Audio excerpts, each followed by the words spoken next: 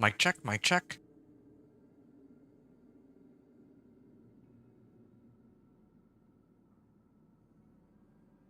Test, test.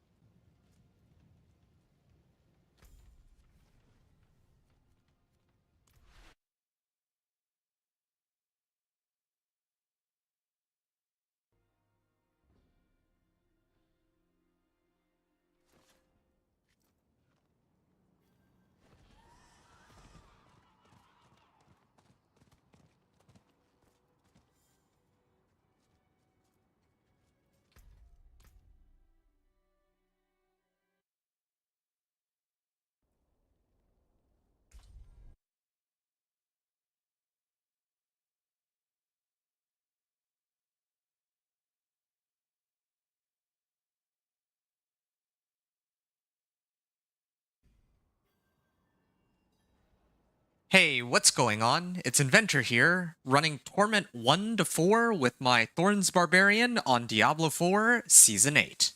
When I last left off, I had just finished Pit 10 to unlock Torment 1, and now it's time to start preparing this character for the higher Torment tiers. In summary, my plan for Torment will go something like this. Boss powers, gear, uniques, masterworking, and then glyphs. First, I'm going to prioritize the boss powers. I don't need boss mass to fight bosses, only for item rewards. So even right now, I could port over to, let's say, Gaping Crevice and go fight Duriel and kill him and try to take his boss power, assuming I'm strong enough to kill him, which I'm not entirely sure that I am, but yeah, in theory, that's how I could unlock his boss power if I didn't already have it. Second, I would be tempering, or rather, grabbing tempering recipes and ancestral weapons. I will have some aspects missing at the moment, and probably for some time to come, and I'll have to wait for those ones as a drop. Just to show you some of the recipes that I'm still missing, I still want Aspect of Giant Strides, although I might have to switch that out anyway. Aspect of Perpetual Stomping, and the biggest one is actually Bold Chieftains. Bold Chieftains kind of, I want to say even, I would even go as far as saying makes the whole build, because as my health scales higher and higher, I would want to run Challenging Shout. And for that, I need this to be off cooldown as much as possible, which Bold Chieftain's aspect is in charge of handling by itself. So that's for tempering recipes, ancestral weapons, and recipes. And aspects, I mean. Next up would be uniques. So uniques third. The big one that comes to mind is, of course, Razor Plate. But there are a few others that that can be extremely helpful too. Like for example, Fists of Fate or Shard of Arathiel. So now, to tell you the truth, I actually already have a Razor Plate and a Shard of Arathiel. Oh, wait, no. I had a Razor Plate. I think I may have given it away. But yeah, you see, I actually already have Shard of Arathiel. But even if I did have a Razor Plate, I would have been starting this character from the ground up anyway. Or I am starting this character from the ground up, so I'm going to try to farm the Razor Plate for myself. Again, this is meant to simulate a fresh new season character. I don't want to utilize the items from past characters. I mean, the materials I can't really do anything about, but yeah, uniques and stuff like that are items that I'll have to grab myself on this guy. And then, of course,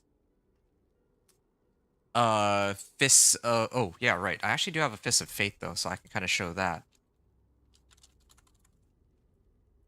Yeah, here we go. So Fists of Fate, right? Your attacks randomly deal a percentage of their normal damage, so that does include Thorns, which it makes this kind of like a pretty big damage boost if I can get a good roll on Fists of Fate.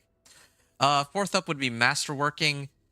This will be in Torment 3 since Obdicite from lower Torments aren't really worth it, and we get plenty of gear upgrades anyway. Imagine if I did have Obdicite right now, it would be completely pointless to burn it on these 750s, considering I'm going to be replacing them with 800s in theory.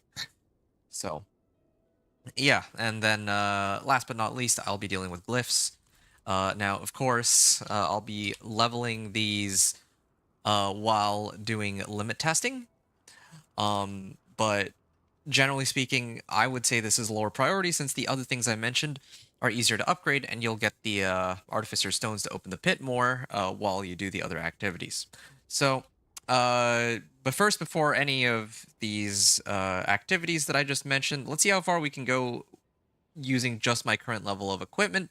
I'm going to head back to Karagar here real quick, and I'm going to start pushing pit 20, then I'll go from there. I predict that we can make it to Torment 2 with this setup, but we'll see. And perhaps most of all, I expect that this Torment 1 to 4 will probably take upwards of 10 hours, is what I am, like, guessing. But I might be pleasantly surprised, because I know Dance of Knives Rogue took 16 hours, but I guess one might argue that Thorns Barb might be easier or tougher. I'm predicting at least 10 hours easy. But we'll see. Like maybe I'm mistaken. Hey Elliot, what's up, dude? Uh, Elliot and who else we got? Yeah, it's a pleasure. I think it's first time I'm seeing you guys here. I'm just trying to read chat. That's why I'm just standing here for a second. Okay, perfect. Death's Horseman. Sorry to keep you waiting, buddy. I was in the middle of, like, because I always do this as part of a recording, right? At the, like, you've probably seen on my channel, I kind of, like, talk about, oh, hey, yeah, this is kind of what I'm trying to do, and then, you know, I have to, I try to hit two birds with one stone. I don't want to have to do it twice, so I just start the stream, and then that way, like, while I'm doing this all, I can record it while talking to people in chat, so, yeah, hopefully you guys are, your season's going well. How are you folks doing? Yeah, in case you're not aware, my name is Inventor. I'm just, I want to say a humble, small-time content creator that is trying to put together these kinds of guides to help people, you know, play the way that they want without having to rely on, like, some meta strategy of sorts. I guess that's the easiest way I can kind of explain what I'm trying to do here. I can kind of tell that... Oh, wow. This isn't looking too good for me. You're sad that you missed my necro leveling? What's there to be sad about? I have the gameplay up on YouTube, unless you really wanted to catch it in real time, but yeah, if you have questions about the necro run specifically, you're more than welcome to ask, of course. And as I have just pointed out, like, yeah, I mean, I have the gameplay already there on YouTube, so if there were, like, parts of that run you wanted to see, you know, you're more than welcome to check it out. I've already uploaded it. I might, in the future, stop doing that and only upload the pit clears and the guides. It doesn't really cost me much to upload the gameplay, for the most part. But I also do feel like there's not enough... I mean, I kind of want to keep my channel clean. I don't want to, like, just keep uploading garbage, and I don't know how many people really care to see this gameplay. I mean, I guess there's enough viewership that it hints to me that people are interested in watching my run, but I also... Yeah, I don't know. Maybe might be better that I... Well, yeah. It might be better organized, like, my channel, if I actually only upload, like, build guides and the pit clears. So, yeah. Did you have any questions about Necro, specifically, Elliot? Necro leveling was quite some time ago. Ice Shards... oh yeah, it was Ice Shards, Minion Necro, and then Dance of Knives. No, that was like a while ago. It wasn't even... It's not even like... It's not even like a day or two ago that you missed it. Like, that was like my third character. This is my fifth character now, so I even had a chance to do Dance of Knives Rogue, and Dance of Knives Rogue took like 8 hours, at least. No, it actually took like almost 16 hours, I remember now. Yeah, I'm kind of getting back into the thick of things because I did a, as I think I talked about, I was doing hardcore mode with Cam and some others from my channel. Big shout out to those guys. It was a lot of fun, but I also think that, yeah, it's not really my cup of tea. I mean, like, maybe, who knows, maybe I try it again. But generally speaking, not really, I'm not really too enthused about hardcore. If I'm being honest, like, a lot of people love hardcore. I totally respect it.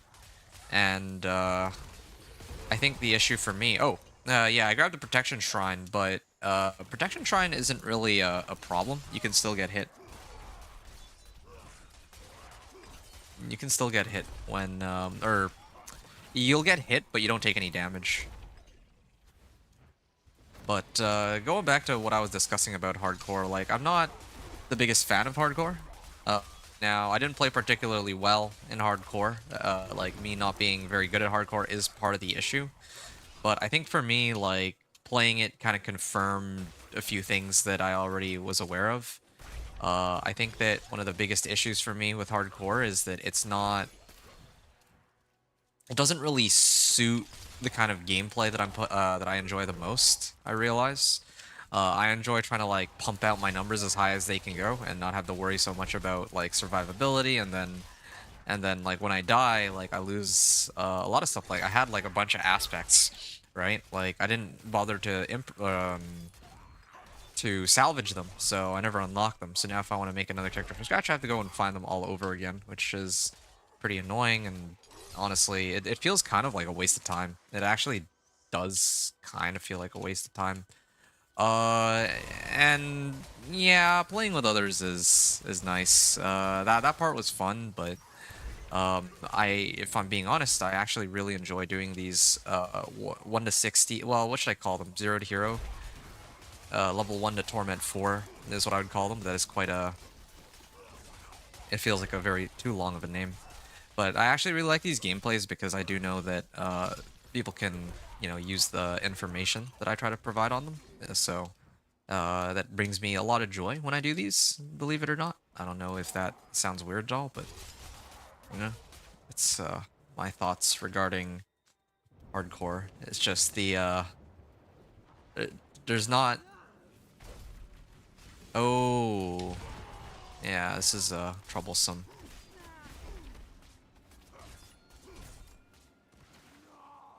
Yeah, there's just not enough reason for me to really get into hardcore, I would say.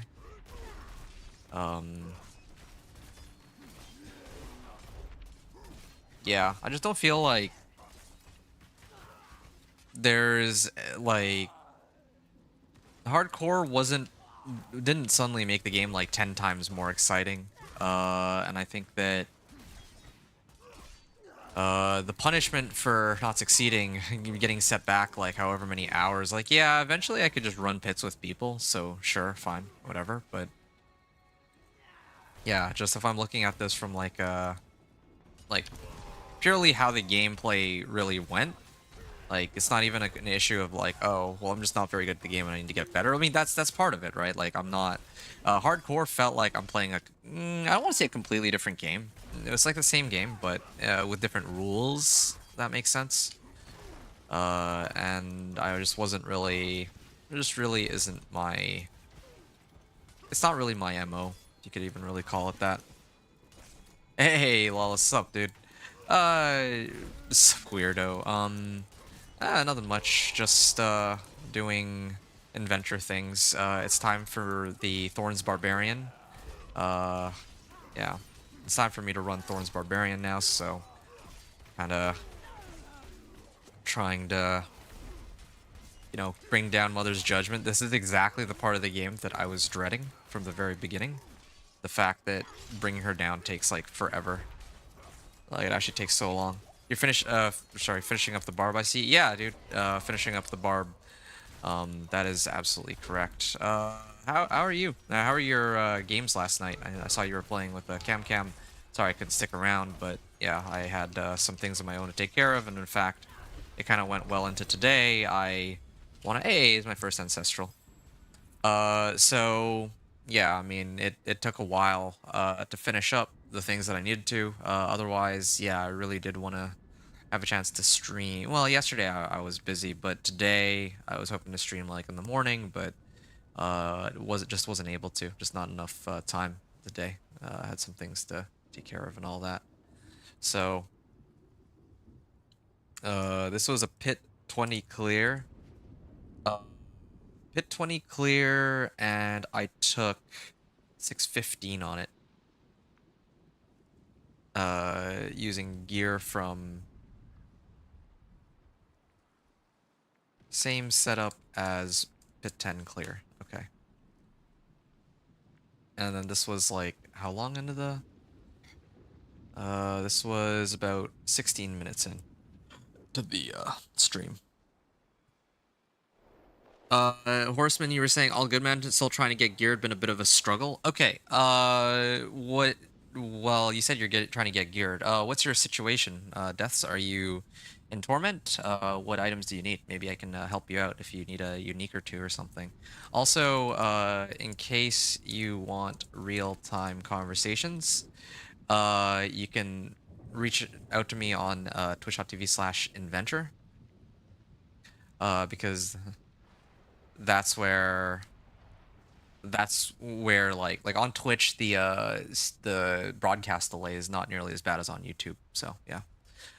You got to live over recording. Okay, that's totally fair. That's totally fair. I mean, it's the same content. Like, if you're sorry, 1 second. Yeah, when it comes to content, it's still gameplay. If you're trying to learn a thing or two with Minion Necro, it's like all there on recording. You got to level 28, became frustrated, need a break. What did you... Frustrated how and why? What frustrated you?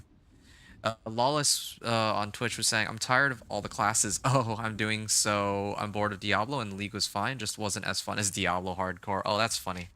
Maybe it was more fun for you because you actually lived through all of it. But, yeah, I am, in all seriousness, genuinely glad that you enjoyed it, though. Yeah. I mean, I'm glad that you and Cam Cam had a lot of fun. It sounded like you had a lot of fun, so that's pretty good. Now, just for fun, I'm gonna quickly go back to Karagar, and I'm gonna show what a Pit 25 looks like. See, I couldn't even... I was predicting that we could make it into Torment too, but even with this level of... this baseline level of equipment, it's still not enough, unfortunately. So I'm gonna set it to Pit 25 here. I do not expect that we're going to be able to get past this whatsoever, but I'd like to show it off anyway, how well it goes or how badly it goes, either or. Okay, so if I put on the... yeah,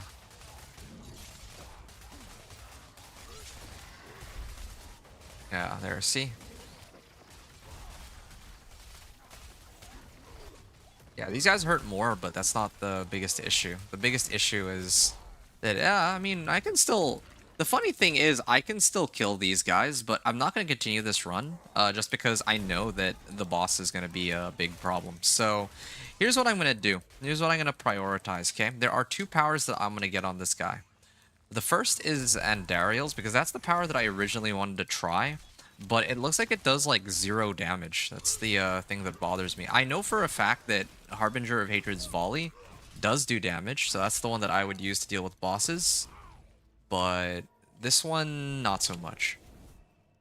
So, I'm sorry to hear, Lawless, that you're kind of bored of playing Diablo already. I'm still far from tired of the game. I think that I have a lot of objectives that I need to go over, so, like... I mean, a lot of the focus for me, because I'm making content, is going to be like on playing different builds and seeing if they can clear pit 6 or pit 55. And yeah, no, that's really it. Like even this morning, I had like a little bit of time. We didn't have enough time to stream, but I did have a bit of time, and I used that time to figure out um I took the time to figure out how an Ice Shard sorcerer build, or no, a Blizzard sorcerer build would look. Uh, yeah, that's pretty much it. I went to go see what it would be like to play Blizzard, and I figured some stuff out. And uh, going forward, I've already made guides on like Ice Shard Sorcerer, Dance of Knives Rogue, and Minion Necro. Each of those got 1,000 views easy. Will they make it to 2,000?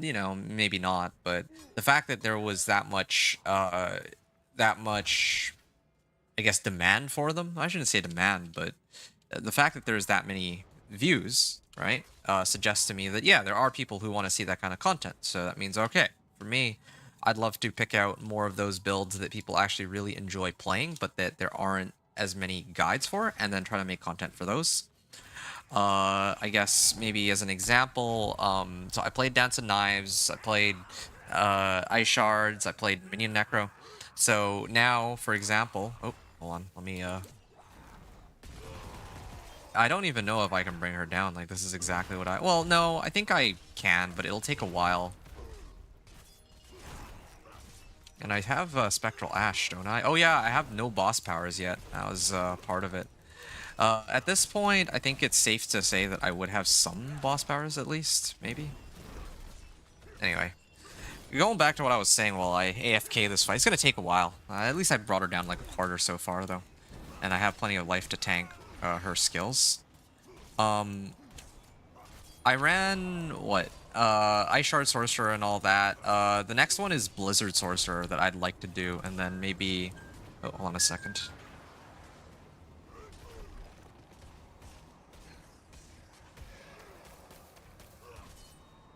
Sorry.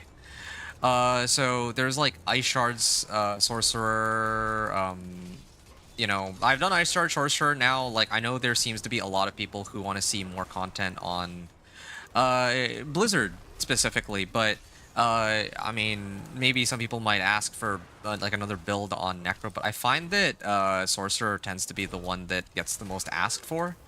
I don't know. That's just a hunch I get, and it's also the class that I enjoy playing the most number of different builds for. Because yeah, Druid is my favorite class, but I only really enjoy playing Companion Druid on a Druid. But meanwhile, oh shoot. Okay, well, I need to be right back anyway. Well, actually, I can talk while I'm like doing something on the side real quick. So yeah, like I noticed that like I like Druid the most, but I only play one particular type of Druid, that being Companion Druid. And then my second favorite class is really like a toss-up between all, like, either Necro or Sorcerer, probably, right? Because as much as I enjoy Thorns Barb, and as much as I would like Whirlwind Barb, um, yeah, like I enjoy having an army of minions, and I also enjoy Sorcerer because it has so much flexibility in like all the different builds it plays, and all the different builds actually feel very different, right? Anyway, but the thing about Sorcerer is there's a lot of people who want to play like all sorts of. It's not like Necro, where if you're playing Necro, you probably want to play a minion Necro. So if I do a minion Necro, that's fine, right? Like I think that's sufficient. But Sorcerer has so many different like skills that they could use that people would actually like to make builds around. Incinerate, Blizzard, Ball Lightning, right? Fireball, Meteor, right? I've seen people this season, each of those builds that I had mentioned, uh, they wanted, they've been asking for a build that actually gets them through the game, at least up to Tournament 4, with each of those classes, right? Like, Ball Lightning has been neglected ever since, like, Season 3, and yeah, 2 uniques got rolled out, like, last season, but, still, it, like, no one was playing it, right? Mainly because probably Lightning Spear was so dominant, but anyway, I think that, I guess what I'm trying to get at is that, I feel like I have an objective in the game. Um, I have an objective, that objective being, creating content for these less popular builds and trying to reach Torment 4 with them. I have a uh, very specific sort of objective, I guess, to work towards, and there's no ambiguity. I either cleared Torment 4 or I didn't. Some people will say, "Oh, this is a good build." What constitutes a good build, right? I don't want to just say, "Hey guys, yeah, it's a good build," and then it can clear Penitent and Torment 1, but then barely reaches Torment 2. So that's my thoughts. I don't know if anyone cares for what I'm talking about here, but that's just kind of my thought process regarding, well, all of this. And yeah, I mean, I'm enjoying the game a lot right now, and I'm gonna continue to enjoy the game as much as I can. But that's just the gist of how I feel. Uh, yeah. So I might have to back out of this fight just because it is taking a lot longer than I would have wanted it for it to.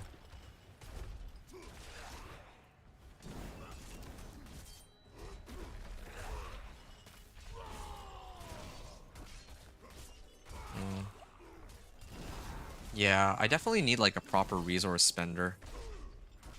This is why I need Shard of Varathiel. Shard of Varathiel would assist with this big time. And then of course, unfortunately for me, there's they added like a second phase, or they made it so that I have to do the second phase for Andariel. I don't actually know, like I can bring her down a quarter or like 1/5 of her life with zero.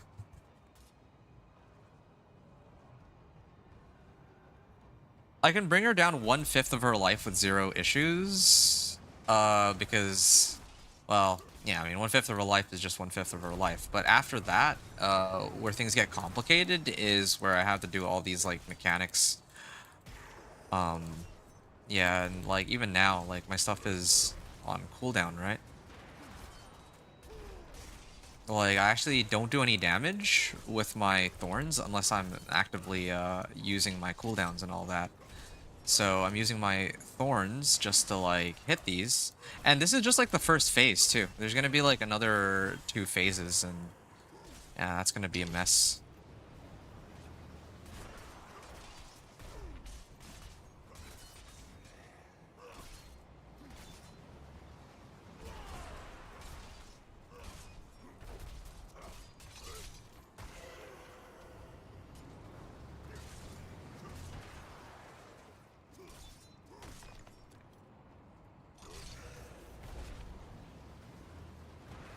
Hmm. Oh. I mean, with these souls, maybe might be a bit better. I don't know how much damage these do though. These. Oh, ow. I have a lot of fortify. I have a decent chunk of DR, so that part's okay. Some of these mechanics will kill me. I just don't know which ones, so I know which ones to actively dodge. Yeah, I don't think this is a good fight for me. Like, I wanted to grab the Andy power right away, but I think I hate to say it, but I need to like gear up before I take on Andy. Uh, Even if I were to like buff up with all the side powers right now, which I will pretend like I did get all the side powers. I think that's fair and square because, like incursions or like all the blue powers come from incursions. Yeah, this fight is gonna take a while. Or I'll die immediately in a moment. Oh, does she go into phase 2 here, or is that like later, like at 1/4 of her, or half her life? Might be half her life, actually. Hold on. Yeah, it's okay. Ow. Ow. Okay, so there's the second phase. And I have to avoid getting hit by that. That's an instant kill mechanic.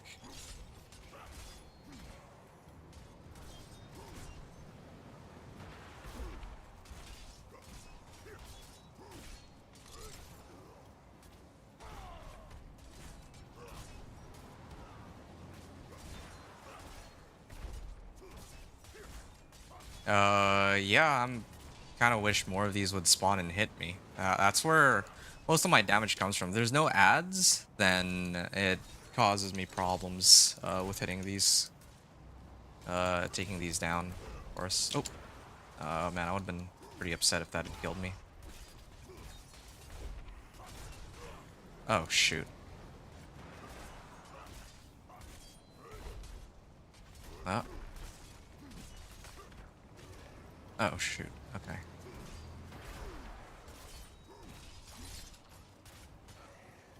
Uh.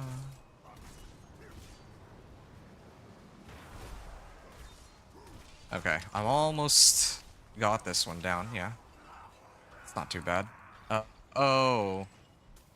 Yeah, if she knocks me into one of these, I think I just die instantly. Like, I have... Oh, shoot. I have, like, close to full health, but I don't think it's nearly enough. Oh, shoot. I don't know if I can hop over it either. It's another issue. And I'm actually running out of potions. In this fight.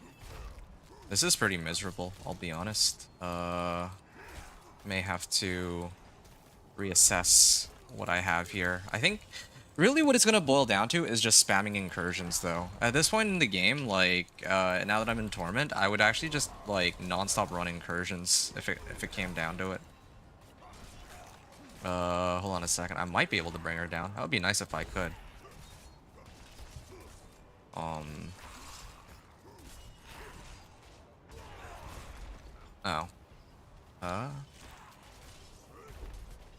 Is she gonna go into third phase, or...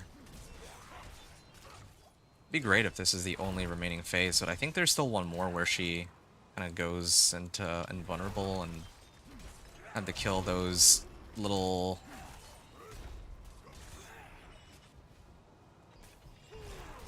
I'm expecting her to spawn more of those, like, little totems. There it is. I knew it. This is gonna take a bit. Okay, well, I'm glad I still had Leap available, otherwise I would have been dead there. Oh. Oh, back I go. Really just, playing around the Rosie. I think I can avoid getting hit by this one, though.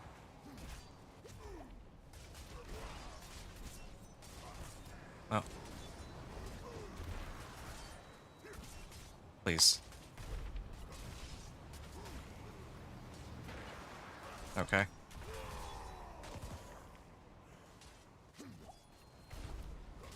I'm really just gambling with how many dodges I can do here. Okay, that's fine. Alright, I just got one more to take down. I have a bit of space here. I'm actually running pretty low. Ow! Oh, no. I'm out of potions, too. Dude, no way. I'm actually gonna lose this. Oh, I actually would have gotten her. I just don't have any potions. No, I don't want to redo this fight. I could redo this fight, but I don't think it's worth my time. I'll just come back here when I upgrade my gear. But that's like, if I didn't mess up and I run out of potions like that, like, I didn't think I need all those potions at the end. Otherwise I would have been a little more conservative with how many I used. Then it would have been totally fine. So, yeah, well, with that all said, yeah, it's time to actually kind of, like, look at my equipment and upgrade as needed. Although that might be a little difficult, all things considered, because, like, what's there to even upgrade? Like these ancestral, this ancestral is pretty useless. Like, what aspects can I even throw on? It's really, right now, the way the game has to be played is just, I have to farm until I get better gear. And same thing with like obols too. I have to like grind obols. Rest of my like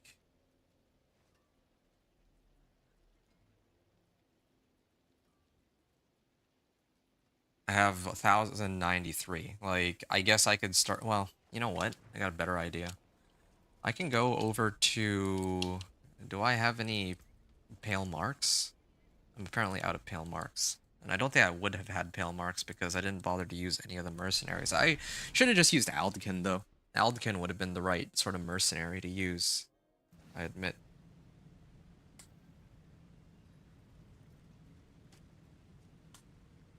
I don't think Subo likes me. I don't think Subo likes anyone. But don't fret. He's wary of anything new. While above 43 Fury or Berserk, but lose 2 Fury per second. Okay.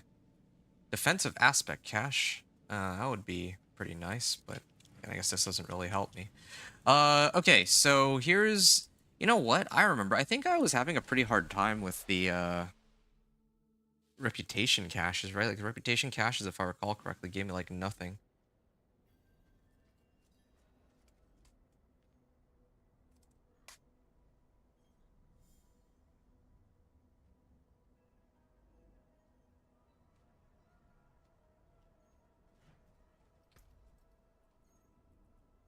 Uh... Yeah. Yeah, okay. So, probably what I would do... I'm like thinking about this. If I okay, well I'd have access to these at least. Whenever I gain fortify, additionally gain that amount as barrier. That's not bad. I get plenty of fortify. Yeah. Maybe this one gain vulnerable damage. It's like 5%. That's like because I'm like looking at these right. This is movement speed. Okay, it's usable, but it's not amazing for my damage or because I value damage. I don't do summons on this build, so that's kind of pointless. This one, I don't really do crit strike. Or, yeah, I just don't do crit strikes. Karma's Sparks, again, evade cooldown. I don't need that. I could throw this on, just as a temp, right? Outlaw Sharpshooter's Eye. So, the irony about this one is, usually I just run through monsters, but if there's monsters that are hitting me from a distance, then it might be usable. Uh, but okay, let's take that off the. Well, we'll wait a little bit. Increase damage to all elements. I don't. Thorns is physical, right? So that doesn't count as physical damage. Damage over time. This also doesn't help me. And then finally, we got Tortisk's Rage. Now, funny enough, Tortisk's Rage might actually be the most useful of the bunch because then I can actually use Flame more often, but not even by much. So the majority of these blue powers are pretty pointless, which kind of gets me thinking, okay, what would be some other powers that might actually help, right? Activating my boss power fears them. I don't want them to be feared. I want them to be hitting me. Once per activation, damaging an enemy stuns enemies. No, I obviously don't want that. Activating my boss power heals me. That's not bad, to tell you the truth. Actually, in fact, what well, I mean, I would need to fight Lord Zir for it. All these yellow ones I need to fight Lord Zir for, except for the world boss powers. Whichever world boss power I probably would just run, except I don't think Ashava... Wait a second. You know, Avarice would not be a bad one, because Avarice, with Avarice, I can always gain excess primary resource from Flay, so I could use Flay with Avarice power. That would actually be pretty feasible. This one, not very useful, because I need to be channeling a skill. So, yeah, that would be kind of the setup that I would be thinking to use. Yeah, like for which power I would use, like because right now I have a few options, right? For a boss power I want to use, Lilith's Wind of Hate would be kind of cool to try it on this build, but fighting Lilith is like this season. The Lilith fight is a huge pain. Like no one wants to do that fight, right? Yeah, maybe at some point I'll unlock it for myself and I'll try it out, maybe, but. Do I really want to do that right now? Debatable. Definitely debatable. As for... Like, what else I have? Oh yeah, right. And Dariel's Flaming Skull is the one I'd want to use, and I obviously have it available right now because I unlocked another character, right? But I'm trying to unlock it fair and square on this guy. That's my plan.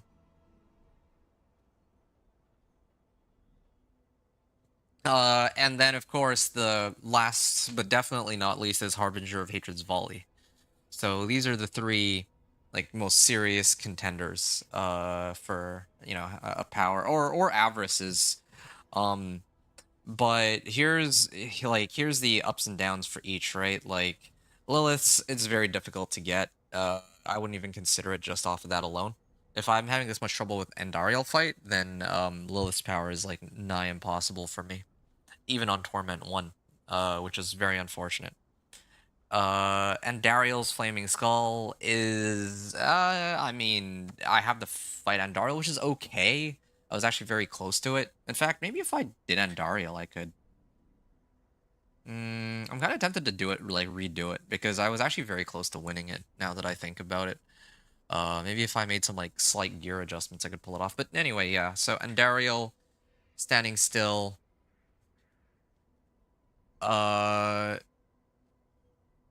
Yeah, like I have to stand still. That's the weird thing about this build. Normally I just run at monsters with my barbed carapace, but another possibility is I maybe hook monsters in and then I stand there, let them hit me. Barbed carapace goes off, and like while I'm hitting them too, while standing still, my Endariel's Flaming Skull is orbiting around me and hitting all of them too, right? So that's kind of what I had in mind, what I wanted to try with this build. And alternatively, there's Avarice's explosive ore, like I mentioned. If I spam Flay, then I would be producing these pieces of ore. So, one of these powers could be pretty decent. And then Harbinger of Hatred's Volley, again, for some reason, like, if I can apply Vulnerable, I don't really have Vulnerable on hand right now. That's like the one thing. I could actually, no. My kick does apply vulnerable. So as long as I kick a group of monsters, my volley will go off. And this volley does a pretty immense amount of damage. But ideally, I'd like to use one of the other powers. But I'm just pointing out that of all the powers I've used until now, Harbingers of Hatred Volley is far and away the strongest one. Stronger than... Yeah, I mean, it's stronger than pretty much everything. Like, it's very noticeable. If you go into the training dummy and you test it, you'll very clearly see this thing is an absurd amount of damage. Um, the only one I'm kind of curious about is Lilith's, if that one might be on par with the volley, but that's besides the point. I'm not going to consider the Lilith power. So it's basically Andariel's and Avarice's I want to try. And I fight Avarice? I feel like I didn't I? I think I might have actually fought. May actually have fought Avarice. I feel like Avarice might be fair game here, but I might try the boss fight here one more time. But I'm just trying to figure out. Okay, maybe I throw on this. Maybe make some adjustments on my gear really quickly. Just some slight gear improvements. There's also some apparition incursions and all that. Hmm. And I've been saving my Spectral Ash just so that I could maybe pump up whatever my first boss power is.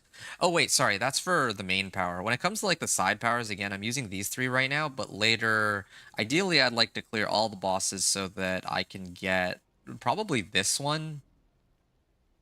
Yeah, no, probably Lord Zero's Blood Pool wouldn't be bad. Uh, Averaging an enemy with my main boss powers applies poisoning. I don't care about that. I don't use an ult, so I don't care about that one either. Inflicts nearby enemies with 15k corrupting damage.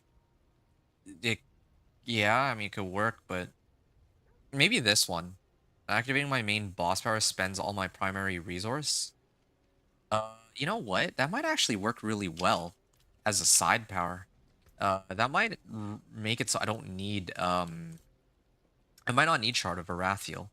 Let me see how exactly this works. So, casting a skill with a... Wait, no. For every 25 Fury I spend, I gain 10% Thorns. So you're telling me that if I were to use Avarices with Kermas, or with anything really. I could drain out all my resource. Hey, that's actually very handy. I could actually permanently have like 120 percent thorns. So that's definitely something I'm gonna have to consider. So I think in the future my powers are gonna look something like this. Let's do the Andariel's Flaming Skull. So this is what I'm working towards, but yeah, that boss power, and then probably the one where I heal, Lord Zero's Blood Pool. Yeah, there, that's actually not bad. So activate this skull, I get to heal. So and then with this, I get barrier, so I'm basically immortal while I'm while spamming Flay, and then Avarice's Explosive Ore is my resource spender. So I might not even need Shard of Arathiel. So we'll see. I'll have to play around with it, but as it stands right now, I don't really have too many other options. The other really good one is Wandering Death's Chest Beam. Now, normally I would take the ones that give damage, right? But frankly, this works well with any the boss power. It doesn't matter that I'm Thorns related; it'll just execute them. But all these other powers are very oriented around like the use of skills rather than Thorns. Like they're not very compatible, is what I'm getting at here. I could even alternatively use, instead of like Lord Zero's Blood Pool, I could use like Harbinger of Hatred's Volley for more vulnerable damage. There's a few options, but that's kind of where I'm at. So yeah, that was a lot of talking, but I'll use Taurus's Rage for now. It's still like wait a second, you have a 5% chance to be healed. Could use this against Andariel. Vulnerable damage and all that. Oh, you know what? Did I miss the, oh no, I still have a bit of time to maybe catch the, incursion. I'm gonna do that. Maybe, okay, so this is what I would do. Now that I'm in Torment, 1, like, probably the first thing I'd prioritize is getting, like a good ancestral. Well, no, I would want boss powers, of course. Like, if whenever world boss shows up, I have to hit world boss. But, here we go. Yeah, I can run incursions, or other, well, I mean, like, other whispers, maybe, just to get... Hey, look at this. I can kill ads pretty easily. Like, these smaller packs are no problem.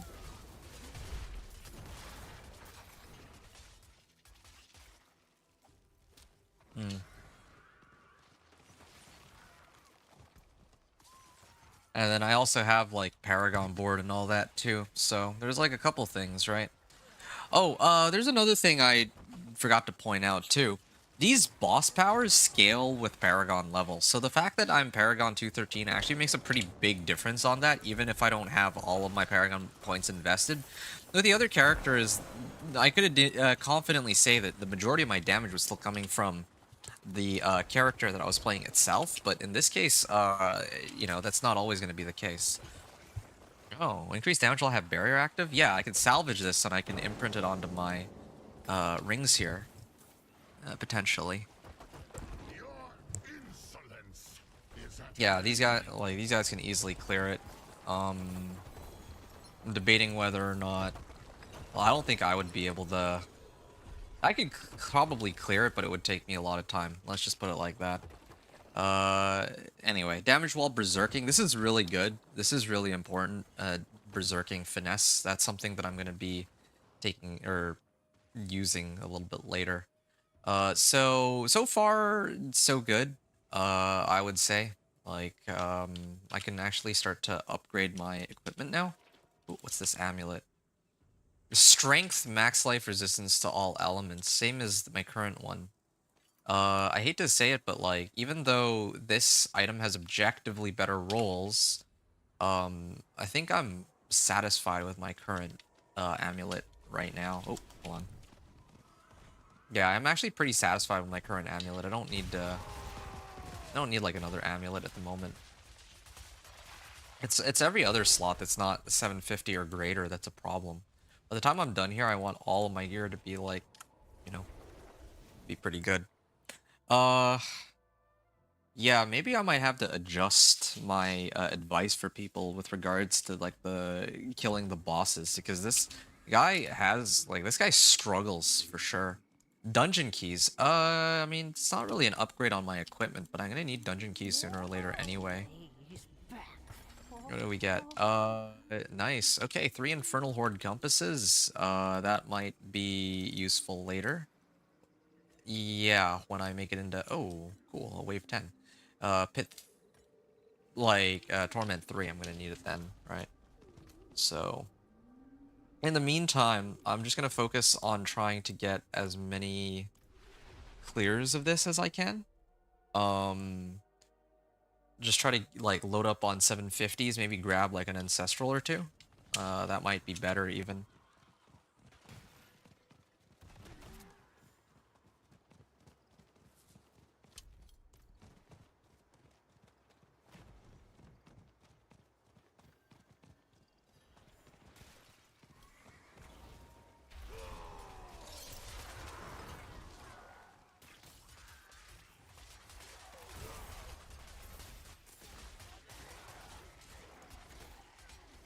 Ton rune. What about my runes? Like, are there any that are like remotely useful? Restoring primary resource. That might be... If I had like a good trigger rune for it, that might be pretty decent. Oh, which begs the question. Need more resource spenders. I thought I fought Avarice, didn't I? I feel like Avarice would be pretty nice. I just want to get my first boss power without any of these like big ones though. But anyway. Yeah, but later I'll have a little bit more fun. It's just like the first boss power. I'm like trying to figure out if it's even remotely possible. Like I'm struggling with it. I'm not amazing as a player by any means. I struggle a lot with dodge, like with mechanics and like dodging and whatnot. Knowing how to like in the last fight, I did just fine with dodging. I actually managed to survive the entire fight until I just ran out of potions. So that one wasn't like a mechanics issue, but I think for me, when I try to advise people what to do when you make it into Torment, usually when I say like, okay, yeah, go unlock whatever power, the assumption there is that the setup that you have going into Torment is strong enough to handle whatever boss is available. But in this case, that might not... Well, I think incursions might actually be better than... Yeah, just running incursions and farming as much ash as we can is probably just makes the most sense. And gear, of course, right? Like, getting as much gear as I can manage. Like, I still have... Well, I don't... I still need to adjust my boots and all that to get 750s or greater. And I think I'm also supposed to get obols too, huh?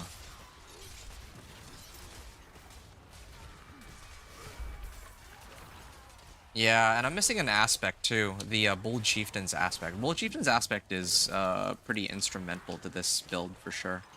So there's like a lot of stuff. There's a lot of stuff missing, definitely. And oh, I just used 2 of my charges on nothing. I am getting glyphs too. The glyphs are pretty good. The glyphs might save me some time as well, but yeah, that's the gist of it so far. Yeah, I'm not sure I would recommend going right into these boss fights now that I've had a chance to test it for myself. So definitely gonna need to consider more.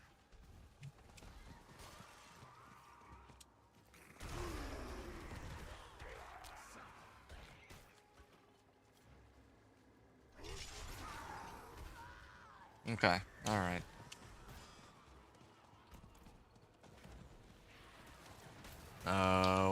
What other things am I missing here? Like, I actually have a pretty good setup. Oh, maybe this one. Maybe I need like a much better polearm.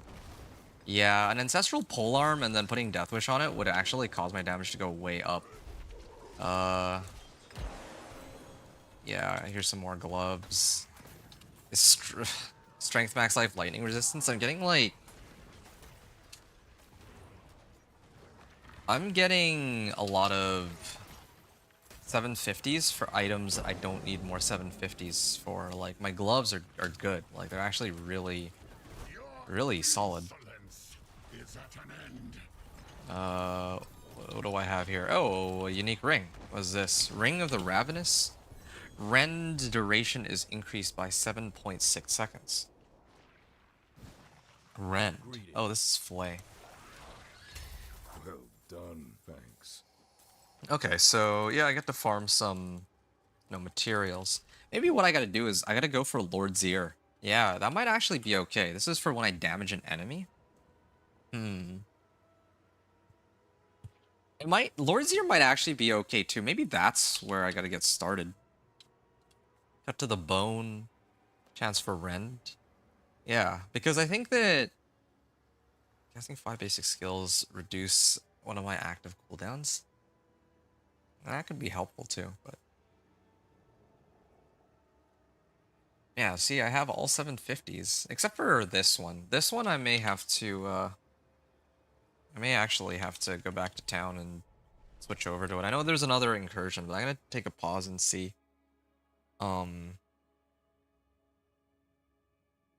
Yeah, I'm gonna actually sort out my gear here.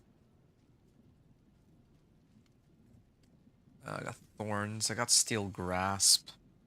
Don't really know if I care. What happens if I throw on Steel Grasp?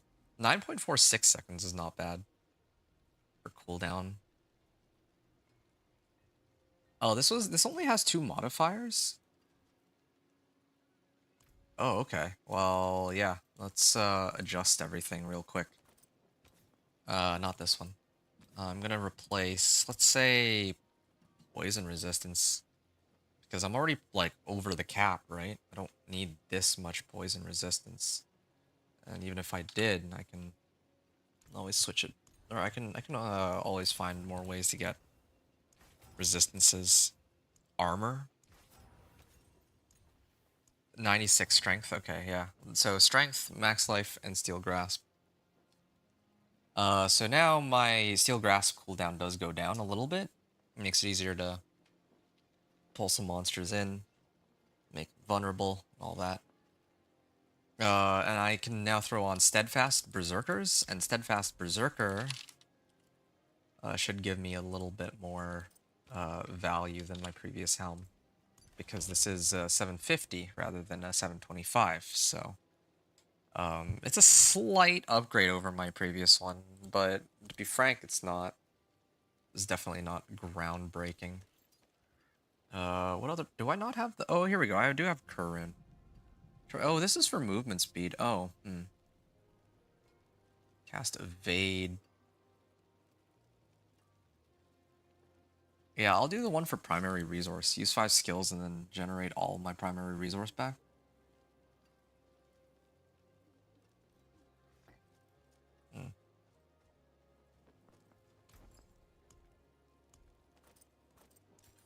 Okay, so now mobility or macabre skills.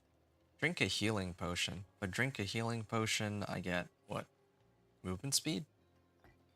Evade for movement speed. Alright. Yeah, I'm also running juggernauts too. I wonder if I might be better off with some other role. Yeah, my resistance here are fine too, so I could probably... Oh, I may have to switch over to one of these later, but for the time being, of course, I need Thorns while fortified would be the big one.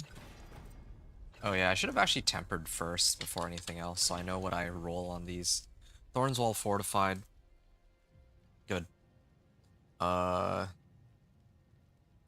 this is a slight upgrade over my previous helm. Now I have like all 750s at least, except for my boots.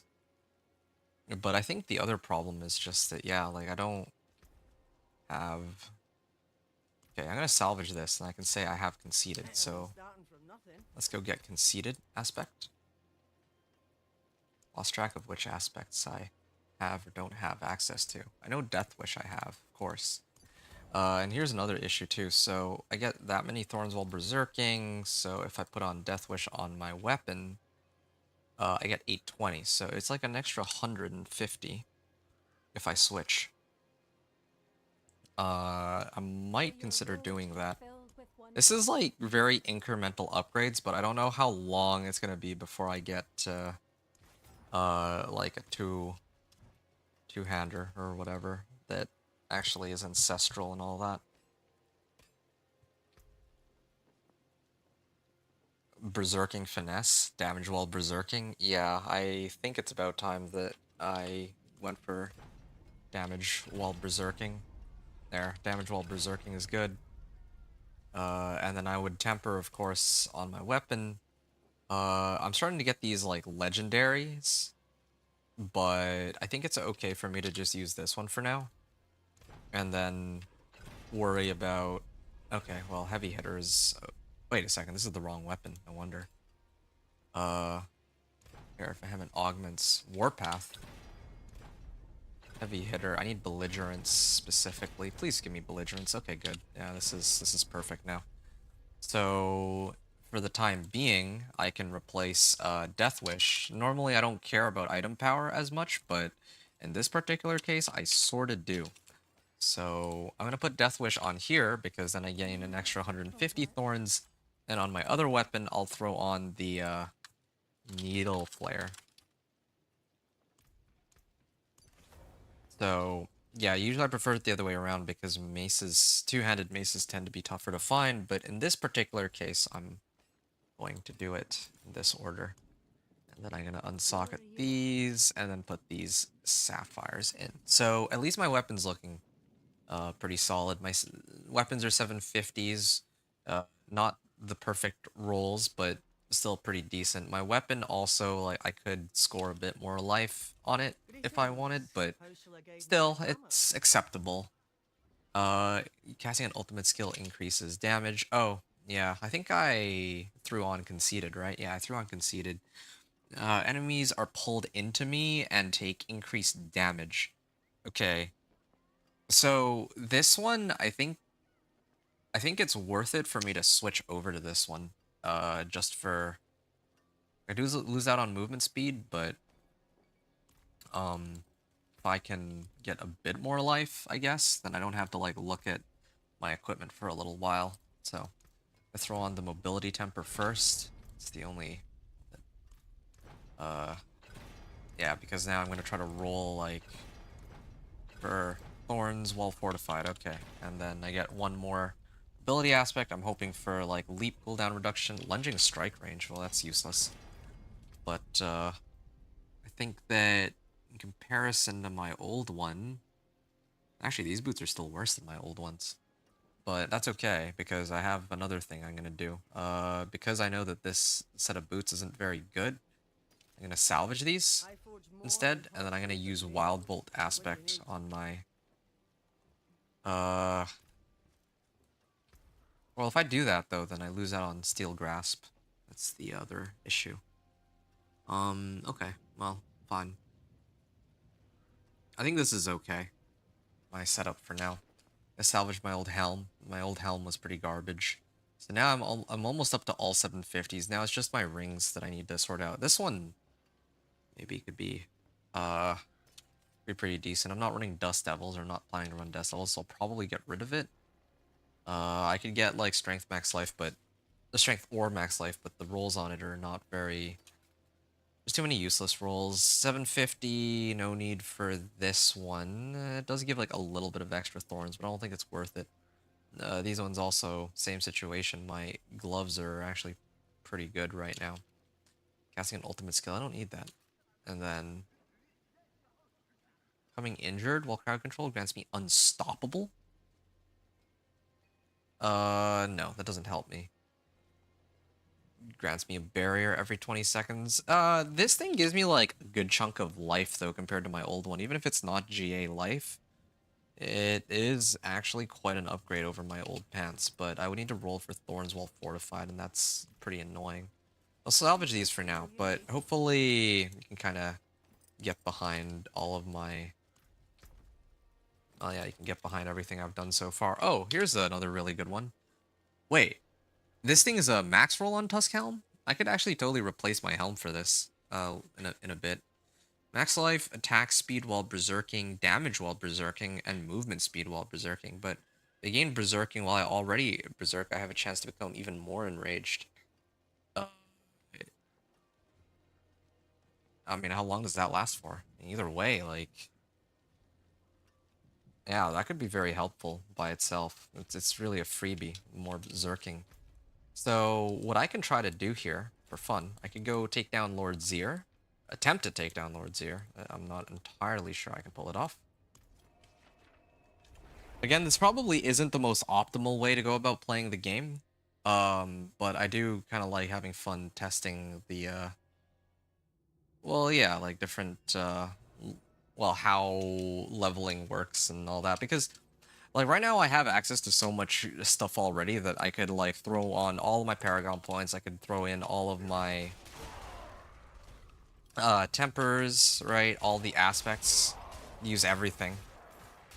Even the boss powers. Oh, nice.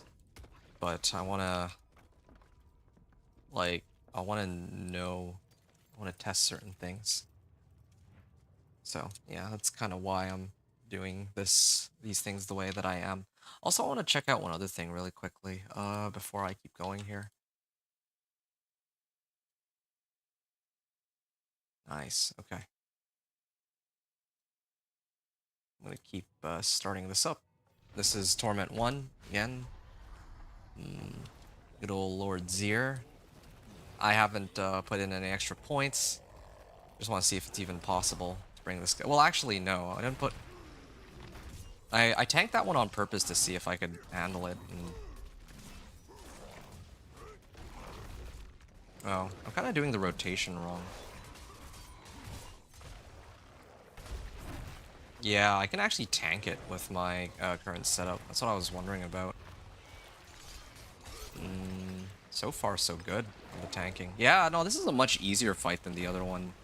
Like, it's easy to the point where I can even just take these hits to the face, and I'm, like, totally okay.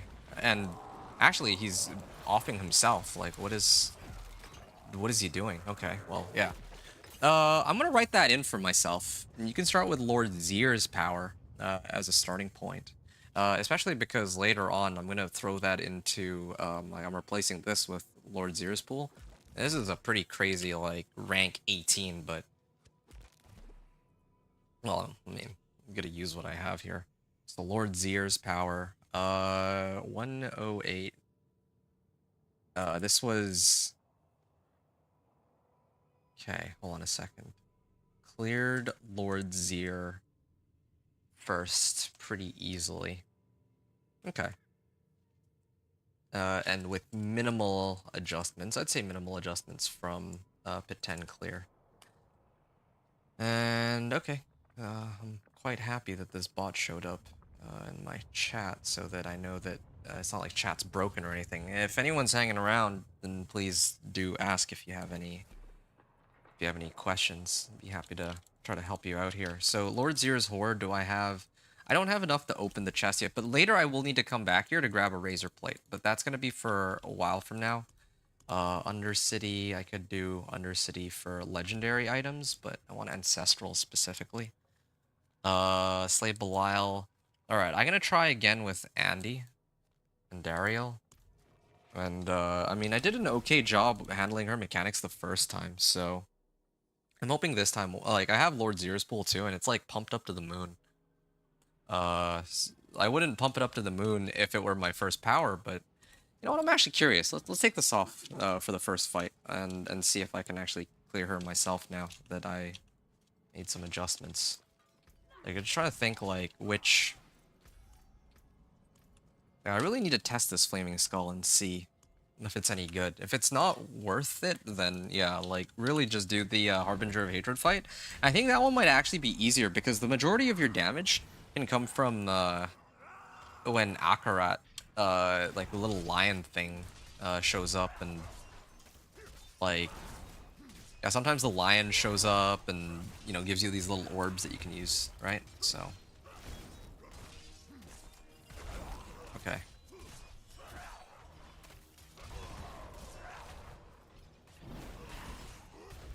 Okay.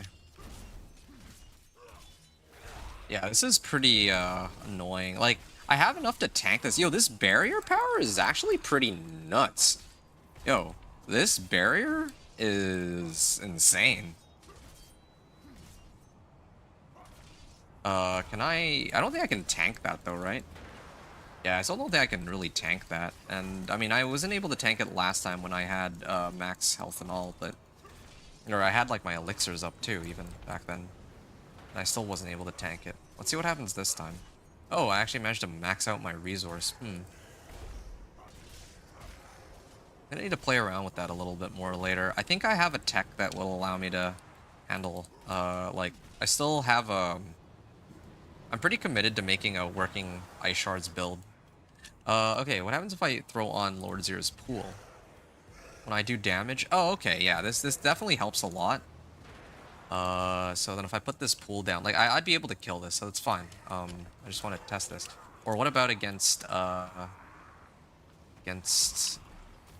Andy? See, the funny thing about... Oh, shoot. It's because my Thorns is going off that she's taking damage now.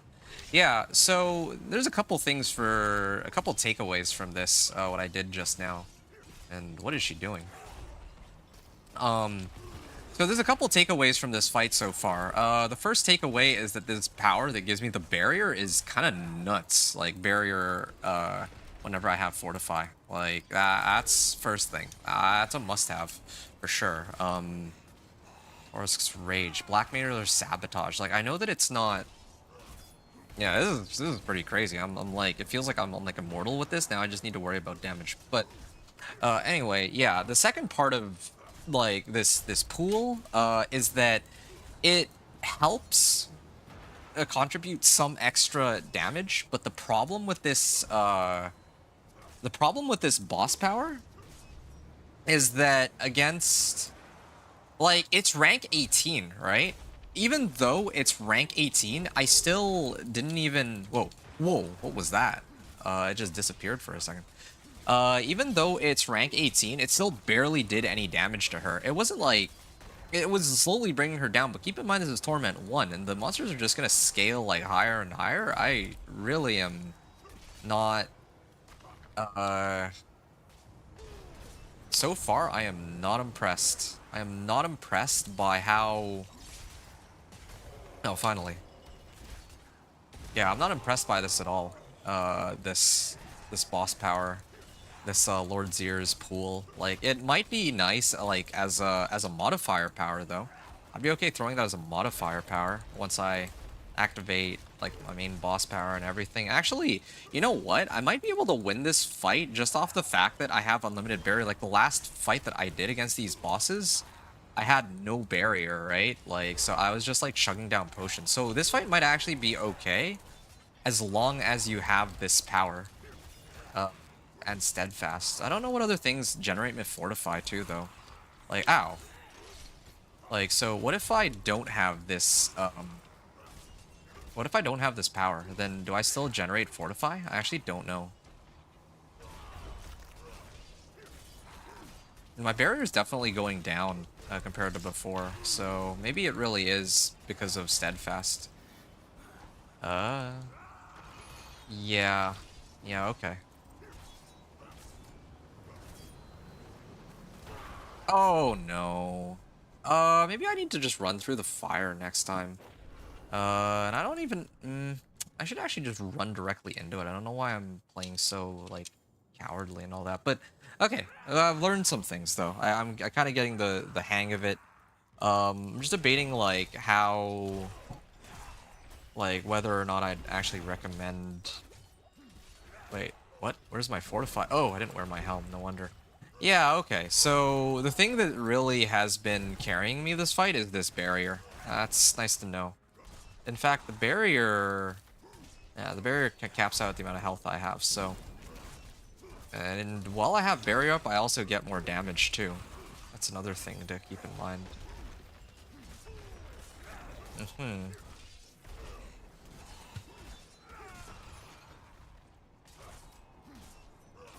You know what? What else I'm gonna do?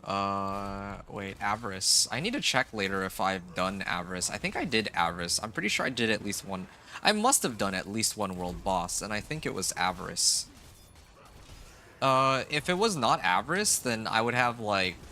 If it were Wandering Death's Chest Beam, well, actually, all three of them would be useful. Any one of the three would be useful, because one of them would be, like, Execute, right? The other one would be... The other one, like... Even if Wandering Death's Chest Beam, I can't use it as a main power, I would still be able to get the Execute off of it. If I were to use... if I were to get, like, the... what are the other ones? Ashavas? Okay, Ashavas might not be useful. But, here, what's Ashavas? What's for activation? Yeah, I mean, like, as a modifier, it might be pretty decent. Okay.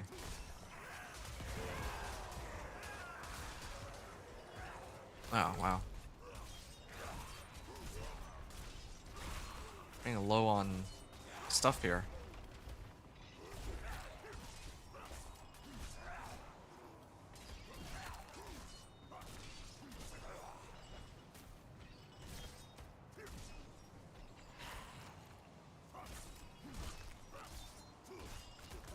Yeah.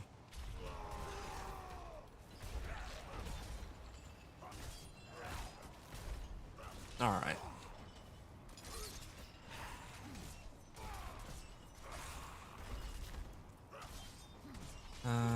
All right.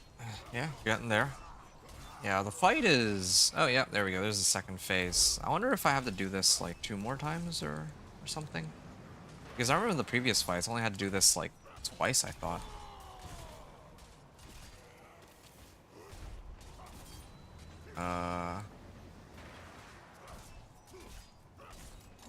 Yeah, I definitely need more of a resource spender in these.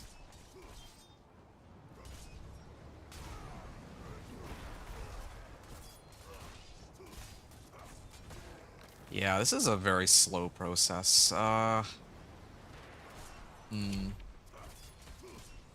gotta be some other way to go about it. I'll try the Harbinger of Hatred's volley fight. Like, I think I have to be more specific about which fight to take. I think that's what it's gonna boil down to. Harbinger of Hatred...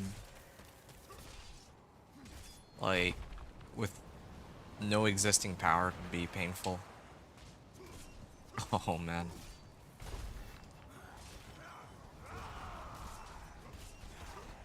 Ow.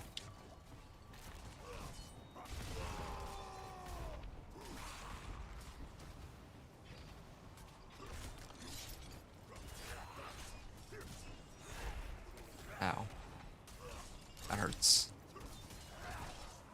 Sending my guy into the abyss like that, but I mean... Yeah, this barrier power is pretty handy. Like, it's actually insanely good. So I definitely need to throw that in there, and it's like a magic base, or it's like a magic grade power too. Like, you can get it even from pre-Torment incursions, so it's not like some of the other boss powers that are unlocked much later. Maybe that was the second phase that I did already, or is this it? Oh, nope, that's it right here. Okay, so this is the last part of it then. Now I just gotta make sure I don't mess this up. I gotta not be scared to walk into that. Oh wow, my kick actually overpowered. Okay, I can walk through this. I'm getting better at it. Oh, shoot. When they explode, they do a lot of, And... Okay, if I died there, I would have been so upset, man. The lag is insane. Oh, there we go. Yeah. Thorns by itself. Okay, this is one down at least. Then the next one, I'll whittle it down. Alright. Yeah, maybe that's the mistake I'm making. I should always run it in the direction of where the, this ray is spawning. And I did not know that she... Okay, that could have been a very costly mistake there, but... Oh, No, no, no, no, no. Yeah, I should always run, like, in the direction of where that black beam thing spawns. Why is it so choppy? Okay, good enough. Alright, so that was my first successful clear. It took a couple attempts, but, 120, that was cleared, and Dariel. Pretty easily with... It's... Okay, so it's easy if you have, blackmailers. And what's something that generates Fortify? Do any of these generate Fortify?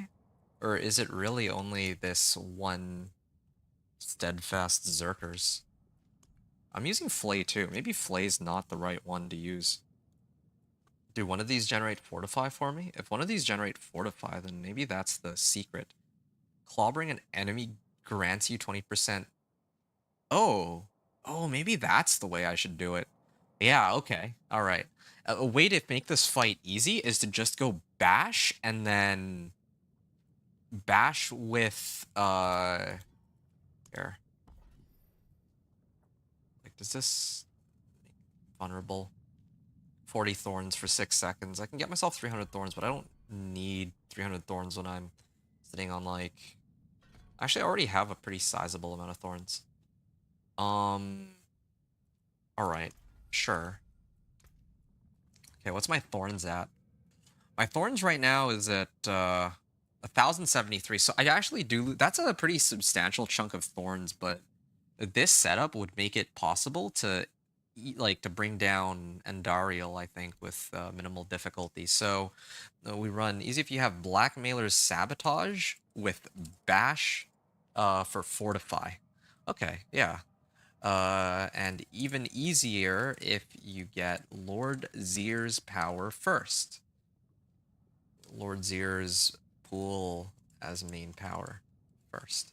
Okay, all right. That's a good learning. Yeah, I have something to advise people if they want to play this. It's locked. Thorns requires 3 pincushion dulls. All right. Well, I don't. Kind of wish there was a way to just redo this, but can I? Oh, I guess I have to go back to town, and I'll come back, and I'll try the fight again, but this time with Bash. And this might seem like a waste of time. I've already gotten the power, but yeah, I just want to, this is important. Like, I'm gonna need to recommend this. Like, if Andariel's Flaming Skull actually turns out to be good, then I would totally say that, yeah, I mean, come here and do this. And otherwise, if this is no good, then I have to try the Harbinger of Hatred's fight instead. Okay.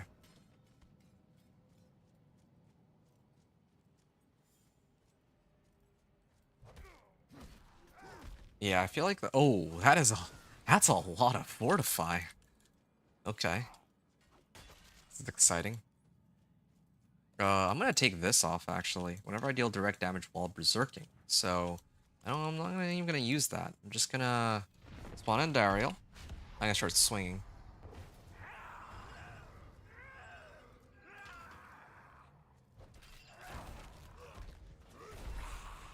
And... Whoa. Whoa. She actually hurts all of a sudden. Why does she hurt so much? In the previous fight, is it because of Fortify? Maybe it's because of Fortify. Hold on, did anything really change? Because suddenly she's like way tougher to brawl. And I have no idea. Like, maybe it is because of steadfasts or something. I'm like max armor, I'm like max resistances. Yeah, no, her hits hurt. Bash. Well, whatever. Maybe it's not even worth testing this if... Man, I'm not really not producing that much Fortify with this setup. There's gotta be some other way to, like, generate myself more barrier. Like, for these boss fights.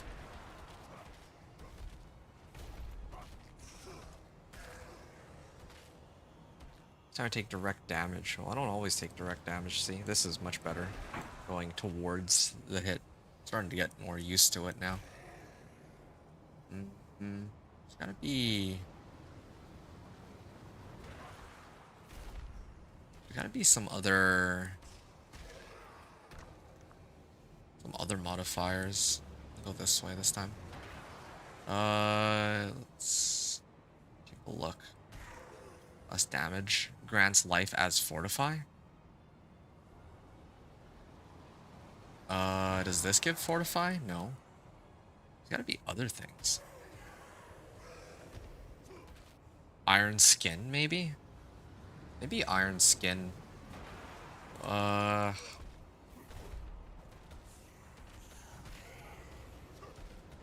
I kind of like having a resource producer. There's gotta be... Yeah, maybe there's just no easy way around it. Like, maybe you actually just have to do the fights and their mechanics. Like, my barrier is... Well, okay, my barrier is pathetic, but that's probably because I've actually been using my skills to... Like, I've been tanking a lot of hits.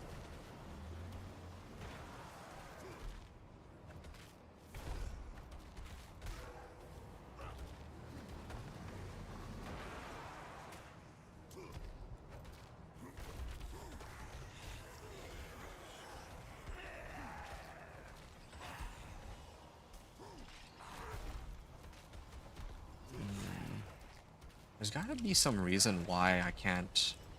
I'm like not able to tank all this. Like, my poison resistance is pretty good, but for some reason, yeah, I think it really is. You can go steadfast with this. Steadfast berserker. That's like the only way, I guess. Fine. So never mind bash with fortify. I stick with... Oh, maybe Flay was giving me... Maybe it's because Flay was actually giving me damage reduction. That could be it. Because it stacks the DR. Let me check how much DR that is that I'm getting off of Flay. That wasn't trivial. It gives 4% damage reduction, so I could reduce damage by up to like 20%. 24%, I think, to be precise. So... Especially if I have Blackmailer's Sabotage... with, I think it would be this thing. Steadfast Berserker's aspect?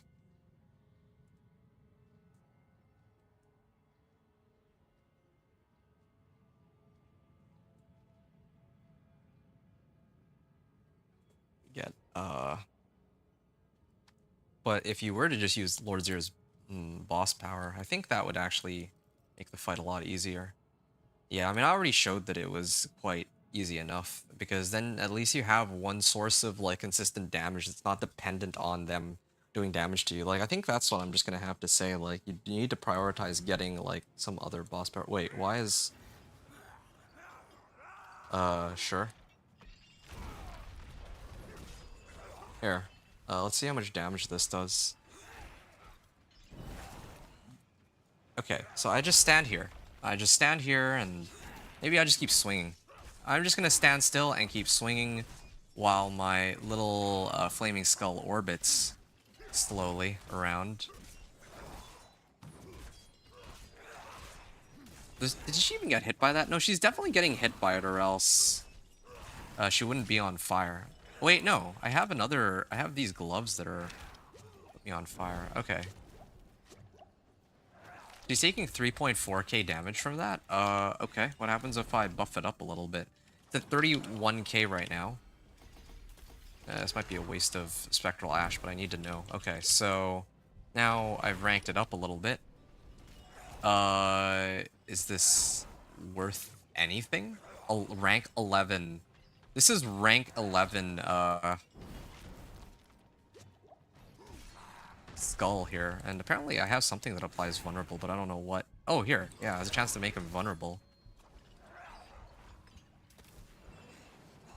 Dude, this does like no damage. This actually does like 0 damage. Okay, what if I switch over to Harbinger of Hatred's Volley? Like, I hate to say it. I really wanted, like, I was hyped up for this boss power to be remotely useful, but so far I'm not impressed. Let's do Harbinger of Hatred's Volley. I'm sure that'll do more. So I'm gonna check that.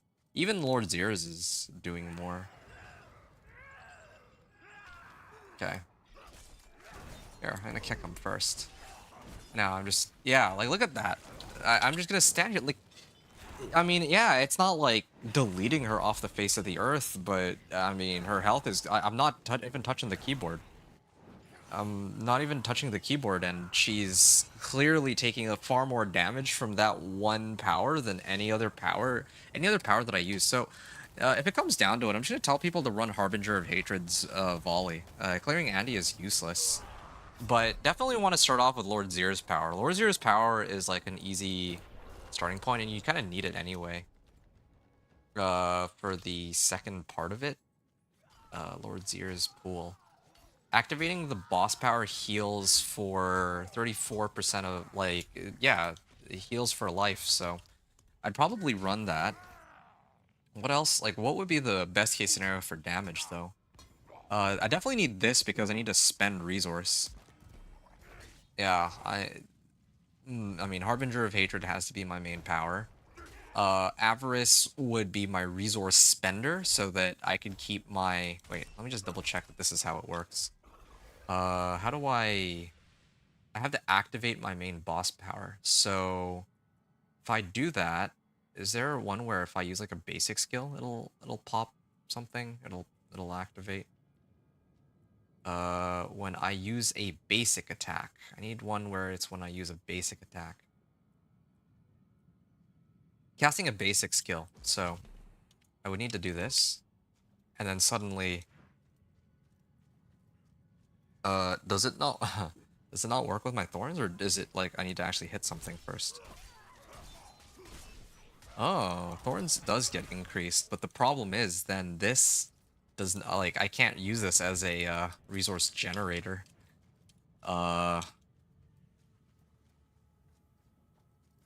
That's actually pretty funny. I can't use it as a resource generator if I do this because it'll always just drain out all my resources. Well, no, that might actually be fine. That might actually be okay.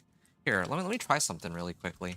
Let me take, yeah, Alex Talons is fine. All right, this is good. Okay, so this basically has the same function as what I want from Shard of Varathiel. Oh, and in fact, like, I have these runes, right? Not Kamqua, it was Kurlum. Since I'm actually always gonna just mass generate a resource here. And this is okay. That means I can get rid of Kick, and replace it with something more valuable. Only problem is then I don't really have a good way to apply Vulnerable unless I use, like, Ground Stomp or something. But that might be fine, too, because I just need to apply Vulnerable to the one monster that matters. Like, yeah, since Flay has a chance to apply Vulnerable, I need to target whoever I want to apply Vulnerable on. Unless I have something else that applies Vulnerable. Oh, no, I have Steel Grasp. Well, I'm set then. I have Steel Grasp to apply Vulnerable on whichever packs I want to apply Vulnerable on, and now this will perpetually activate Barbed Carapace. That's actually sort of insane. So the only question remaining is, did I get the Avarice's boss power? Even if I didn't, I'll probably end up using it anyway, just because, you know, I'm gonna take some creative liberties here. Okay, I'm gonna look back at my last stream, which involves gameplay. When did the boss show up? This was where I did Strongholds. This is where I fought Belial. Yeah, you guys can't really see. I'm just skimming through all these. I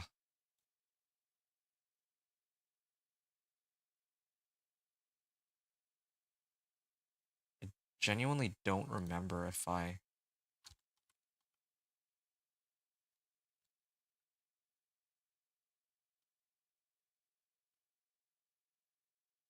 Okay, so no incursion or no world boss at that hour, which means that probably the next world boss must have been, if there was a world boss, it must have been like, oh, I think I found it. I think I found it. Yeah, it should be around here. Avarice. It was Avarice. It actually was an Avarice.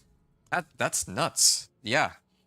So technically, or theoretically speaking, if this were my first character, then I would have actually had Avarice as my power. Well, this is perfect then. Yeah, this is exactly the setup I want, because this just means I will always be able to keep Barbed Carapace up at max capacity. So that then negates the need of Shard of Varathiel. I don't need Shard of Varathiel. If I had Shard of Varathiel, I could use it regardless. And I just throw it in. Well, yeah, I could just run Shard of Varathiel so that uh I can free up this boss power for something else if I want, but alternatively, I could also use that one-handed item slot for something else, so I have a few options there. Alex Talons, no, I'm not going to use that for now. I want Harbinger of Hatred's Volley. What other ones can I use that would be quite useful? So, yeah, Wandering Death's Chest Beam would be pretty cool. I don't need a Shavas in this case. Killing an enemy reduces ultimate skill. Lord Zero's Blood Pool. Yeah, I would definitely want this one, and I would also want the Blackmailer's Sabotage. So now, with this setup, I think I'm genuinely immortal. I don't have... this is going to be one of those weird setups where I don't get a ton of damage. Oh, yeah, no, that's not happening. I don't get a ton of damage from my boss powers. Like, you know, some of these modifiers actually grant, like, damage, or even Wandering Death's Chest Beam is great for Execute. If I had the choice, I'd probably replace Lord Zero's Blood Pool for Wandering Death's Chest Beam. Well, I mean, I shouldn't say if I had the choice, but I think one possibility is that, yeah, you could replace this for Wandering Death's Chest Beam, because you don't really need to heal. That's really kind of overkill, but yeah, like, I think this would be optimal. But I think that the build that I'm gonna recommend to people, overall, is definitely gonna be Blackmailer's Sabotage with Avarices. There's no doubt about those two. And then I would kind of talk about, like, yeah, Lord Zeer's or Avarices. So, or Lord Zeer's or Wandering Death's Chest Beam. So let me write that down for myself real quick. For boss powers, yeah, we want Harbinger. Harbinger of Hatred's Volley as main power. If possible. And then for the side powers, we would want Lord Zeer's Blood Pool, or, well, I should do it like this, actually. Avarice's... as side powers, Avarice's to spend as a resource spender for Barbed Carapace. What is this one? Blackmailer's Sabotage. Sabotage for Fortify plus Barrier with definitely would need Sabotage with Steadfast Berserker. And Lord Zero's Blood Pool. Or Wandering... Well, Lord Zero's Blood Pool for plus heal.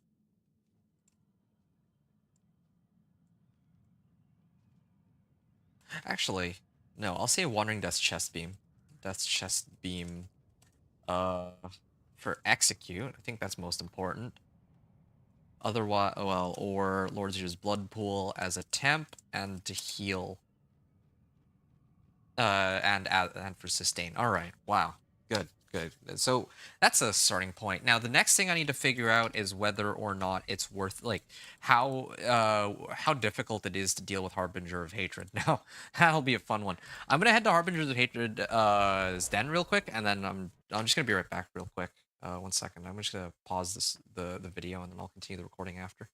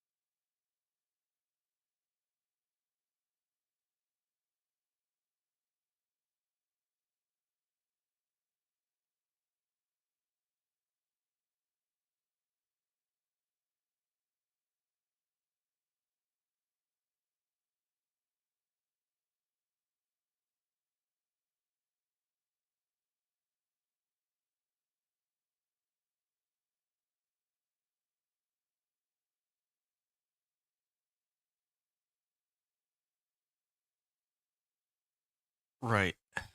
Um, okay. I'm gonna continue with this is Harbinger's Den.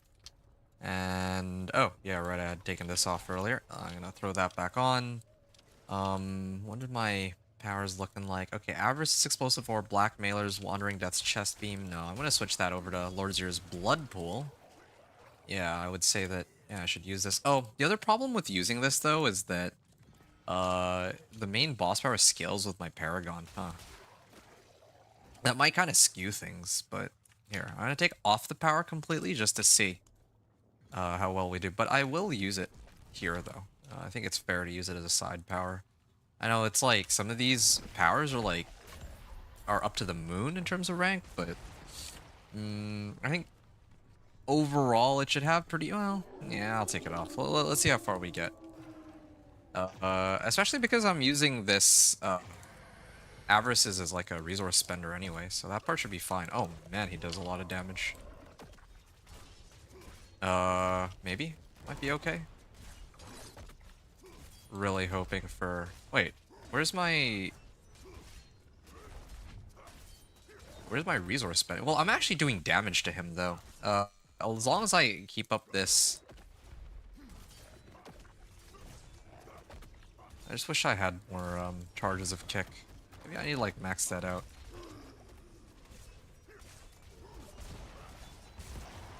Oh, okay, there. So now, second phase. This is easy enough. So far. Oh, whoa, almost died there. I don't really have evade for another couple seconds. Oh, nope. Oh, that's so unlucky. I actually had just started channeling the thing, and then he showed up to do the leap. That's like the one thing I hate about this boss fight. But I don't know if he always dashes to that position though. So it takes a few tries, but again, it's trying to get better at all this.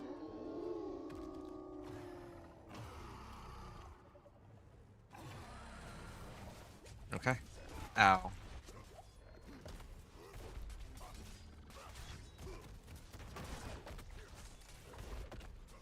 Well, yeah, no, when I have barrier, it's like a night and day difference. It really is this barrier that's carrying me.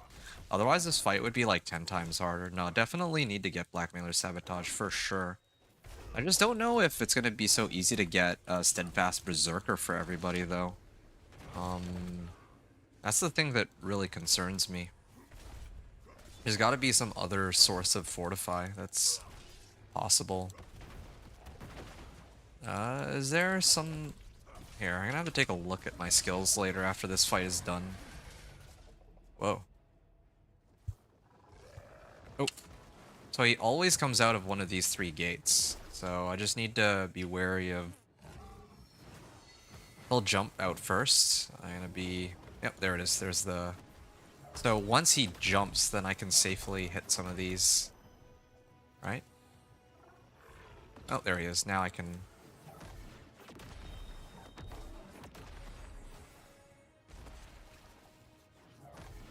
There. Is that... Do I... Oh, yeah, there. That's the thing about this fight. It's not... I don't need to have a ton of damage, do I? Oh, there we go.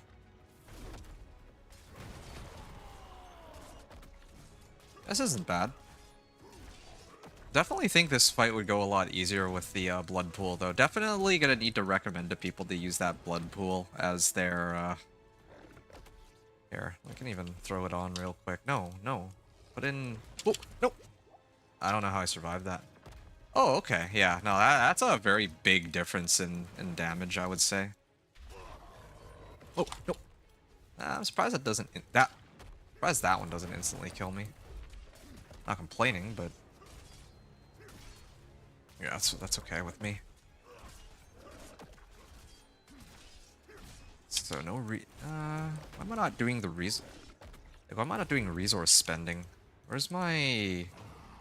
I'm using Avarices. Oh, it's because I don't have an actual boss power, that's why. Otherwise, yeah, I'm supposed to be spending resource. Okay, I'm gonna have to mention, like, when we walk out of normal, it should be Blackmailers, Kermas, and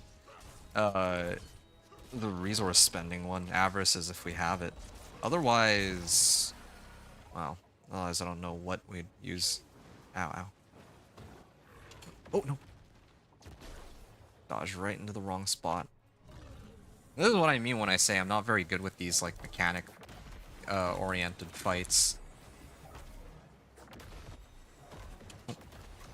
Well, I managed to get that one at least.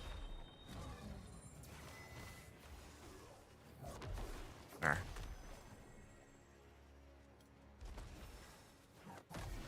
Always worried they're just gonna jump out of the... Oh, there.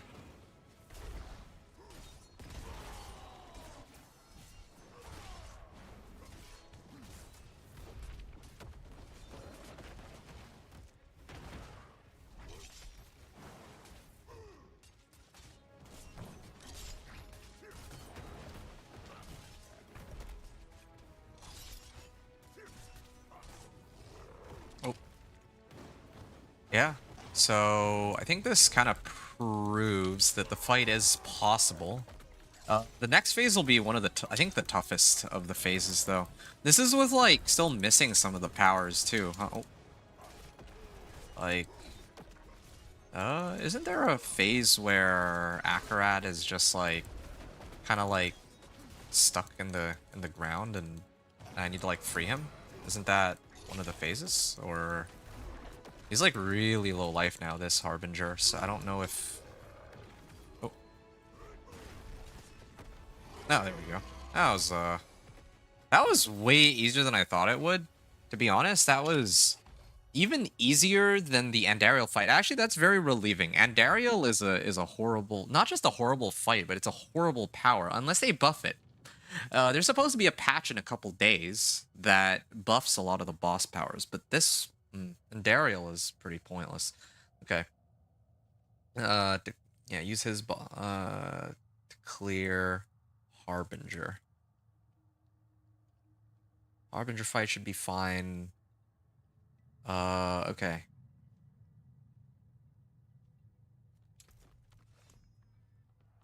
Yeah.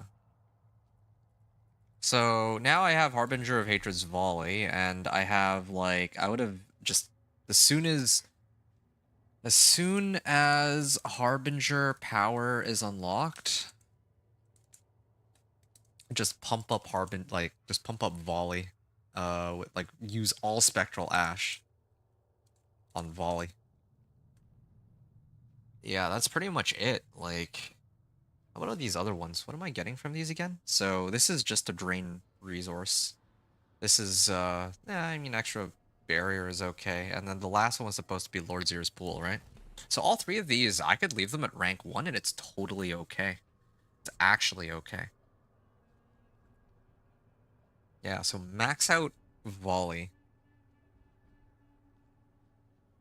Yeah, max out and max it out ASAP. The other powers are not as important, or rather ranking up other side powers.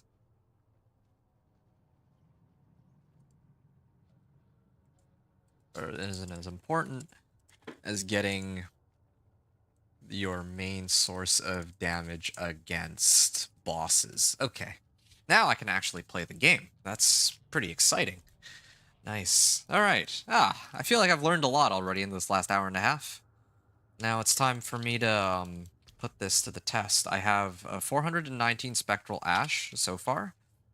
I'm probably gonna dump it all, but yeah, like with Harbinger of Hatred's Volley, I should be able to take on just about anything. This will be a good chance for me to see whether or not, like, with all the Spectral Ash I gathered, I think I leveled Andariel's Flaming Skull up to 11, right? So I think it stands to reason that if this were a fresh power, I would have been able to get this all the way up to 11. To get this boss power all the way up to 11 right off the bat. You know what? I'll do it. Well, that's actually perfect. I had just run out of Ash. So this is a rank 11 boss power, or rank 11... Okay, I don't... Cleared Harbinger.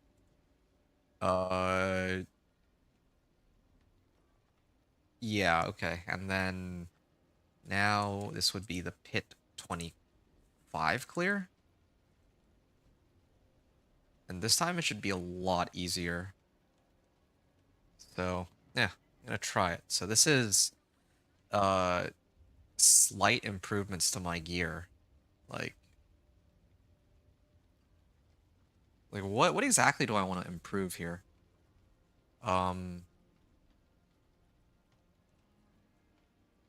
Let's say plus conceited aspect, why not? Or, you know what, whatever. Minor improvements to gear. Minor improvements to gear, but mainly the big thing...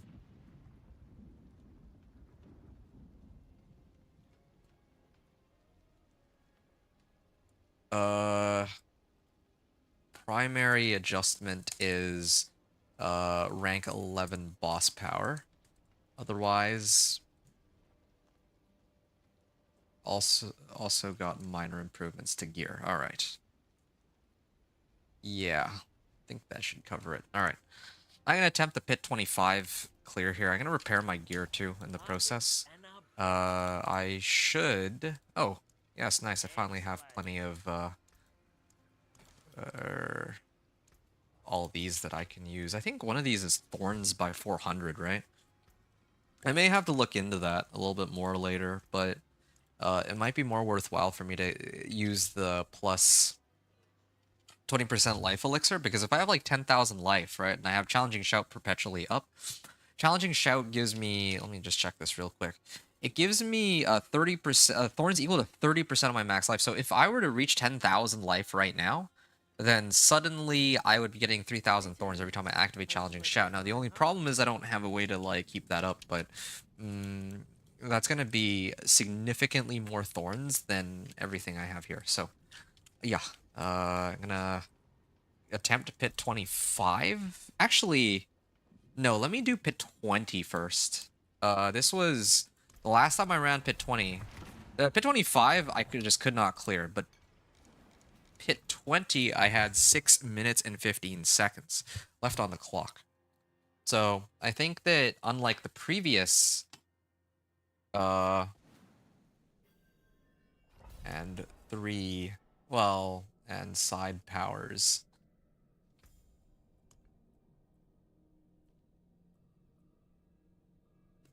Side powers. I may have to actually start this run again.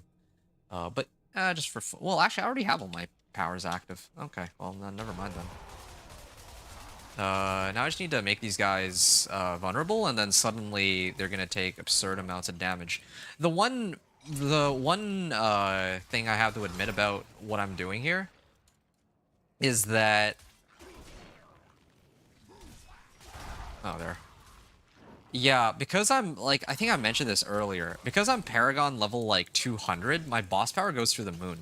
The Paragon powers used to scale all the way up to... Or, sorry, the boss powers used to scale all the way up to Paragon 300, but they toned it down to 200. Which means I'm getting the maximum amount of... like, the maximum amount of damage as it is from that bonus. But, yeah, I'm starting to get the hang of this. Really starting to get the hang of this. So... I'm gonna start leaping. Yeah, my Thorns bonus is up. I don't have to look at that or worry about it anymore. I can just focus on playing with this character. I'm just gonna start pushing. And then I activate this. And now, where's my boss power? My boss power should be active. There. Yeah, I see it now. Blast Wave Shrine? Yeah, why not? I'll use it. There. I think the more important thing is whether or not I can get into Torment 2.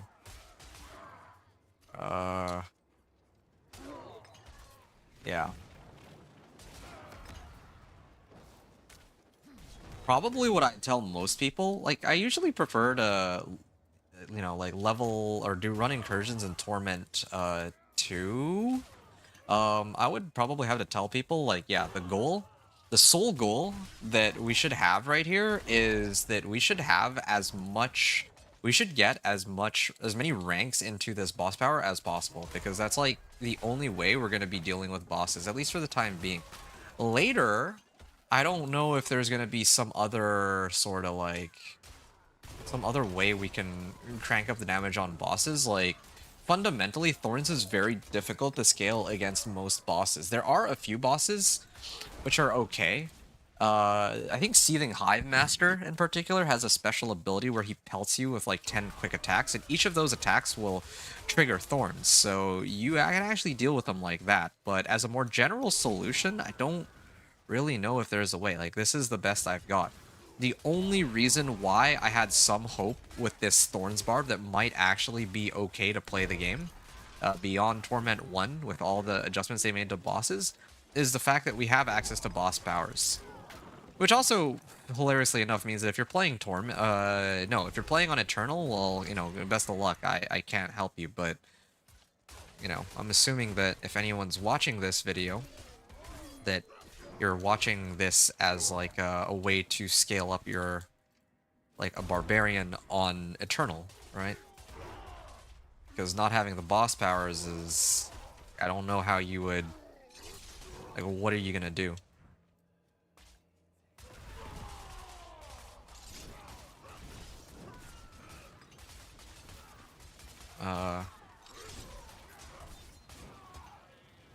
Yeah.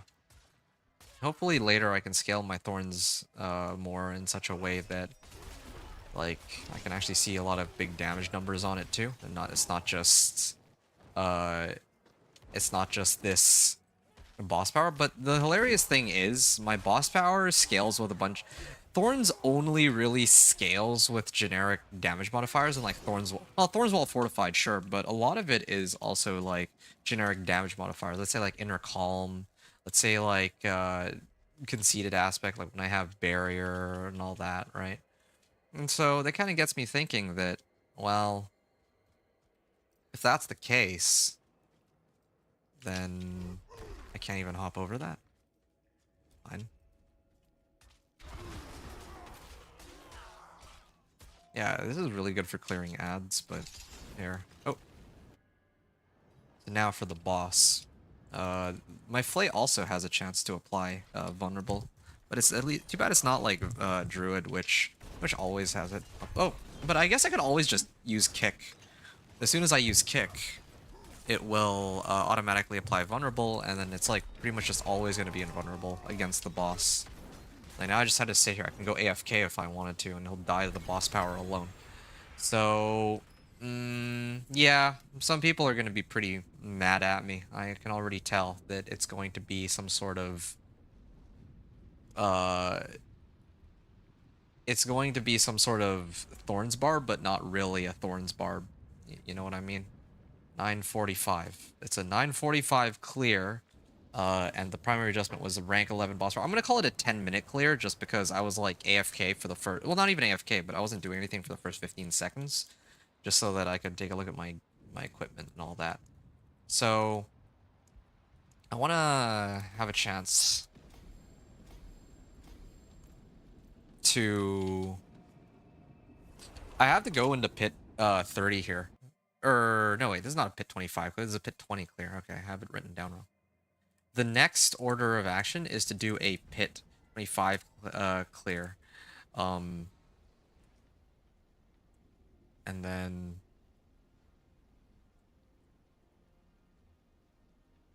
yeah. It's going to be a pit 25 clear.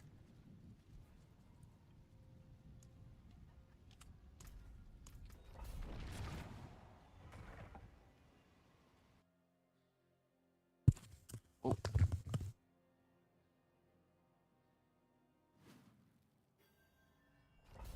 Alright, so this is going to be pit 25. My armor and resistances are still all scaled up pretty high, with the exception of poison resistance. But I think that being down one resistance is okay. This is another good thing about this build too. I have Steel Grasp, so I can manipulate exactly where I want these monsters to be, and you can even see that, yeah, like, I would like... yeah, okay. Well, I mean, I very clearly have the means to deal with these packs, right? Now I gotta be a little more... more conscious of how I'm gonna pull them in. Steel Grasp ranks is actually pretty excellent here. Yeah.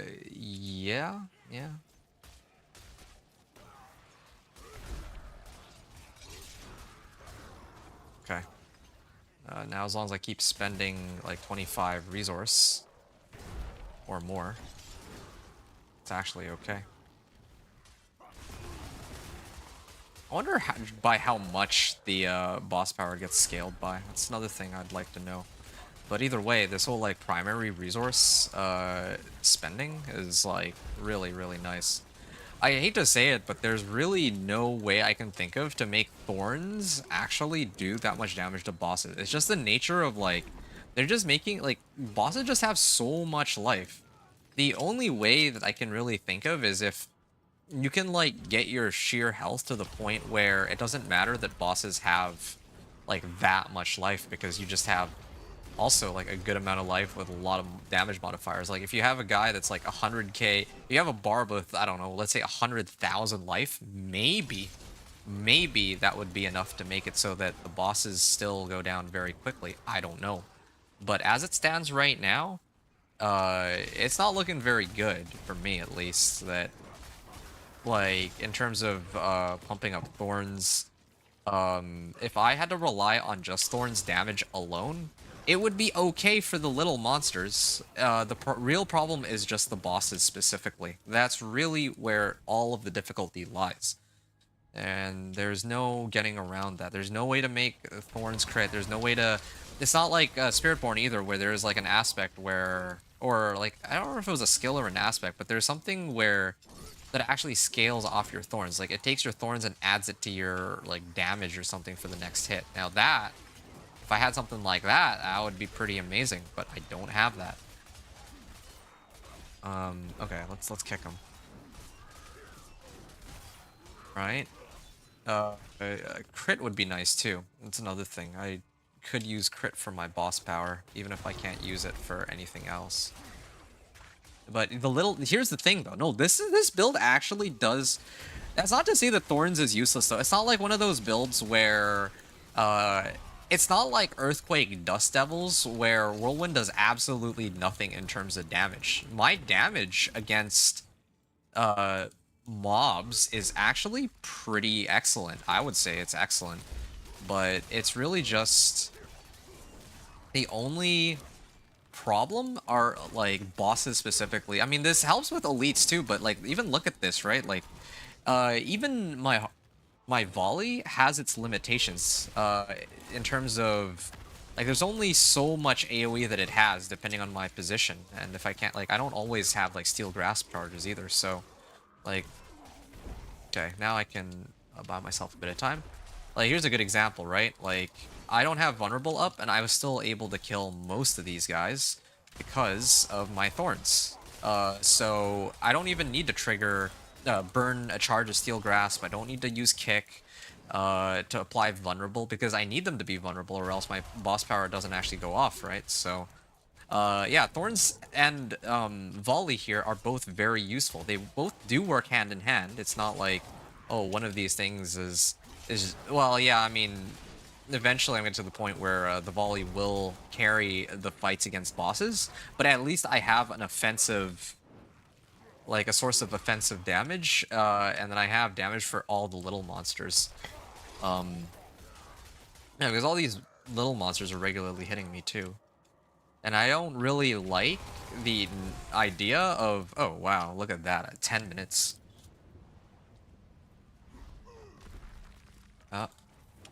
Oh, it didn't work. Oh, Seething Hive Master. Well, this is perfect. This is a good chance to really see. He's going to activate his, might activate this. Yeah, that skill right there. This is that's like the only way I can get a boss to do damage to me. To actually do damage to a boss. If he hits me with that, then that is the sole ability that I know of that suddenly allows him to take a lot of damage off of my Thorns alone. And because I have barrier, I can actually just tank it and then let him do that as many times as he likes. I can't even... Can I just stand in these Dust Devils? I can't even really... I can stand in these Dust Devils, but it actually takes like 0 damage out of it too. So, really... Yeah, there. I don't want to... So, yeah, that's perfect. That's a perfect example of what I'm talking about. I don't want every, like... every attempt at pushing the pit to devolve into whether or not I was able to roll Seething Hive Master. That's the only other possibility to like comfortably clear Torment 4 as far as I know on just this well yeah, just this alone, right? This attack will overpower, brawling skill damage. What? This? Increased damage to healthy enemies. Increased damage while wielding two-handed weapons. Well, I'm always wielding two-handed weapons, so this should be fine. I will probably be using this.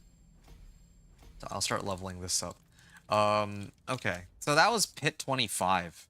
That was Pit 25, and yeah, I cleared it in 9.5 minutes, which is hilarious. It's hilarious because my last clear was Pit 20 on 10 minutes clear time. I bumped it up 5 pit tiers, and I still only managed to... I shaved off 30 seconds. So, I mean, I evidently have enough damage against all the little ones. So, there we go. That's the journey from Torment 1 to Torment 2. We're going to continue with Torment 3 in a second after I... Well, just take a very short breather here, so 1 second.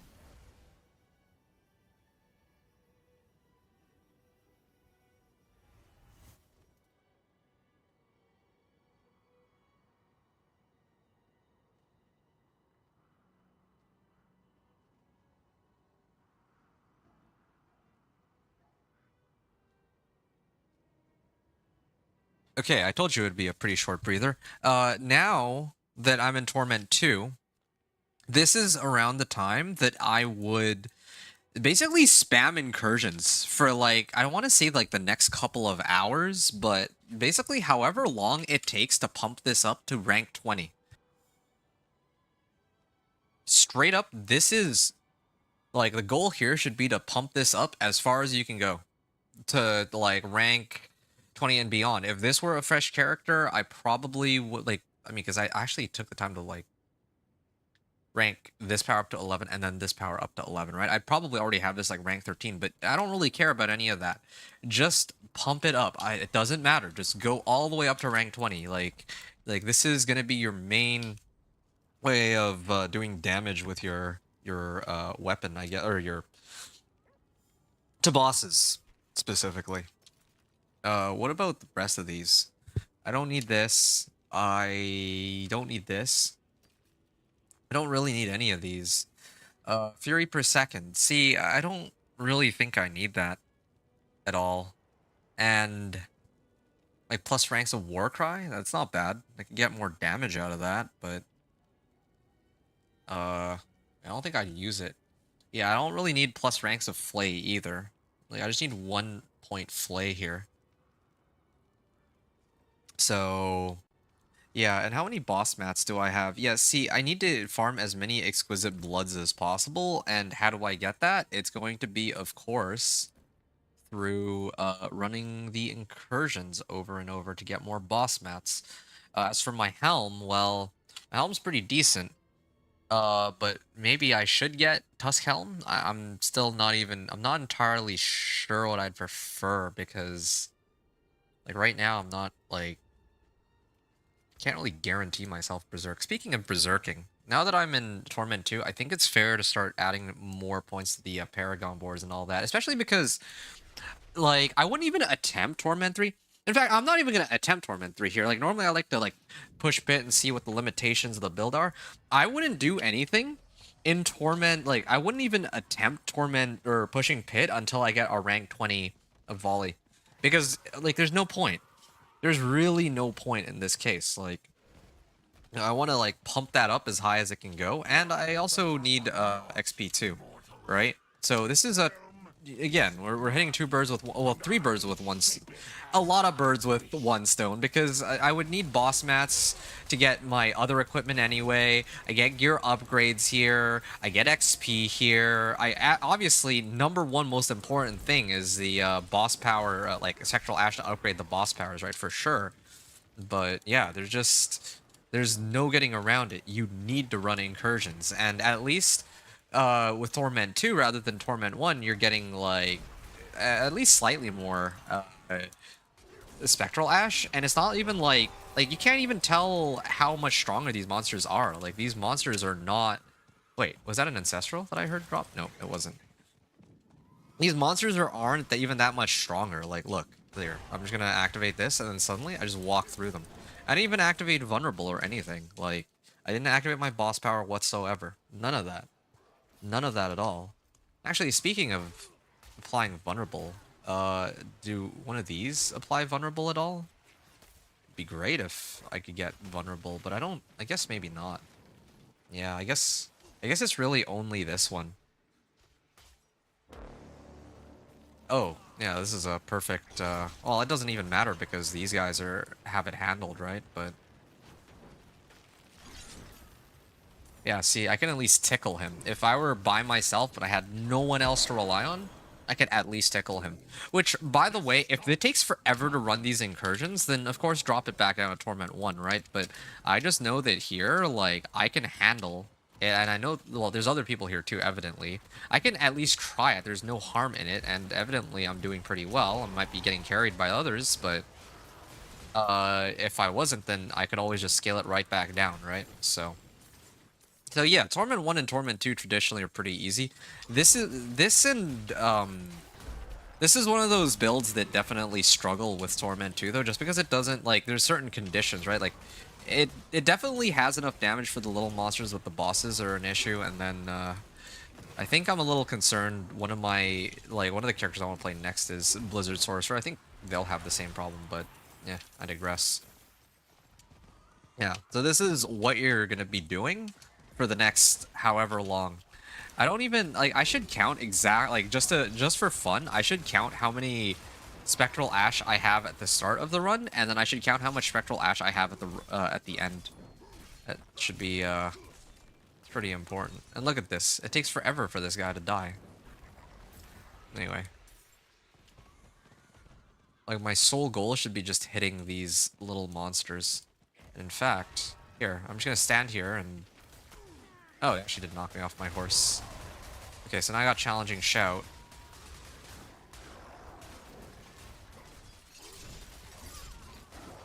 There.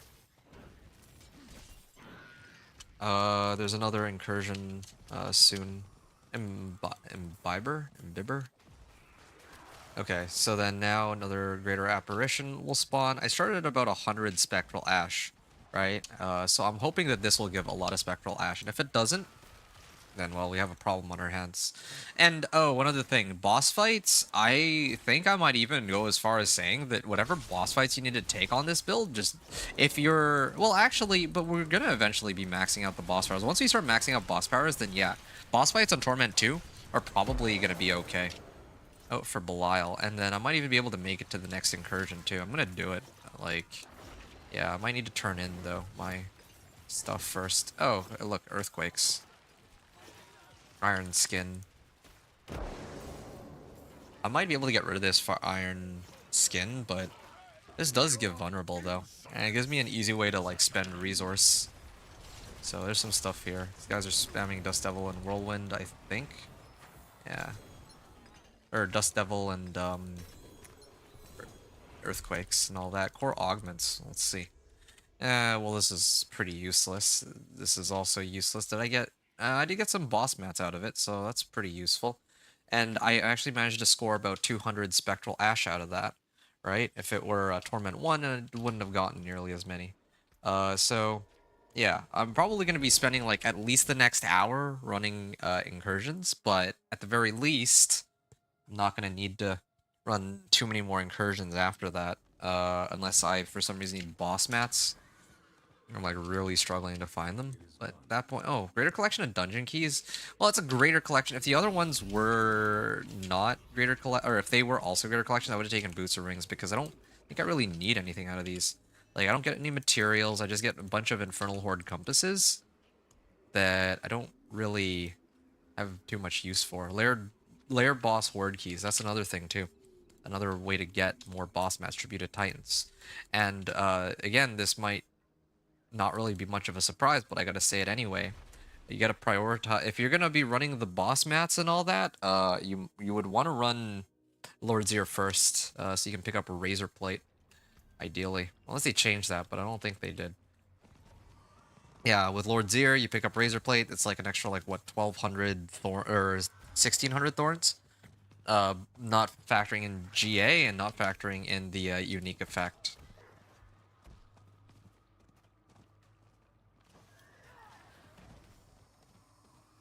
Oh.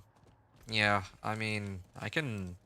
Now, this would be a good chance to test what I myself am capable of doing in this region. Although, it does take a while to get from pack to pack. I might not be able to complete it myself if I do this.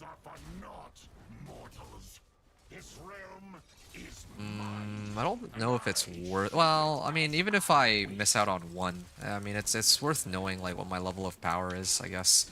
Because I could still go to the other region right now. I'm sure I'll find people there, but... here is a nice chance to find out, like, how strong the setup that I have right now is.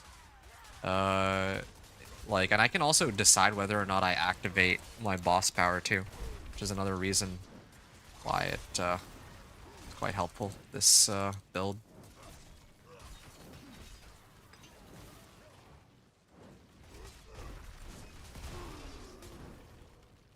Alright.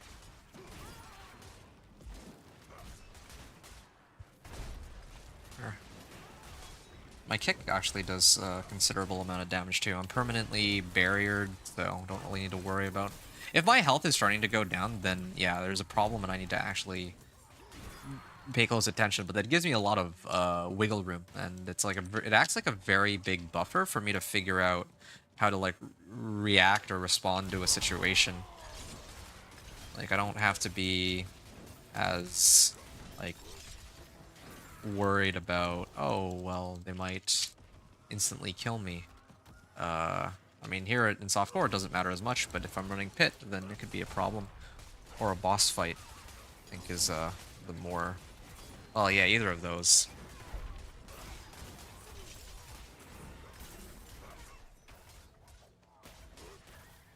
Okay, so like a minute 37 remaining on the clock. Yeah, I might actually not be able to finish.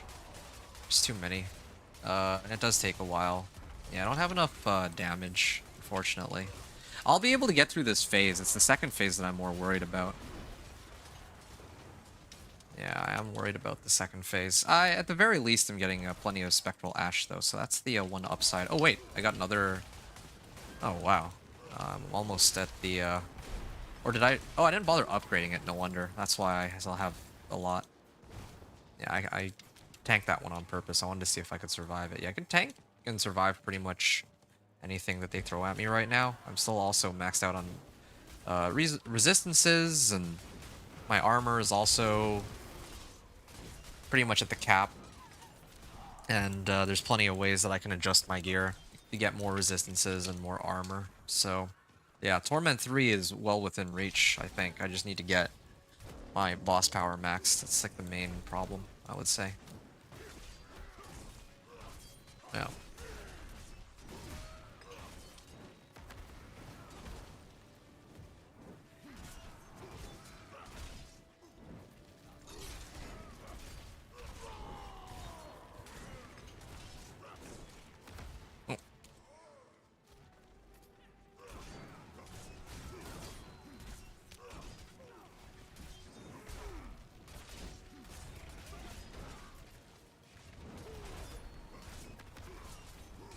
So, yeah, I mean, this evidently takes a lot longer than we would want it to. I'm actually going to use this opportunity because I can afford to just AFK while this is all taking place. I think it's about time that I actually started allocating some points into my Paragon board at this point. So, usually I have to set my board up again. Is your bleeding damage is increased? No, I don't care about bleeding. Chance to okay, Blood Rage is like the really big one. I don't use Berserking. Or, I mean, I'm not going to use Carnage. That's not very helpful for me in this case. Critical strikes increase your attack speed. Yeah, each time you make an enemy vulnerable, your damage is increased by 20% for 5 seconds. Overpowering a vulnerable enemy. So I could do... I have 2 powers available. Or 2 boards. And then, oh yeah, there was Warbringer too. Warbringer's a pretty big one. It could help grant my life and fortify. That's actually kind of massive. I might be immortal with Warbringer, even without the right resistances. Increased damage. Oh, here's a really good one. They added, these are two separate abilities. Swapping weapons grants you 8% of your maximum fury, and you deal 30% increased damage to injured and healthy enemies. So, yeah, I can do, like, for now, Warbringer, I can come back to Warbringer later, but if I want 4 boards, then I can pick up, like, Blood Rage and some of the other ones. Yeah, I know which ones I got. At least I have a lot of more like generic damage modifiers now, so I can like. It's not like before where when I made the Thorns Barb, at some point I'd like run out of good boards to take. Yeah, like here I got plenty. I should probably head over there, shouldn't I? Not like Dance of Nizra where I can just mindlessly dance around while the daggers are getting thrown, just to kill everything. My elixir is also wearing off, so I'm kind of curious now if I still live just fine. The bigger the pack, the better for me. Yeah, I gotta start getting some points into my Paragon board. I think it's about time for that.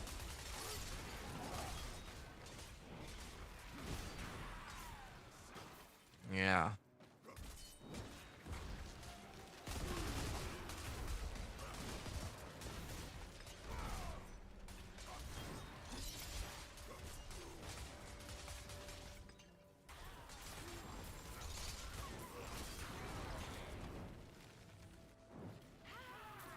Alright. There's some more monsters up here too. I'm gonna these guys in and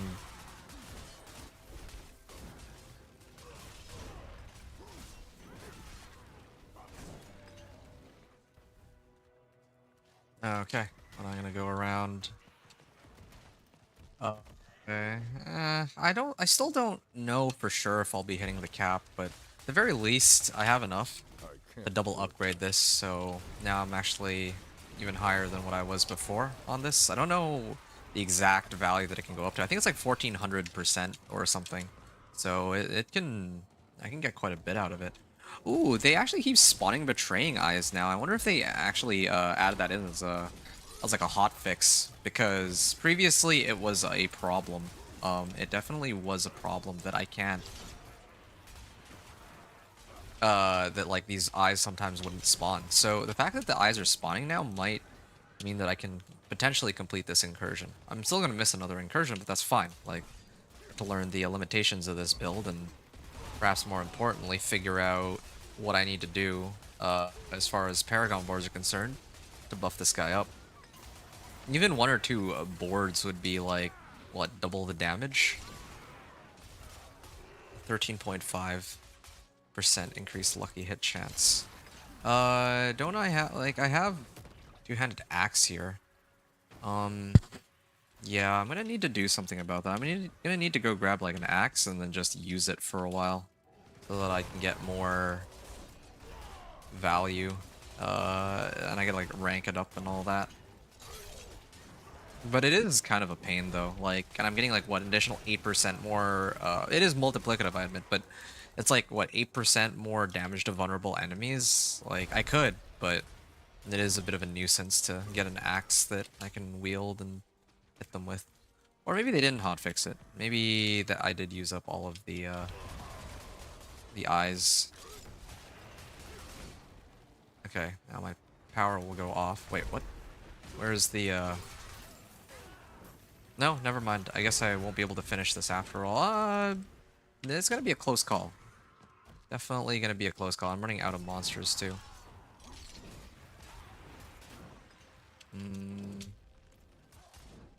There's some monsters up there, perhaps? Okay. I'm gonna head up this way and maybe see if I can pull some of these guys in.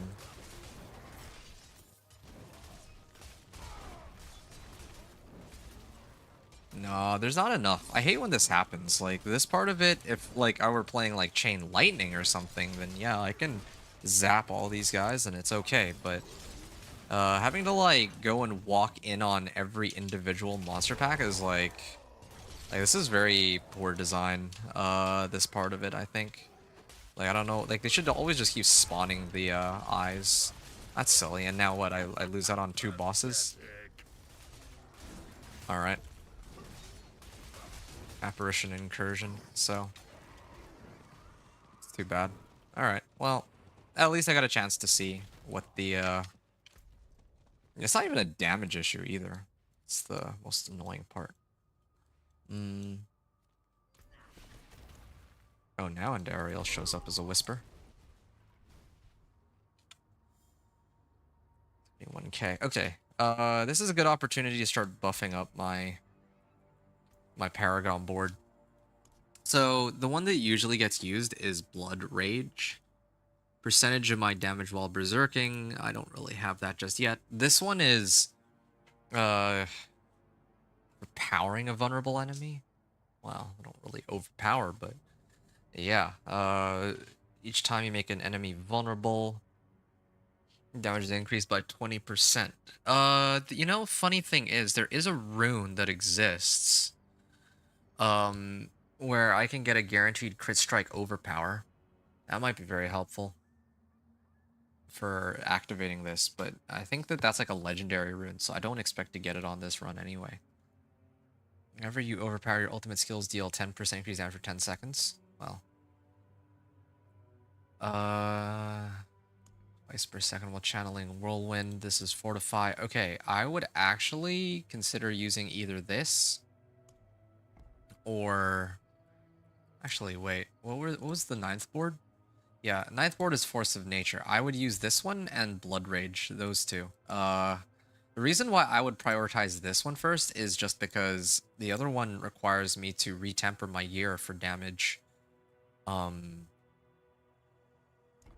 Like I would need to retemper it for like damage while berserking, because otherwise I don't really have very much of that. I can grab this cluster just to amp up my resistances. That could be helpful. Attack speed. Okay, well. Yeah, here. Not too bad. I can probably go this way and just bypass like going this route, because I don't really need attack speed or any of the other ones. So maybe I'll start it off like this. These aren't the best boards, but I know they will get the job done. I'll attach this, but I need to quickly see, like, if I refund, this is 66 Paragon points, so if I subtract, like, 30, let's say, I'm walking in with, like, 36-ish Paragon points. Or, Paragon level 36 so far. So now if I throw on Blood Rage too, max life, that's not bad. Yeah, I can do that. So, I think this would be like Paragon 50 at this point, which I think I would be around at that point with the amount of stuff I've done. I did a couple pits, did like, I did a couple pits, and I also ran like an incursion or two. I feel like that does come out to around Paragon 50. These incursions unfortunately don't have, oh, this one has a whisper attached to it, but more importantly, I'll be getting Spectral Ash. I feel like every T2 incursion, I'm getting about 200 Spectral Ash, so if I go off that math, the next 3 ranks, I think, will require 1 incursion each, so about 10-15 minutes to clear that, and then after that, like, I think the last 4 ranks require like 400 Spectral Ash, so those might take a little bit longer. So I'm going to be grinding out Spectral Ash for like an hour. But it'll be worth it, though. And also my damage is much higher now, too. Or should be much higher. In theory. My boss power also doesn't, like... doesn't crit, because I don't have any, like... I don't have very much crit strike chance. I may have to consider getting rid of something for crit strike chance. I'm not entirely sure yet. Here's another thing too. Iron Skin. Like, could really use... I could get Iron Skin, but I mean, since I'm already like permanently barriered, I don't know if there's need for that. Or maybe the other way around. Maybe I just should be going for more crit strike chance for my boss power, and then I should get rid of barrier. Like right now, like I don't need this. I could... This is like keeping me like, permanently healed. Like,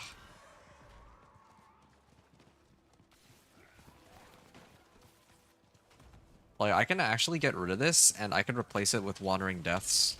Or, I could do this. I can just take... Like, this might actually be the way to go. I'm not even joking. Or, not Kerma's. Where's the crit strike chance? Yeah, Hatred's Embrace. I'm already maxed on this, too, so... So now my boss power should crit half the time. Yeah.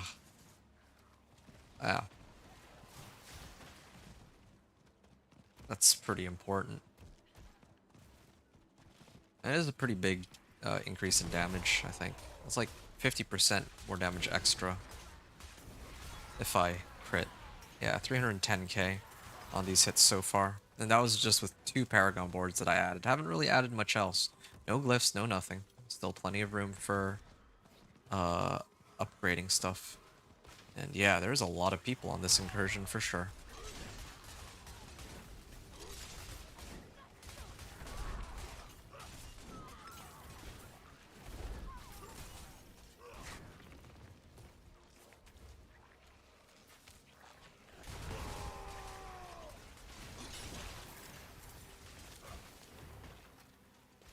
$164 Paragon points. Damage while berserking? Yeah, this board does also give me damage while berserking. I could run that... Well, actually... Yeah, I'm gonna have to, like, look through my gear and readjust everything for damage while berserking in a bit. Then that'll... amp up my overall damage. Good. I don't even care that there's people just... crushing everything here. Like, whatever. There needs to be polearm expertise that was... Oh. Oh, this is increased damage while healthy. Okay, I gotta max this out. Yeah, that's like 15% extra damage. No, that's actually quite sizable. Critical strike damage while berserking.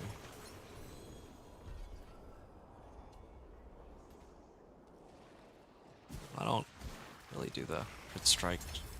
This does CSC against vulnerable enemies? Well, whatever. Gonna take both of those later. Yeah, and then there's another incursion starting soon, but I got some whispers, which is perfect. A world boss is spawning, that I have to do that one. This one does not have a whisper attached to it, but I don't know if I care, and I'm just gonna buff this up. So right now it's 86.6k, and then now I'm getting an extra 100% on this. Yeah, soon it's gonna be... Oh, it's gonna be great. This is Fury Max Life Armor. This thing is... this has a lot more damage than mine, but... Oh, okay. Yeah, this one is, yeah, definitely switching over to that. I still don't have any Ancestrals, unfortunately, but... Gonna need to... change that in a second. Well, I might... sort out my gear after the next incursion. I think it's like I said before, incursions are #1 most important thing right now for me to do. The only thing is it'd be nice to, I guess, have something else to... Oh.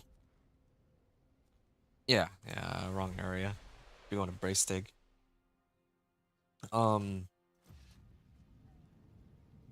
Yeah, I should also go back to the den at some point and then go grab, like, Aldkin as a reinforcement. I think even, like, early on in the game, like, when... you're starting out, probably might be worth running Subo. A Subo Aldkin, I think, on this guy. That way you know where everything is. You can still grasp everything. I think I talked about this before, right? About mercenaries and how I don't like to really run mercenaries simply on the grounds that mercenaries are not. They draw aggro away from you, but a reinforcement. But the thing is, you lose out on renown. You lose out on potentially like getting pale marks. Um, Aldkin as reinforcement like is kind of nice because he only really shows up to apply one skill. As a main, like as like an actual like mercenary, it can be troublesome to run somebody like Rahir because he could draw aggro away from you, even if he does give you some resistances and armor. But Subo is a safe bet, since Subo is usually ranged anyway, is by my understanding. Okay. I think at this point I should run. Doesn't really much matter, does it? Sure, Elixir of Iron Barbs. I'm gonna actually run Elixirs and Incense to get more Thorns too, if I really, really wanted to. It's available option. Did I get my pet? Yeah, I do have my pet, so I don't know why it took so long for Angel Breath to get picked up. Wow, all these people running these really strong builds right now. Lightning Spear and all that.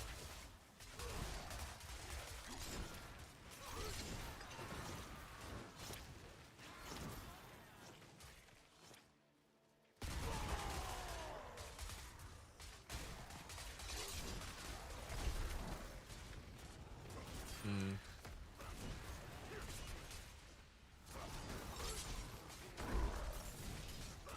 I see like 750k, so it's starting to look pretty good.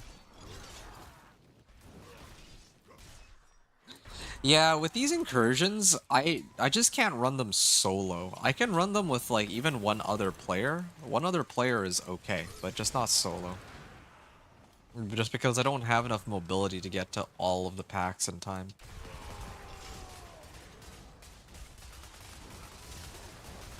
There.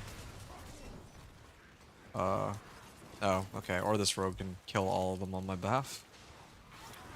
Sure, yeah. I'm gonna let him do that while I go and run something else.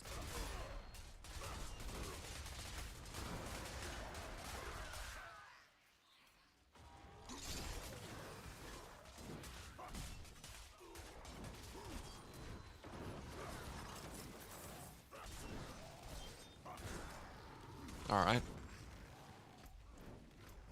Yeah, minute 15.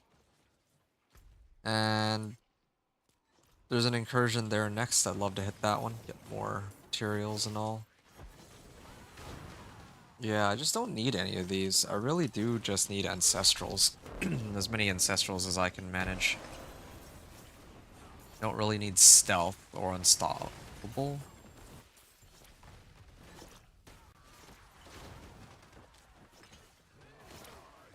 I could use Crit Strike Chance.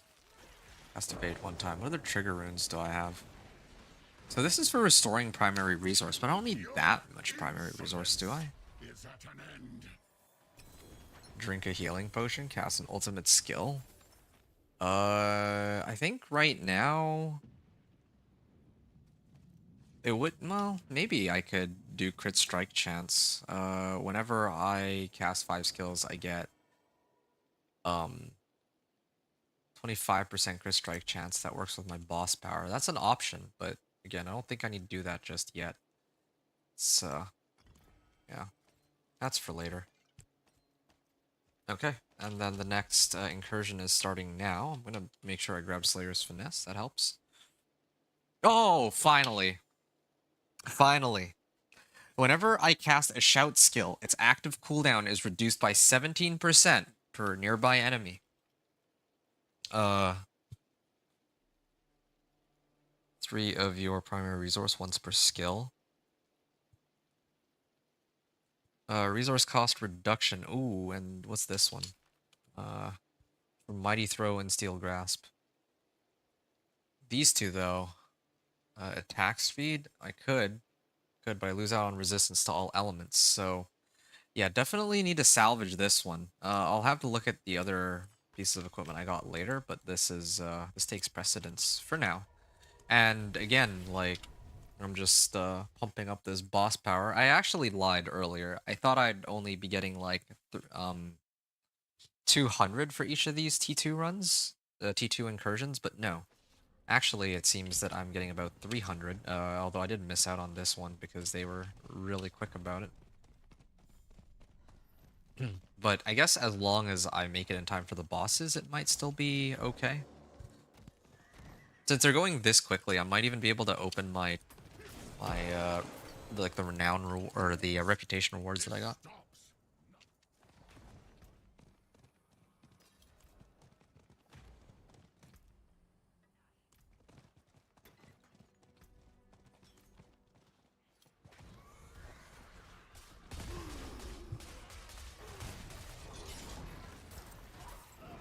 What is this?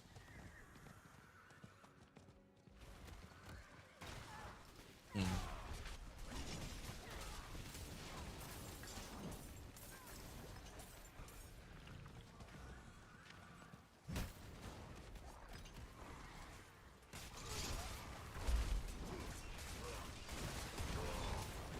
All right. 30%, right? 17% per nearby enemy. They nerfed that? I think they might have. Well, 15% per nearby enemy. I think it used to scale all the way up to 30%. So if you have like 3 enemies, it would just be basically get your max bonus. But whatever, either way, I still need it. Nerf or not. It's still kind of a must-have, and I'm still very surprised I haven't found too many. All like from the start of my run until now, I have only found like one ancestral item the whole time. Well, it's fine. Okay, so that was the second one. Getting some spectral ash.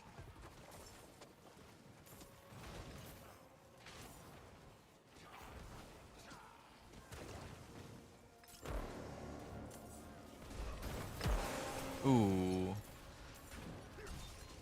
He's dead. While enemies are unstoppable, I deal increased damage to them. Yeah. I don't really CC them enough, aside from with taunt, so might not be too useful for me, but I could at least use these as 750 item power rings in place of my old ones, but my old ones actually had like 3 good rolls. Yeah, there. He's dead. And I'm 338. Now, how much do I get from this? Ooh, yeah, that was quite a bit. Then I get some more here even too. 502.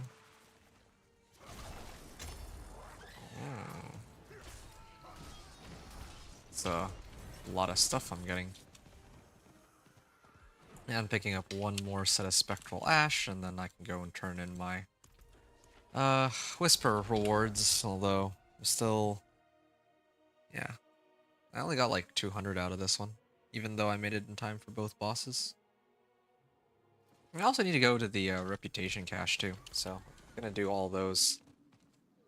It is done. Collection of two-handed in hopes for an ancestral. I'm gonna need like 4 ancestrals there, so yeah, that might. Yeah, I'm gonna need like an ancestral or 2 ancestral one-handers and 2 ancestral two-handers, so that will require a lot of two-handed, well, caches and just everything. And I'd ideally like to roll for max life rather than strength for now, but I mean, I guess anything really helps. Okay, this thing should drop me some. That's all I got? Well, I mean, at least I got herbs and some obols, but I was really expecting some boss powers. Harvest Venus motes, so I think I can go this way. I'm also starting to cap out on item slots. I'm almost maxed.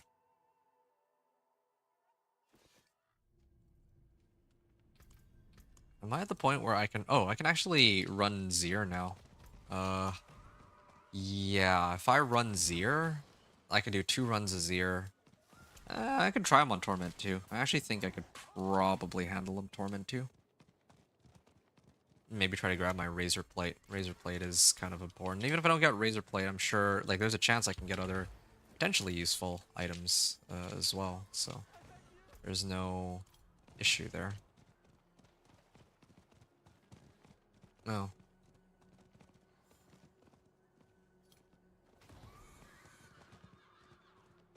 Yeah. I'm still a little lost.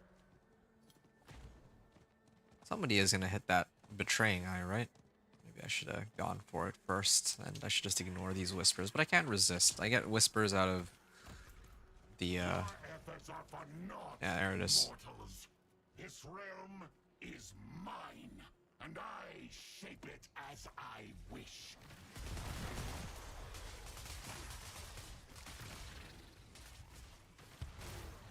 Alright.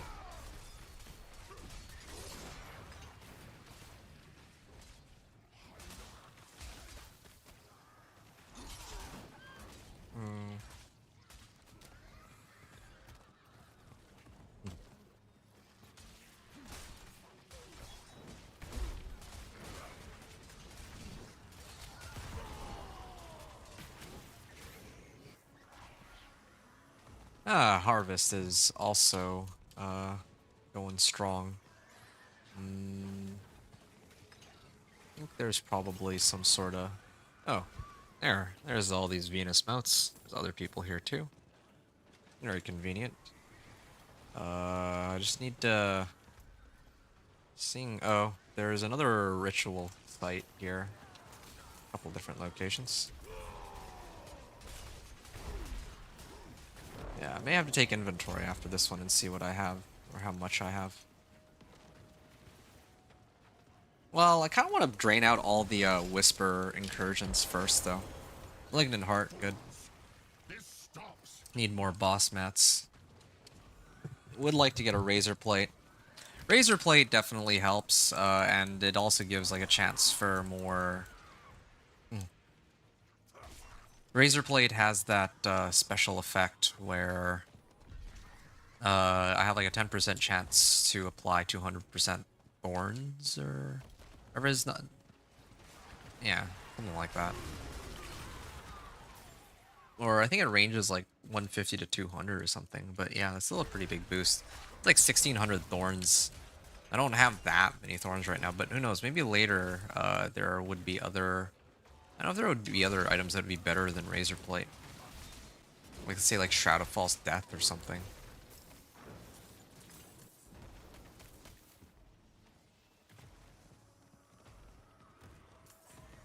So, they're fine.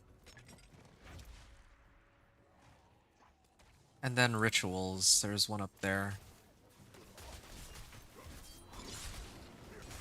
Alright.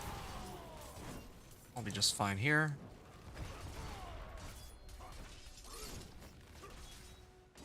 There. And that one's done, so now the boss will spawn. I think I made it just in time, right? Oh, yeah, definitely.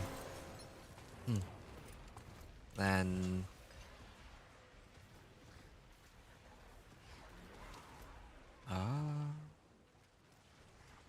there's like a few here that I can clear.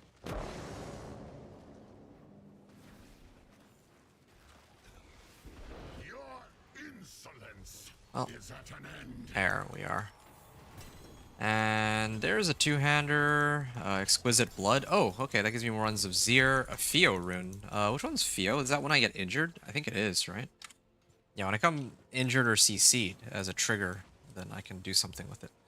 Alright, weapon augments. The Barbarian Motion. Okay, that helps with leap and all that.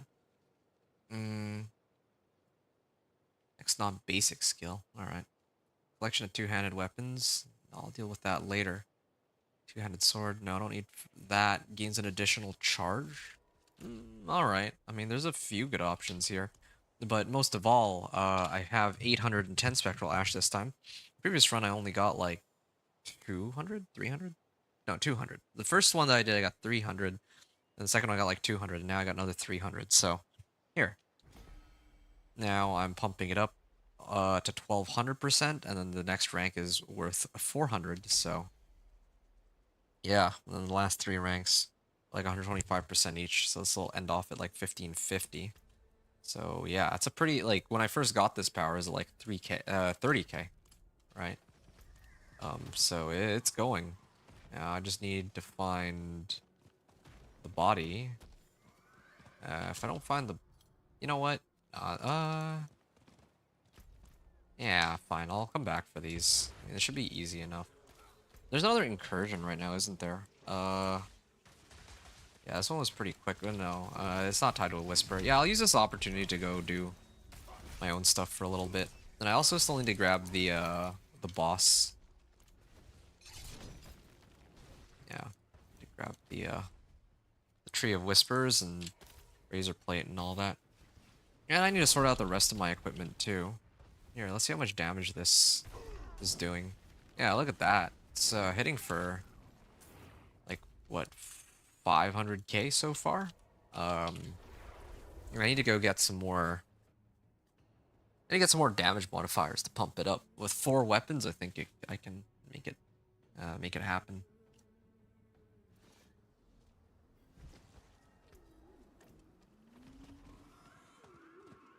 It is done. Greater collection of materials. Yes, please. You use greater collection of materials. That's not too bad, and usually it drops like 1 or 2 useful items too. Ah, Barbarian Breach, Executioner, and plenty of materials. Has a lot of good stuff there. Barbarian Breach and Executioner, nice. Steel Grasp, Concussion, Exposed Vulnerability. Enemies hit by dust levels take increased damage, so they are encouraging us to use this. Like, use those Dust Devils. Well, whatever. Bold Chieftains aspect. I think it's about time. Bold Chieftains is a must-have, for sure. Relentless Berserker. I don't know which one that is, though.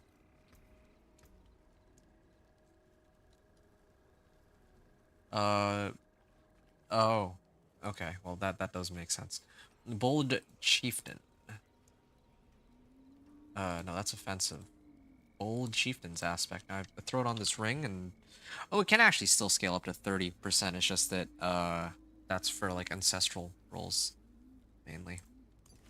So now, every time I use Challenging Shout into a group of monsters, then it will... the cooldown on it goes way down.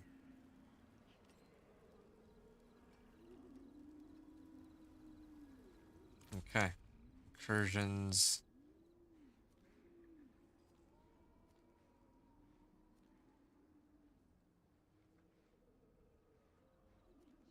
Okay, well, there's incursions just south, and I still need to run incursions. But I want to still...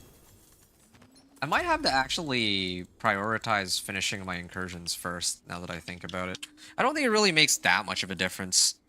It actually doesn't make, like, a huge difference. Like, it's not gonna matter. I just need to, like, max out this one power, then that way I can go and dog walk, Zir. I'm not like in a rush to go and get Razor Plate just yet because I'm not really doing anything that requires it. And all this equipment too, it's the same story. Like, as soon as I get all of my like, I need to prioritize 2 things, like getting my boss power. Well, since I need to run the incursions to max out my volley anyway, I should be getting more chances at equipment that might be ancestral. And if I get ancestral equipment, then I need to focus on that rather than trying to use these useless 750s.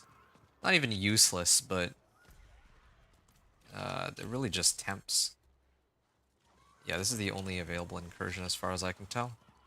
So I'm gonna run on over and start it up in a second. 1236 on Thorns, alright. So now, like, look at this Challenging Shout. It's, yeah, the cooldown on it is ridiculously low.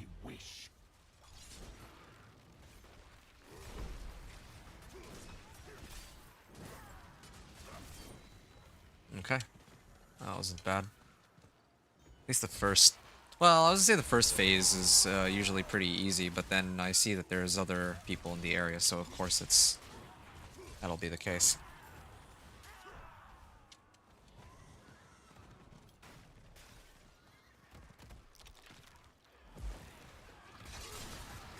Alright, and I can activate my two shout skills.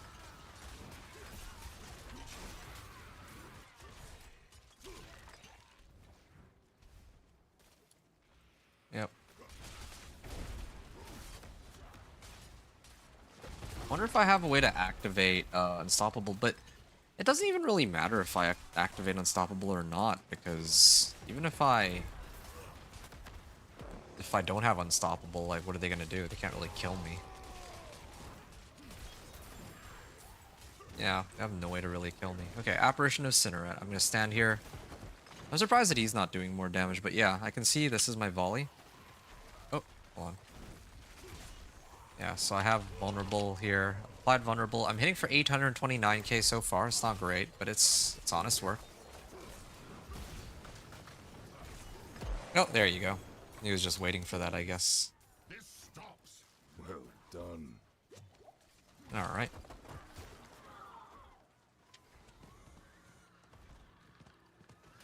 Yeah, I'm hoping that I can boost this power up, but yeah, I like when I make it in a Torment 3, that's where things get really dicey. Like, I don't know. Yeah, I'm probably just gonna use every available aspect to me at this point. Like, I lost track of which ones I have access to and which ones I don't. If I don't have Inner Calm by that point, it would be a little ridiculous in some of the other ones, but I have to. I got conceded already, so that's fine. I'd really just throw on whatever placeholders. Yeah, I'll have to take a look. Then I'll also have to see which uniques I can get from the bosses, too. Need to get, like, Fists of Fate, or, well, Fists of Fate would be nice, and some of the other ones, too, of course.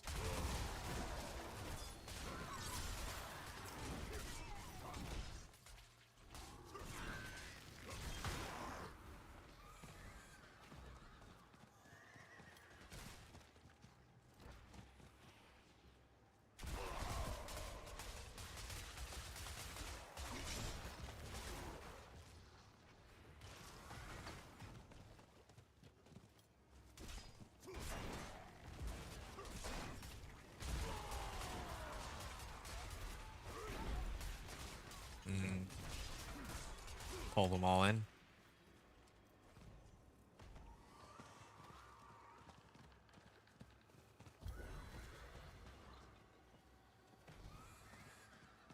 Lethal Shrine, here we come. And yeah, so far so good. I mean, Bloodwave will pretty much clear it. Another 2 more. No, I'll probably be like another 4. 4 runs, 4 incursions, and then a world boss, maybe?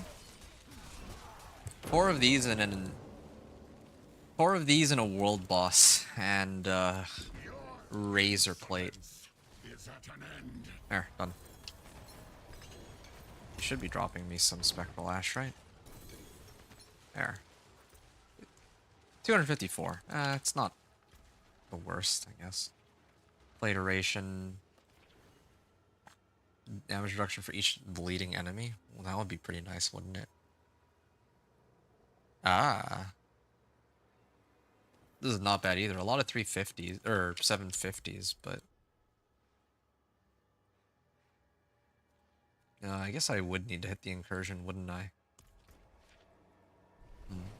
Yeah, I'm gonna hit I'll hit the incursion after I do the reputation board.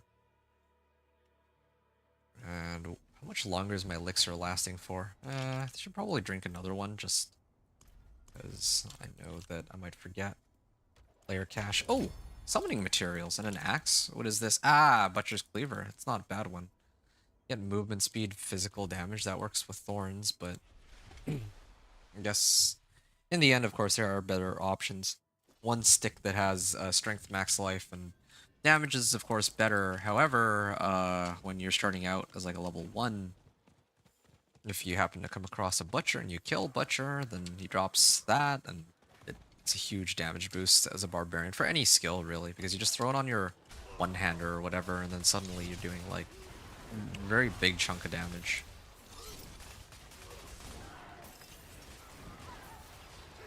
Yeah. I could probably hold off on running incursions after this one, actually, just because I think the bosses themselves also drop Spectral Ash. So, yeah, to finish maxing out Harbinger of Hatred's Volley, I'll probably just go spam 0. Wait, what's this? Lith Rune.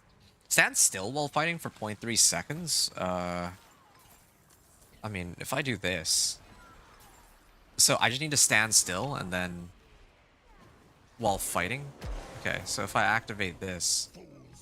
suddenly I can actually regenerate my Fury. Okay.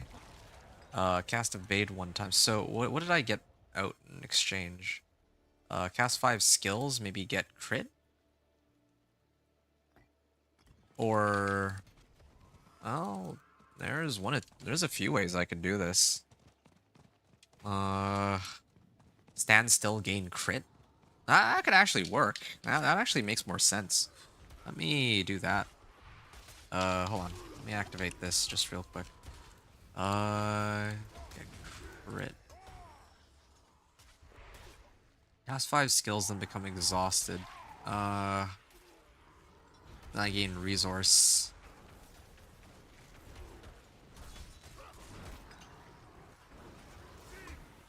I'm curious about this. So, let's say I stand still. It'll just keep draining out my... well, it's something. I mean, either one of these could work really nicely. Just stand still, get crit for my ability. I feel like that just makes more sense. I think that's more valuable overall. So I'm gonna do that. Lith with crit rune. Gar. So stand still while fighting. Oh, but it takes forever though to generate this, whereas primary resource would be... no. If it were like more than 2.5%, maybe, but no, I think I should... I know I keep like changing back and forth, but I'm like testing it, right? Greater Apparition encroaches. Cast 5 skills, then become... I'll do this, and then...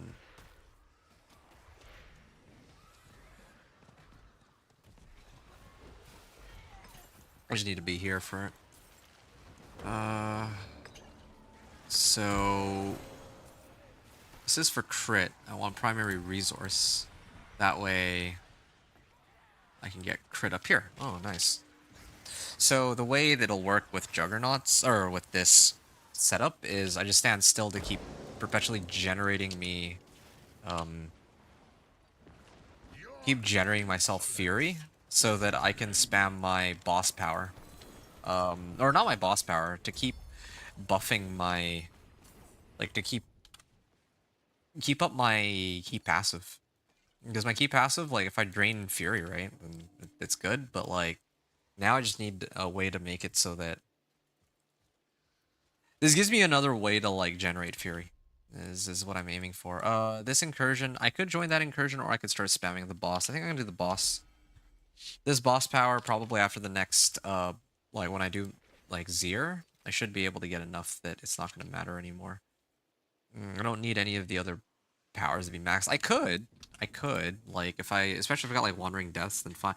If I did not have this one maxed, I would try to max this one. Or I might consider, like, maxing this one, too. This one, similar, or I would at least get each of these to, like, rank 11 or something. This I wouldn't bother. Well, I mean, I guess I would. I guess I would try to focus on ranking these to at least 11, next, after this one gets maxed, if these were, like, rank 1 to start. But definitely this one, I could max that one too. But yeah, I guess this one is, like, super high important. But everything else can wait. But alright.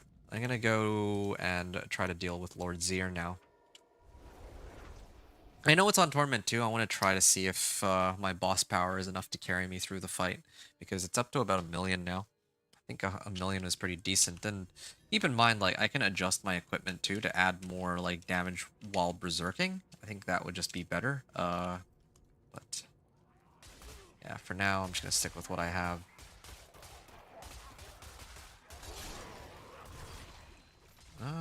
Sure. Elixir of Fortitude.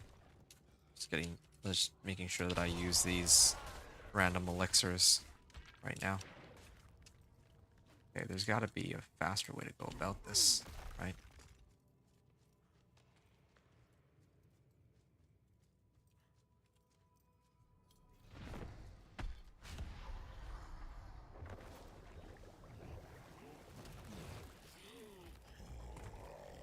Okay, but you could probably one-shot me with some of those mechanics. Here, let me try tanking and seeing. Okay, so he can instantly kill me with that.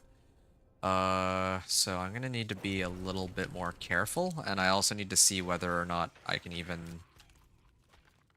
Can I even survive against him?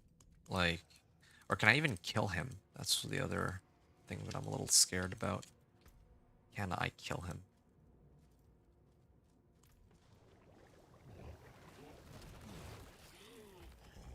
I can definitely kill him Torment 1 in the worst case scenario, but his health bar is moving. Yeah, I just need to wait. I just need to focus on dodging. That's it. Oh. Yeah. My boss power will kill him. I just need to wait a little while. And, oh, no. No. So I just need to wait a little bit. He's gonna maybe use whatever skill. I can dodge it. And even if I don't dodge it, I can always, like, if I don't have dodge, I can, or evade, I mean, I can always just leap past it. Oh. Yeah, that was good timing on that. Oh. Oh.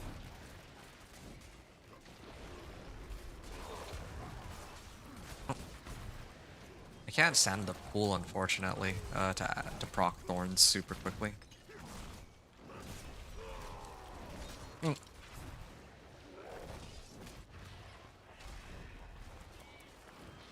Oh, no.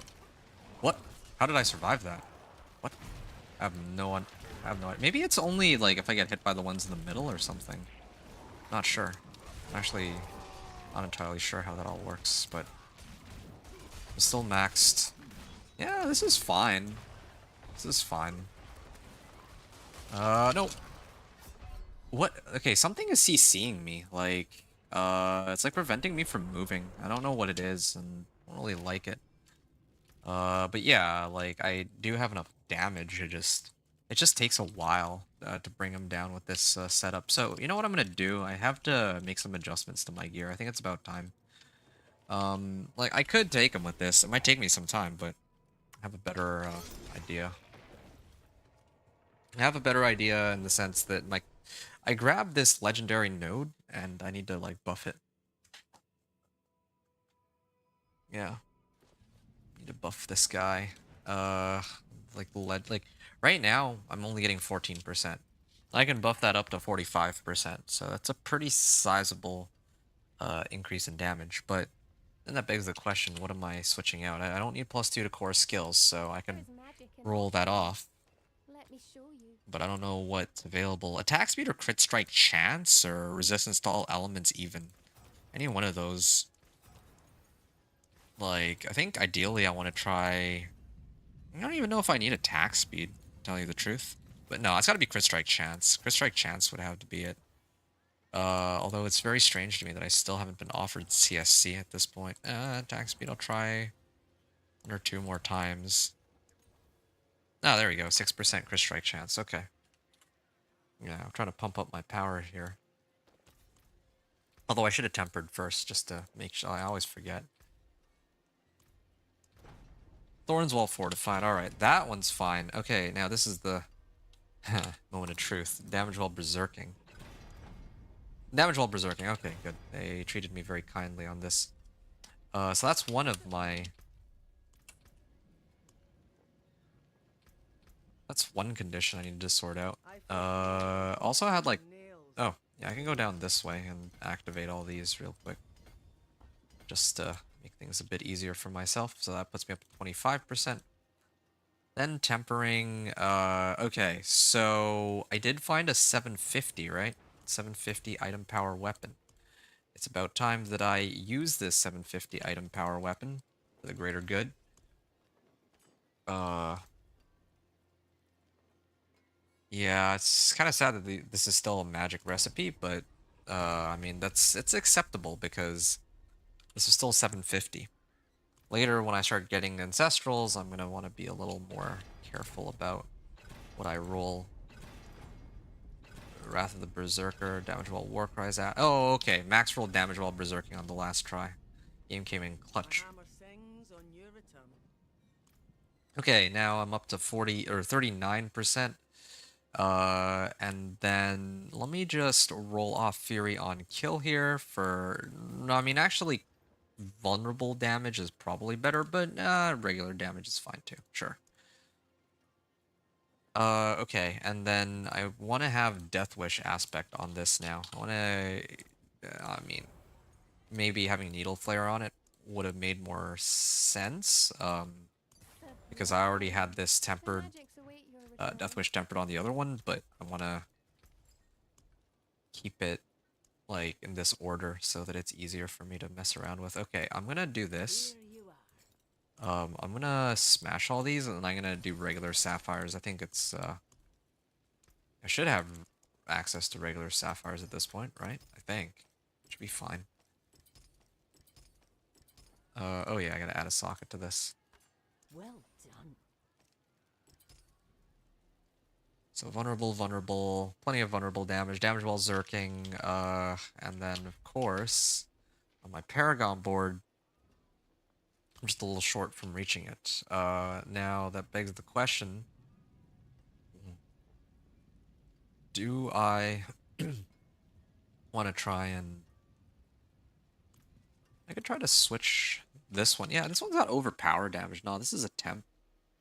I can roll it for this one instead. And I'm gonna temper this with... Attempt to do belligerence, but this one is, I think, more important right now. I have a few one-handers, right? Okay, I bricked it. I'm gonna go throw in the next one, maybe. I'm glad that I kept a couple of these. Okay, well, let's do the tempering before anything else. This time I remember. Belligerence is good, yes. Berserking is also... would be very nice. Damage while berserking, okay, good. So the search is done for the role we're looking for. Was this a sword? No, they're both maces. These should really be like, yeah, these should be swords, because then I also get additive vulnerable, or I think for swords it's crit strike damage, right? But definitely I can at least get rid of this and roll for strength just for the time being. And this also caps out my Paragon board. So this should make the Zir fight a little bit more bearable for myself. I'll grab a couple of these, just to be on the safe side. Critical strikes with core skills increase your attack speed. The wonders of Don't I have How may I help you? accelerating aspect? No, that's for... No, it's not accelerating aspect. I think it's rapid aspect, right? Earthquakes. Next brawling skill deals more damage. Limitless rage. I don't need core skill. I need battle mad. Increased damage in berserking if I swap weapons 8 times. Wow. Skills deal more damage. Enemies that are unstoppable. Yeah, maybe. I could do this one on my one-hander at least. I don't really think I have too many good options right now. I'll have to double check again later. And I'm also supposed to run like Inner Calm or something, but enemies afflicted with Vampiric Curse are also vulnerable. Yeah, okay. Oh, yeah, let me throw on Inner Calm. It's about time that I use that. Okay, so essentially for this Zir fight, I'm running, in comparison to the last time I was in there, I'm running an extra like 40% more damage. from the addition of Inner Calm and from damage while berserking, and Blood Rage, right? Like in conjunction with each other. All right. Oh, wait. How come I'm not doing any damage now all of a sudden? Oh, that's why. There. Yeah. Now the boss power is doing what it's supposed to. There. I don't even think I need kick anymore. Yeah, I actually don't even think I need kick. I could probably replace it for... Oh, no! Mm. Oh, wow. I think I tanked that by taking it from the side, but I think I know what's going on. My evade is like really long cooldown. That's also causing me some problems. Alright. Oh, no, no. Yeah, like... I can also try to keep my distance on him. Oh. Nice to see that my fury is draining out, though, without me having to do anything. That's kind of what I wanted from the beginning, right?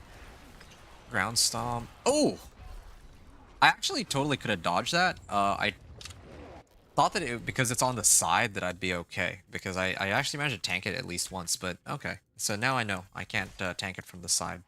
I have to actually fight normally. Oh, finally. I got a Tribute of Radiance. I have to be careful which Torment tier I run that on, though. Because if... Yeah, I only have one of those, and I don't want to time out on it. But I do need those Ancestral Legendaries. I need all of the Ancestral Legendaries. All of them are actually quite helpful. Okay, so I just have to keep running in circles. It's okay. Yeah, I still do need some sort of resource producer, though. What if I just stand still? Standing still produces me resource too, right? Oh, I get frozen. Oh, that's what's happening. I'm dying because I get frozen. I just can't see because there's so much going on my screen, but oh. Alright. Interesting. Sometimes I can survive it. There needs to be a way to break myself out of CC. Because that's a problem right now. Oh, and I'm frozen. And if he casts his thing on me again, then I'm dead. I don't know how I lived through that one.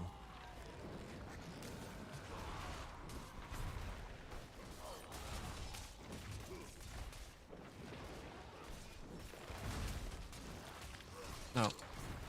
I could do the Iron Warrior aspect. Maybe that could do me some good. And also, maybe I should go through the rest of the storyline just so that I can actually see the Belial fight. That could help a lot too with trying to get the items I'm like looking for. So there's a... Oh, yeah, let's not get hit by that, shall we? So at least he's not using the skill from earlier. Oh, oh no! There, dead. Okay, that's fine.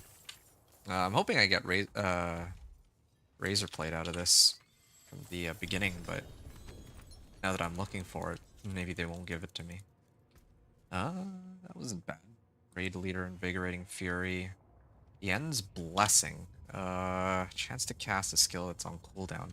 Resource Generation. No, let's hold off on that for now. I don't need this. Unless I want to trigger something with this, right? Like... Because if I run Temerity with healing potions, then that might be a good trigger for a rune, but I don't know what rune I would even trigger on it. Increase damage per point of fury you have, or skills using this weapon. Well, I don't need that, right? From Aladni's Magnum Opus. Overkill. Well, it's great and all, but it doesn't help me, unfortunately. Yeah, I could keep running these, but I think I gotta start trying to go through the seasonal quest line. Oh, that's another thing too. How much? I only got like 160 or 170 spectral ash out of that. So it's definitely not as good as running the bosses or like running the incursions. And this is like much tougher. This takes a lot more time. Um, what I wanted, I don't know if it's worth it for Belial fight. And then nah, I should do the Belial fight. Should do the Belial fight, but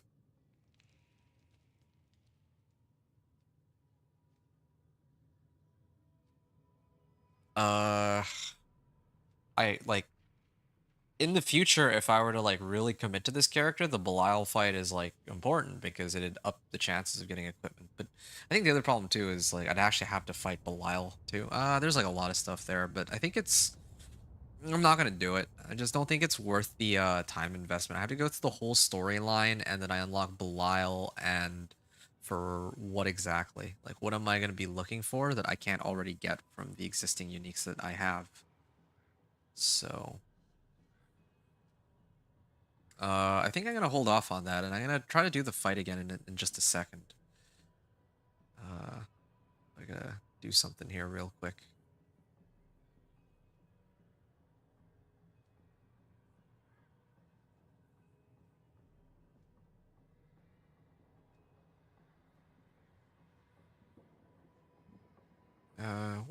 One moment here. I'm gonna actually be right back for like a minute or two. Yeah.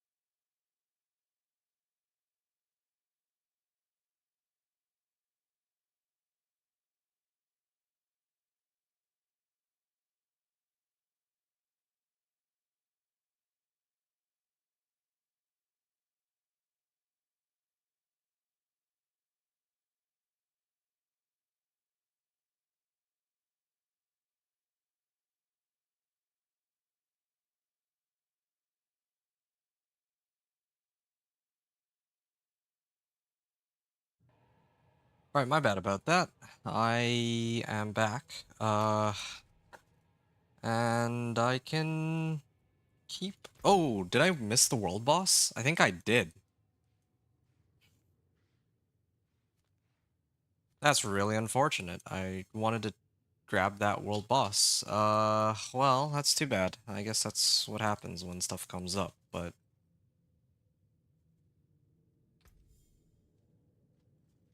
When did I get these elixirs, though? I don't... Maybe somebody else popped them or something while I wasn't paying attention while I was in town? Yeah, maybe? Didn't know I had that. Oh, okay. Yeah, I'll run more Zir. Yeah, as long as I stand still. Oh. Yeah, as long as I just stand still, I can... like this.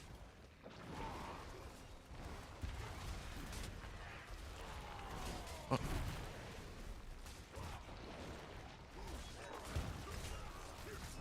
Okay, well... Oh. I think the problem here, or part of the issue, is this aspect right here. I think I need to get rid of Juggernauts in favor of Disobedience, because that's getting me killed. That's gotten me killed multiple times already. The fact that I don't have any evade charges and the cooldown is takes forever. Like, instinctively, I just evade out, but in this case, not so much.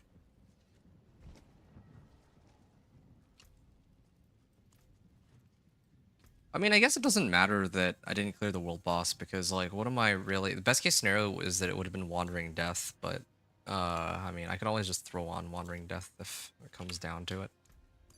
Okay, there. And I have all resistances and armor here. You know what? I might crash later, but sure. Let's do this for now. And I'm gonna try to deal with Zir. With this.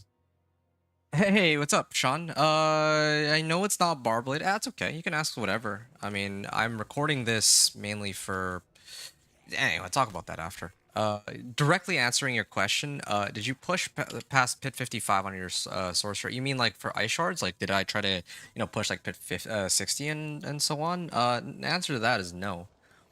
I mean, this channel, my goal this season is to try to get as many people and as like to be able to reach Torment 4 with like various different builds, right? So I kind of right now I'm not too interested in like trying to really push past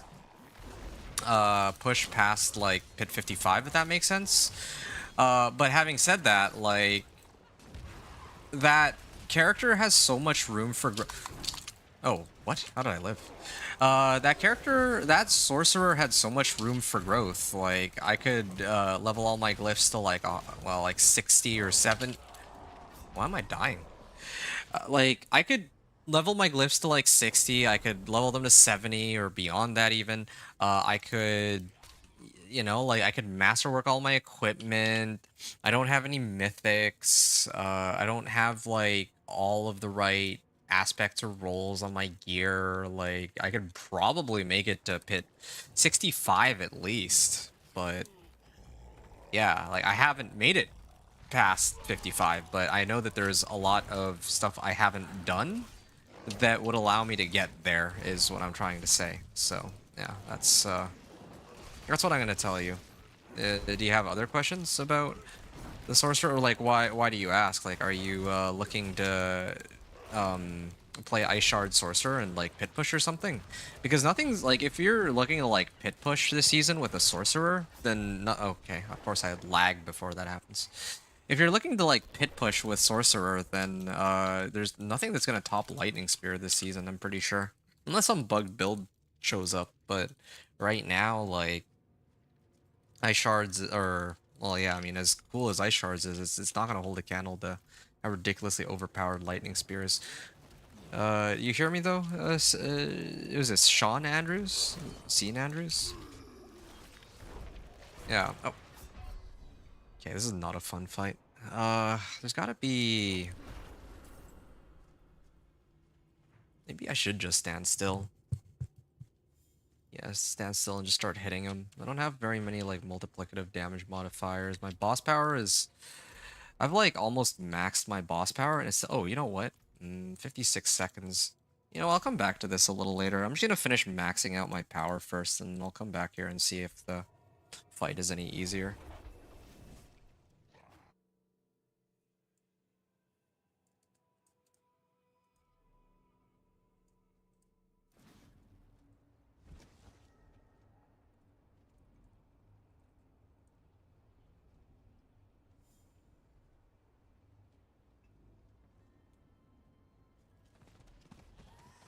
Okay.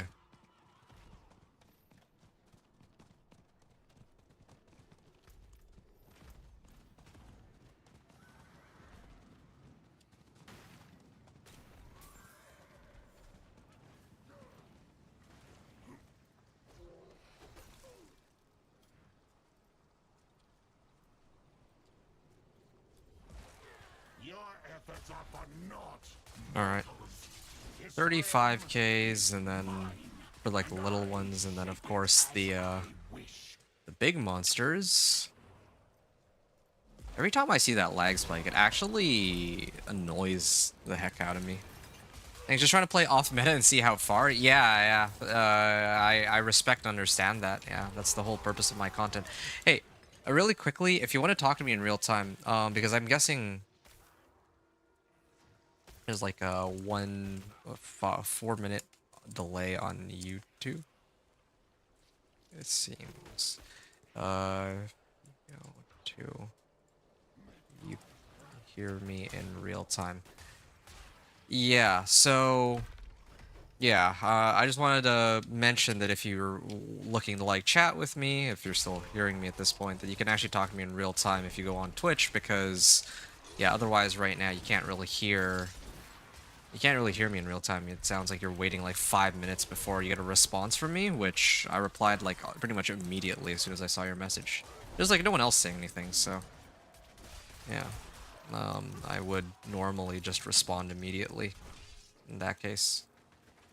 Wait, why am I hitting these regular monsters? I should be hitting like all the ones up here.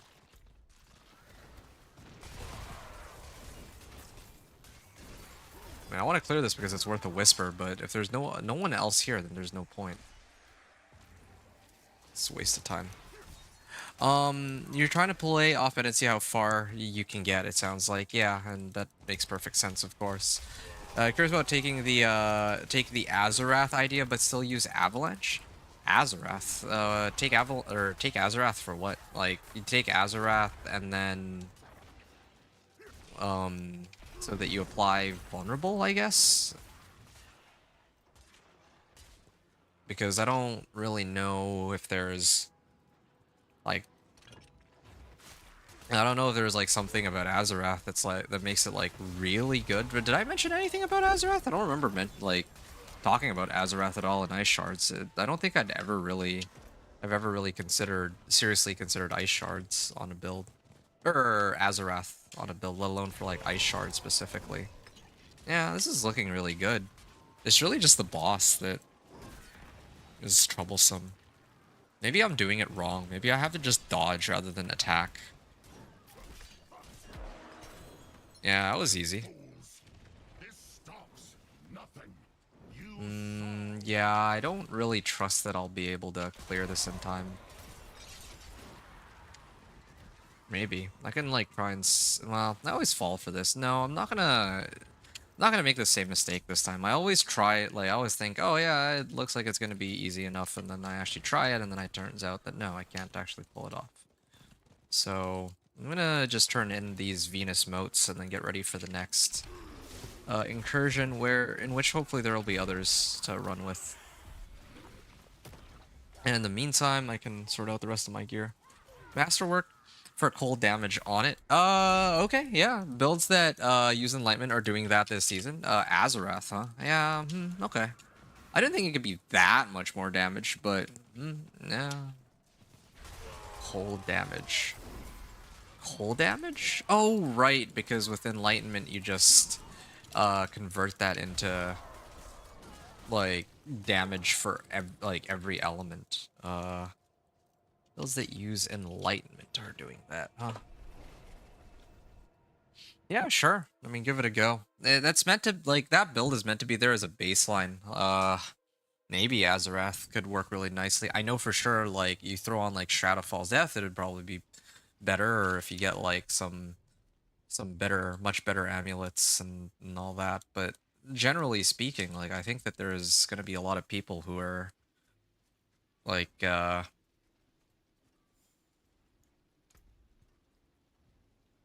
that's just a starting point. Like, there's definitely a lot of room for that build to grow, and I really just hacked it together so that people can get into Torment 4 because that's what's most important. But you know, absolutely, if you have other methods in mind of boosting your damage, then yeah, would be quite happy to see that. Uh, Barrier. Kind of want to run conceited on my amulet rather than on my ring, because I'm always permanently on barrier given the nature of my build. So, given the nature of the boss powers here. And then maybe I still have intercom there, so maybe I can grab something else instead. Elements, aspect of elements might not be bad. Yeah, I think I'm gonna do that. I don't even know if I got access to aspect of elements, but sure, whatever.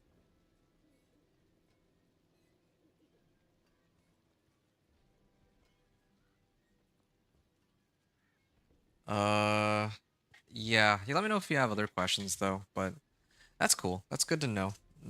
I mean, I wish you the best of luck if you're trying to like play non-meta. I mean, that's kind of the whole premise of my channel. There's a reason I named myself Inventor, right? Like that's the whole backstory behind it. I wanted to encourage like, oh, if you want to play some off-meta build, then here you go. But of course, yeah, right now I think my main goal is just getting people to be able to push Torment 4 and all that.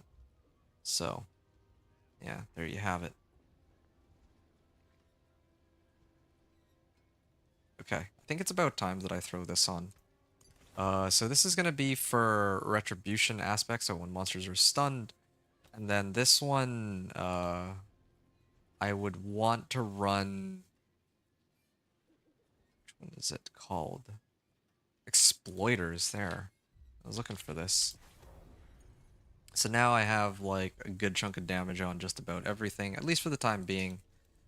Later I'll grab Fists of Fate. That should be a pretty sizable damage boost too. And then...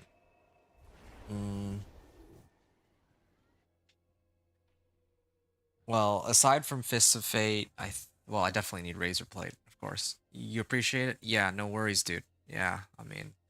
If ever... Oh, hey. Do you have an Azarath? I might actually be able to hook you up with one. If you are looking for one. Because I remember holding on to this. Okay, well, if I miss this incursion, then I'll go back to town and I'll show it over to you. But oh yeah, okay, I made it. I made it just in time for this Maze Legacy. Oh wow, that is a good Maze. Orgy max roll talisman, like Lochran's. I also love how I still have yet to come across any Ancestrals. Well, I mean, I have this tribute I could run. I'll do that a little later, but it's pretty annoying that I'm struggling so much. Oh, is this... Oh, this is Blight. This is Blight Necro.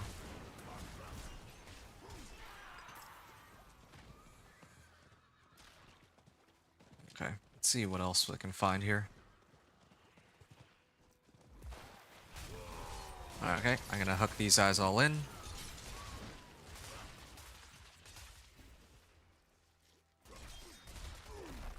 Okay, so now if I just stand here, do I have a way to like apply vulnerable on everything? I have ground stomp, but... And kick. I guess I could kick him. Here. Oh, it's not draining out any resource because I'm not actually applying vulnerable to anything. There. There. Okay. There's a delay on this boss power, but I don't think it... Generally speaking, it doesn't matter much. I can go down this to this pack. I can pull them all in with Challenging Shout, maybe.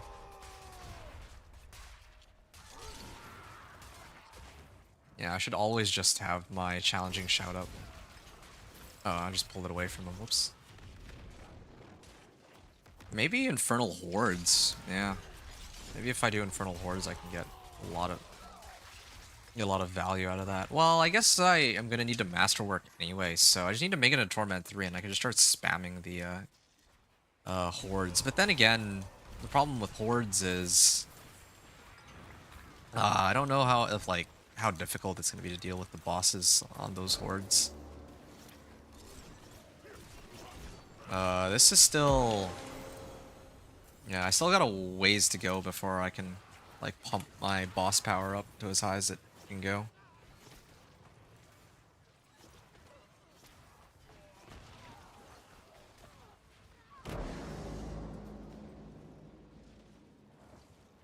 Alright. Your insolence No, is dead. at an end. I appreciate that. Well done. Cool. Got some obols out of that too. Okay, so now I just need one more. One more incursion. Oh, okay. Yeah, this one's got a whisper attached to it too. I want to run all the incursion or incursion whispers before the like end of the day. And the pit also, I'm gonna need to do one run of that. Actually, it would be good to run one run of pit anyway, just because then I can get my headhunter up to rank 15. Actually, my headhunter's like bonus is already active, isn't it? Yeah, I think my headhunter has already got the its additional effect active, which is a little unfortunate actually. I was hoping to rely on that, but guess no such luck there. Am I the only one here? There's got to be another... Okay, if it comes down to it, then I'll just go to the other incursion. If no one else is going to be around here. Like, it's really not worth it. Your efforts are for naught, mortals. This realm Yeah, I'm the only one here. I have to go to the other one. as I wish. It's actually pretty annoying that, like... I don't like going into an incursion and there's no one here. Just, like, throw me into an incursion with other people. Like, I don't like the way they divvy up these instances. It's actually a huge waste of time sometimes, the way they operate here. Like, what is this? Why can't I... Okay, fine. Did I just pull more monsters in? Wow. Right, I can't even port in peace. Finally.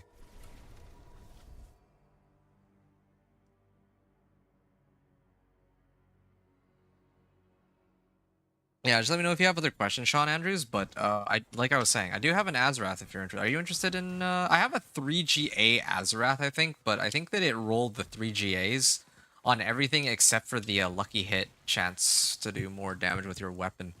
It would have been nice to get the GA with that one modifier, on that one modifier. I would have taken that over the other three, but yeah, I have a 3GA Azarath and it rolled everything, I think, except for the one stat that mattered.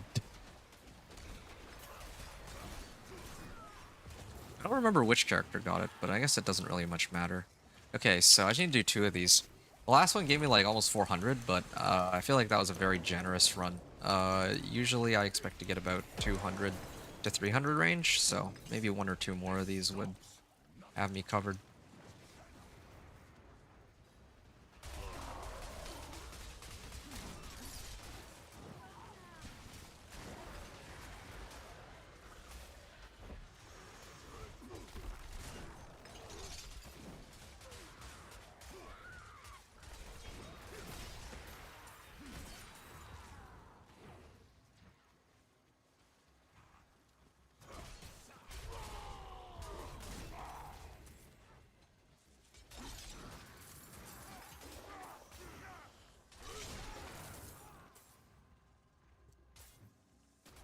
Whoa, game freezing on me. Well, my incense and elixir is gonna wear off. Once they do wear off, I might just restart the game. Oh, there you go. Reached rank 15. I deal 15% increased damage while healthy. And let me There. Wait. Oh, am I not able to? Oh yeah, there we go. Slashing. Okay, so all my skills should be slashing right now. Oh, this is amazing. This is actually so good. So I get an additional 15% more damage while healthy. Sweet. That's a pretty big boost.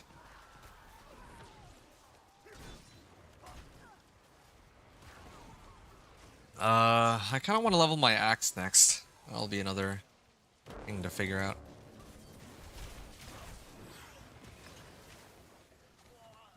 Rank 10 bonus, increased damage while healthy. Good.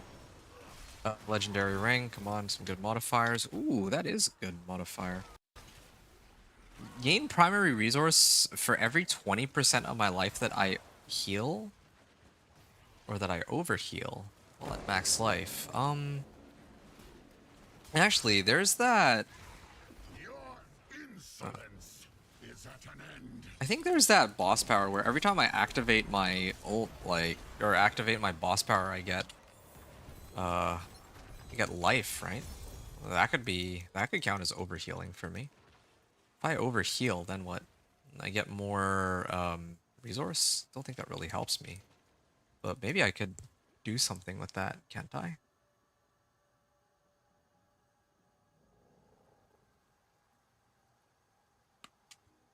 Alright, I still have about 10 minutes to do Zir. Although, I think, yeah, I knew it. I have only 200 Spectral Ash here. So now I'm just waiting for the next incursion to show up, and apparently, no luck there. Or I might go to the reputation board next. Oh, I guess the Pit Whisper timed out too. Oh, that's unfortunate. There's way too much stuff to do.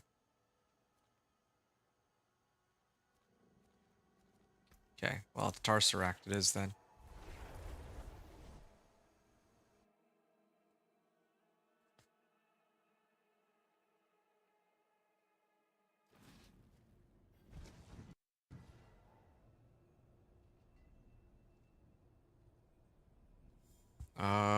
Alright. When's the next gonna show up? Oh, here we go. A Masterwork cache. Okay. Well, not that I have anything really worth. I got 690 Obdicite out of that. Oh, what's my Obdicite count? Okay, I'll just... Yeah, I think it's fine to just use whatever I have. I'm not gonna be so stingy about... Oh, I had 700 Obdicite before. Like, whatever.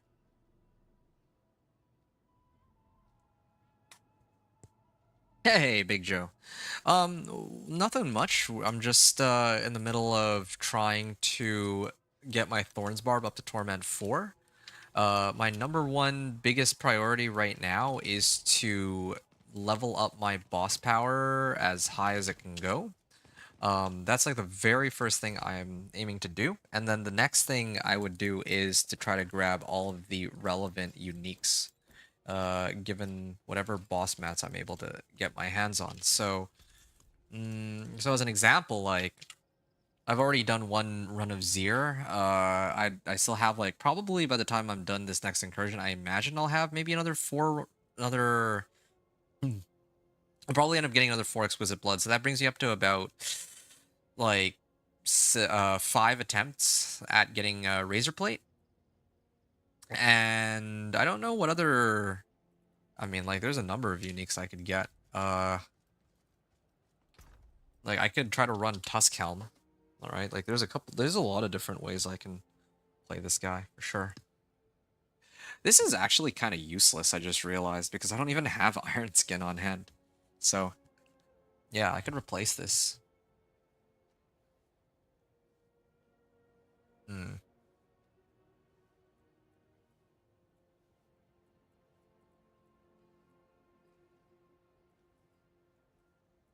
Yeah, a lot of good options here. And then Fist of Fate too. What are you up to, Big Joe? How are you doing? Are you playing too, or right now, or what's the situation for you?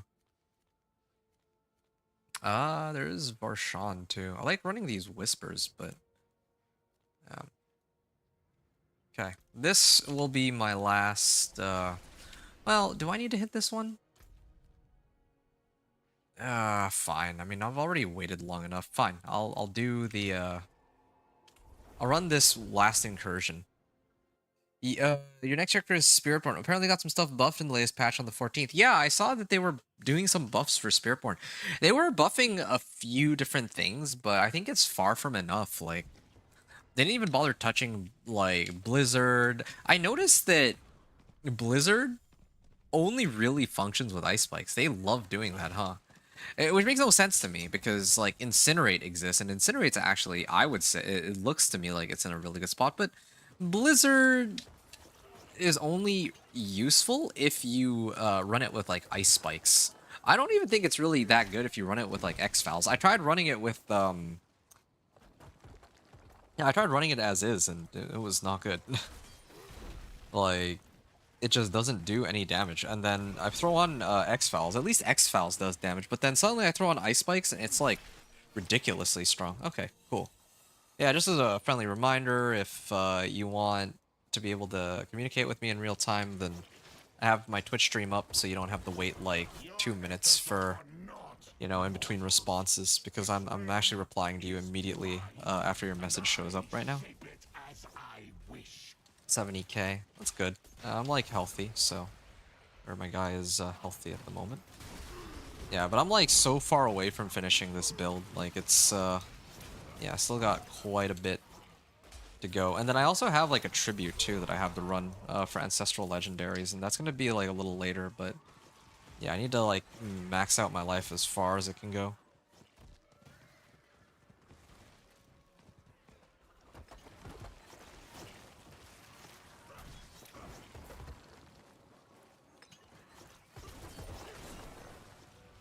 What is this?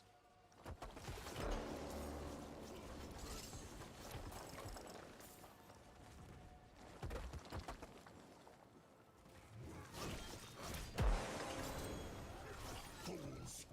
This stops. Gain armor, or this is for Helm.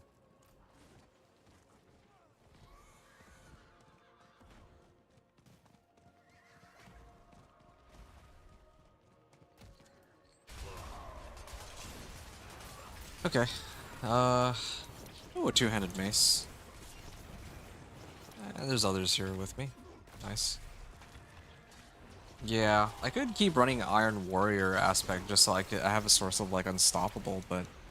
So, what build do you plan to play with your Spiritborn, Big Joe? Because, yeah, like for me right now, my main focus is going to be on finishing this Thorns Barb. It would be great to finish this Thorns Barb by tonight, but I'm not going to really hold my breath. I think that this seems like it's going to be a two-parter just because, like, really I'm just waiting on my boss power to do as much damage as possible. It's really just an issue of whether or not my boss power will be able to kill the bosses. Like, I have to scale my boss power to the moon. That's how I plan to do boss damage, but I don't know if that'll be enough by itself. Kind of frustrating, actually, because the rest, like the build itself, as long as it can get into a Torment tier, it can kill pretty much all like the little monsters. It can even probably hold its own pretty nicely against elites. It's just against bosses specifically that's a big problem. Yeah, no, I'm done picking up 750s, I think.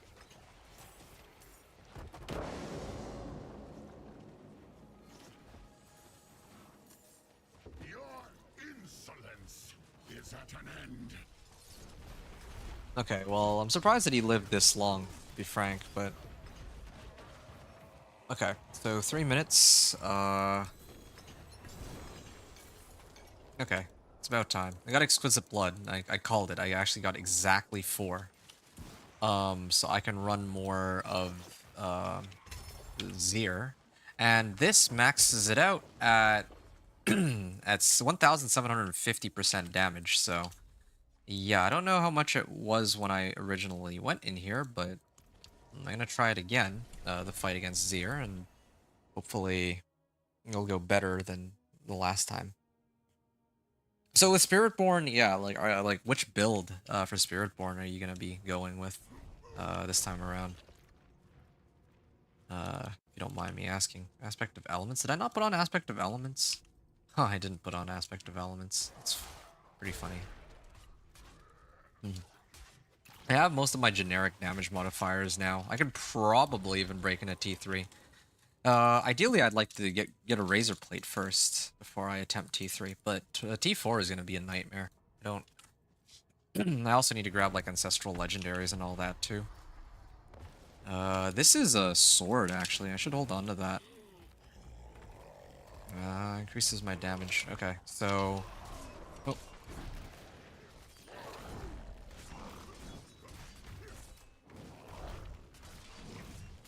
Alright. Oh. Actually, I should just stand still. I think if I stand still and I just keep swinging, it's okay. Oh, no.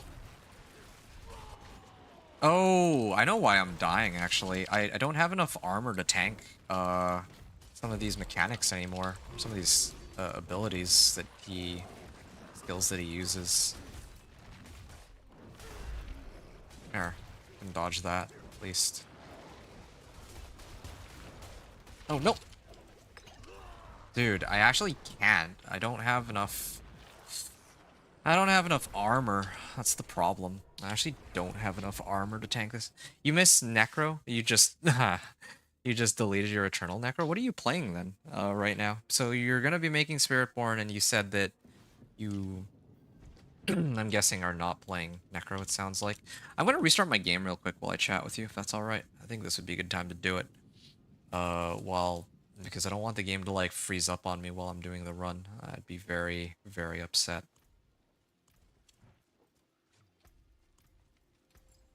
Might actually bawl my eyes out if I died like that. Okay.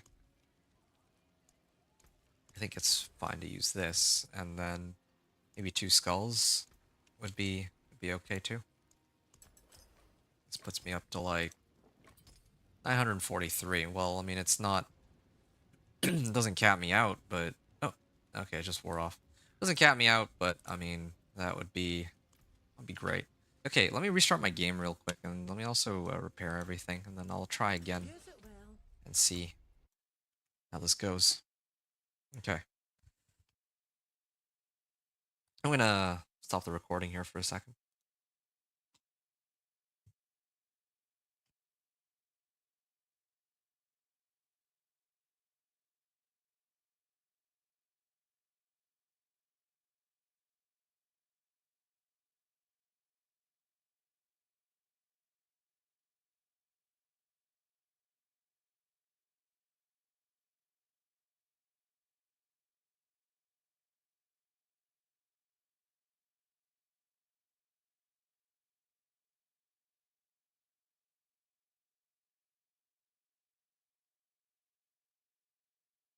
Wow. It really does take a while for Diablo 4 to... I think there really is some sort of like stability issues or memory leak or whatever because... Well, I mean, I don't really want to find out for myself if I'm still crashing. Like, yeah, it takes like a while for Diablo 4 to finish, like closing itself down because I clicked exit Diablo 4 and it just finished like closing up like 10 to 15 seconds ago. That's like a really long time, right? Okay.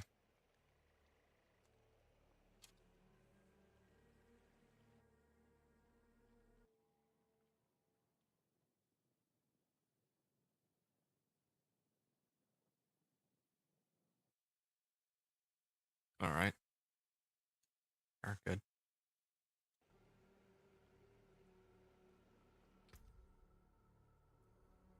Gonna start it up and see how far we get.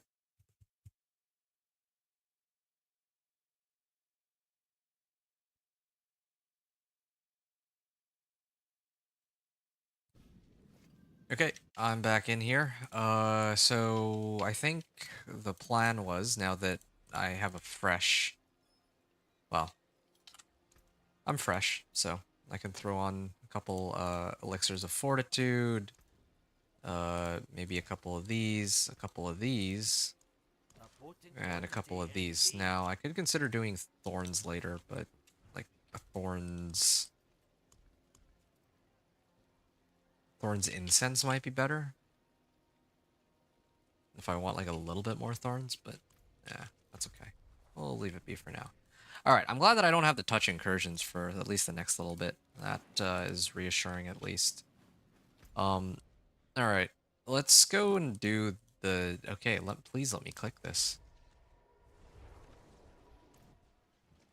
There's also whispers that I could run too, but I think I want to run all these bosses and then maybe try to run the ancestral legendary tribute. That would also be very helpful. This thing right here would give me a nice way to get some ancestrals. In fact, yeah, I guess when I do make it into Torment 3, that's when I can start running all my infernal hordes. Not even for Obdicite, but because I actually could use the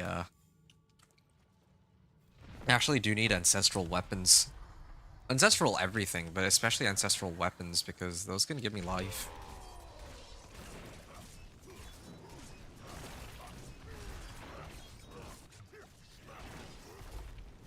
Oh, wow. Can that kill me? Can I just, like, AFK this fight? That would be great if I could.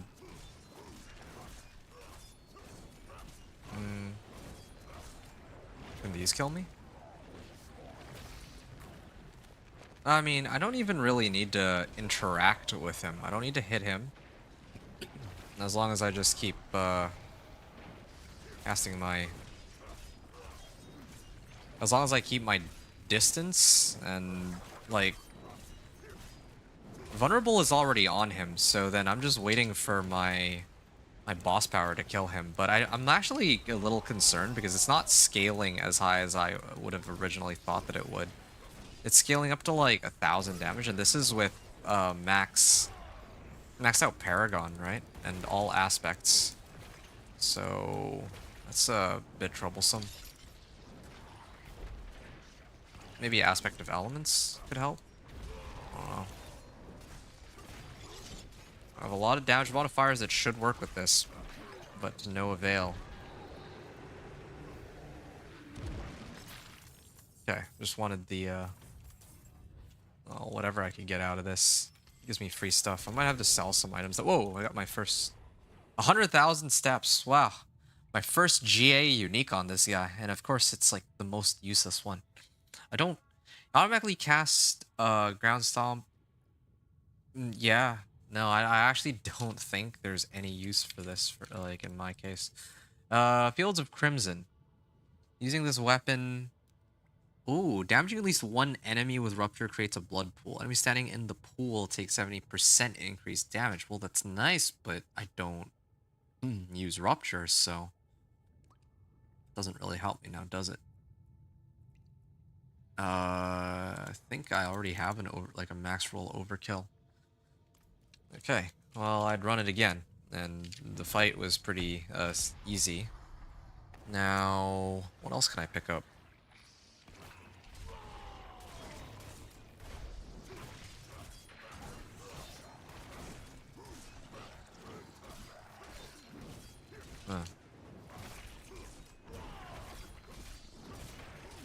Yeah, I could just AFK this fight, right? Just want to double check this. What if I just stand still and I like duel him? Will he be able to kill me? He is actually eating through my barrier. Yeah, he doesn't have like stacking damage like he used to either. Oh yeah, he is actually starting to cut through. I have disobedience too, I just realized, so maybe that also helps me generate armor and all that.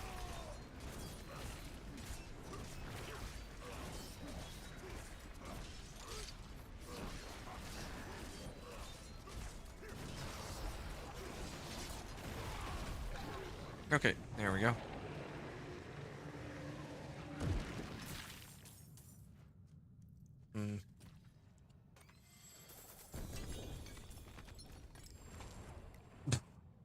Why, man? Why? Is this really the only one that I can get from? It feels like these are like among some of the only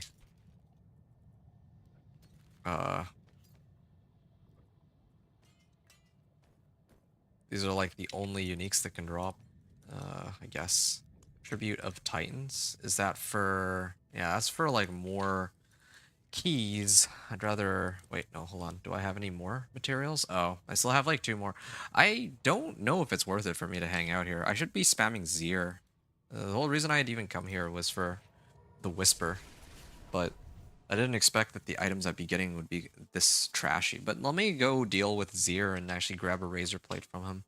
I think that should at least double my Thorns damage. Because right now I'm sitting on like 1200 Thorns, unless I Berserk, right? But if I get a Razor Plate, then suddenly it should shoot way up.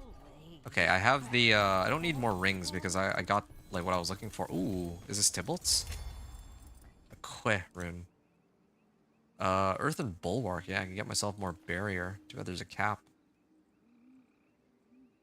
Transfer. Kick and leap to deal double damage. Malignant Hearts. Weapon efficiency. Ooh, Brawling cooldown reduction. Brawling cooldown reduction would help Warcry and the leap, I guess. Yeah. Yeah, if I wanted to go about that. Lunging Strike.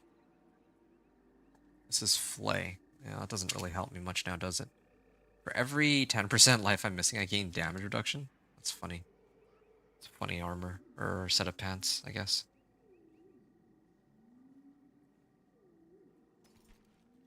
Frenzy.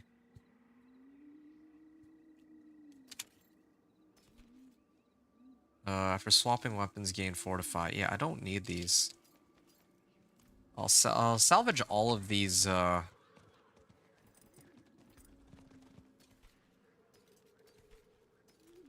salvage all of these. The forge is ready for whatever you need. And then I'll sell the other ones. And maybe this one, sure. Alright. Where? Oh yeah, Lord Zir. So, the journey to get a Razor Plate. Already I'm like 4 hours into my run, which is kind of nuts. It hasn't felt like 4 hours, but I mean, there's a very specific progression in this case that needs to be done. Oh, I can actually leap over that. That's cool.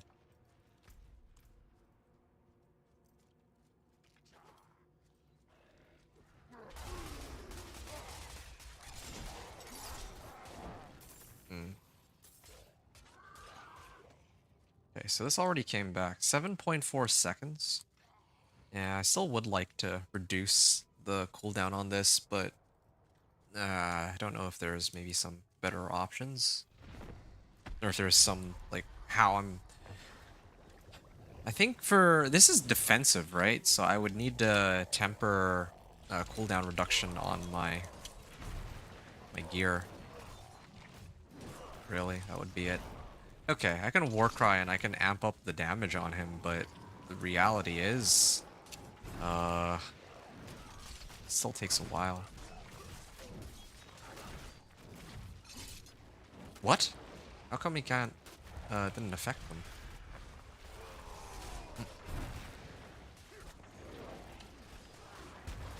Can I survive getting hit by the blood pool now? Like, because I have like a whole bunch of armor, don't I? Introduction.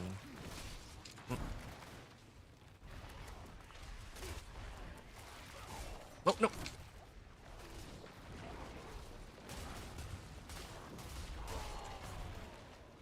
Yeah, it's just if I get CC'd. I think I need to replace my right click with Iron Skin. That alone might be enough to... No. Yeah, I think I need to. I actually think that Kick has outlived its usefulness. I don't remember the last time I activated Kick because I have no... I've never had enough fury to even consider, like, using Kick. So it's at the point where it's pretty useless now. So I'll replace it with... Not like I could get Fortified, but... heal for... I don't really need heal. I'm actually okay on heal. It's just... this.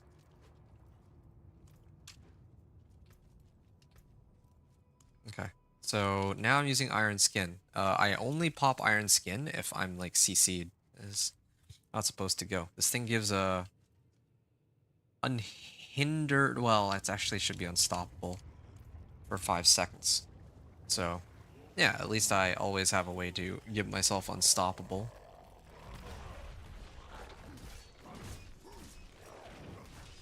And if he activates something where I'm CC'd, then now I have a response, a very good response for it.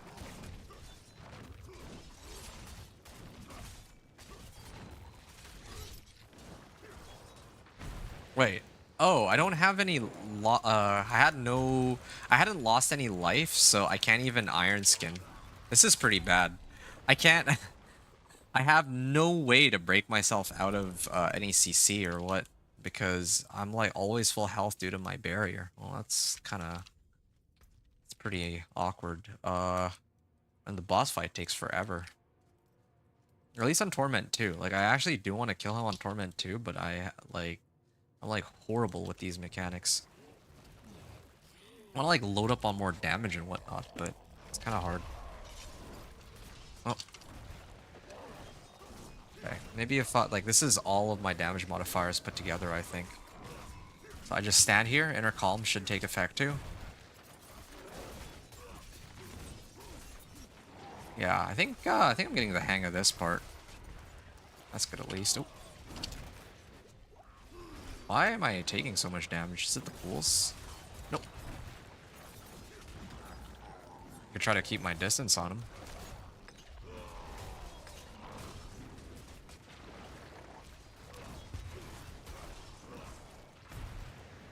Ow, ow, ow. Okay, so now... Oh, that's a problem. I have, like, my Iron Skin, so if I actually start losing life, I can just activate that. Oh.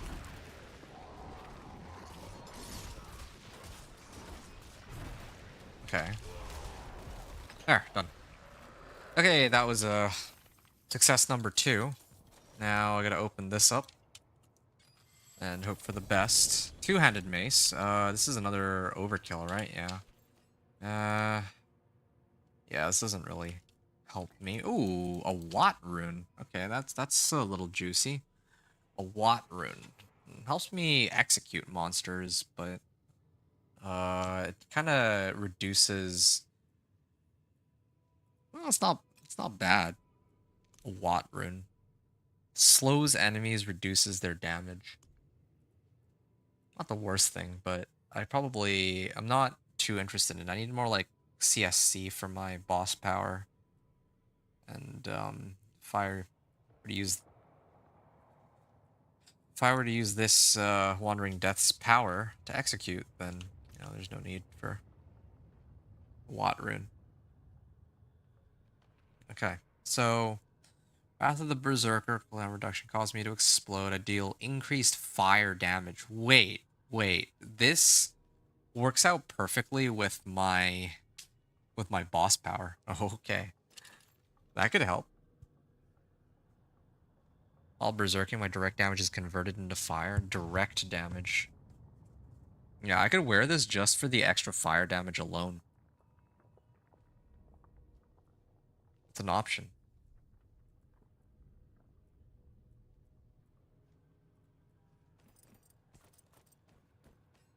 I might have to sell this, actually. Well, no, it's okay. Can't bring myself to. I'll sell that one, though.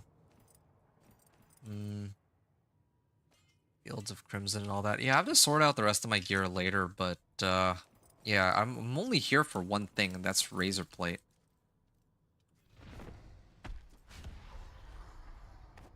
So, that causes some problems. Also, they're going to be fixing this barrier to actually have a timer. I think as, like, next patch. Oh.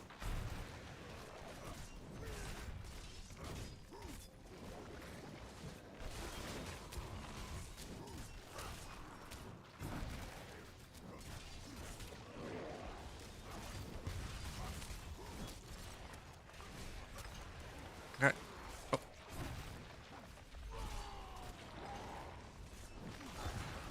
Should only really be using Challenging Shout if there's multiple of them, I guess.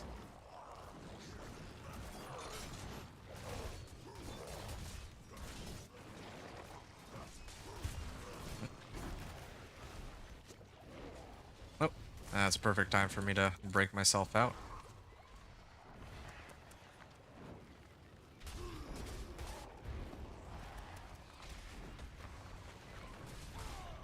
Oh, no, no. I have no way to hit him. These pulls are so unfair.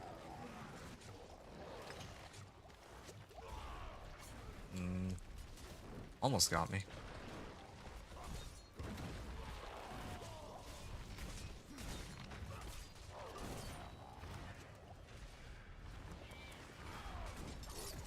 There, good. Okay, let's open this up. I need chest armor. Oh, 2 GA chest armor? Is that what I think it is? Okay, here we go. Fingers crossed. Please tell me it's what I'm looking for. Yes! Yes, it's a 2 GA razor plate. 2 GA razor plate, guys. Oh, that is a big boost in thorns. So I just went from 1600 to 4000 thorns. That's like a 2500 increase. And when I had originally, like, if I use like, I need to go berserking, right? So which one activates berserk? Maybe this one. So my thorns, it doesn't. Maybe I need. Well, it's hard to tell, but it's just a very, very large increase. Big Joe, yeah. They need to remove the remnants and the pit bosses or nerf them. You're sick of them one-shotting you. You're referring to the like the little like red spirits that hit you with stuff while you're fighting the main boss, right? Yeah, those do get kind of annoying. I get the point of them, but I don't know. Usually I do a decent job dodging them, but I can understand why they might be annoying to deal with. I do sort of agree. Actually, do I want to keep spamming Zir? I'm fine, right? I got what I came for. Frenzy plus Duelist. While at maximum stacks, I deal increased damage. Like, that could work with Flay. Oh, you know where I should go? Next, I should attempt to get Fists of Fate from Beast in the Ice, my favorite boss. But if I do that... If indeed I'm looking for Fists of Fate, then I'm going to need to be a little careful because... I'll at least get the Whispers out of this. Yeah, why not? Yeah, like Elias and Lilith, those two need to go. Yeah, those two hurt. The other ones are, like, acceptable, but you just see, like, a wave of spikes get tossed your way, and you just cry. And then the same thing with Elias. Elias is, he shoots out those, like little fire bolts, and those hurt. For some reason, it's just those two bosses. All the other ones are whatever. I think there's, like, there's, like, a bunch of, like, circles that get, that are, like, really... that have like a really large radius and they slowly get smaller and smaller, right? Like that one is pretty easy to dodge, but even if you tank that head on, you still probably survive it. It's silly to me how little damage some of these actually do in comparison to other effects, right?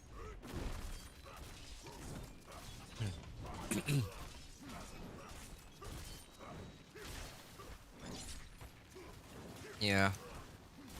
Can this guy even come close to killing me? It's not like Zir, where Zir had like so many different mechanics to do like ridiculous amounts of damage. Here I might be able to just take him on. Like, I could just brawl him to death. You have a razor plate, but I don't think that really does that much in this case.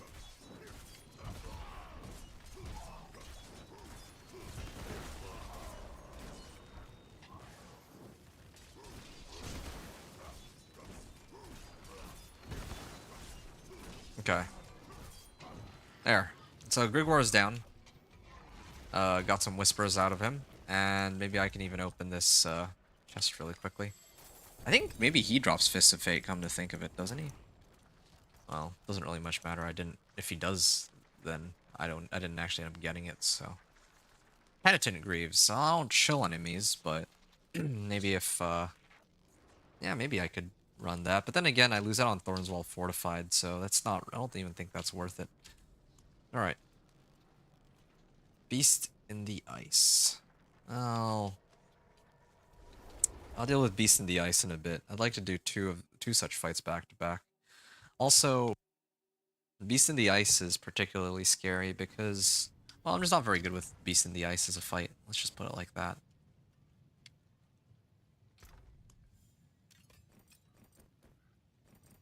Yeah? Yeah, sure. And this has served me very well, but I do need to, Finest jewels inside. I mean, Razor Plate's kind of a no-brainer for this build, right? I mean, I have to use Razor Plate. It just wouldn't make much sense not to. Well, given that it's supposed to be a Thorns Barb and all. I have 1700 Obols. I'll have to burn those later, too.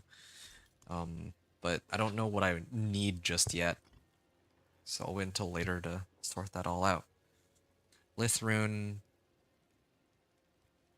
and Bulwark can always get like plenty of barrier, but I think like I mentioned, I'd like to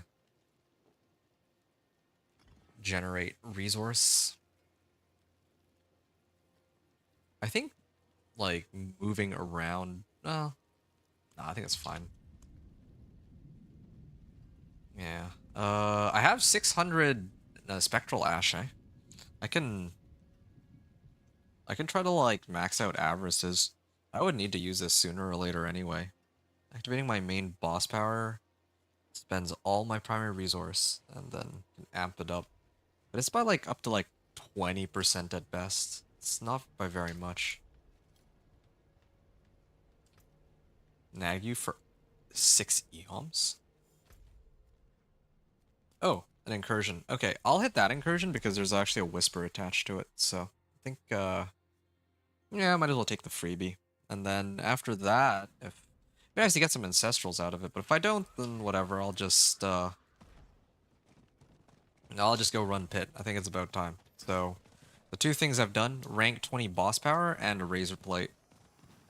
Yeah. Oh, and there's no one here. I'll give it like a minute or two. If no one shows up, then whatever. I'm not missing out on much. Your efforts are for naught, Ooh, yeah. I see the damage has gone up a lot because and I shape it as my I wish. boss power, or my thorns are much higher now.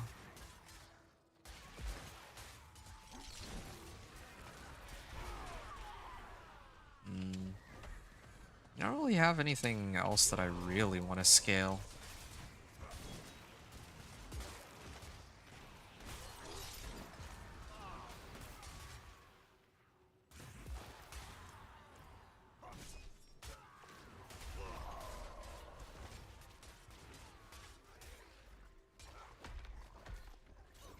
Additionally gain percentages barrier, but I'm like, yeah, I could just max out this power if I really wanted to, but I feel like it's kind of a waste.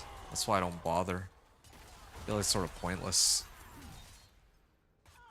Yeah, I could, well, I mean, I wouldn't be able to finish this. No, I'm just gonna leave it be. Slay the enemies. How long would this take? I can't like instantly kill them. I have to wait for them to come to me. This is also a waste of time. Yeah, I'm gonna head on over to the pit. It's about time that I try to push for pit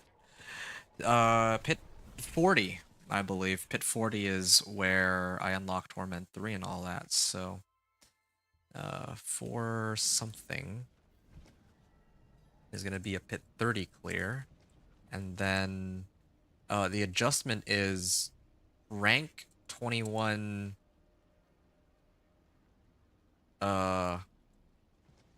rank 21 hatred, well, Harbinger's Volley, and 2 GA Thorn Mail.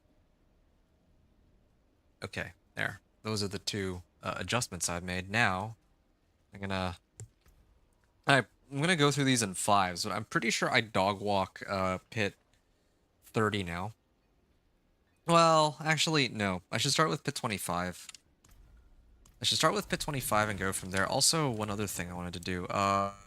87 Paragon points spent. 87 Paragon points spent. And then, oh yeah, right. I also found bold chieftains. So I think those are the big adjustments. Oh yeah, and then of course, correct or more damage aspects. All right. 87 Paragon points spent, so that's like 2 legendary nodes, right? 2 legendary nodes. I might have to redo this run. Yeah, I might have to just redo this run. Let's see. So it's legendary blood. Is it Blood Rage? What's the name of this one? It is Blood Rage. So Blood Rage and Weapons Master. Ooh, legendary nodes, Weapons Master and Blood Rage. Okay, so there were a number of adjustments that were made in this case. It's fine. Okay.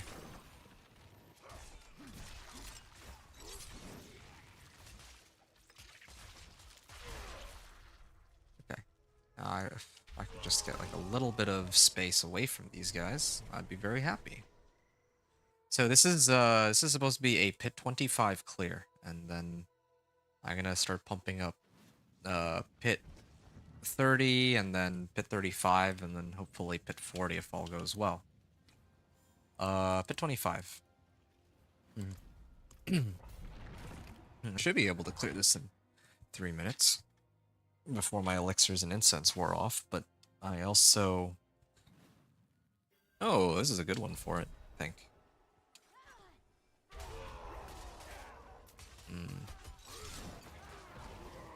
Yeah, I mean, my boss powers are starting to become pretty crazy. Oh, didn't apply my vulnerable in time.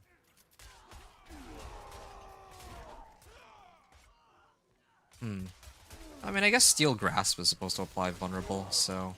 I mean, I Steel Grasp something and then my boss power goes off on it. It's not bad, but...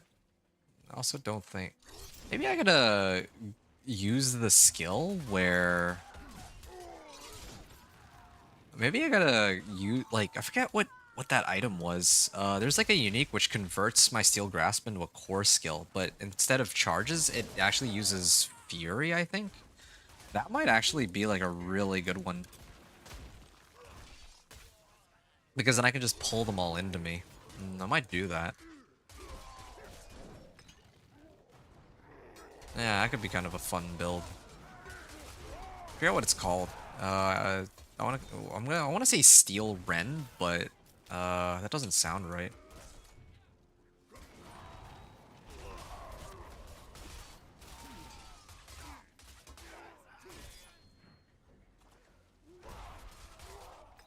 Yeah, I mean, I still haven't even started scaling up my life. When I start scaling up my life, these damage numbers are gonna go way up.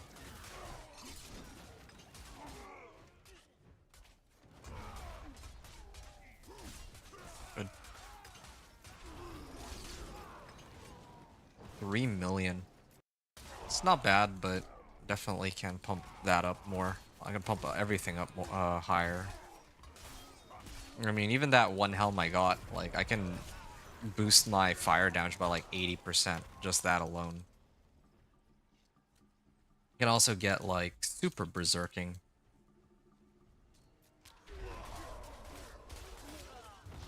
With the Tusk Helm, if I want. Like, there's a lot of different ways I can build this guy. I'm kind of leaning towards the 80% more fire damage, though, because it's like almost double the damage on my boss power. But, I'll have to think about it.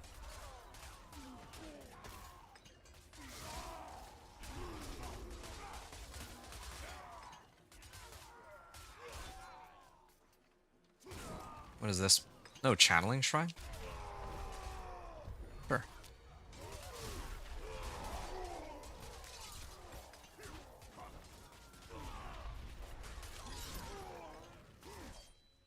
The cooldown on this, 3-second cooldown on the charges. Well, that's everything. Might as well start leaping.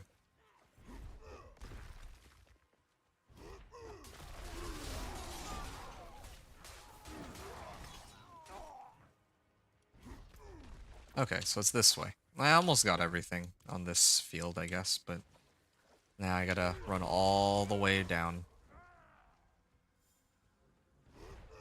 But yeah, this build is clearly more than capable of handling all these monsters.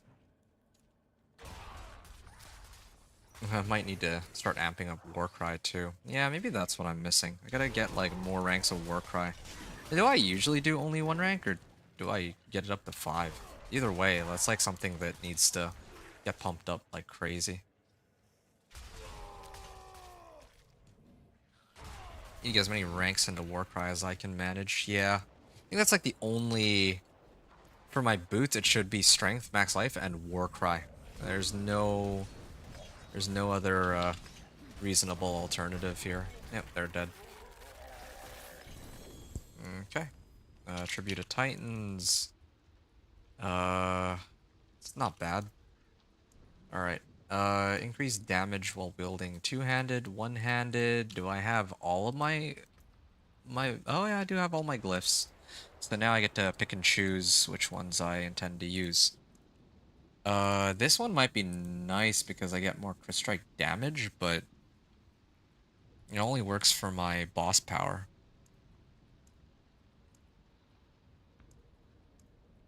Dealing Thorns damage increases all damage it takes. Well, that's a no-brainer. Yeah, definitely gonna be using that.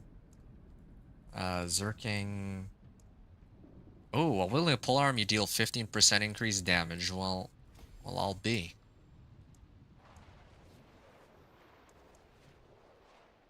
Okay, so this is what I got so far. Increased damage while wielding two-handers. 15 damage or 15% increased damage while wearing a polearm, and then of course increased damage with thorns. I mean, all of those seem very useful. The next, or every 12 seconds, my next attack will overpower. That can be helpful because it'll trigger more consistently the. I had this thing, right? Oh no, I don't. Yeah, because if I have Warpath, then it could help. But brawling skills deal increased damage. That doesn't help my boss power or my thorns. Increased potion healing, reduced damage from elites. I don't really care for cooldowns. Earthquake, sword, increased damage while Dust Devil.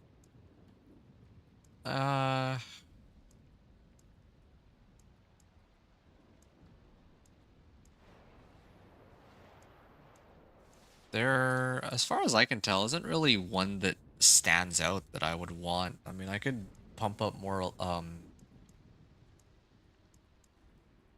earthquakes and dust devils, but I hate doing that. Like, don't like really messing around with dust devils. I could just run these 4 glyphs for now. I guess there's an argument to be made that I could always use the... Oh, wait. But this is while wielding an axe. No. Deal increased overpowered damage. My boss power never overpowers. I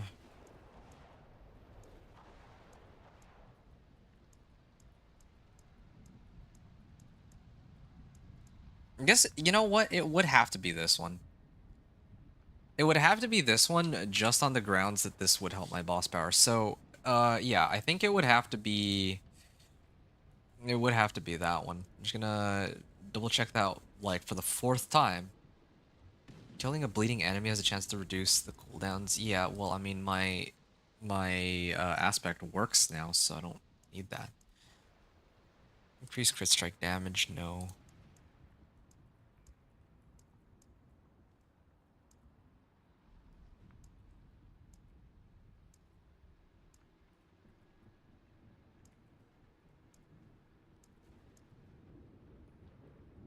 Yeah, it has to be this one, I think. It has to be Wrath. I just don't see any better one at all. So these will be my glyphs. 10%, 8%, 15%, and 15%. Those are gonna be my glyphs. Like the boosts I get from them. I am already very close to the next glyph, so I can throw that in really soon. But yeah, I'll work my way up there. Let's see what we can pull off on pit 30. But on the pit 25 clear. Hold on a second.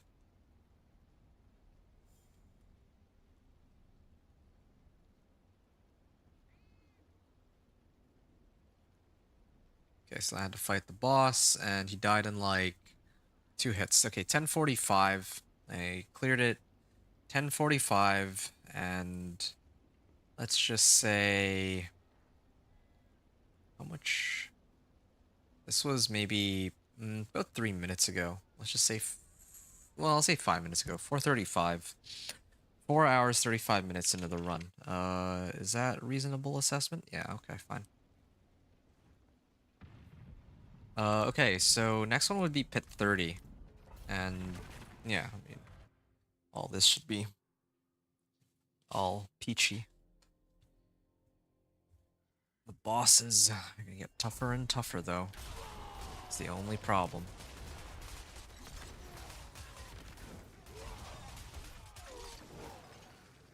Okay.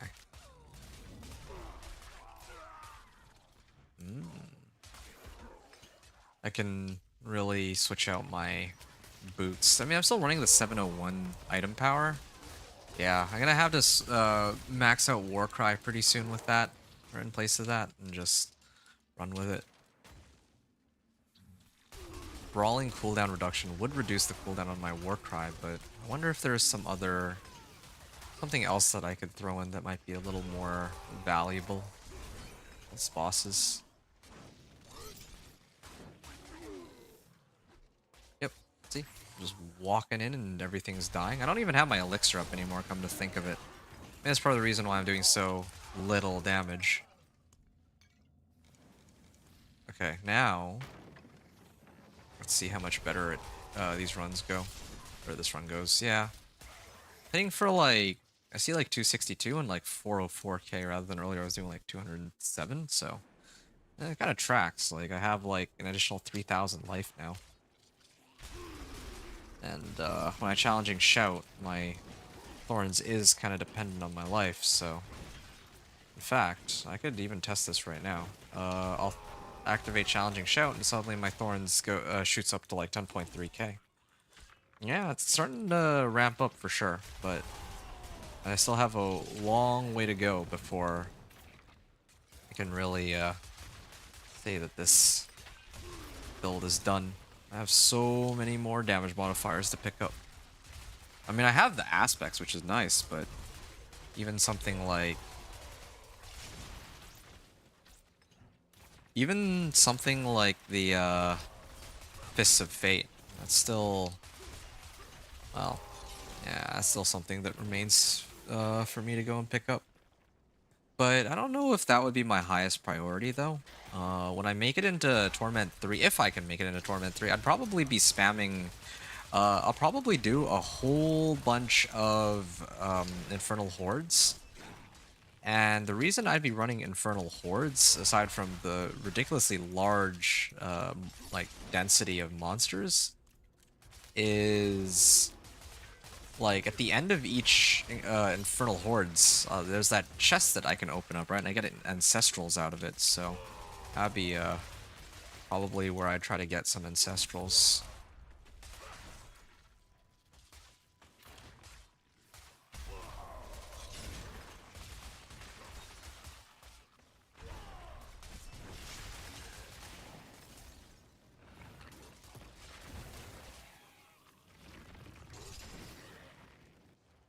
Okay.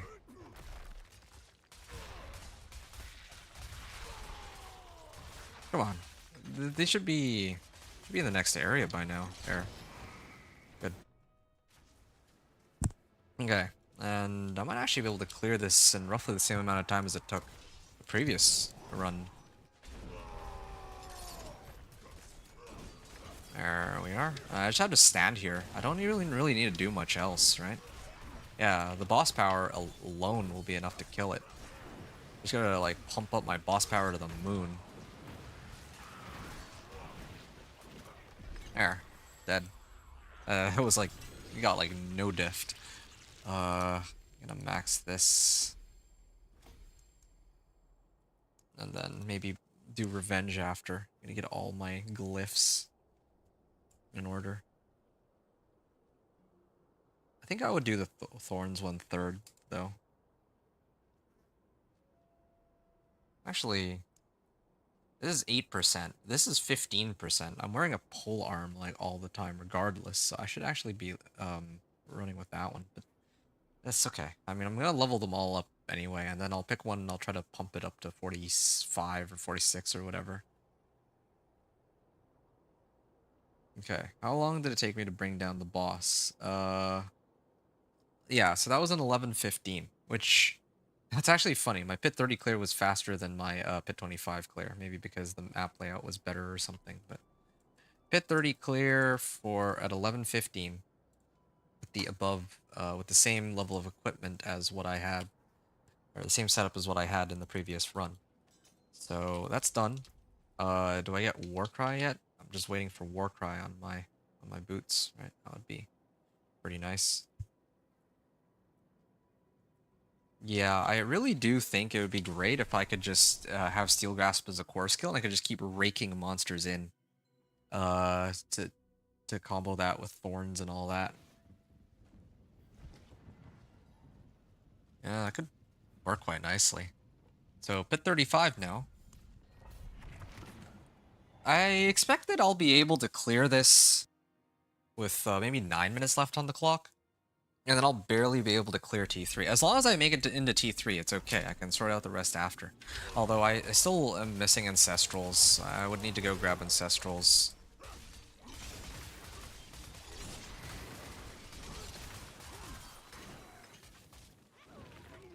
Okay.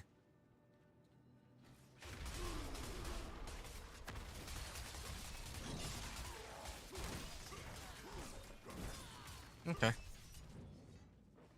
Well, out we go.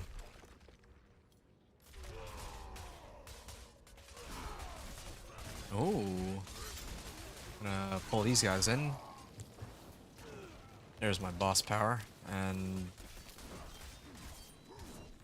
there. Where's the? Oh, here's the packs.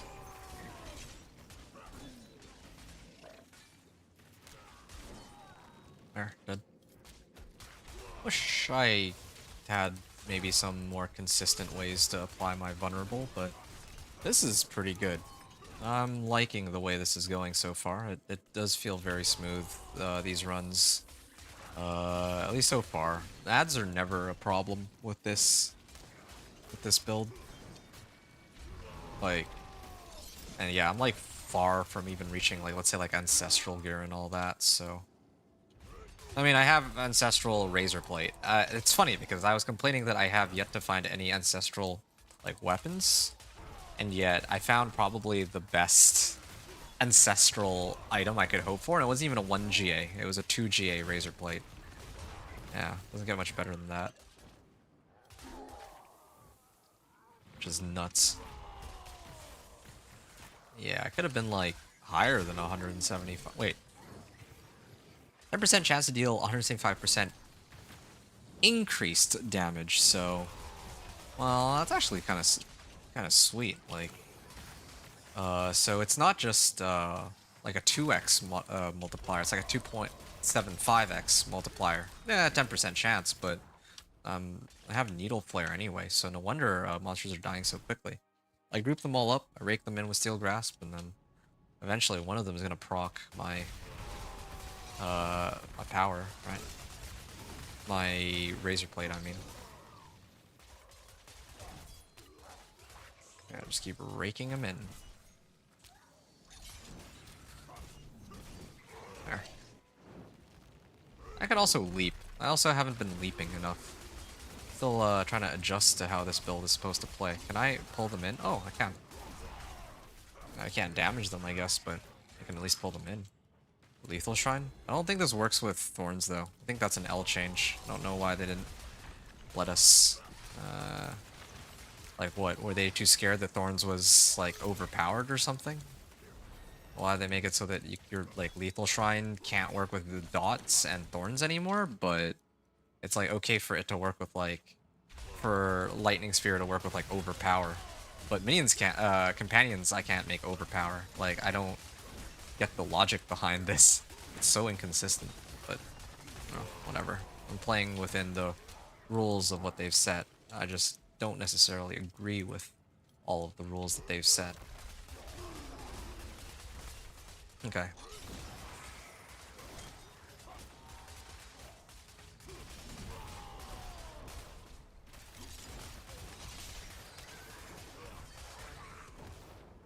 Oh, and I gotta leap to the next group. Oh, nice. Now for the boss. 11 minutes left on the clock. And I can just challenging show, I don't care. Vulnerable's already been implied, so now I just have to... Now it's just a matter of time. I already have barrier up. But now it doesn't even matter if she hits me because my barrier is not only stronger, but I want her to...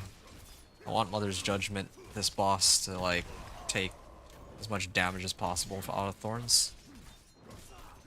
Yeah, I can definitely feel like the hitting the boss down takes a while.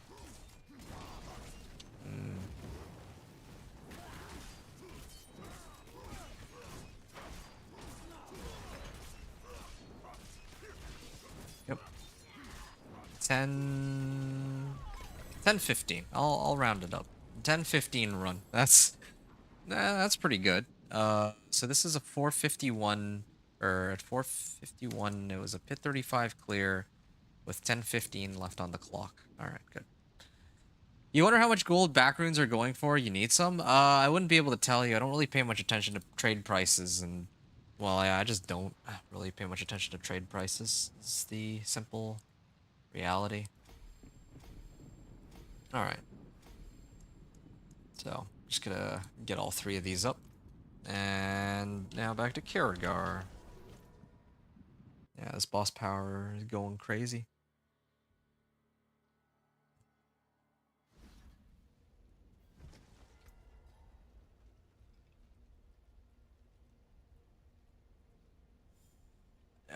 Yeah, I think can take on Pit 40 without even adjusting anything else. I think I'm still just fine. Although my armor stat is going to go way down and my cold resistance and everything. Okay, I do need to make some adjustments here. I had evade. I had to take off Juggernauts because I was dying way too often earlier. But now I can kind of readjust. Pump up fire res and cold res and a diamond maybe. Yeah. And a diamond. Here you are.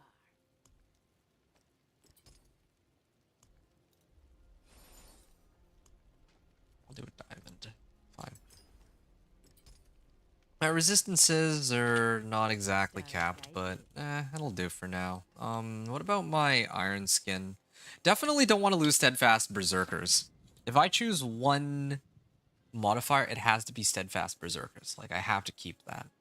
But this, like how often do I really get to activate this anyway to like break myself out of unstoppable? It like never happens because it takes a lot for them to break through my barrier. So at this point I have to throw this in. Just put on Juggernauts, 1200 armor, and then I'm gonna go in and that'll bring me down under 1,000, just like a little under 1,000. All of these, I mean, I can't really do much. I can't really do much for the rest of my gear, or the rest of my like resistances. 50%. Resistances will be only 50%. So.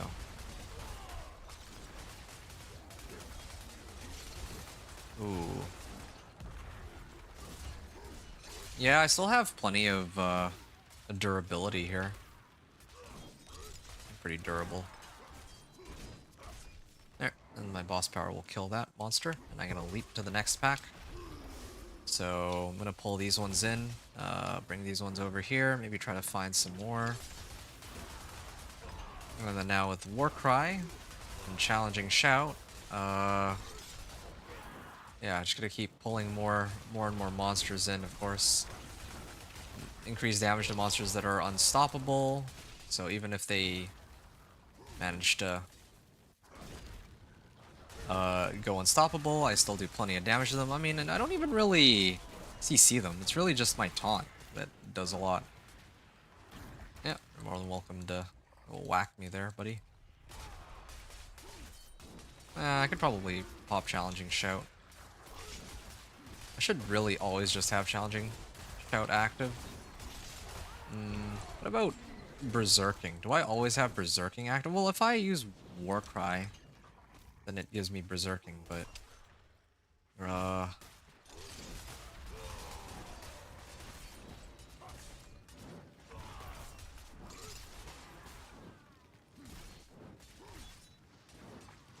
Okay.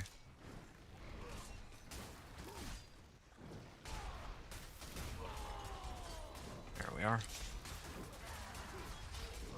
Yeah, my Steel Grasp, it's not bad, but I'm really tempted to get the unique that turns it into a core skill so that I can actively just pull everything to me.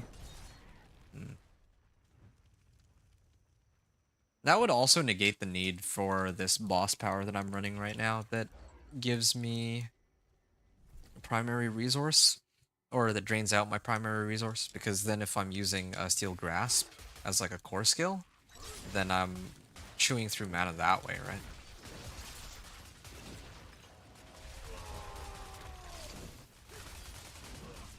Oh.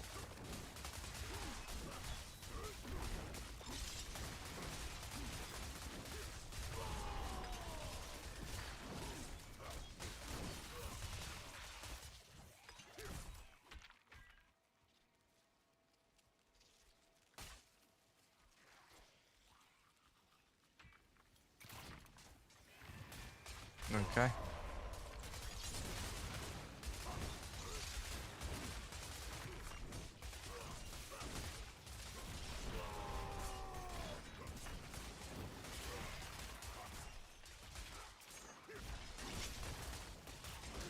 Okay. Oh, Channeling Shrine. And I could probably start leaping my way up here.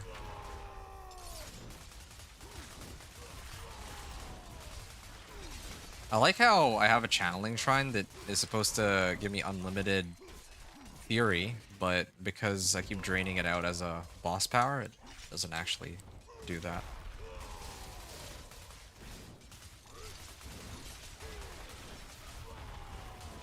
There we are. Yeah. I really do wonder, a back rune.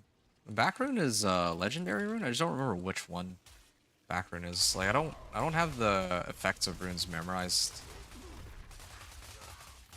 Like, it's kind of a tough ask. Okay, everything just dies as soon as I walk into them with Challenging Shout. Oh, a lot of damage numbers. It's pretty good. Kind of like this setup. Thorns for the ads, and then my boss power for everything else. Especially these elites. These elites are trouble. Some of these elites can be kind of troublesome. Well, I guess the boss specifically, but yeah, I actually have a response for everything with this setup. This boss power is putting in some work.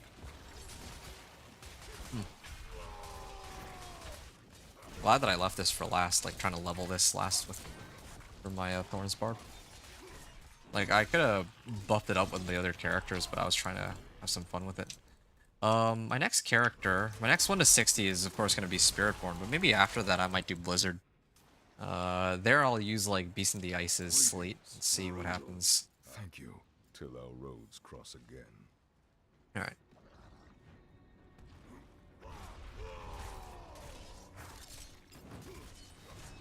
Alright.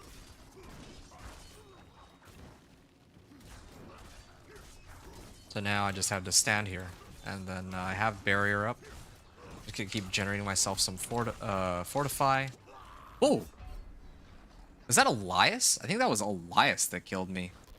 Oh, yeah, it's Elias. I can't just AFK and face tank Elias. I can face tank the boss. I just can't deal with Elias, of course. That's stupid. I may need to generate some fortify here. There. Oh, there's Elias. Gotta pay attention. Gotta hold this down for a bit. Oh. Okay. He spawned, like, this Elias spawned, like, inside, like, the same spot that Den Mother was, so I couldn't actually see it.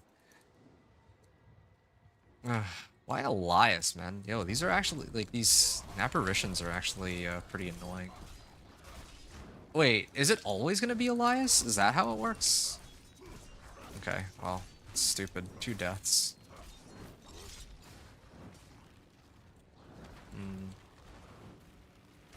Ow. Hit by that one. Alright, it's still a fight that I can handle, but just... Ooh. Why does he keep spawning, like, right in a spot that I can't see? Wait, what ability is that? Is that still Elias, or is that somebody else? Yeah, that's still Elias.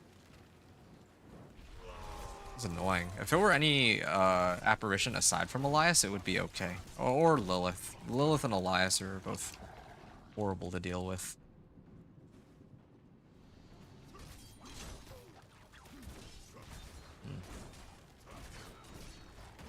Oh, it's the that's Varshan. And he's gonna get staggered in a second. Ooh. He should get staggered in a second. He should. Why is he not staggered yet? Oh, is it only challenging Shout that staggers him? Might be. So I just stand here and I wait. Does he still spawn the like the little ghosts, or is that it?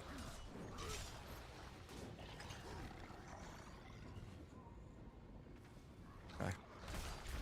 Yeah, see, as long as I know to look out for Elias, it's okay, but...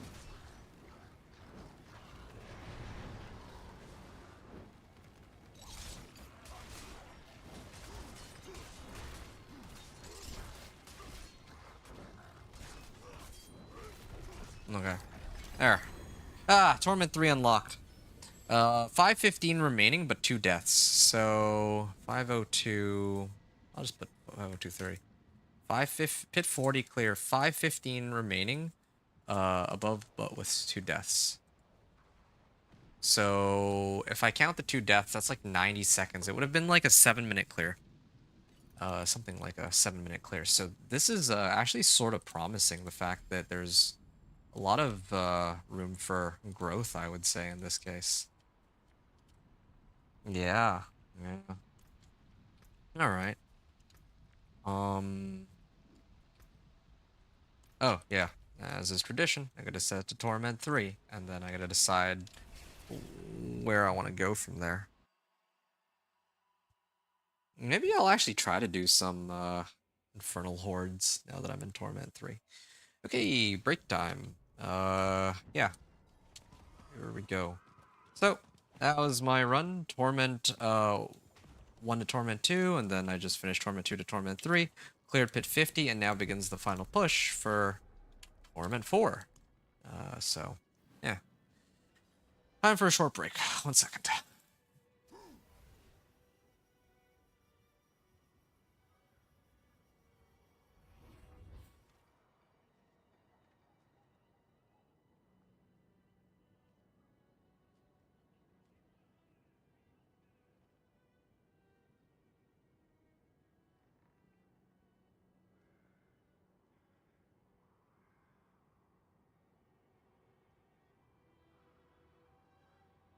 Okay, so I think it would be pretty safe for me to try out Infernal Hordes compasses first. Yeah, I'm gonna be doing a bunch of Infernal Hordes. Like right now, I think. Oh. I still have like a bunch of obols too. Hmm. Yeah, I don't know what I want to do about like the rest of my gear. Like maybe it's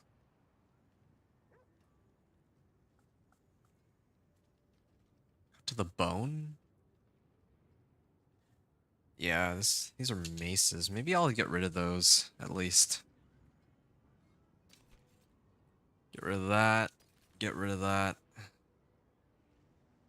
2 fury per second. No, I don't need fury per second at all. And hold on to that. This one is something to keep because I can get crit strike damage off of it. Strength and max life.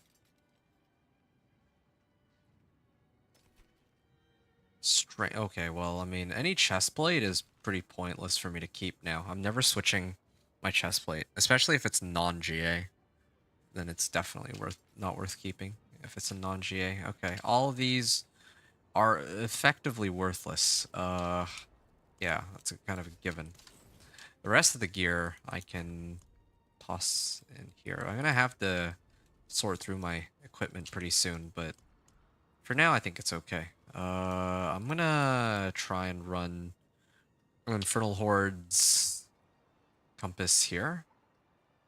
I'm like trying to figure out in my head, like, slay Andariel. Could... If I were to take out an Andariel, what good would this do me? Godslayer Crown Tybalt? Could do Godslayer Crown Tybalts, but I'm actually tempted to just run Ugly Bastard Helm. Yeah. I lose out on Steel Grasp, though, I admit, but that's still acceptable. Ugly Bastard Helm. 84% increased damage for some reason on a helmet. Like, they removed a bunch of, like, they got rid of exploiters from boots and all that, but no. No, a unique helm with 84% more damage seems perfectly reasonable. Eh. You know, overkill, like, this stick could be a lot better than the one that, well, no, I think mine's still better, but 155% vulnerable damage and 366% physical damage is kind of nuts.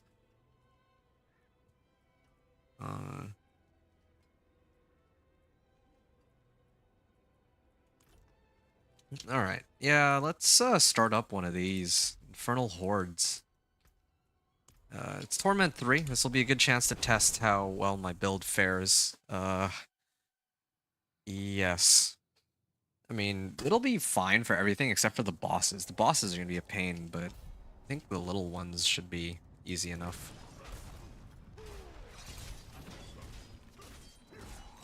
Oh yeah, this guy takes a while to bring down.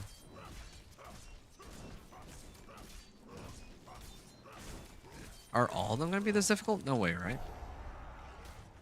Well, if it is, that just means that I'm in the wrong place. Why am I not doing that much damage? Maybe it's because that guy was like a lone target or something. Now, if I get more monsters, it might be a little easier to hit them all. Alright.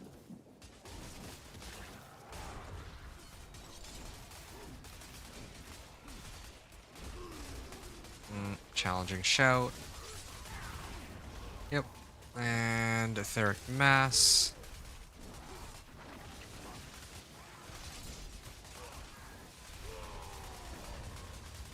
Yeah, this is not bad. I'm able to stay alive at a minimum. That's good. But I do still think I think I need to start tossing some points into my Paragon board after this. I think it's about time that I start really amping up my damage. You know, holding off on Paragon points, but yeah, I gotta maybe get like another 50 in here and kind of start scaling my way up. Oh, what are you doing? How do I apply Vulnerable on these guys? What about this Leap? Do I need this at all? Is there something I could use that's more useful than this? Like, why do I have this? Is it to apply Zerking? It might be to apply Zerking. There's got to be some other way. Maybe I should switch out Leap for Kick. I'll be slow, but I mean, nothing I do really requires me to be fast anyway. Ground Stomp. It stuns. Applies Vulnerable. Tempted to run Kick just so that I can get Zerking.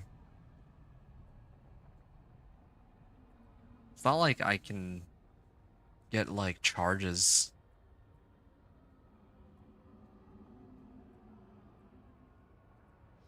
Steel Grasp.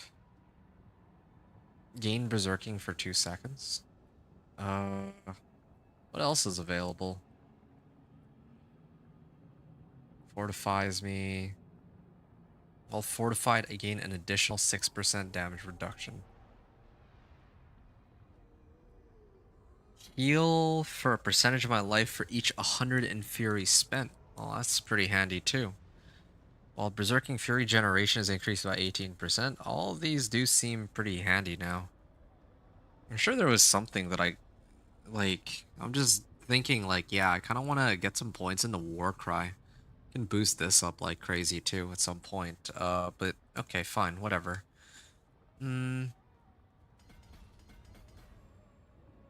Executioner, right? Yeah, let's get some Executioner in here.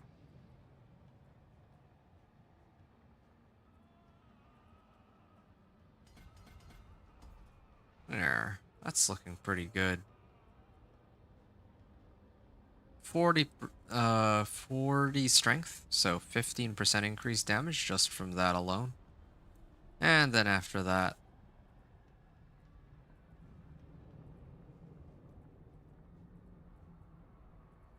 now I can start working my way up towards the other Fury on Kill. Yeah, I could.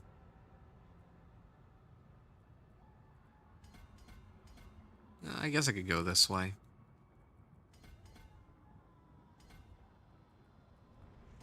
What is this? Maximum Fury and Strength? Nah.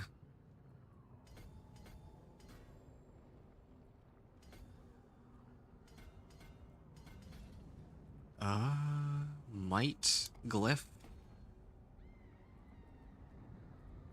I mean, eventually I'll be getting these, right? I just need to level this up. I just need to level it up like 1 and I'll get it.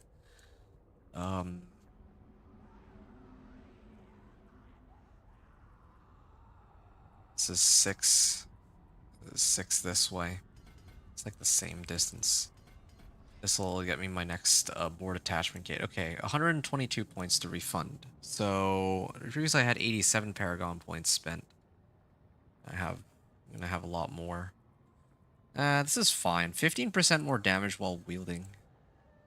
Wait a second. What other ones was I supposed to use? Oh yeah, Decimator. I was gonna use Decimator. Rotate board. Damage reduction. Oh, max life. Yes, please.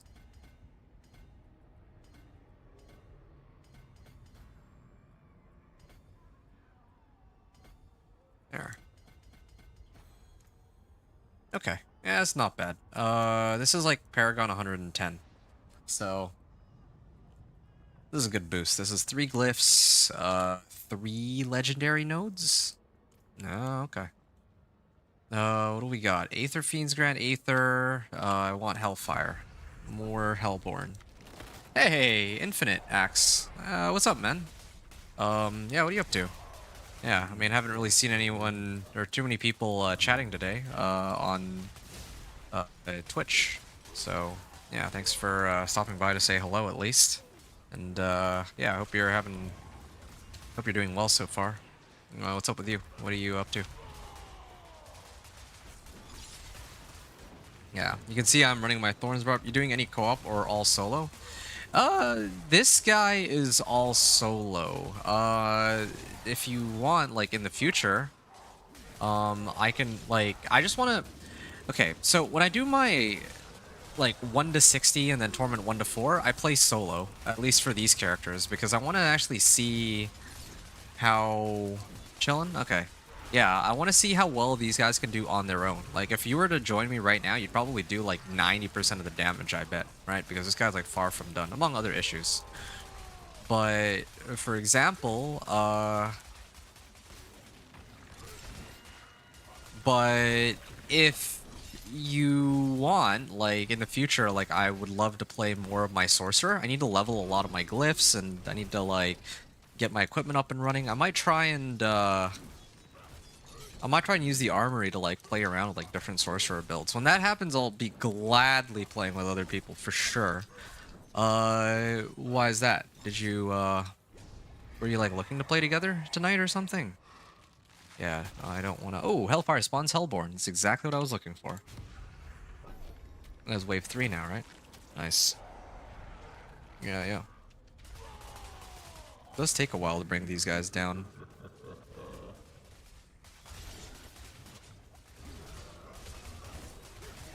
You're vibing for just right now? Chilling is Friday. I'm just drinking to doing stupid damage. Oh!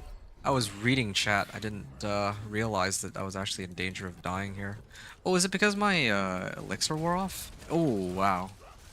Yeah, suddenly they do so much more damage. I might actually have to... I think I actually have to run my incense here. Otherwise, I'm gonna end up wasting this Infernal Hordes. Because I actually need the... I need like 200 to open that chest, but I mean this is supposed to be like an experimental one to see if I'd like how well I'd do if I'd survive it and all that. Bad timing on that? No, that's not your fault at all. That's on me for expecting that my build could actually survive that. Like I actually genuinely thought that, I mean, my build is kind of in a weird spot. Like I was able to, some of the boss fights I can actually just AFK and as long as I hold down left click, it's alright, because I have barrier. Yeah, like my barrier is kind of nuts. But, of course, yeah, apparently I'm not quite at that level yet. Okay, wave 4. I'm hoping to farm 200, Aether here, but we'll see. We'll see what happens. It's gonna be a lot of this. I'm gonna be running a lot of this. My build,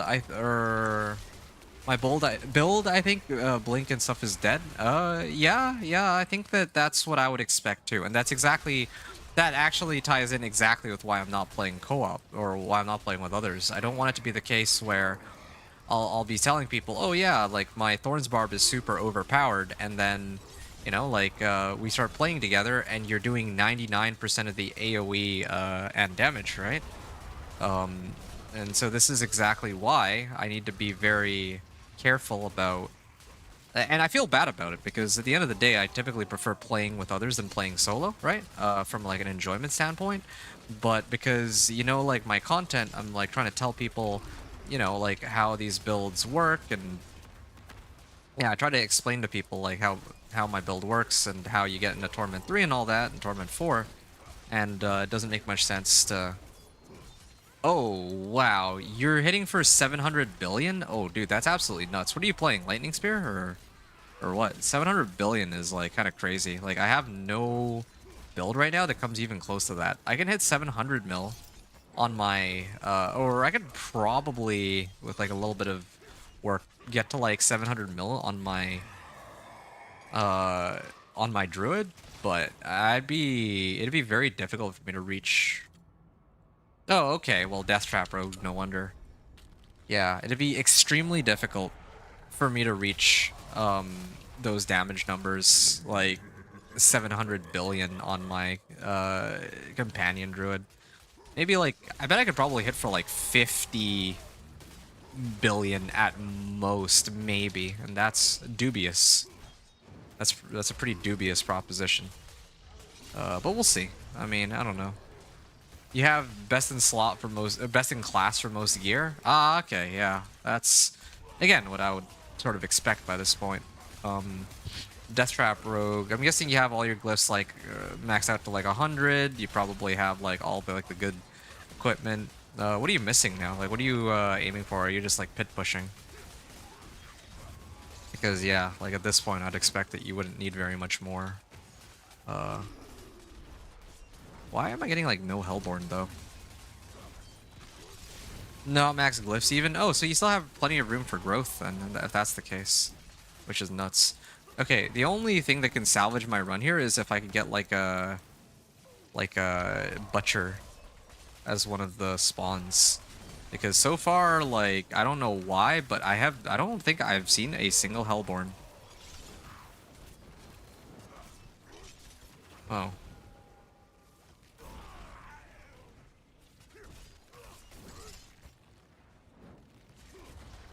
I just need to crit on him when he dies. You have 100, then 288s and 286s. Wow, that is, oh, here it is. This is the only way I can get the remaining ether. If I can kill this butcher. Yep. Hey, there's the Hellborn. Yeah, truly though, that's impressive. I like Deathtrap Rogue is like supposedly really strong this season, although I think that Lightning Spear Sorcerer is like still top dog, is my understanding. Like Lightning Spear is just broken again, or not broken again, but like yeah, like last season it was also I would say like I would call it like S tier, S plus tier. I know it's my own tier list, so I'll call it whatever I want. S plus tier would have been like Earthquake, Cataclysm, and Bloodwave, but yeah, Lightning Spear comes in at a pretty close second.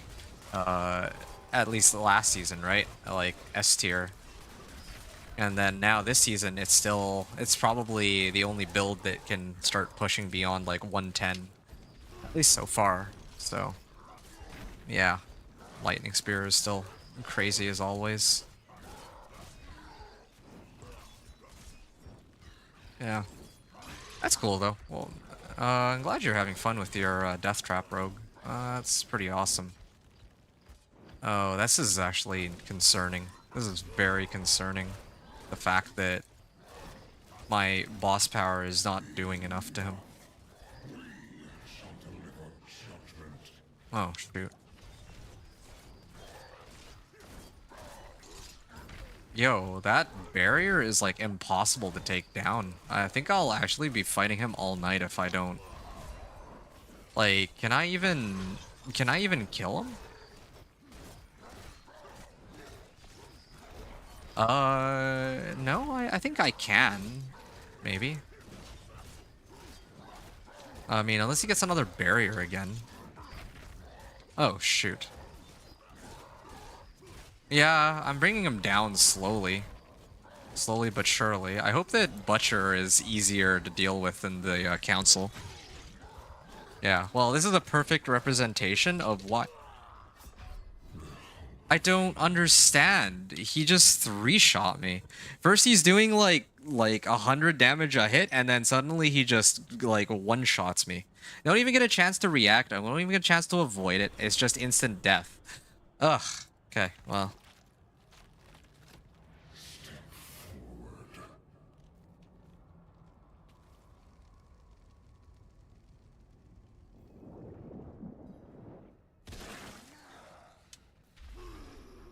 Okay.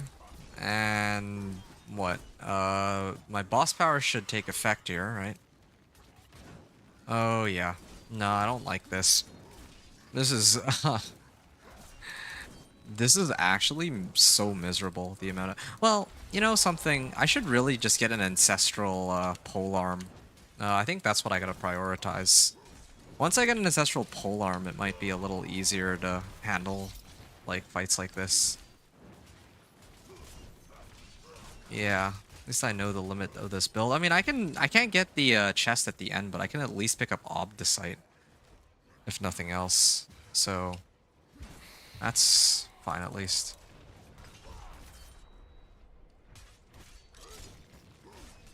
Yeah. I do, like, no damage. I think that if the goal is to farm Obdicite, then I actually have to run Infernal Hordes. These Infernal Hordes, or not Infernal Hordes, Nightmare Dungeons, I meant to say. Nightmare Dungeons and the Tribute of Refinement, I think it's called. Because I just don't relish the idea of having to do this. Although, if I do get like a better weapon, then maybe it might be okay. It might amp up the damage on my boss power. Valid. I'm only Paragon 246 right now. Oh wow, only 246. Well, I think once I'm higher Paragon and Max Glyph and Masterworking, I'll rip through stuff more. Well, I think you're already ripping through everything that the game has to offer, sans the pit. Like, what's your highest pit clear right now? Because, yeah, like right now, if you're running like pit 90, then maybe you make it to like pit 100, right? Or something. I don't know. I'm just making up numbers. Once you've masterworked everything, but as it is right now, you're gonna one tap everything in Torment 4 as it is. There's no challenge to that. Pit 90. You still have 2 pieces to masterwork. Pit 99 right now. Oh, okay. Pit 99. Here, vulnerable. Pit 99. Yeah, you're closing in on 100, and so basically you're telling me that 1 trillion is the goal for pit 100. Ah, that's cool to know. Yeah, masterworking. Once you hire Paragon Max Glyph, do you have anything else you can upgrade on your guy, or is that really it? You know, I hate to say it, but part of me just kind of wants to abandon this run. Oh, well, actually, they spawn ads, don't they? Yeah, they spawn more of these. Hold on.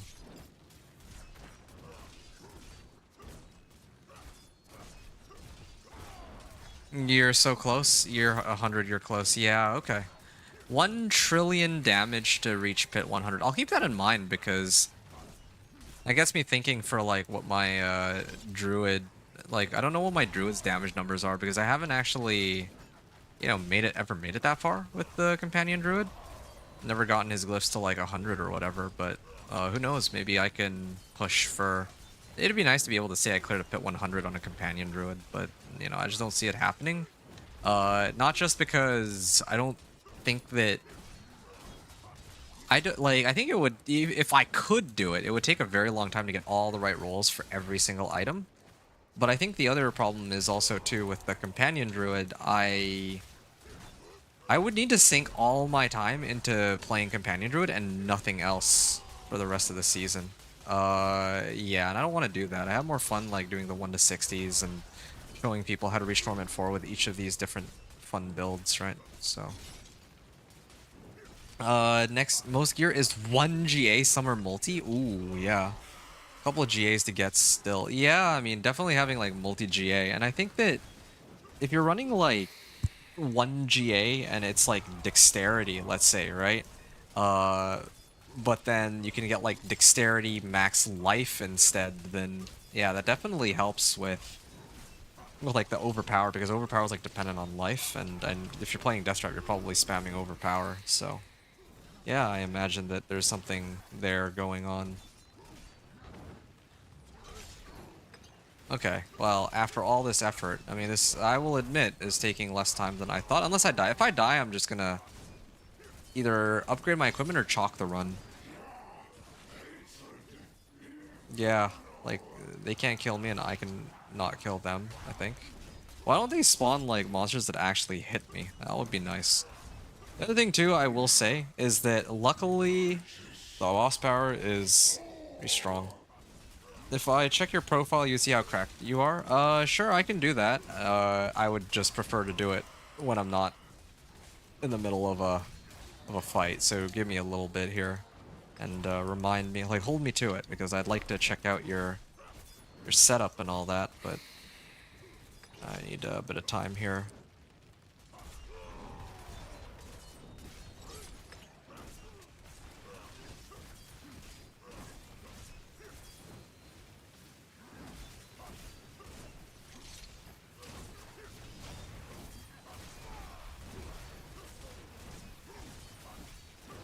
Okay, that's 2 down, and then there's 1 more to go. So, here. Now I can just focus on the 1 guy, and hopefully I can take him down. Activating everything at my disposal. 5.8k. Still want to figure out, like, I can amp those damage numbers up by, like, a lot. So, I'm gonna have to really sort that all out. Harbinger of Hatred's Volley. That's kind of nuts. Too bad I have no way to convert my Thorns over into fire damage. That would be very helpful. No rush, dude. It's Friday, so drink day? Oh, you're in the right place if you're here for a drink, because I'm gonna be at this for a while. Probably, I want to say I'll be at this all night, but nah, I do have to reach a stopping point. Yeah, I mean, unless I can miraculously figure out a way to make it a Torment 4 in the next, like, 4 hours, yeah, this is gonna be, like, a two-parter at least. Yeah, and I mean, I'm at 127. If I had enough, I would have done Disposal of Greater Equipment, but at least now I know that, yeah, like, I don't... It takes, like, way too long. I don't think it's worth it for me to hang around here. What I might opt to do is I might set it back down to Torment 2 and run the Ancestral tribute I have. I think that's highest priority right now. So I'm gonna do that. I'm gonna do that before or I'm gonna set the difficulty before I forget. But I will take a break. Oh, no, hold on a second. I messed up. Before I forget, so Tree of Whispers, turn in my stuff, and then I can go Torment 2. Maybe I should have gone for the second round of Dungeon Keys. Oh, Ancestral Collection of Boots. Not every day we get to see this. Ancestral Collection of One-Handers also might have been nice, but... Ooh. Oh, not bad. Not bad. I had to think about that one. Alright, that was a good chunk of XP. Ground Stomp cooldown reduction, Iron Skin cooldown reduction, and Challenging Shout cooldown reduction. Definitely would want Challenging Shout cooldown reduction. And I also get Vehement Augments, so I can get, like, up to 4 ranks of Belligerence in all my gear now. So that's a pretty big boost to my damage, if it comes down to it. But, again, I still need to go get Ancestrals. Right now, it's like, I'm aiming for Ancestrals. Ancestrals are quite challenging, of course. Okay, let's take a look at your gear before I go any further. Okay, yeah, oh wow. Yeah, of everybody who's online on my friends list right now, you're actually like the highest level person. I'm like 216. I want to say that if...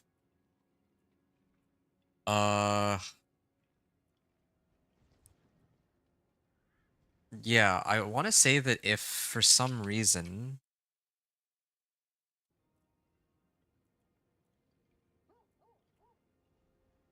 if, like, I didn't have to do all these 1 to 60s, I bet that I could be higher level than most other people. I mean, I just saw the sheer number. Oh, whoa. How do I cancel that? Never mind. My bad. That was an accident. My bad. How do I can't cancel? All right. Well, that's... Oops, my mistake. Yeah, okay. Thank you for that. My bad. I meant to click view profile. All right. Whoa. All right, here we go. You got triple masterwork rolls on max resource decline since I knew you still. Yeah, I appreciate that. Thanks, dude. Scoundrels leathers. Wow, that is a good armor, dude. You are cracked.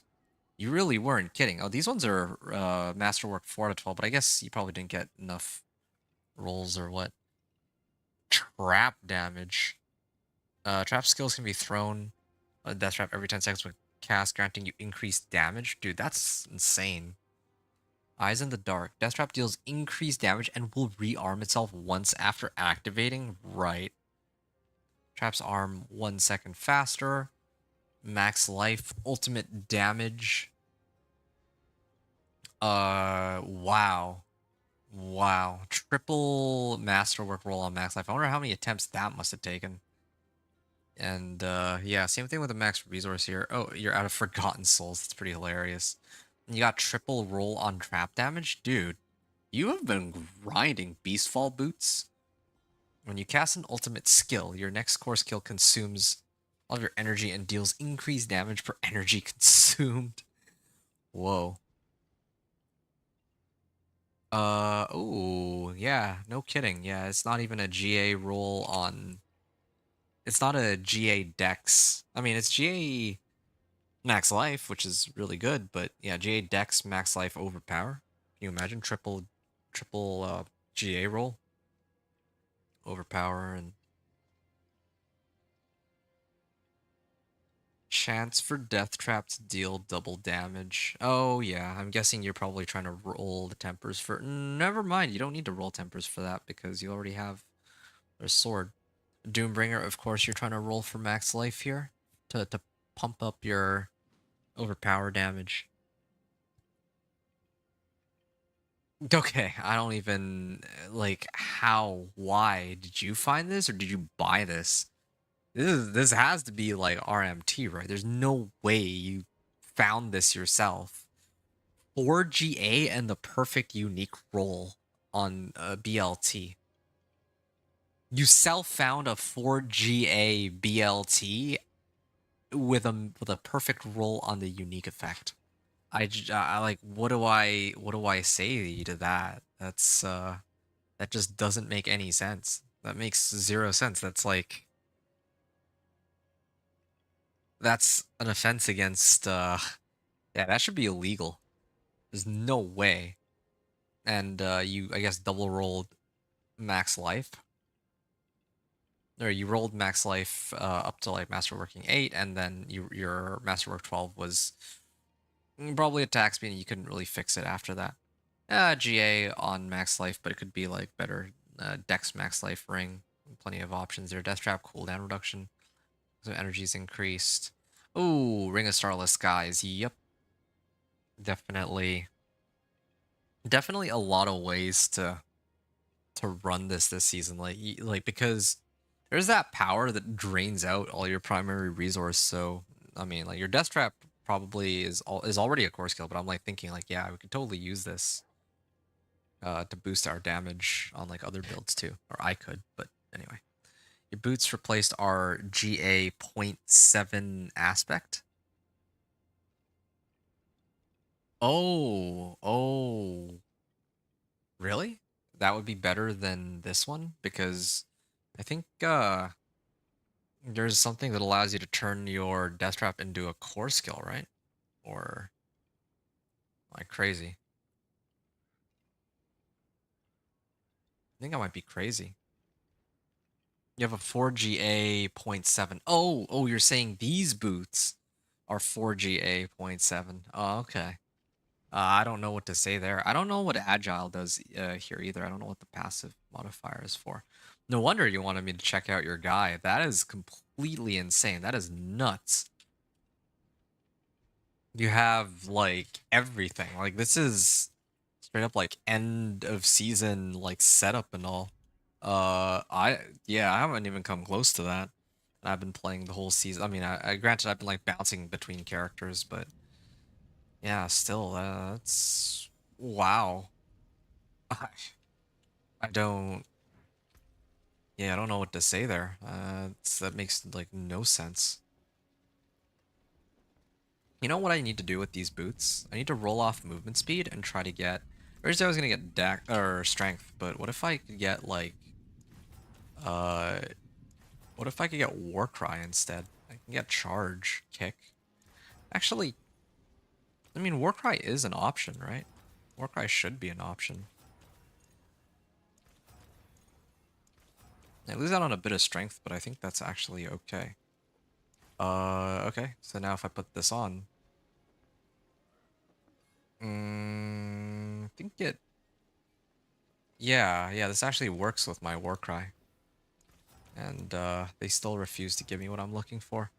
You get more crack because I'm improving still. Okay, well, I'd love to see it next time. Next time I stream, if you're here, then just hit me up and let me know when you get it up and running. I'm gonna spend maybe another like 6 mil and then I'll actually stop. But why? I love how it only rolls. Okay, and one for the road. Two to charge. Like I think I've gotten charge. Brighter Like souls. hold on. Let me look at this real quick because I just want to understand this.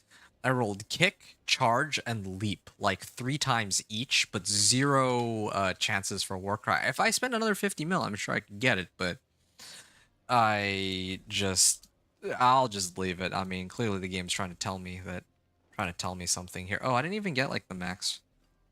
I still don't yet have cooldown reduction. Hold on. Lunging strike range, charge and leap. Well, I have leap, but movement speed. Oh, okay, I mean, why not? Infinite axe. Linking me a 4GA Beastfall boots. Whoa. Okay. Opportunist's Royal Bone Blade. That is a 2GA. That's nuts. Your 2 replacements, you have no Forgotten Sulfur aside from the 2 I need to ups I'm still wearing. Oh, wow. I see. Wow. That is amazing. Thanks again for sharing. That's like... Dude, yeah. No, you have a lot of... You know, you still got a lot of stuff to set up ahead of you. I mean... That is impressive, what you have so far. So, good on you.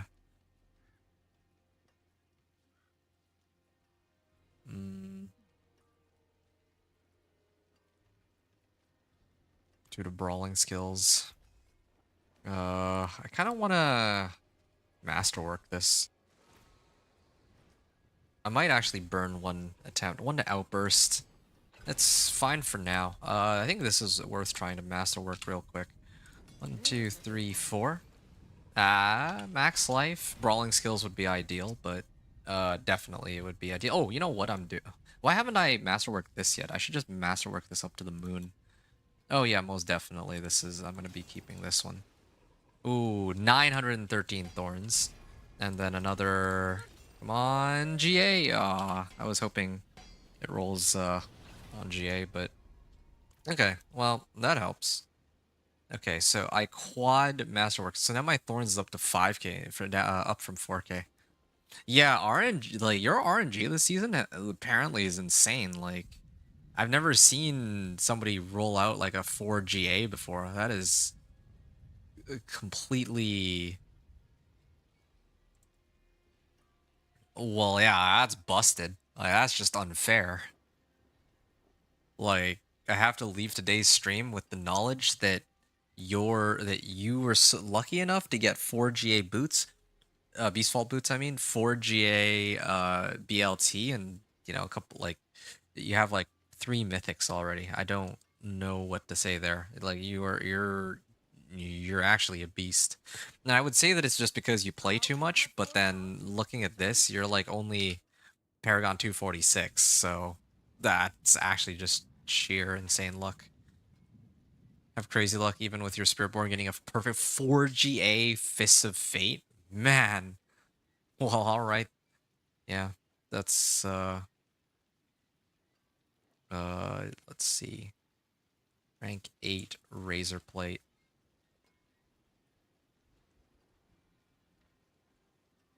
And then Ancestral Boots. Let's say that. Those are my adjustments on this build so far. And what can I put on my boots that could be helpful for me? Makes them vulnerable. I already apply vulnerable. Increase lucky hit chance. Oh, gain thorns while channeling in for 3 seconds afterwards. Well, I mean, I only have one thing that channels. That's Whirlwind. Yeah, I don't really plan to use that very much, so maybe Wild Bolt aspect?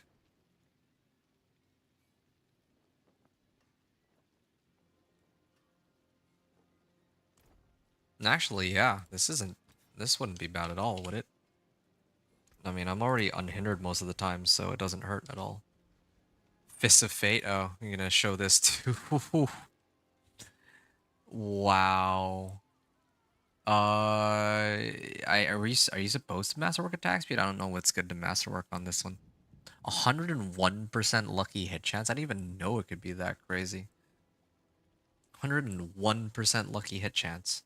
Chance to make enemies vulnerable for 3 seconds too. 114% chance.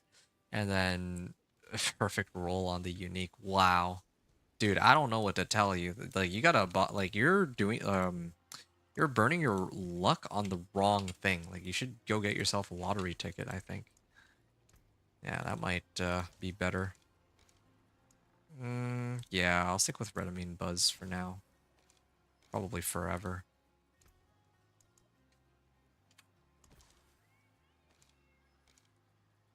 Okay.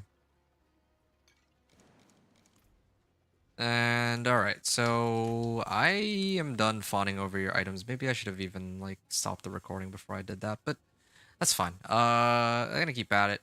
Like, yeah, I need to go to the brazier here. Or brazier, whatever it's called. This is the den. This is Kurast Bazaar. Alright. Too bad I think I missed out on the whisper. Attack speed was best masterwork. Oh, okay. You have really good luck in games, but it's terrible in real life. Ooh. Well, hey, I mean, that's better that the case than you have bad luck in games and in real life, so alright. I'm hoping that I actually do get some ancestral legendaries here. I might have to run more whispers just to get like actual ancestrals. I also have some obols left too. I might have to, if I don't get, like if I don't actually end up getting an ancestral weapon, like polearm, I mean, I might have to just like gamble it off like with obols and all that. Yeah, it's kind of a big deal right now. That's like a lot of damage. Because like my weapon damage is also directly impacts how much damage my boss power will do, so definitely need to take advantage of that. Oh, shoot. I should be leaping.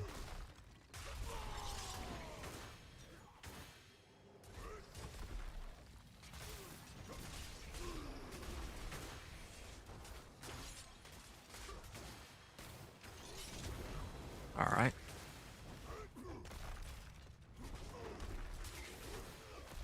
Wow, this is pretty handy. I didn't even know I could infinite leap like that.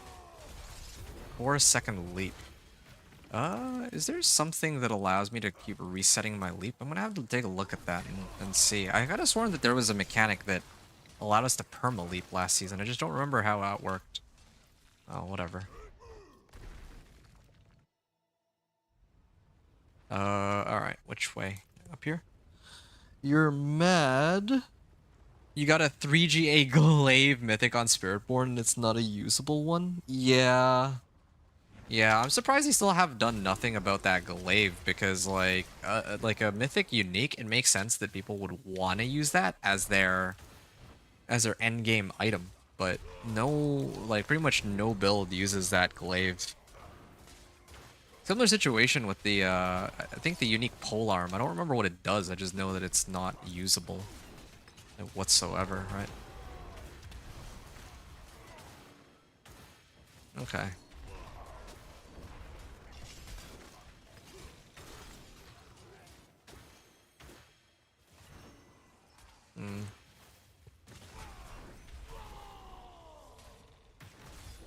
Okay. Here we are. I guess start leaping. This leap is actually pretty handy. Maybe I'm like prioritizing the wrong thing. Like I need to reduce the cooldown on it, and then that way I can just perma leap. But I don't know how I'm supposed to do that. There's gotta be some way. You would think it'd be a usable alt, but no, it's a total trash. No, it's completely worthless. I don't think there's any one single thing about it where you look at it and it's like, oh, this is like actually good, you know? It's like pretty worthless item. Worthless through and through. Like I don't even know. It's so ridiculous how worthless it is. Wait, I thought I already hit this. I was wondering why the monsters weren't spawning. Ouch. Oh, that's fine.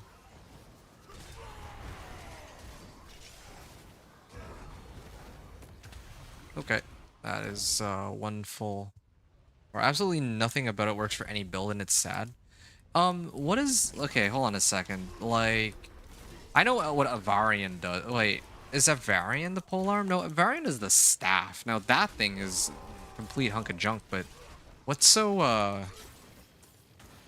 I forget what, like, the pole arm does, though. Like, here, you know, I'm just gonna look it up. I'm just gonna look it up and see what it does, real quick. I have a bit of time, so... let's see here. Unique pole arm D4. Shattered Vow. Be equipped by Barbarian, Druid, and Spiritborn. Okay, yeah, it gives you chance to become Berserking.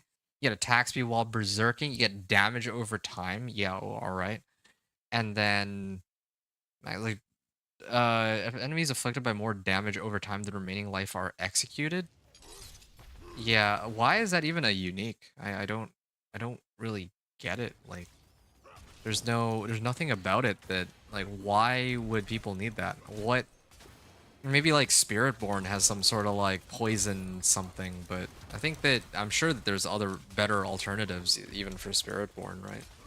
Knowing how that class works, I'm sure there's something better. Maybe I should have done this on Torment 3, but I didn't want to take chances. I'd be so upset if this failed. Like, I'm okay losing one Ancestral Legendary as long as I clear. Oh, no, I should have done it on Torment 3. That wasn't really a fight at all. Ah, Ancestral Polearm. Good. Called it Glaive, but Polearm. Oh yeah, right. I thought there was Ancestral Glaive, but maybe I'm mixing it up. Oh, whatever. I mean, either way, both are completely worthless, so no wonder you don't keep track of that. All right. Yeah. Yeah, this is good. Yep, definitely gonna be running that. Armor, fire resistance, that's whatever. Oh, that's too bad. I only got, well, I actually got 2 useful items here. That's your next core skill. Nope, that's pointless. This is also pointless. Thought was Glaive. I see. Two-handed axe. Right. I was supposed to use that to level my items, but air. Oh, wow. That's pretty good. I mean, at least it's an ancestral legendary pole arm, if nothing else. Okay, well, that's a no-brainer. I'm gonna have to throw that on. And I'm gonna have to, like, temper it with, like, belligerence and all that, but before I do that, maybe I should start leveling my axe. I think I need to start spamming the pit right now, just so that I can get my weapon mastery up to, like, a pretty good... I need to get this up to rank 10. Right now, I'm already outputting as much damage as I am on a 750 item power, so now it's time that I start buffing up my axe. So I'm gonna get not cut to the bone. Where's, yeah, here, vehement augments, right? Heavy hitter, no. Belligerence, it's decent. Damage while berserking. Come on, please. Damage while Wrath of the Berserker is active? Well, that's useless. Okay, well, what about the board if I switch this? Well, but I mean, I have my weapons and one of them is damage while berserking. So if I put this on right now, the roll on it is useless, but what's on my... Nope, this is the wrong one. What's this? This, nope. Over here? 32%. Damage while berserking, damage while berserking, damage while berserking. I could replace one of my rings? Maybe? Well, buffing axe. I have no choice because axes increase damage to vulnerable enemies, right? So, I mean, it's not much, but it's still it's free damage, so I kind of have to do it. Otherwise, like, I'm not exactly I'm not thrilled to be doing this, but I don't think I have a choice. What is this, like? Okay, whatever. Axe is best. Well, yeah, I mean, as a modifier, but okay. These, oh, you know what I'm gonna do? I'm gonna temper this one next. Why is this marked as salvage? What? Come on, mate. Warpath. Alright, fine. We'll do try to do damage while zerking. No way. Damage while zerking, okay. Well, we got it right this time at least. Belligerence? Oh, okay. And it's not 2 ranks, but it'll have to do for now. And this one's a no-brainer. Of course, I'm switching it out for life. Okay, there. At least we have that going for us. And then it also has like a higher roll on Inner Calm, so I can use that to my advantage too. Craft another Sapphire. Oh, you showed me a Shattered Vow. JK, Mace is usually better for modifier? Usually better, yeah. Here, I'll take a look at that in a second. Up to a 44% chance to become Berserking. What? Is it because we get Berserking? Wow. Very, very useful, this Zerking. I mean, like, Zerking is fine by itself, but, like, a whole weapon slot dedicated to it is kind of nuts. It makes no sense. Mace. Yeah, well, this is damage to stunned enemies, though. Chance to gain Berserking. Increase damage to stunned enemies. Yeah, no. I don't really need that. Okay, so...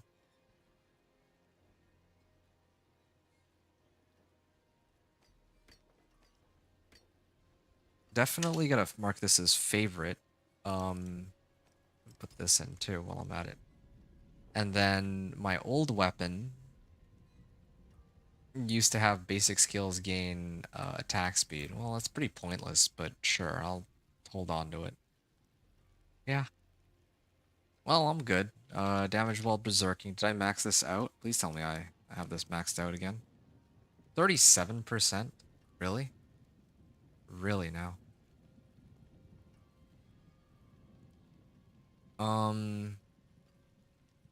There's gotta be one. Okay, this revenge should be on this board, I realize, because I need more damage while berserking, and this is the only way to do it. In fact, maybe I have this backwards. Maybe this should be my first board, just because, well, kind of need all this damage while berserking.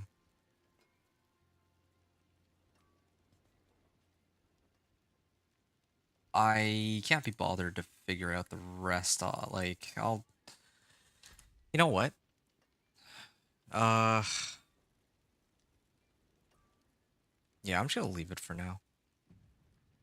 I'm gonna do something else, but it's okay. Oh, Aspect of Elements. That's what I'm missing. I still don't think I found Aspect of Elements, but really, I don't care anymore. Let's just see if we can get it done. Knocking back an enemy, strength, max life, cold resistance, leap, charge.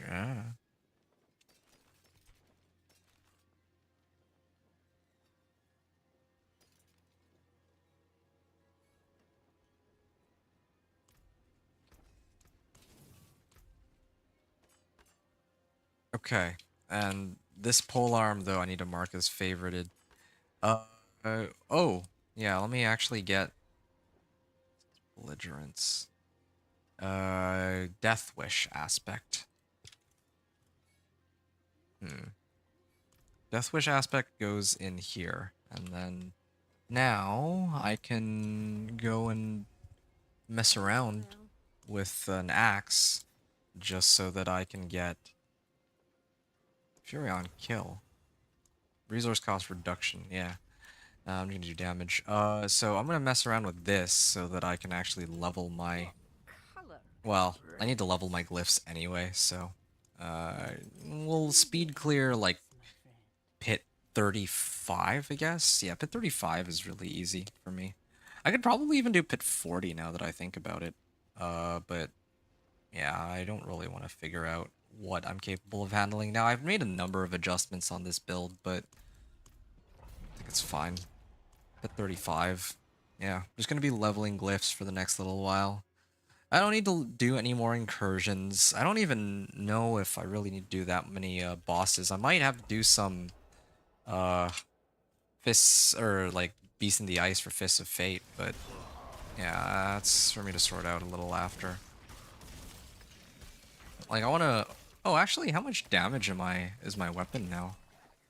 Or is my boss power, because that was like I actually upped the damage on it thanks to this ancestral. Wait, no, I'm not using an ancestral weapon. Right, I'm here just to level my axe. Later, I'm gonna need to level my ancestral weapon, my ancestral pole arm. That's a pretty big like damage boost for sure. But I mean, so far this is so good with like my boss power. It's definitely doing scaling like kind of how I had anticipated. So yeah.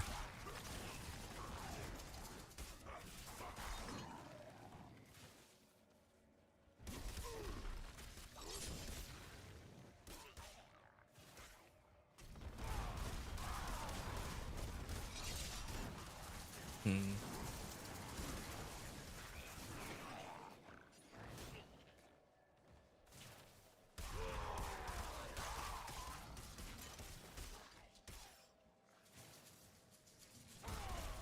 Okay. Just gonna walk through these mobs and they go down real fast.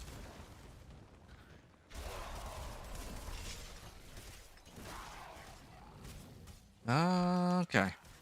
Nice and easy. Yeah, I need to figure out how to keep leaping. Yeah, there's an aspect where I can do like multiple jumps, right? I need to look into that. I have confidence that my guy will be able to tank pretty much everything they can throw at me. So what can I get for a leap? Perpetual stomping. Oh, giant strides. I still have, yeah. Oh, whoa, I'm actually coming close to dying. Yeah, I need giant strides. I haven't gotten giant strides yet. If I can get giant strides, then yeah, then that's where my mobility will come from. My guy will be like leaping from pack to pack, and I can have. Well, actually, I should have that regardless. Yeah, I definitely should have that aspect, because that's like the main way I would end up triggering my berserking.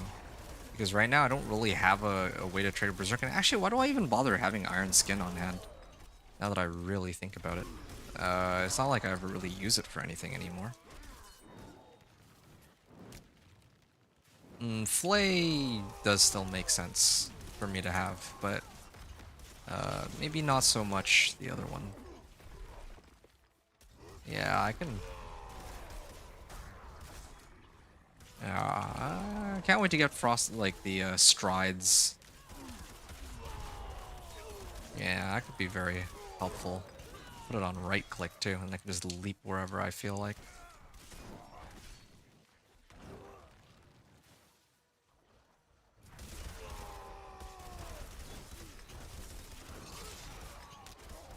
$6.9 mil on that hit. Oh, there we are. Yeah, I think I'm gated by mobility right now, actually. Never thought I'd see the day, but on these runs, I'm actually gated on mobility. It could be nice to amp up my damage still, though, because sometimes I feel like I don't quite have enough to one-tap some of these monsters. The last time I was here at Pit 35, I cleared it in 10:15. Yeah. Now this time, I think I clear it in 10.5. Oh, okay. Elias can't really kill me, I don't think. Alright. Yeah, I'm not gonna chart that one down because I think I need to focus on buffing everything else instead. Well, let me get this one up first, and then I'm gonna max out Thorns. I need to max out Thorns to boost my damage. Like, I need to have that glyph active, it seems. And, alright, yeah. 108, Karagar. I need to get Strides aspect. Oh, right, I still have A lot of obols. What can I burn my obols on? It's kind of tempting to... Maybe I'll do... pants? Like, I don't know. Oh, you know what? No, jewelry. I need to get a better amulet or rings. I'll do rings. Hello, shining view. Shame that. I want my ancestral... One Like, more? oh, that was my old one. That's too bad. I'll keep my forge hot. Return soon. I'll sort out the rest later. I'm too tired to bother with that. I just want to like level my glyphs at least up to rank 15. Then I can decide from there how I want to like play my board. Yeah.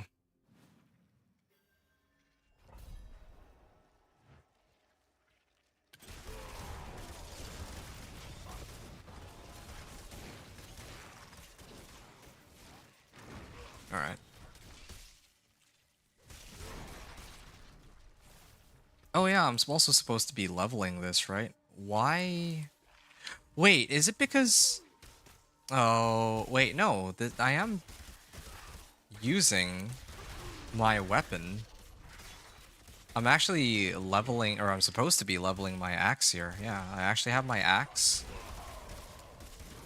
I don't understand what's happening. Like, I am using my axe, and it's still taking forever to level this. I think last time it was like so much faster.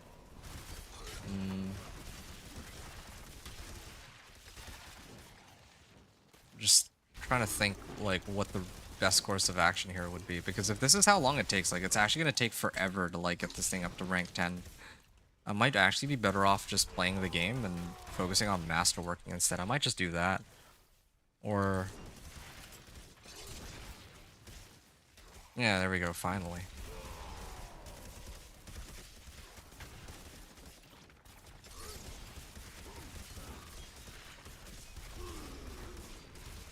I think my boss power will go up in like 20% if I switch. Supposed to be something along those lines. Maybe gotta look for like an ancestral two-handed axe.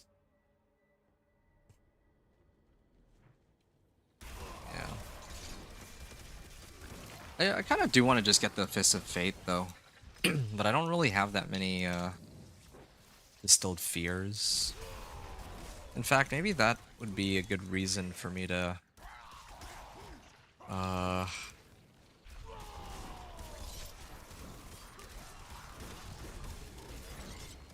maybe that I should be running Nightmare Dungeons on Torment 3. Maybe I might be able to get distilled fears that way.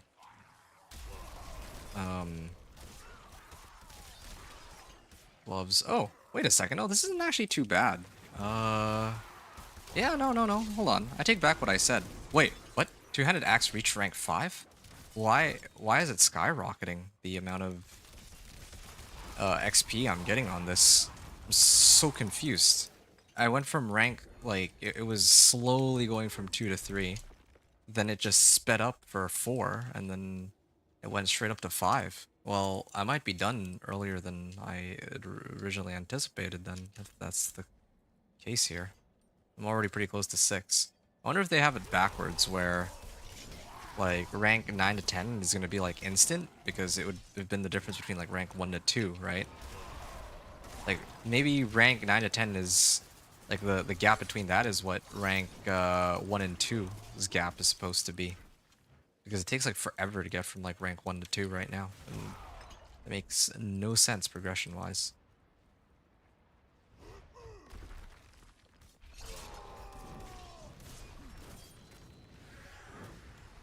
I'm kind of tempted to run...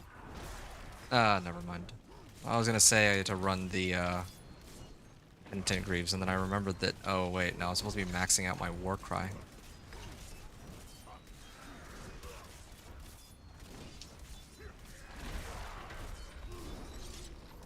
$5 million, $7 million. There. Yep, gonna keep amping it up. Just gonna keep amping up my damage. Alright, here we go. Thorns, getting this up to rank 15, and then I could pump this one up too if I wanted. Do I want to though?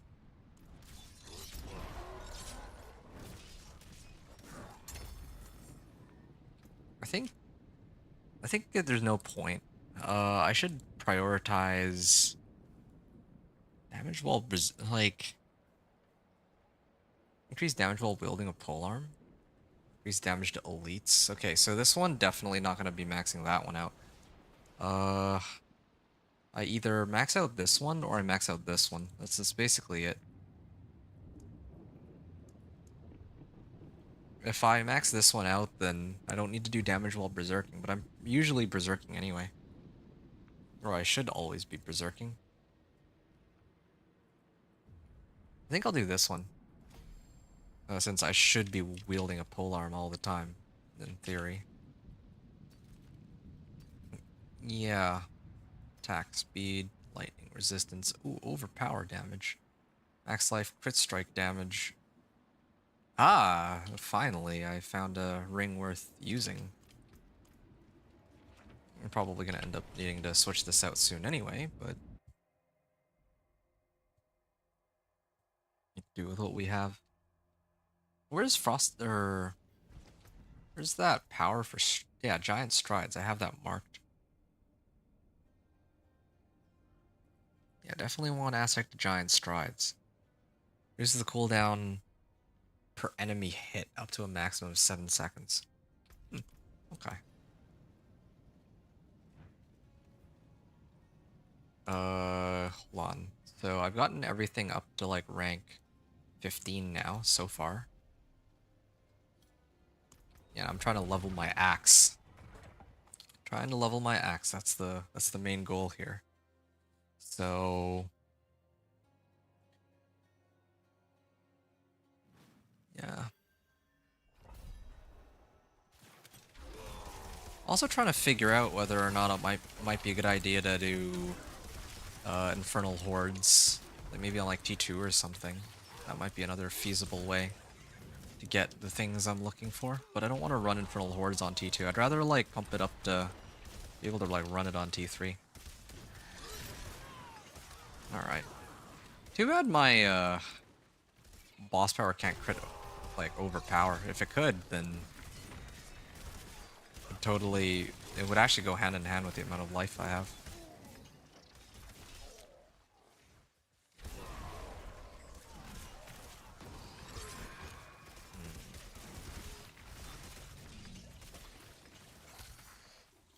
Okay, now all of a sudden my axe expertise is like taking forever. Unless it's like delayed? I have no idea.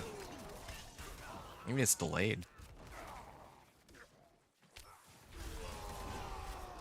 Yeah, I mean if this bar doesn't move very much this run, I might actually hold off and go do something else. It's just because I thought that it would be like relatively quick. I know that in the past I've had to level this before. Had to level this mastery and usually pretty quick. Usually it's just like a free like 10% bonus damage to vulnerable. And then products receive increased damage while healthy, 15%. I'm usually healthy.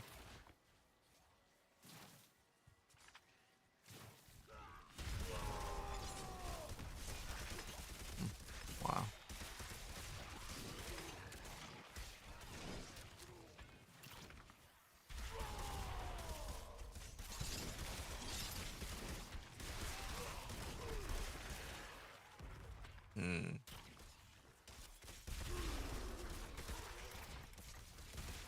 Yeah, I think it might be on a delay. Maybe that's it, because definitely should be well beyond that now.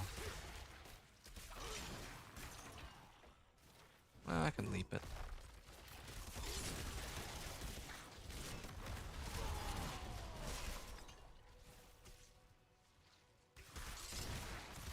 Oh, there we go. It like went way up all of a sudden.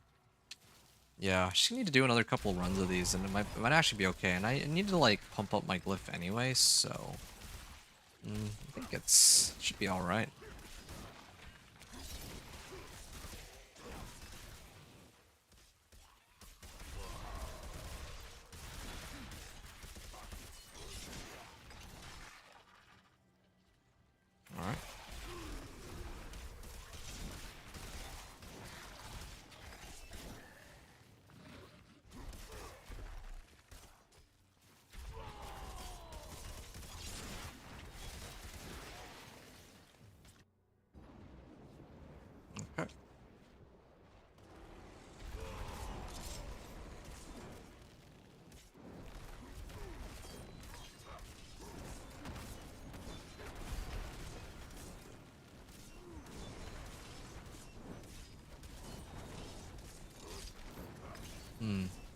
Just waiting for that boss power to do its thing. And oh, he does hurt though. Yeah, that poison actually can kill me still. Alright. Alright, done. Yes, I need to pump this up. And okay, it's like almost there. Oh, I can get 2 of these now that have the right rolls. Give me a second. Okay. Tempering. What do I have? Resource generation with 2-handed slashing weapons. Brawling cooldown reduction. Oh, most definitely I need that. Weapon mastery cooldown reduction. That's for like steel grasp, right? But yeah, I think it's fine for me not to have that. I'm already draining out all my, like, the way my build used to work was I ran Shard of Varathiel with Worldly Stability as my resource generator and spender, but I don't need to do that, so I can afford to switch it up. Weapon Mastery cooldown reduction, Death Blow, Rupture, Steel Grasp. Steel Grasp might not be bad, but I think... Here, Kick cooldown reduction. Nope, don't need that. Okay, now... Damage while berserking. Okay, well that helps. And then Warcry cooldown reduction. Oh, that's perfect. That's exactly what I'm looking for. And then perhaps, most of all, I need to roll for either all res or CSC. Just to try to get as much crit as I can on my boss power. Attack speed. This is starting to really get expensive though. Oh, resistance to all elements. It'll do for now. Yeah. Alright. Definitely need to throw on Bold Chieftains here too. Bold, you know, like just resource Bold Chieftain there. That's a little better. Okay. And I'm gonna put this on. Oh, my fire resist is actually really low. No wonder I'm dying. Fire. Ruby.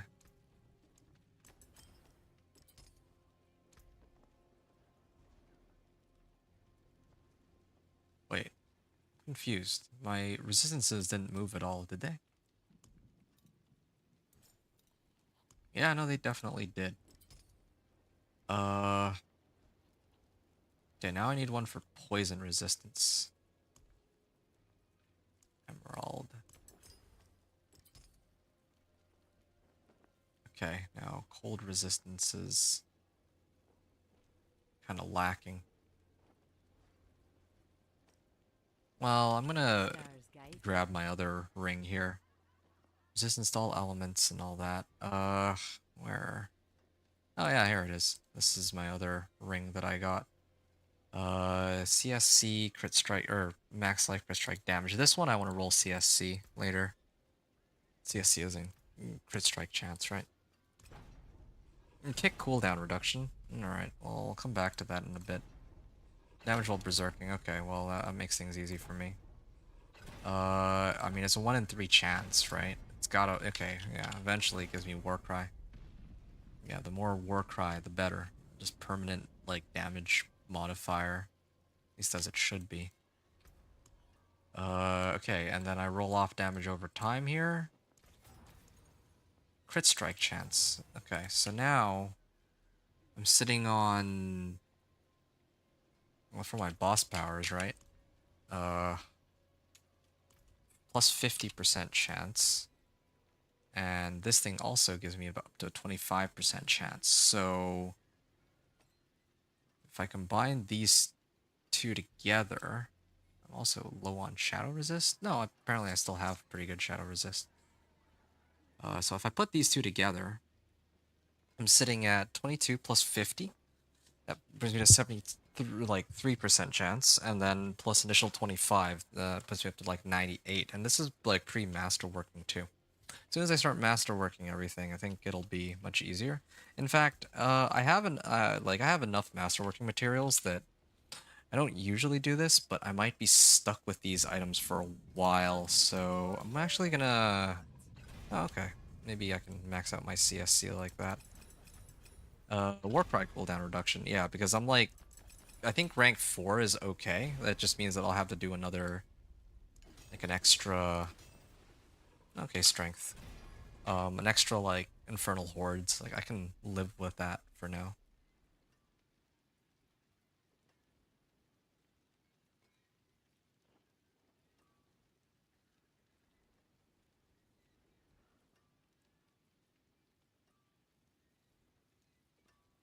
Damage over time. Attack speed. Wait. This is another ring I had? Yeah, okay, fine. A lot of good rings, but I gotta start getting rid of the rings that are useless, though. This one... This is my old one. This is my old one. Salvage this one. This one I would also salvage. And then I think I had like a pretty decent ring, right? Somewhere. Yeah, this one's actually pretty good as a base. Oh! Oh, yes! I got Giant Strides aspect. Reduce the cooldown of leap by 1.8 seconds per enemy hit. Is this, I guess this is... How this is a utility or a mobility aspect? Is this a resource aspect if it's on a ring? I'm guessing it has to be, right? That's so stupid if it is. Nor evil. Like, why would they do that? It's a resource aspect. Well, that makes no sense. But I mean, I can still fix that. No, not that's the wrong one. Over here is Ring of Retribution. I take Retribution, I'll throw it into here.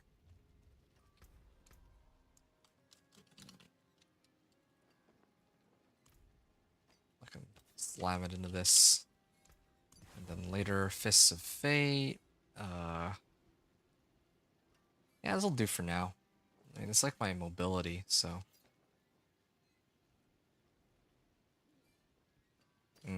I think at this point I shouldn't even bother looking at those. Nor these, nor this. Salvage all. How shall I guide my hammer? Rakanoths. I mean, like...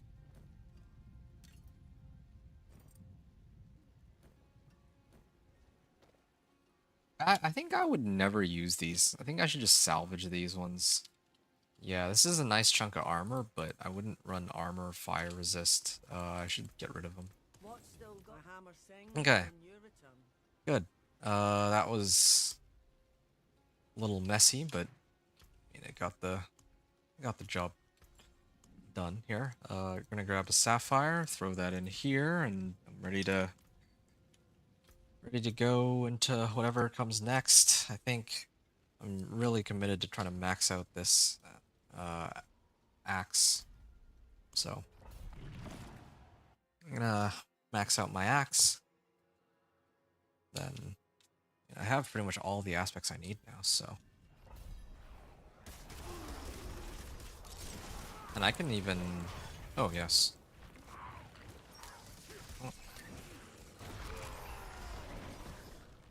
Maybe not. I could use some more cooldown on leap, but I guess that's mainly just for speed farming. But then again, I'm also not using Iron Skin, so that might be a room for improvement. I replace it with Wrath of the Berserker, perhaps? If I put on Wrath of the Berserker... Nah, it could work. Like, what do I need Iron Skin for, really? I get, like, unstoppable with it, perhaps? With, like, Tybalt's? Yeah, that's an option. Get an extra 20% more damage out of it whenever I go unstoppable, but...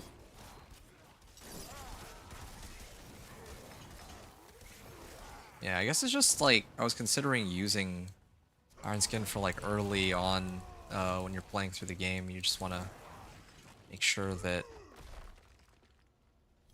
you have enough like survivability, but at this point I think I'm actually okay. It's not a survivability issue anymore, it's just like a health issue. Basically bosses. It all boils down to can I kill the boss, and so because of that, I think as many damage modifiers as I can manage. Oh, yeah. Any damage modifiers as I can for my boss power, as you can see. Like, when I just walk into them normally, like, I'm actually almost instantly killing them, right? I know it's still, like, not even Torment 3 yet, but this is fine. I'm hitting for, like, 1,000,000, maybe more. That part's fine. Yeah, but I do want Fist of Fate, though, although I feel like the problem with Fist of Fate is if it rolls, like, really low, like, let's say, like, 210%, that's not worth it. But if it rolls, I don't know, 280, then something to definitely have to consider switch out. I could also get CSC from Fist of Fate too, so that helps as well.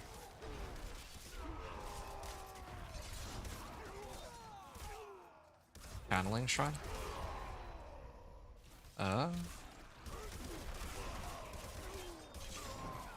Why is there like a delay on all my casts? Oh, there. Yep, the runs are definitely getting faster, and I think that this time, the reason this particular run got quicker is because of my, what is this? Giant strides. I still think that should be a mobility aspect.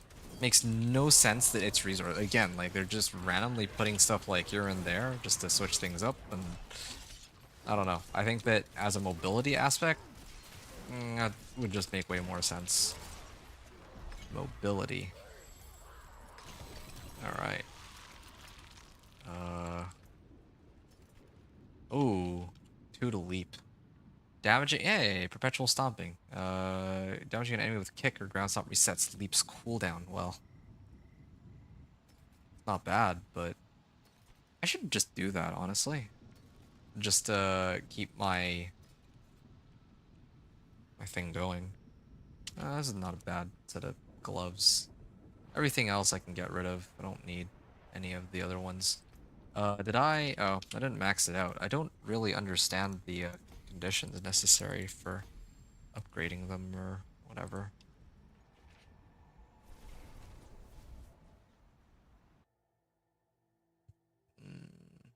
Need to get this up to 45. 45 is the magic number. Oh, you know what? There is another problem here. I don't have the right rune equipped. Hold on a second. I should be running Revenge Glyph here. And then I'm supposed to use these two. Damage while berserking. I need more willpower, of course. Although I think this is my third board, right? May have to readjust everything. Just, it actually does make a difference here. Yeah, it actually does make a pretty big difference because, like, if I get more damage while berserking, then I can actually reach the cap without having to have all of my equipment done. Damage to while berserking, but I should be berserking anyway. Yeah, I should actually be berserking. In fact, because I'm supposed to be berserking, I'm gonna put on. Oh, strategic ground stomp.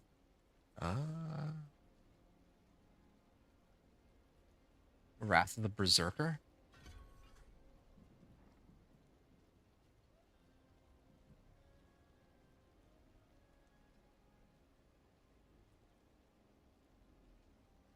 Dealing direct damage with basic skills grants berserking for 5 seconds. Well, yeah, I mean, this gives me unstoppable too. Come to think of it. Yeah, why don't I do this? In fact, maybe I should have just done Wrath of the Berserker as my...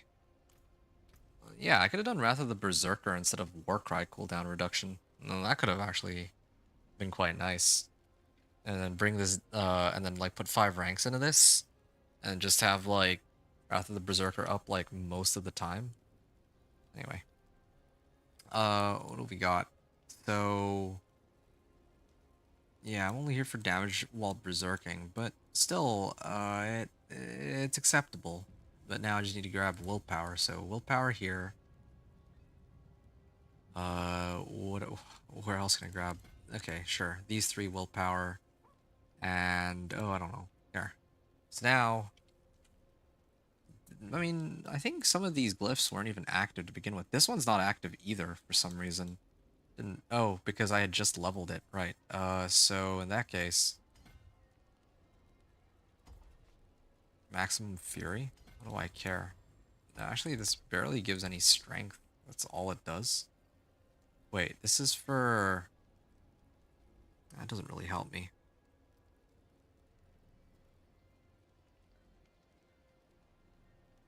Okay, well. Hey! Cam, thanks for the raid, dude. Says with a party of 1, but all the same, really appreciate it. He said welcome in raiders, so I don't know if there's anyone else, but either way, I really appreciate you. What's up, Cam? How you doing? And yeah, what did you end up streaming today?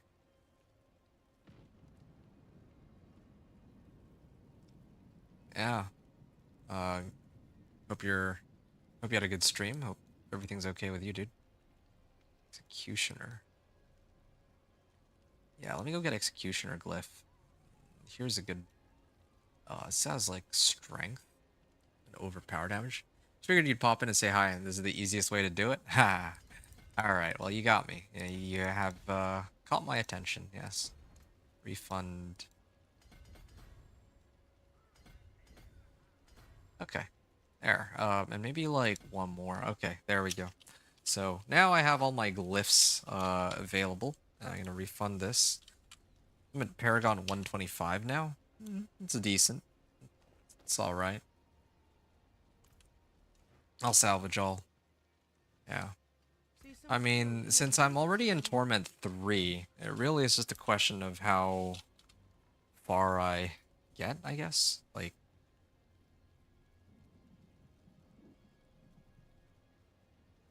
I already know what I need to clear Torment, or what I needed to clear Torment 2 and get into Torment 3. But I think the question now is how to get into Torment 4. So I'm gonna have to upgrade all these like at some point. But anyway, yeah, thanks again. Hope all's well with you, dude, and thanks again for this very, very generous raid. I'll also try to raid somebody, I guess, after this is done. But yeah, I'll have to take a look and see who's online. But that's for later. I have my own, well, struggles here, as you can see. I'm gonna burn my remaining Spectral Ash on trying to up this power, I think. Just gonna try to get this all the way up to max. Also, I'm curious about something. If I replace this... Oh, 316k. 255k all the way up to 316k? Is that... Am I understanding that right? So 255... And then with this, 316. Wow. So it's like a 20% increase in damage. All right. I'm gonna keep ramping up my glyphs. I'm happy with the pace that we're going right now. Pretty soon, I'm gonna reattempt the Pit 40 clear and then see. Because I've masterworked some of my equipment by this point. And... Oh yeah. And I want to try my ult too. Yeah, very tempting to try my ult. Yeah, these monsters are dying well before I can to use this. Ah, there's some extra damage from my berserking.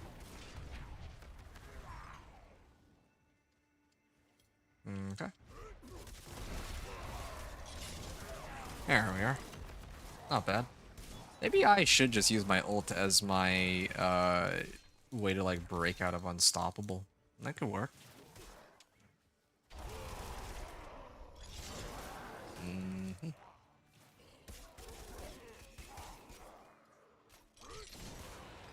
Okay, two-handed axe reached rank 7. It's not bad.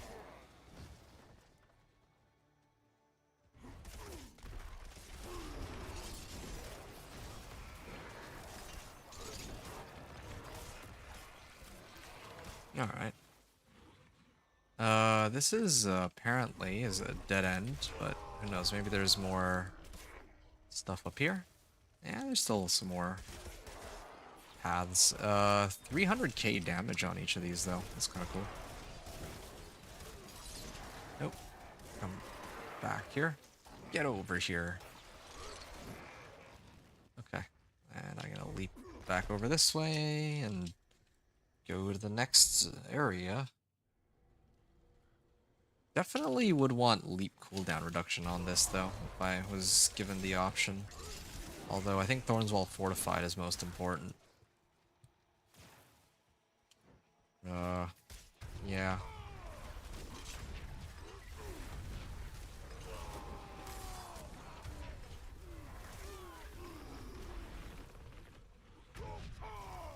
Well, this is one way to guarantee that I'm always on Berserker.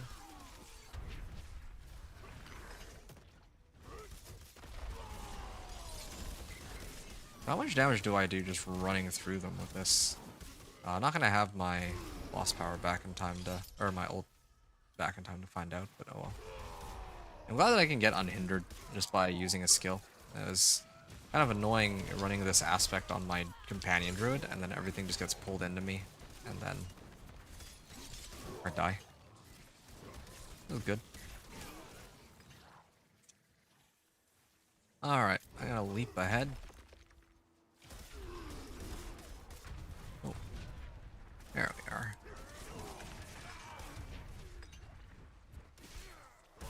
Oh, there's the boss. I don't have my ultimate up, but that's okay. Ground Sea Hag.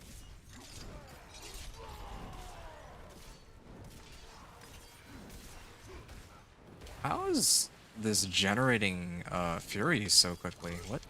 Oh, it's because of the rune. If I stand still, I'm just getting 17 primary resource by standing here. As long as I stand still. There, dead. Kind of a shame that none of the other powers could, you know, match up to this level of damage.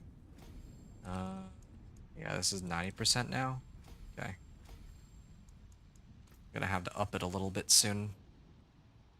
After casting 5 basic skills when your active cooldowns are reduced. Don't really think I need that. Okay. Good stuff, good stuff. And what's my axe mastery at? I'd like this to be rank,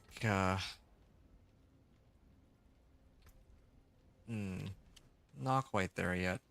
Okay, I have to bump it up, I mean, at this point I have to bump it up or else the glyph can't really level, without me taking some sort of penalty, so I'm gonna switch it to pit 40. My armor stat is way through the roof, but my resistances are not gonna do so hot. Better than before, at least, but yeah, you know what I might need to do? I might need to run like Rakanoth or some other, or like Tacits. Tacits might actually be feasible here.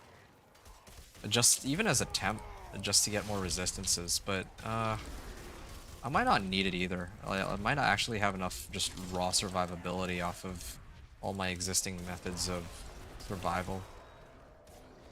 Yep, just gonna leap onto these guys. Yeah, this applies berserking.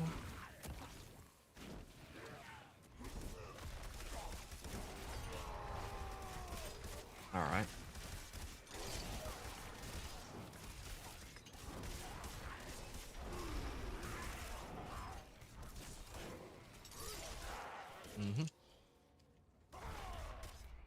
Keep going.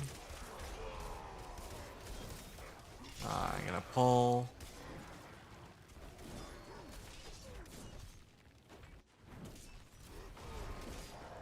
There. And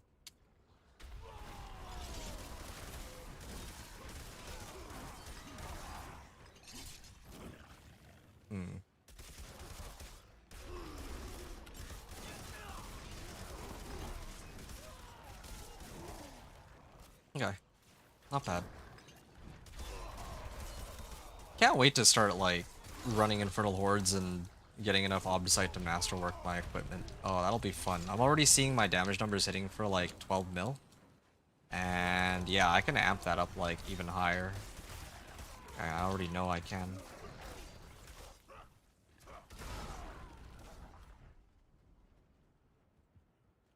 Okay. Damage while berserking.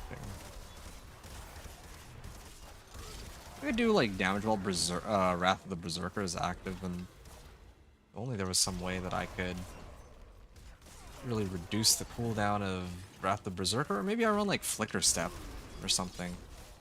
Yeah, I guess it's like 100% damage boost, right? If I keep this going. That'd be kind of nuts. Man, now I want to do Wrath of the Berserker with Thorns. I don't want to have to use like another, or I don't want to do like another Flicker Step oriented build, but I hate to say it, but Wrath of the Berserker is actually kind of nuts with Thorns right now. Yeah, okay, I'll put that on the back burner. Oh wait, oh, but the problem is then I wouldn't be able to get like Warcry boots, so that could be an issue.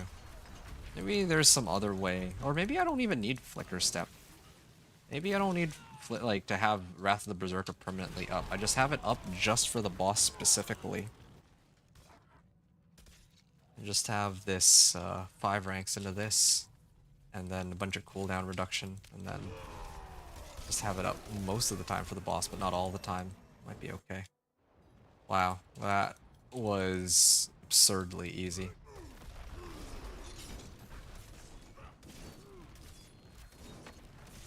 Could I just face tank him? What's my resistances even at? They're not maxed out, but might actually be able to. Do any of my other skills have a way to, like, give me berserking, maybe? Yeah.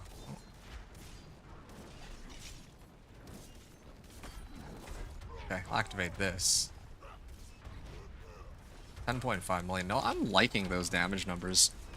14 million, 12.5 million. Oh, and he's dead. Oh, an ancestral sword, the first one. Okay, I do have to mark this one down because that was a really easy run. So that was 6 hours and 43 minutes in. So this was a pit 40 clear on, I think, like, what, 10 minutes remaining?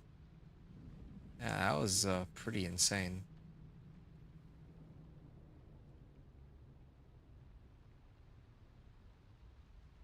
Okay, so 11-minute clear. And what if I adjusted? So I've gotten, okay, there's like so many things. I did get, I have 4 glyphs active now. And how many Paragon points is this? 157 Paragon points spent. So 3 legendary nodes.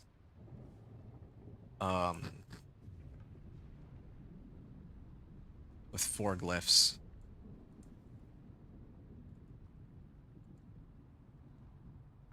Okay. Found bold chieftains. I used giant strides, but I don't care about that one.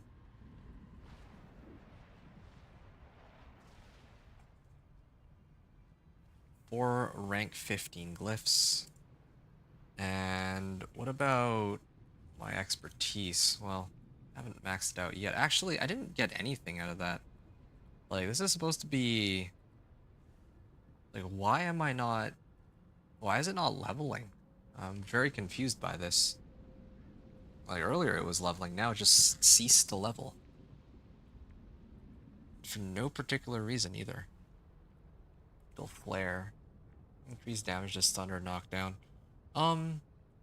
Yeah, I think I got like 2. I'll just put 2 ancestral. 2 ancestral. 1 ancestral one-handed plus 1 ancestral boots. Yeah, that's fine.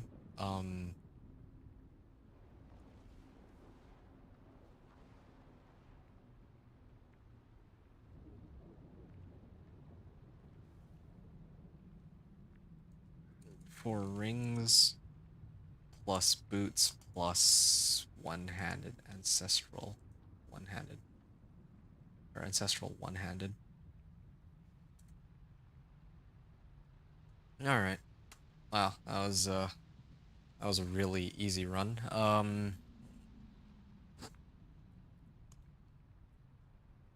This is far from being able to be usable. Oh, shoot, I didn't actually level this yet. Gotta do that before I crash, although who knows, maybe they fixed it. I haven't seen the game get like choppier and choppier progressively in recent times. I'm tempted to switch over to this Ancestral Legendary Sword. It's just the GA roll was pretty worthless, but everything else is fine.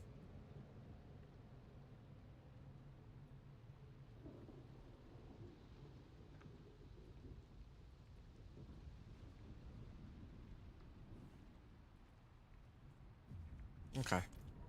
Yeah, I think that I still value resistance to all elements more than crit strike chance right now, but yeah, I mean, let's make do with what I have.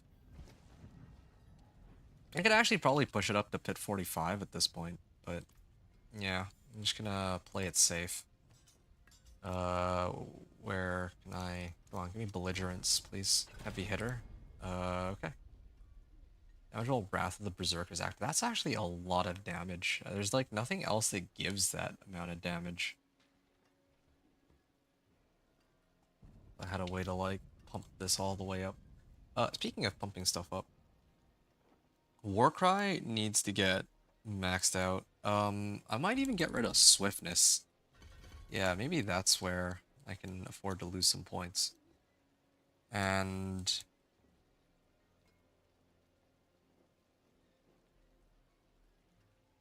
that'd be something I could take a point out of.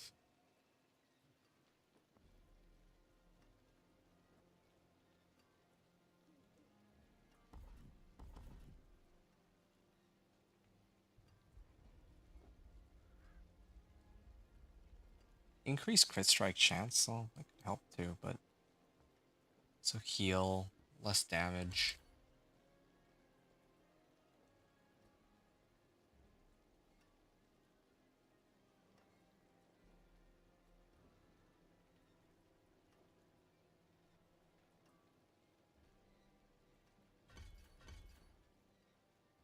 Yeah, I can bring this down to about 45 seconds base.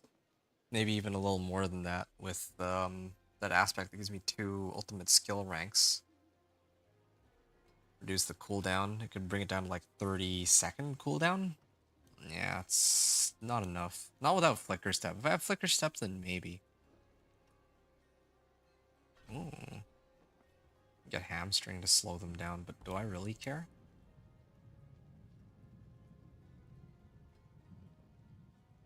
Ultimate skills deal 15% more damage. Well, this doesn't really help me. 200 weapons, you deal increased crit strike damage. I guess that works with my boss power. But oh well. I guess I can just do this. Yeah, damage reduction while berserking. Okay, cool. It's nice and maxed out. All right. This is looking pretty good. Warcry against berserking.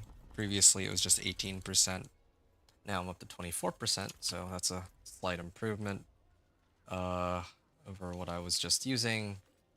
These can go, except for this one. This one's actually a nice thing to swap to because it has... I just need to roll off vulnerable damage for int or something. I'm actually really tempted to push it up to 45, but I really want to, like... I'm specifically here to get two-handed expertise. I'm very confused as to why I'm not able to level my axe. It doesn't even make sense. Like, is it because I need to kill them with like leap and like my regular attacks or something? It's like the only thing I can think of, like actually using my weapon rather than just running in and then activating my war cries to kill them. Yeah, I can't believe I'm saying this, but I might actually be very close to being able to clear T4 at this rate. I still need to buff my boss power some more, but I think I can see it. I'm already hitting for 14 million, so. And I haven't even done like master working or anything. Oh, what? What was that orange? What was that orange number just now? Was that my steel grasp? It might have been. Oh, okay.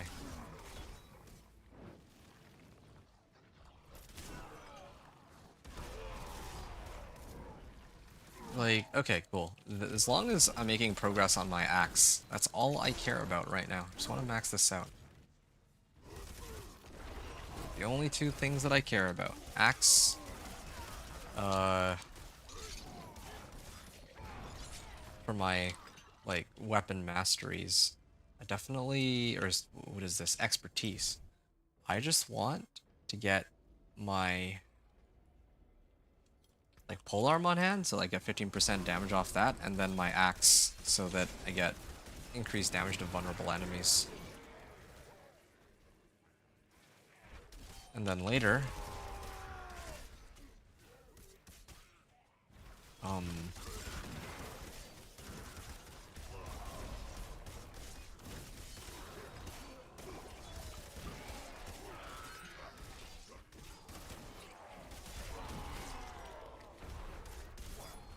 later, I really do want to start trying to push the pit. I'm already hitting for like 11 million on my boss power, and I haven't even really, like, updated my weapon to the sick polearm that I have. And I haven't gotten belligerent. Well, I do have belligerence on everything though. I do have to admit that part is pretty good, but.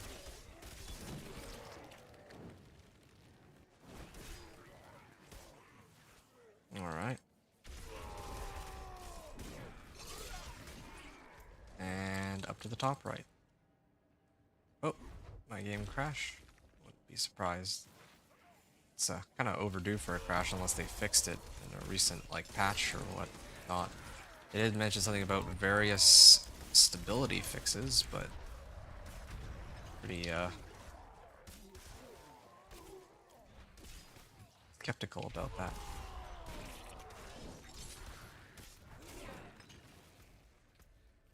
Yeah, this is... I'm very confused. I was actually leveling my axe faster in like pit 35. Here. I can actually keep this open. I see that they're going, or it's going up like really slowly. Yeah, there. Okay, now I got the boss.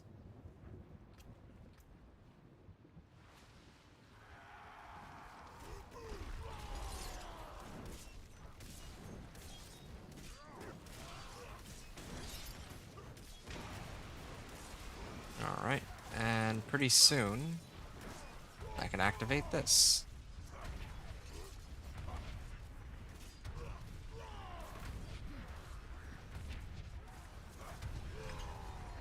No Elias.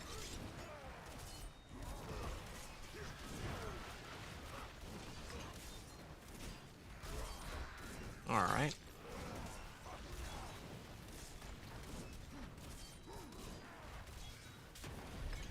Yeah, this thing did not move.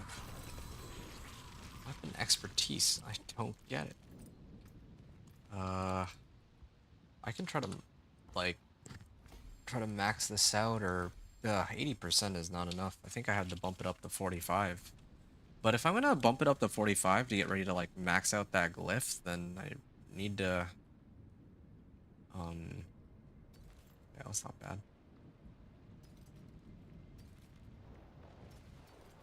Doubles upheaval.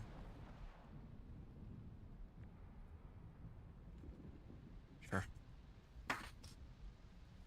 Oh, I still have obols.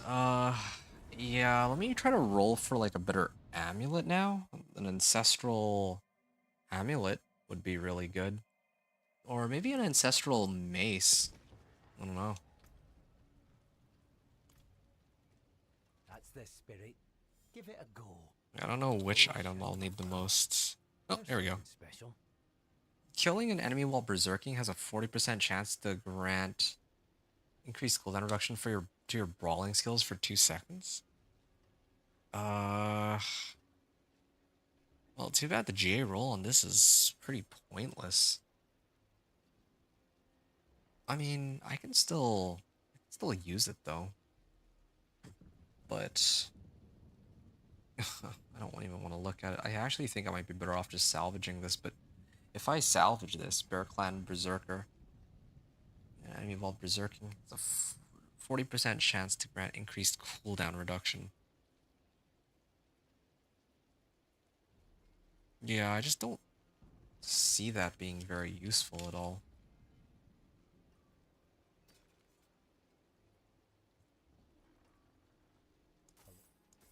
Not a bad pull. Hello, Shining. Shame that. Nope. Go one more? Oh, these are not very helpful. Oh, this is a max roll on this aspect. Better than starting from nothing. Yeah, I could up my weapon too, if I want. Really wish it were like max life roll or willpower. Either I'd be happy with, but and the gambling rolls too. Just no luck there, but alright, fine. I mean, I can still go. Still keep going. I could up it to, well, I think my biggest gripe with all this is I really want to max this out. So that's why I'm even bothering trying to run like pit 40 specifically. If I upped it to pit 45, I could probably still clear it, but it takes like longer. I'm not here to try to level my glyph. I'm strictly here to get this thing to rank 10. And glyphs are a byproduct, but maybe it's the other way around in this case. Like, I was hoping to make this all work, but I might have to just switch over to masterworking. Yeah, I mean, I had to level my glyph sooner or later anyway, though, so I guess this sort of works out. Like, if I'm gonna be doing, like, all that masterworking stuff, I'm not gonna, like, running Obdicite, then, of course, I'm not using...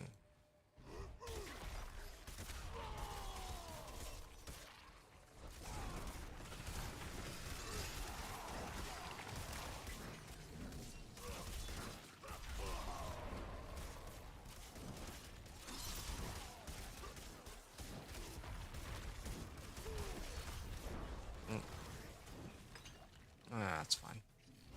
I'm gonna leap.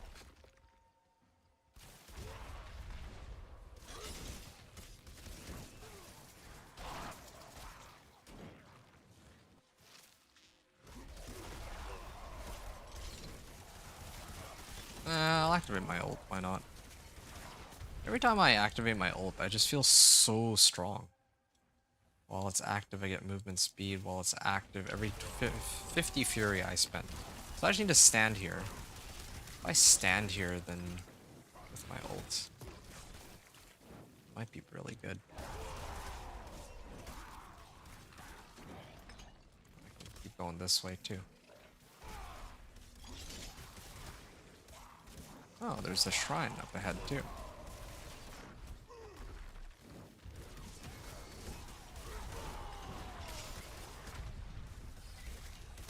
$13.7 million.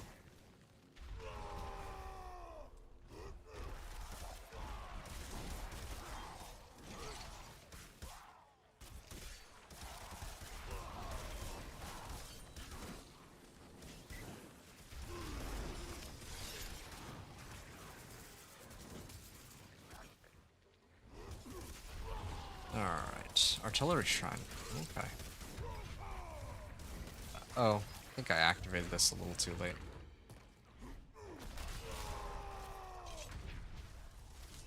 Alright. I mean, if I just keep spamming Warcry, then I'm perpetually on berserking, right? That's how it should work. Hey, there we go. Two-handed axe reached rank 8. Yeah, almost there. At this rate, I'll be able to get my 2 of my glyphs up to rank 15 or something. I feel like I'm mainly just doing this for completion's sake, like subconsciously. I just want to be able to say that this part of my character is complete. I think that that's probably the more, like, the reason why I'm so, like, grinding this all out, to be honest. Okay. Like, it has to be. Doesn't really much sense.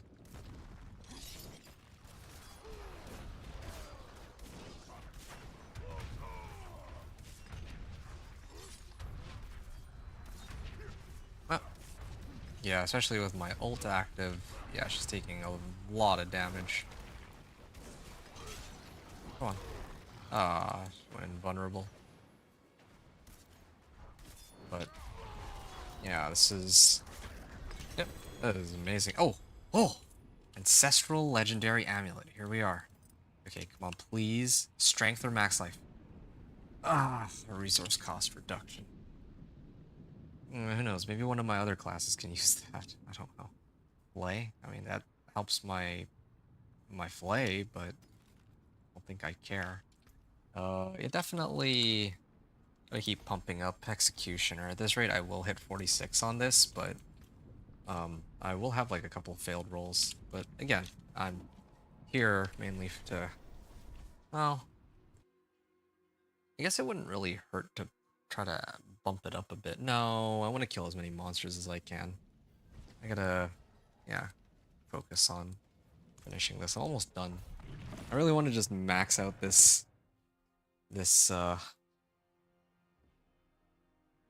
power or whatever. Expertise. And then it'll be Obdicite grinding. Yeah. Obdicite grinding and... Well, I have to actually see how far I can get with this setup though. Like, I actually feel like one of those situations where it's not like Companion Druid where the entire time I felt like I knew that there was like more room for growth, or the Dance of Knives rogue. I felt like I was hitting a wall once I got up to the point where I was like Masterwork. I'm like, oh man, I'm gonna reach my like max level of power very soon. Like, I would have hit it anyway. If there was like a Torment 5 at like pit 70 or pit 75 or something, like Dance of Knives rogue would have very much struggled to hit that. But here, I know that there's like plenty of potential, but it's still taking a while to get there.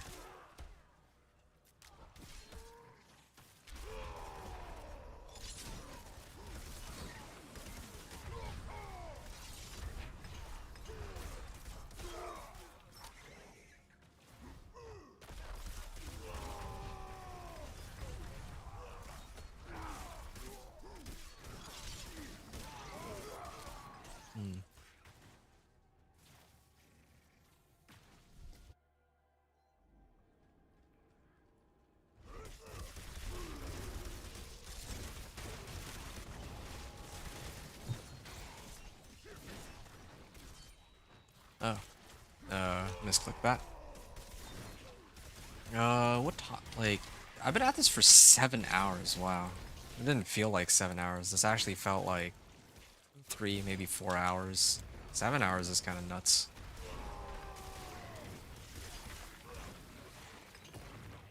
Alright.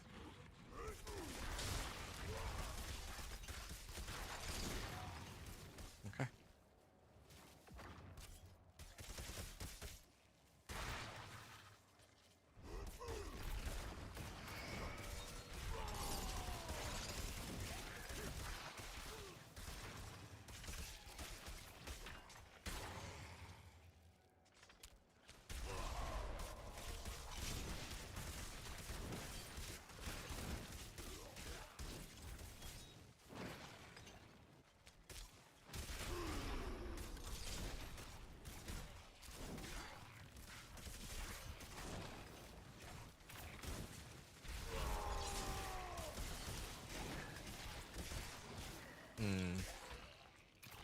Alright. Yeah, I feel like my run speeds are getting faster and faster too. Like my overall level of damage has gone way up since I began running this. Like, just to put it into perspective, the very first pit 40 clear that I did was 5 minutes and 15 seconds. Now I'm at like 11.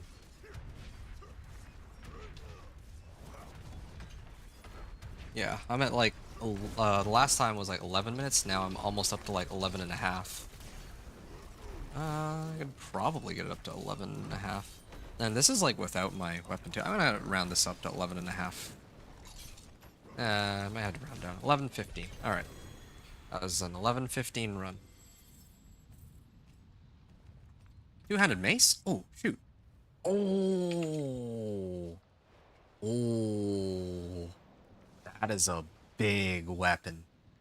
That is massive. Unfortunately, it's crit strike damage, but I don't think I really care. It's, that's a pretty big deal. Wait, so now what's my mastery at? Oh, that is huge. That's huge. Like, I don't understand. Like, sometimes it just doesn't work.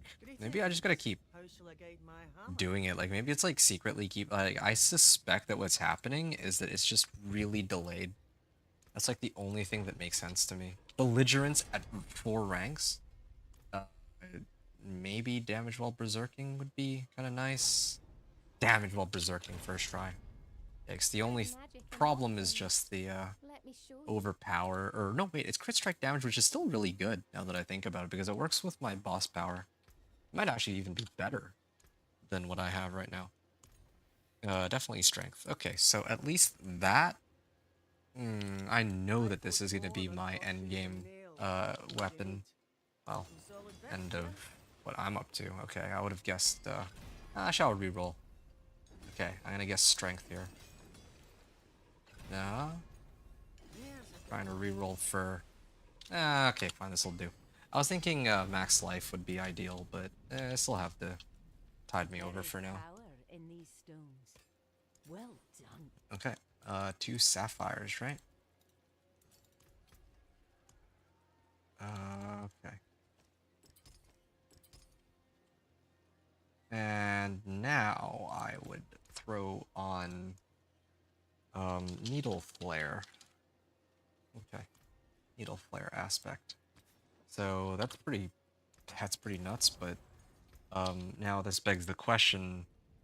Okay, these are still set to my axe. So keep going. I probably am just gonna dash this. These can probably go. I don't ever really expect to be needing. I like storing bases, but don't think I'll ever be needing all of those bases. Ancestral amulet and this thing too. Okay, now for sure I'm not using that again. Heavy hitter. Still holding off for a little bit. Okay, there. A striker's aspect. Okay, so we have like, we almost have all our weapons as GAs. We're almost at that point. And I think, like I mentioned earlier, like I kind of feel like I could buff it up to pit 45 and it might still be okay. But I am running low on these. A potent quantity indeed. Redamine Buzz and Incense.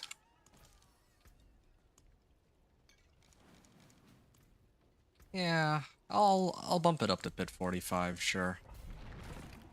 I actually suspect that if I masterwork everything to like rank 8, I'd probably be able to get by. I think I'd actually be able to clear in the Torment 4.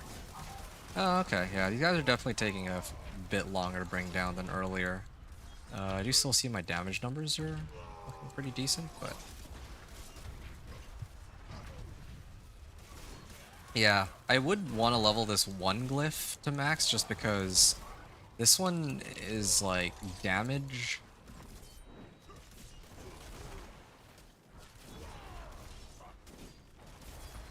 $9 million. Okay.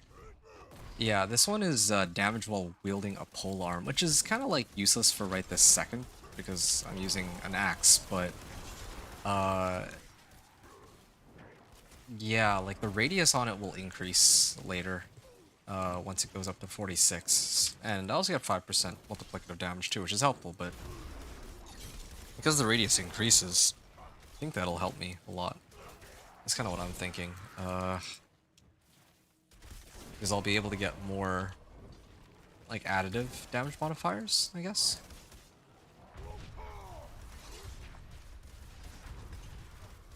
Not bad.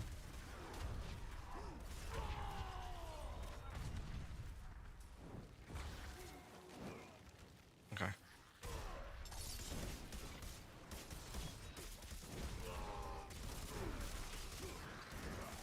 $17.8 million. That was without Wrath of the Berserker too. Yeah, boss power going crazy.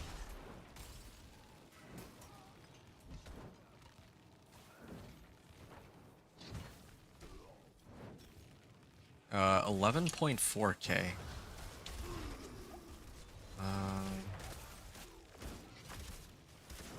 This is decent. Gonna use some more one-handers, but this will have to do.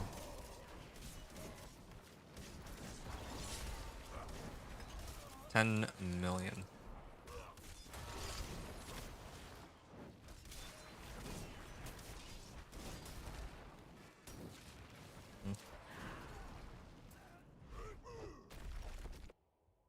Alright, good.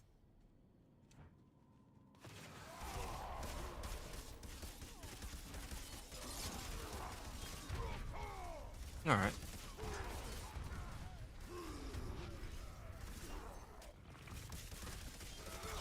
Here we are.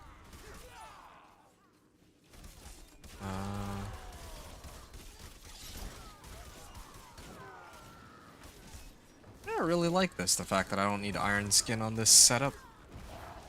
This is looking amazing. I can leap over this. Yeah, this was a very easy pit 45. This is going to be a very easy pit 45 clear. It really is just about whether or not I can take that boss on or not. It's just what I want to know. What are my boss mats looking like? Okay, I don't really have that many. For Beast in the Ice. I don't really need Fists of Fate either. Like I'm actually...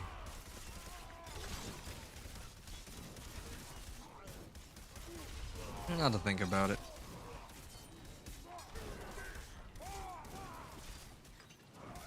Yeah, try to roll for a good Fist of Fate.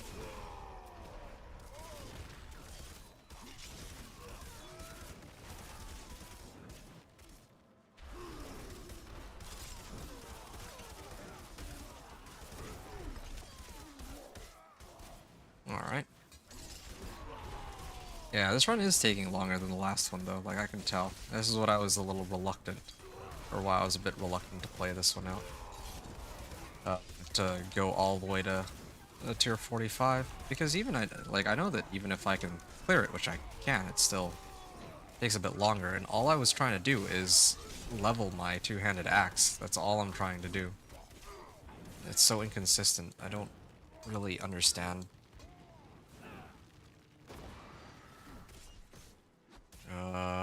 Yeah, I'm not even using my axe. It's really just there as a stat stick.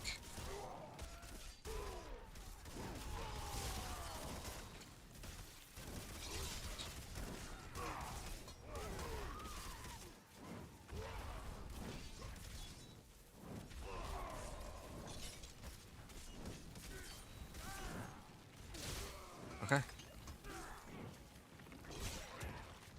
Oh, not bad. And here's another pack. War Cry it. And hook them in. It's shaping up to look like a 9-minute clear, maybe? 9 minutes left on the clock. I should use my challenging shout here, otherwise I'm wasting time. Alright.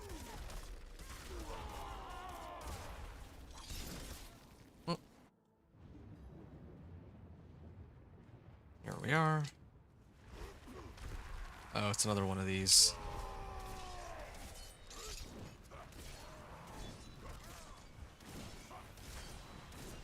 Okay, here. Maybe I should have waited for my war cry and challenging shout to come back before I did that, but, well, whatever.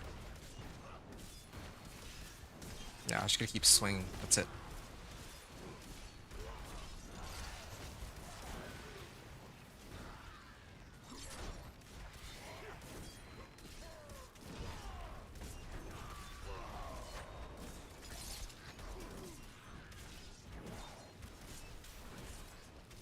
Yeah, still sitting on a pretty good batch of thorns here.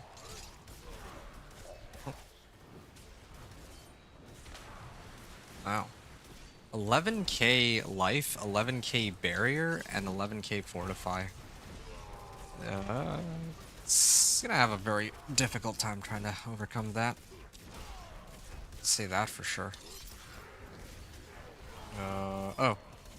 Did not even realize, but sure, I'll activate my ult. Ooh, 22.9s. And there's like 2 that come out. It's like 2 different claw marks, and each one is like paying for like 10 million each, or 20 million each. There. That was fine. Oh. Failed upgrade. Really? Okay. Yeah, I'll come back here, pit 45. I think that I don't want to fail again. Expertise did not really do much.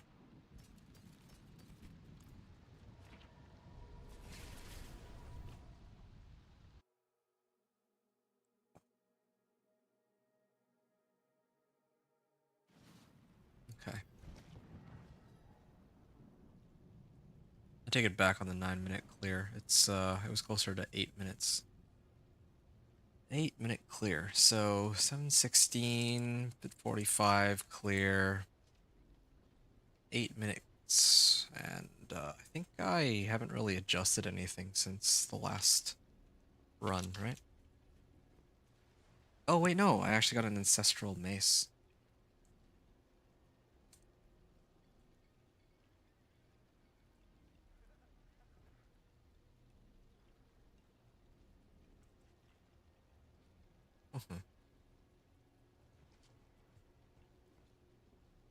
I guess I could keep going.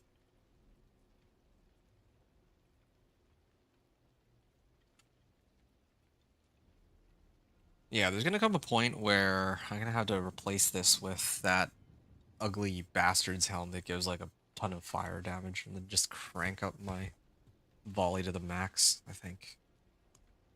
Yeah, alright. Hit 45?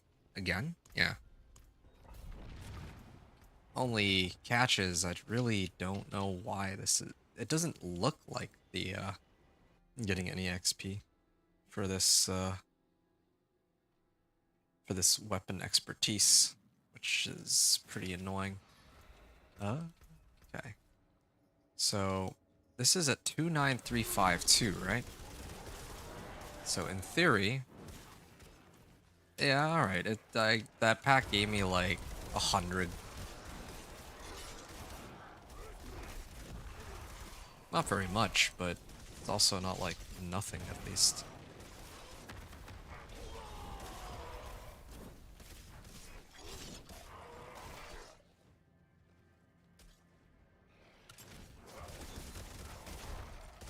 Yeah, why not? I'll activate this. Well, were there even any elite packs here? That might not have been worth it at all.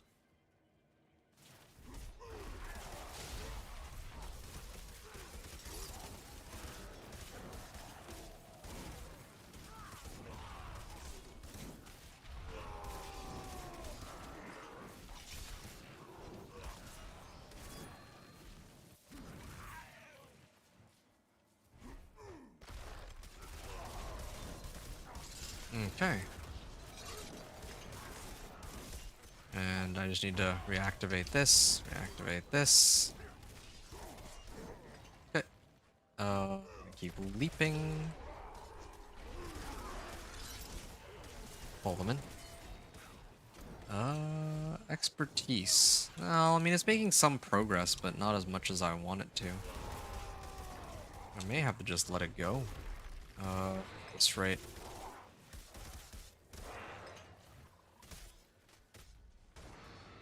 I think it's up this way.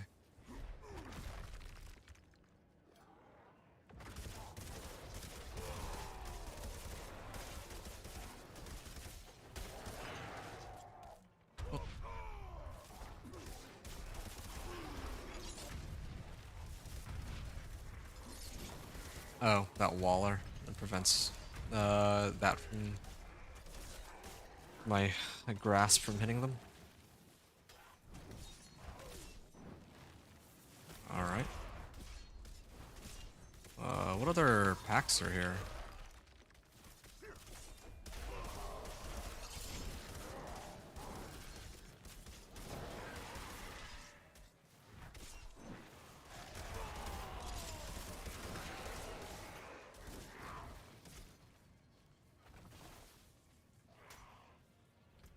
Okay. Expertise. Still, again, only 10k XP gained in this run. You know, I have a running theory that maybe the reason why is because kills obtained using the boss power might not work. But if I get the kills, maybe maybe that's it actually. That would track. Because right now it is taking some time for Thorns to kill these. Alright, but then earlier when I was in like a lower pit tier, yeah, my Thorns were instantly killing them before my boss power ever had a chance to take effect. So maybe that has something to do with it. Maybe if I were to take off my boss power suddenly, I would be able to level a lot better.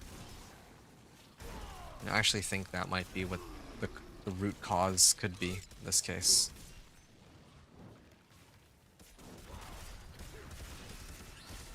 Alright.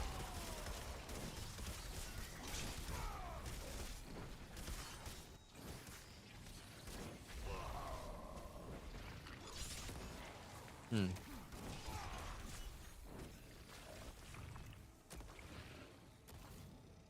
Yeah, like I haven't seen this move whatsoever. 5216, and previously I thought it was just on a delay, but yeah, it's moving at like increments of like 300. Oh, did my game crash? Good to know they still haven't fixed that. I was just saying like earlier that maybe they fixed it, these crashes, but I guess evidently they did not, so gonna have to readjust. I gotta close the game and well, yeah, I gotta close the game, so I'm gonna stop the recording here and I'll continue when I get back.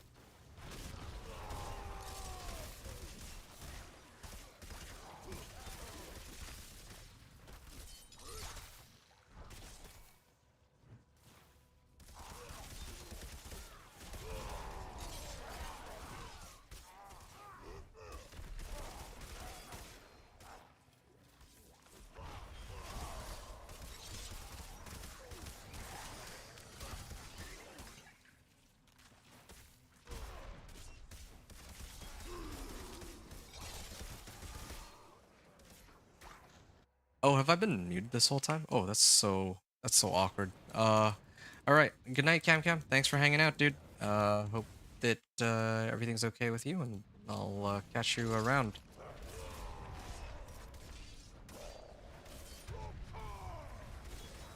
I have no way to spend a resource, so this fight might actually take some time. Maybe I should have abandoned it when I had the chance. Oh man. I think I messed up. I messed up like crazy. Like this run is gonna take me forever now. Well, I mean I have him down like a tenth of the way.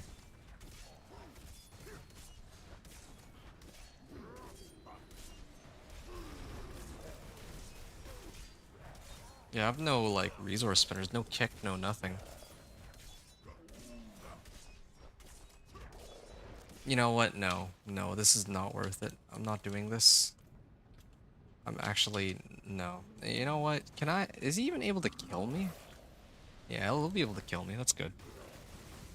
Oh, good thing I'm not playing on hardcore.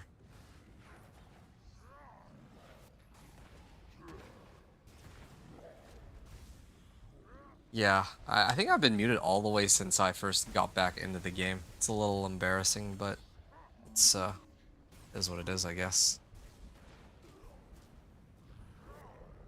Anyway, basically to sum up what I was talking about, I was just saying that, yeah, it's, yeah, I mean, I'm glad that I crashed at a time when it was not, like, when I'm, like, pushing pit, 55 for Torment 4 or something, when it was, like, the most crucial moments.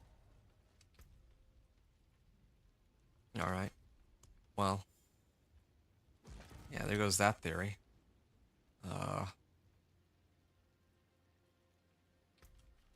Well, whatever. This is my last... This will probably be my last run of trying to level this one glyph, and then it's going to be straight to the Infernal Hordes, and this time I have way more damage than the last time I came here, so it should be okay.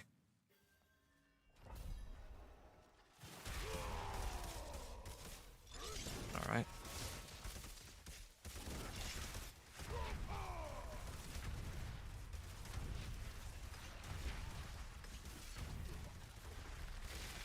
Yeah, maybe I need kick instead of leap, too. That's another possibility.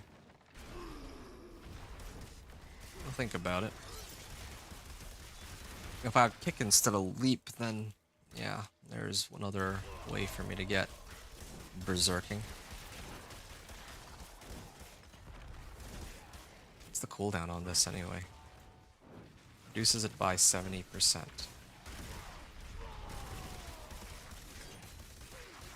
Do I have Warcry on both of these? Yeah, I have Warcry cooldown reduction on both. 19 seconds.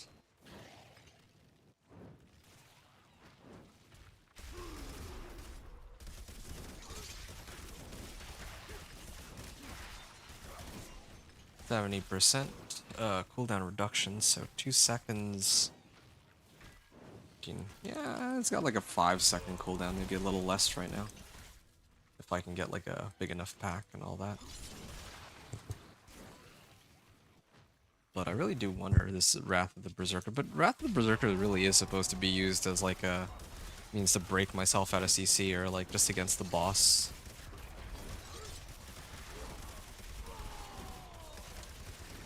Yeah, maybe another like hour or two, I'm hoping. I might be able to finish this run. I might not need to go into like the next play session. But it'll take me a little bit of time to put together the build overview though, I admit. Because I'm gonna be busy this weekend.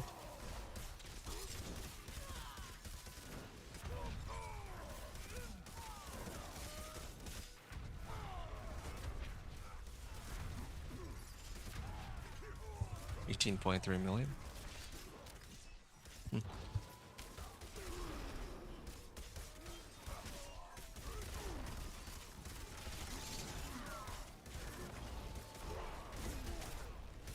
Alright. Channeling Shrine.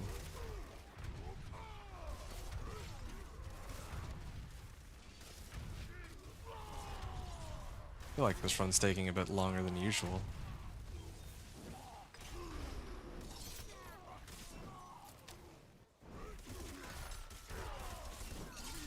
I think my ult will come back before. Oh yeah, there before my shrine wears off, so that's good.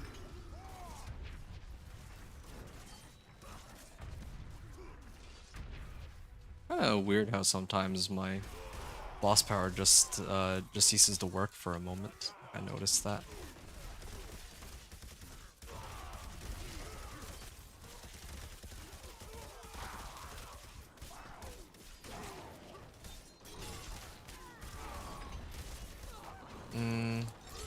How long was my last run? Oh, it was 8 minutes. Okay, so I'm like on the right track.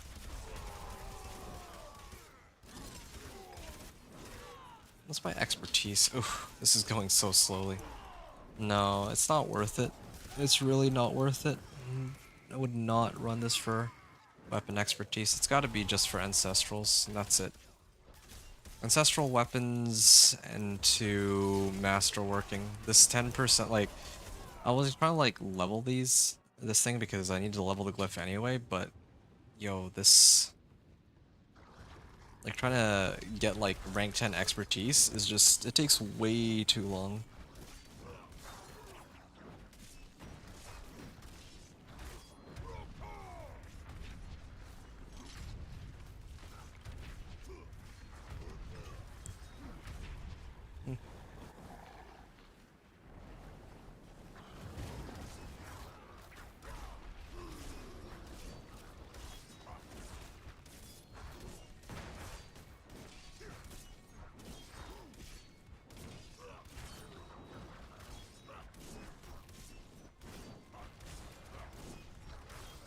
Oh, this may take a while.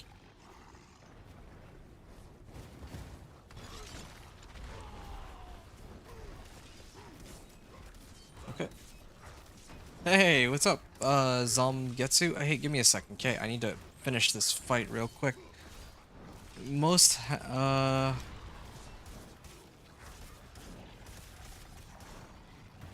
most fun I've had on D4 so far, not gonna lie. What is? Like, what are you, like, playing what? And you said, isn't like crit overpowers the best, XP? You mean for, expertise? I have no idea. I just assumed that it's to do with, like, when you kill monsters, you progressively get more and more XP. I just assumed that it was to do with monsters. That's all I had come up with. That's it.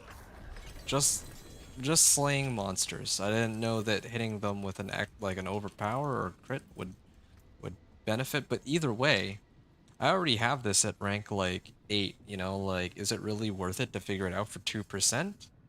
No, I don't, I think not. So I'm just gonna leave this, but at least originally when I started this off, I was at rank 2, so got it up from rank 2 to 8 while leveling this glyph, so, ugh. Oh, perfect. Good, I kind of hit the threshold. All right, there's my max. You used to max XP? Seriously? Is that how it works? You used to max XP on the dummy in Kyovashad? I did not know that. That's actually pretty nuts. Yeah. I mean, I play Barb like Thorns Barb every season, but I did not know that that's a level. Like, usually it just automatically levels itself to 10. Like, I don't even need to really touch it, so that's why I'm pretty, like, OP crits was the fastest way to max them. Oh, that's pretty funny. Yeah, I like last season when I played, it wasn't like that. But it just maxed. It got maxed. I didn't even really need to pay much attention to it. I just looked at it, I'm like, oh, okay, well, it hit the cap, right? But this season it seems to be, I don't know why, but it was so bizarre. When I went from rank 5 to 7, it was like super fast, and now from rank 8 to 9, it's like a really long slog. Like I've done like 4 pit runs, and it went from like, it's not even halfway. Yeah, I'd have max expertise before level 10 in one season. Yeah, I'm not even talking about one season. I'm talking about like 1 week or 2 weeks tops, right? Like, I'd be just like doing like pits to level the rest of my glyphs, and then, oh, all of a sudden my two-handed axe expertise is like rank 10. So I'm very I guess surprised when they gave us those OP vamp powers. You're talking about like back in season 2, right? Yeah, how are you doing by the way, Zamgetsu? Are you also playing Diablo 4 right now? What are you having have cooked up for this season, if you don't mind me asking? Okay, so this was my old pole arm. I can get rid of it now. And I'm gonna temper. What do you need? Definitely, I need to try to get belligerence. Okay, no belligerence. Ideally, I'd like Dust Devils. No, that's like ugh. Damage roll Warcry is active. Well, I could live with that. Belligerence, please. Belligerence. I mean, it's something. I can always retemper if needed later. Or use the scroll of retempering once I get one. Damage over time, of course, I'm subbing it out for life. And this is my first ancestral pole arm. And I'm gonna get some sockets into here. Add a socket, unsocket, and yeah, there. Mighty Throw, I don't need that. And I'm gonna put Death Wish. Okay. And now with Death Wish, Death Wish aspect brings us to about 1100 thorns. So my previous one was 820. Now I'm going up to 1146. So that's like a 300 thorns boost on top of the like 6k that I have thanks to Razor Plate. Death Trap one button berry. Yeah, it seems that right now the running flavor of the season is just non-stop Death Trap. I mean, I don't know why it's the case that like Lightning Spear is like, I think it's safe to say that Lightning Spear is the one that's like more broken. At least it can push higher pits, right? And yet more people want to play Death Trap Rogue for some reason. And it's pretty hilarious to me, but yeah, that's the situation as far as I see it. One whole screen dead, one button up to T65. Yep. It's one button wonder. Or one button berry, like you said. Okay, well, I think I've expires in 45 minutes. It would be nice to do that one, but I think I'm just gonna get started on the Infernal Hordes. It's really about time that I started farming up my Obdicite. Yeah, I think that I'm strong enough for it now. I have a level, like a rank 46 glyph. I have 4 glyphs. 3 legendary nodes, and I'm pretty ready to go here. Lightning Spear will break your hands. Oh, actually? Oh, interesting. Alright, well that's good to know.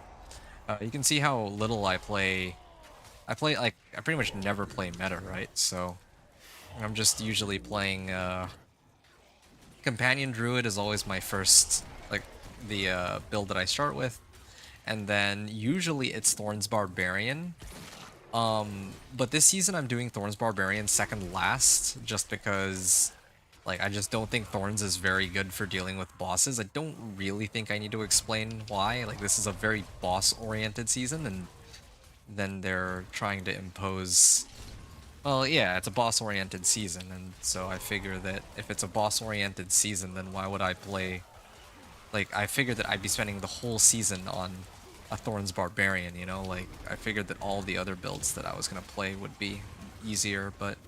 I think tired of the busted build that requires every button to be good. I'll sell for very decent. Oh, that is more than very decent. Although I will admit that somebody in my chat earlier did, like, showcase how completely overpowered and broken and busted his build was. He's also playing a, actually, is he online still? I think, yeah, he's still online. Yo, check this out, man. Look at this. Look, Thorns is nuts on PoE2 right now. I haven't touched PoE2. It's been on my to-do list, but... So, this guy's straight up rocking this, right? 3 GA. 2 GA with 3 core skills as the third roll. 3 GA, 2 GA, right? And these are like good rolls on the GAs too. This one is like alright. He also had 2 GA, or well, this is a 1 GA Doombringer, but it rolled max life. That's all we really care about. Same with this one. And then like, look at this. Look at this. What is that, dude? What is this BLT? I don't have a bacon, lettuce, tomato either. Like, what is that? And then, well, yeah. This man had some pretty insane luck. Yeah, no, this is cracked, man. Harlequin Crest, too, and Ring of Starless Skies and Doombringer, so 3 mythics. Huh. Like, wow. Alright. Anyway. He's probably speed farming 90s right now. I have no idea what he's up to. You, like... Yeah, are you still... Hold on, let me take a look here.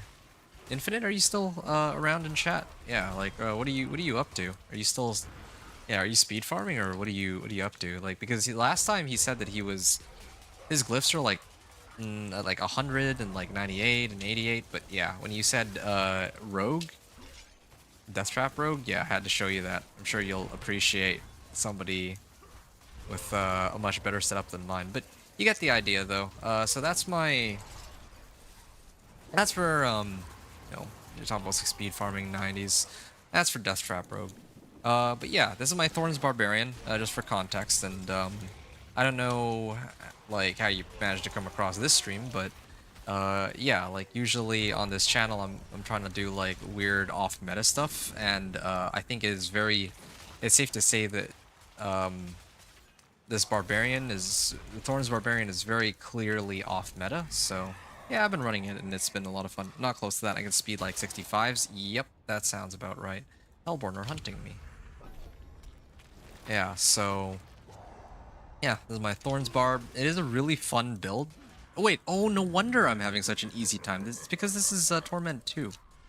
Oh, that's so embarrassing. Okay, well, that's fine. All this means is that I'll just get some GA items out of the chest.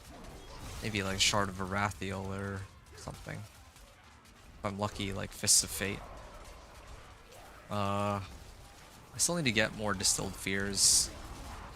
You look at off-meta stuff because there might be tech to use. Oh, okay, fair enough. No, I don't have any, like, secret techs. I'm not like that. I'm just using, you know, the very obvious stuff. Except for Sorcerer, I would probably use the meta tech. Because, like, this season, this power right here is pretty nuts. Avarice. Activating your main boss power drains out all of your resource, right? Previously, the only way for me to really drain out my resource was with I think there was a rune. I don't remember the name of the rune. The one which drains out all of your resource and you do like up to like double damage for like a second. So I'll do this one. I gotta have 100% vulnerable up to wait. Oh yeah, Macro Boy just found new tech for the big damage. Yeah, I saw he put out a video and then he said, oh yeah, there's a way to get infinite damage. Like actually infinite damage, and well, I didn't really take like a good look at it, but it does look like probably some unintended like mechanic or behavior that that probably is like a bug or something is my guess. The damage is based off wait, and you're gonna run high hits. 100 plus damage is based off of base HP. Oh wow.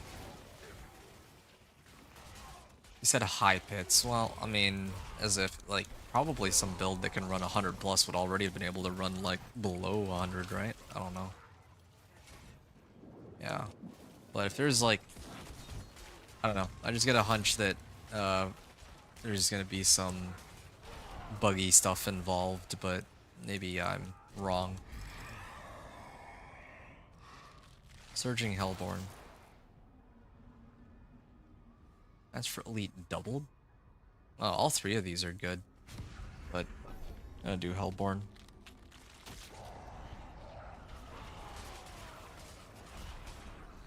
It scales higher? Yeah, I guess in terms of raw damage, yeah. Okay, well, having high base HP is like the base damage, you can add modifiers after? Wow. Yeah, I don't know what to say. That's pretty sick that something like that was discovered. I figured there would be something with these boss powers, but you know, like I was just trying to build it with what's like written on the skills and whatnot. For me, I'd be happy to use this power that drains out resource just so that I can make like a proper sorcerer, like ball lightning sorcerer. Orange ball lightning is what I would want to play, or orange ice shards maybe. It's a boss power. Of course it's gonna be a boss power. I think it's gonna be which one is it? I don't remember. It's Varshan's power, right? So this one. Inflicts nearby enemies with corrupting damage.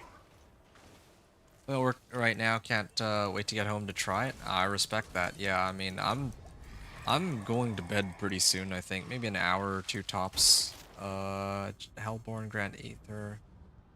Kinda wanna do chance for elite doubled, but you know what? I'll try it, sure. You don't remember?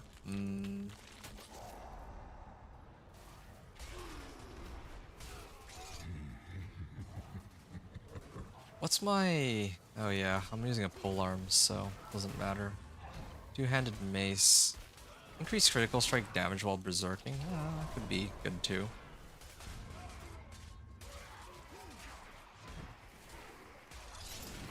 Yeah.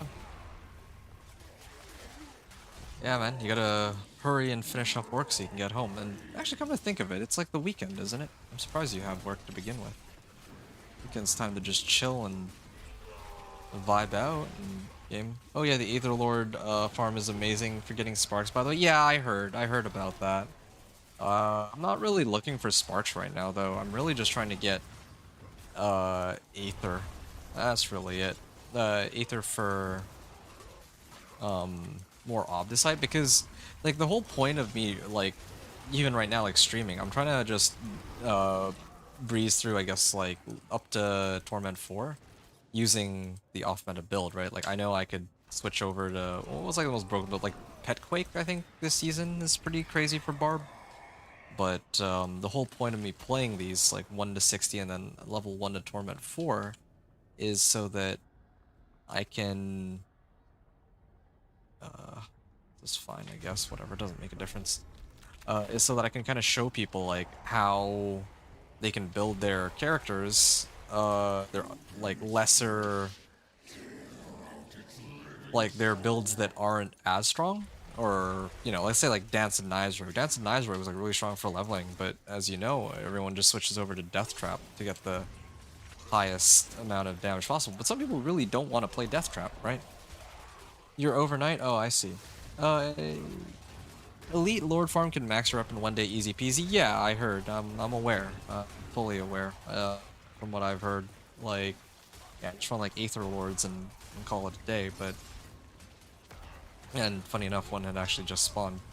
But, like I said, I wanted to try and see...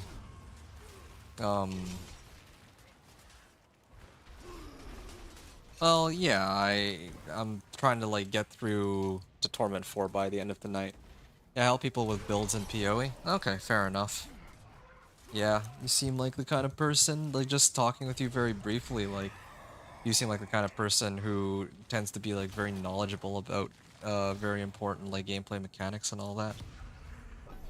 Alright, let's have fun with this last one. Yeah, I don't help people with builds, but it's more like, yeah, I just make the, like, I don't know if you've seen my channel yet, but I've actually made, like, build guides for these off-meta builds just for reaching Torment 4.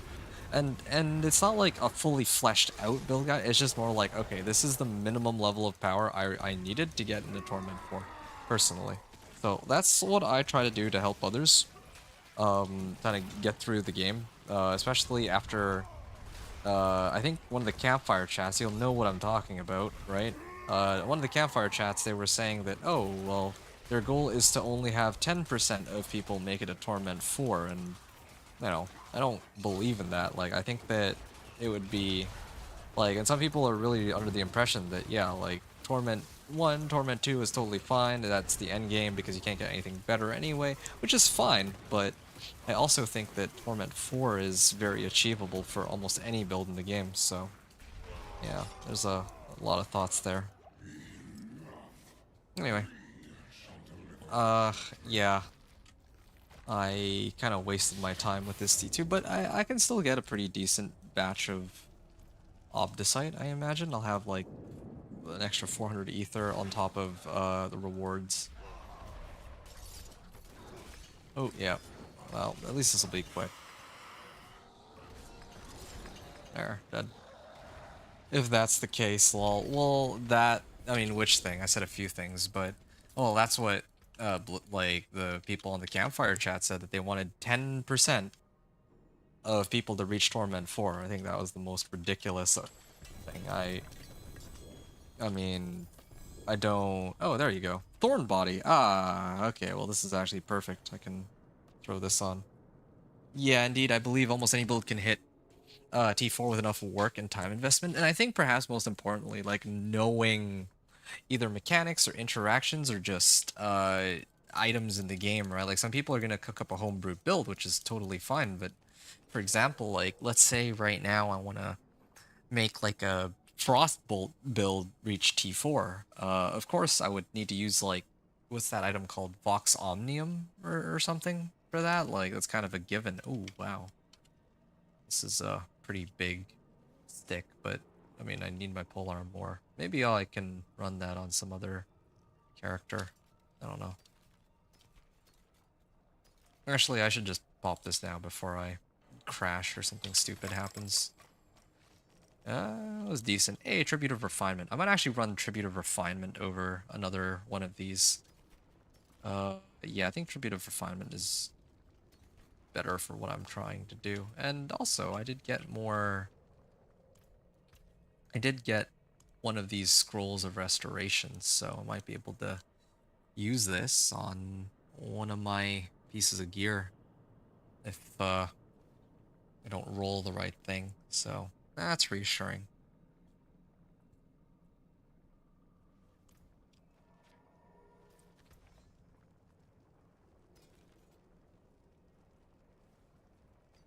Well, yeah, I might as well start pumping this. Yeah, I'm gonna do it. The first person to say Druid was absolutely busted and no one believed me. Haha. It got totally gutted since S1, hasn't it? Yeah, well, no. Last season Cataclysm Druid was pretty nuts. But I think How shall I guide I my feel like example? Sorcerer and Druid are prone to this. It tends to be the case that the classes as a whole are seen as like incredibly strong because there's just one build among them that is just like broken. And I think like in like what season 4, you had like a Wind Shear Druid or something. There was like some weird thing going on there. And then like last season there was like Cataclysm, right? But every other build is like atrociously bad. At least for pit pushing, I'm talking about. Like, yeah, just about any, like, pretty much any druid build, I think, could probably reach Torment 4 by now. Especially after Stoneburst now can May your overpower, world right? be filled But, with wonders. typically, I don't know. I just, I think it's just silly what they have going right now. Okay. I'm hoping for Dexterity. I will re-roll for Dexterity if need be. Alright, fine. 1, 2, 3, 4. I'm gonna guess damage. Max life. Yeah, this is acceptable. Because, I mean, it helps with my challenging shout anyway. It's the only class that doesn't have infinite scaling of the key passive scaling. I'm just thinking, when you say key passive scaling, which, like... Okay, Sorcerer and Necro definitely have it. What about... Playing Barb right now. Okay, let's check my Barb. You said infinite damage scaling. Well, here. Skills. If I scroll down here to the key passive. Well. Yeah, like look at these key passives. Like which of these even scales? Increase to 60%. Barb has it with bleeds. Oh, this thing? I guess so. I see what you're saying. Uh, well, I don't know. It just there's just so much weirdness in the game. It's so hard to compare these classes one to one with that as the metric. I want to agree with you. Okay, I don't want to. I'm not trying to be difficult here, but I'm a little. How should I put this? I'm just gonna max this out. Dexterity. Or not dex, strength. Yeah, there we go. Strength and max life. That'll have to do for now. I'll take it. Alright, now I'm gonna set it to T3 and then I'm gonna run my tribute. That should have me sorted out. Where is... It's over here, right? Yeah. Like, that's why Rupture is still the rotation for Pet Barb. Oh, that's actually kind of hilarious. It's cool. Druid's my favorite class. Yeah, it's my favorite class too, but as a druid, I only play one particular build, and that's a companion druid. I love companion druid. It's like my, I guess you could say bread and butter. Like if you take a look at my like past seasons, like the videos from my past seasons, I have a companion druid for every single season. It is like every start of season, I always make a companion druid, and I always get it to either Torment 4 or World Tier 4 or whatever. That's like my whole shtick. Companion Druid. I like my first ever leveling guide was for Companion Druid, but now yeah, like I've kind of branched out and I feel like I'd rather diversify and go quantity over quality with making the content. We played him all since D2, but he wasn't my favorite in D2. Oh, that's pretty funny for D4 anyways. Played them all since Alright, well, that's cool to hear. Glad you have had that going for you for that long, but yeah. Generally run landslide early levels. Oh, that's cool. Yeah. Yeah, I just run companions. I don't even care. I just like max out my damage. Like because I don't know how much, like, maybe you have more AoE, maybe you have more damage than I do when you're playing your companion, or when you're playing your landslide druid, but I remember when I was doing the incursions with other people, right? And this was before the incursions got nerfed. Like, this was like the first day of the season. And yeah, people were like really struggling in early difficulties to kill these bosses. I would just pump out like 40k damage at like level 40. It was like it was the most awesome thing. So trample slide, right? Yeah, no, trample slide is, yeah, I can imagine trample slide being pretty insane for leveling. Although I guess you would need a can you unlock the aspect for it? I don't think you can, right? For trample slide, like there's an aspect for it, but I think that that's one that you can't actually get from a dungeon.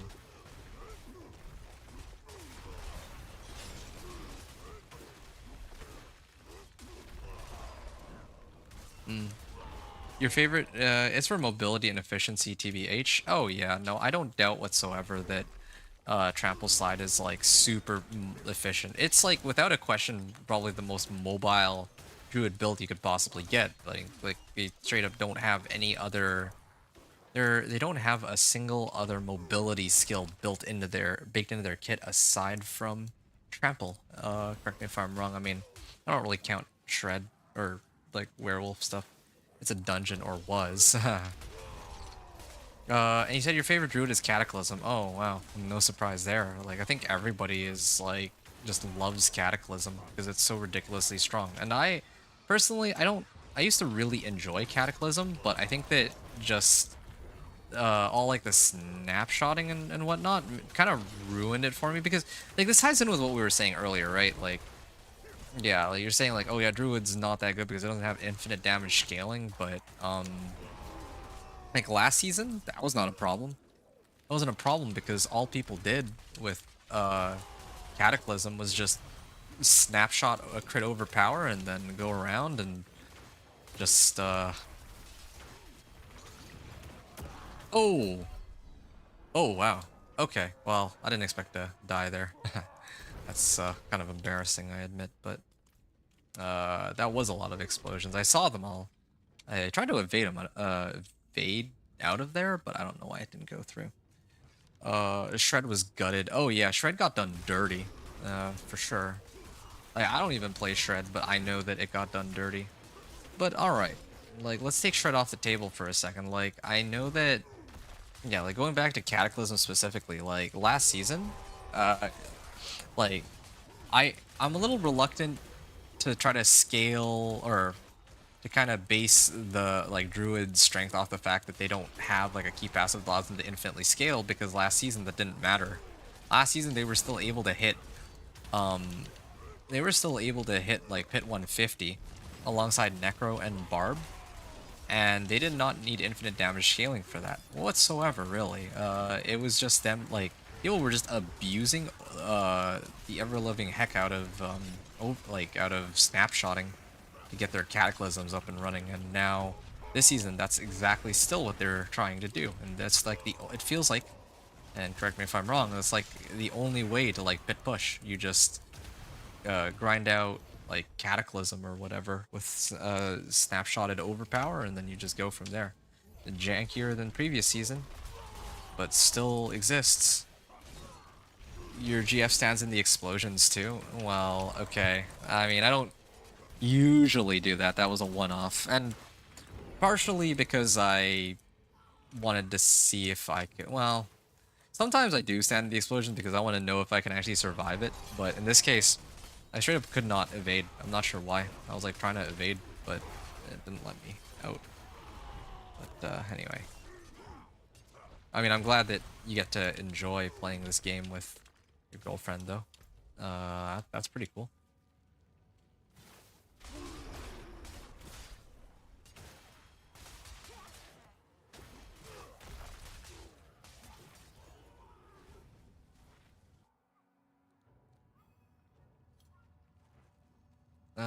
What's my... Okay. Something here has pretty low durability. Oh, okay. My pants. Are you a fan of the Berserk event? Honestly, dude? I totally forgot that that thing was even taking effect. Like, I'm not big on Berserk. Like, what is it even? Like, to tell you the truth, dude, I've been picking up this, like, material, and come to think of it, I haven't even really paid attention to, like, do I need to go to town to like grab is it, you know, like when Ancestors Favor was a thing? I had to like go to the reputation board and all that, and for Ancestors Favor, like, do I need to do that here or something? I'm not sure. Like, I have no idea, no clue whatsoever. Okay, another 1300 or another like 1000 Obdicite, and it's like decent, I guess. Upheaval is guaranteed to overpower. Well, sure. You're giddier than a schoolgirl? You mean for a Berserk event? I did not realize people were excited for it. I don't care for it.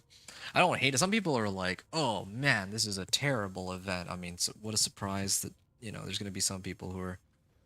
Some people are just here to bash on the game, which is whatever, like, it is what it is. Hey, do not hit me. Ah, a big fan, actually, of you.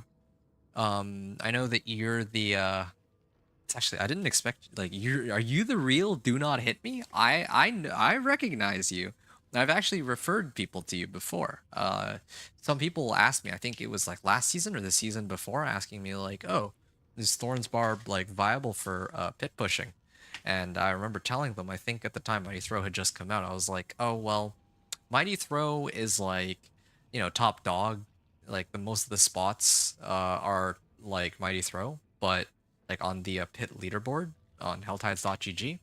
But there's one guy on that leaderboard, the Barbarian, Thorns Barbarian, and his name is Do Not Hit Me. And I think this is the guy. Do Not Hit Me. That's him right there. Well, it is an honor and a pleasure to meet you. Trying to do you justice, although, yeah, like, my build is not going to be as good as yours. I'm not nearly as skilled a player. But all the same, my goal is to, at least on this channel, like, play these off-meta builds. I mean, because it really is off-meta, right? And then to kind of, like, show people that, yeah, it's reaching Torment 4 is actually not as bad as people think. For players such as you and I, it's Torment 4 is like a pretty trivial thing. It's not really a big deal. I don't really think twice about it, reaching it and all, but you know, there's other people who actually actively struggle, and I'd like to help those players kind of get a feel for how to make it there. So that's why I've been making these like build overviews. But yeah, uh, I'm just trying to. That's fine.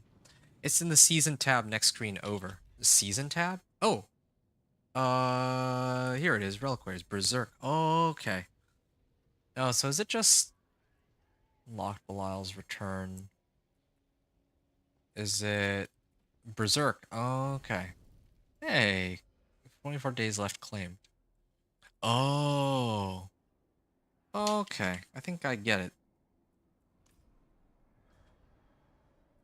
So, I don't know. I mean, I guess this is the only thing I can spend it on.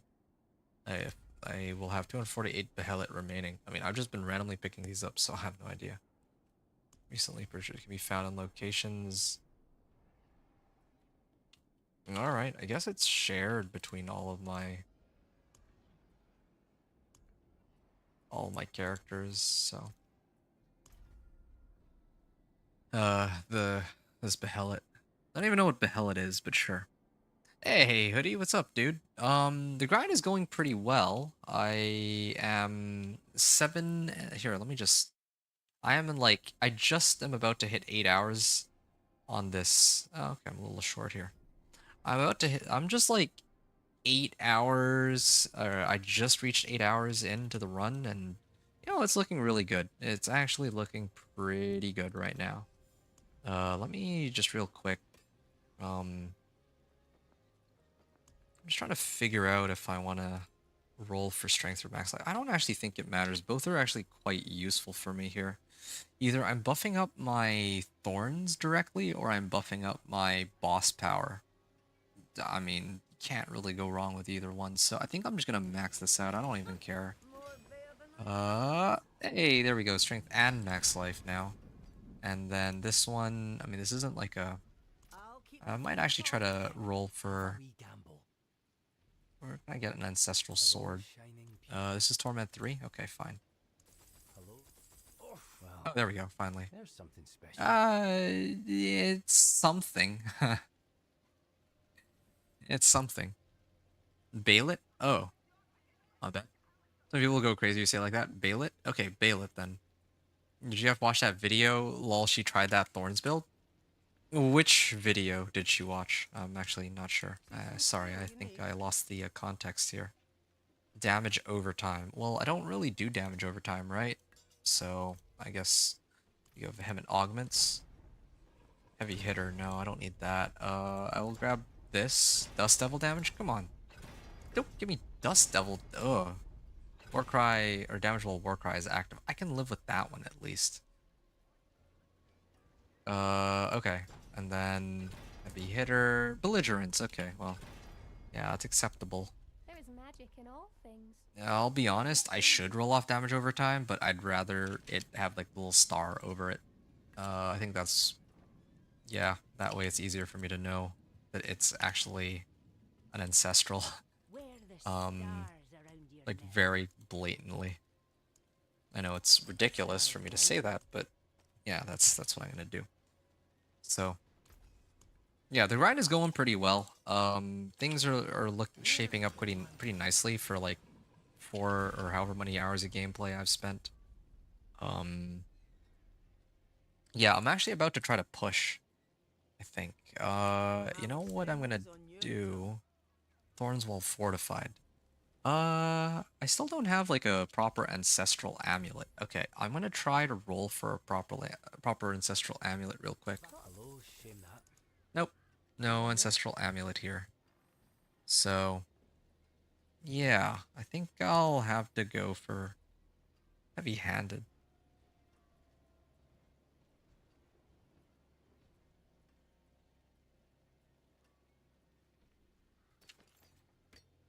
All finished, are you? You can't remember who did the build, but they did well with the Thorns video. Well, I mean, like I had mentioned, maybe it's this guy, Do Not Hit Me. Yeah, Do Not Hit Me was a beast. Like when he, well, I mean, he played Thorns, like he only played Thorns, but I don't know if he's still playing like right now though. That's the one thing. Hmm. Well, whatever. Yeah, I have two ancestral amulets, but the rolls are pretty silly. Crit strike chance. I would have to. I have to roll off either fire resist or life per 5. I'm sitting at 11k, so I think I roll off life per 5 here. I mean, it's gonna be an ancestral amulet without the GA. Uh, S2? S2, wow, that's a while ago. Did she's done Thorns build since D2? Like, you're talking like D2R or like classic D2? Because if she is like, sounds like she's like a pretty big D2 fan if she's, you know, playing like that. I could play. Where's my ultimate cooldown reduction? Is there? Yeah, here it is. Ultimate efficiency. Wrath of the Berserker cooldown reduction. Well, that's an option, I guess. But here, let me see if I can. What I can roll this for. Okay, fine. I'll get rid of life for 5 then. Ooh, disgusting. 13.3. Can I get slightly higher at least? Okay, you know what? No, well, never mind. Why did I bother? What do you need? I'll do, I guess, Zerking. Damage while Wrath of the Berserker is active. Damage while Berserking. Okay, perfect. Okay, so now I can masterwork this with no GA. And, max life, sure. Now I gotta throw on Conceited, and I guess I'm ready.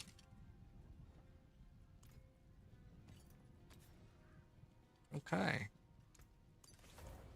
I'm gonna put this on. And then I've already masterworked that. I'm gonna masterwork everything else now.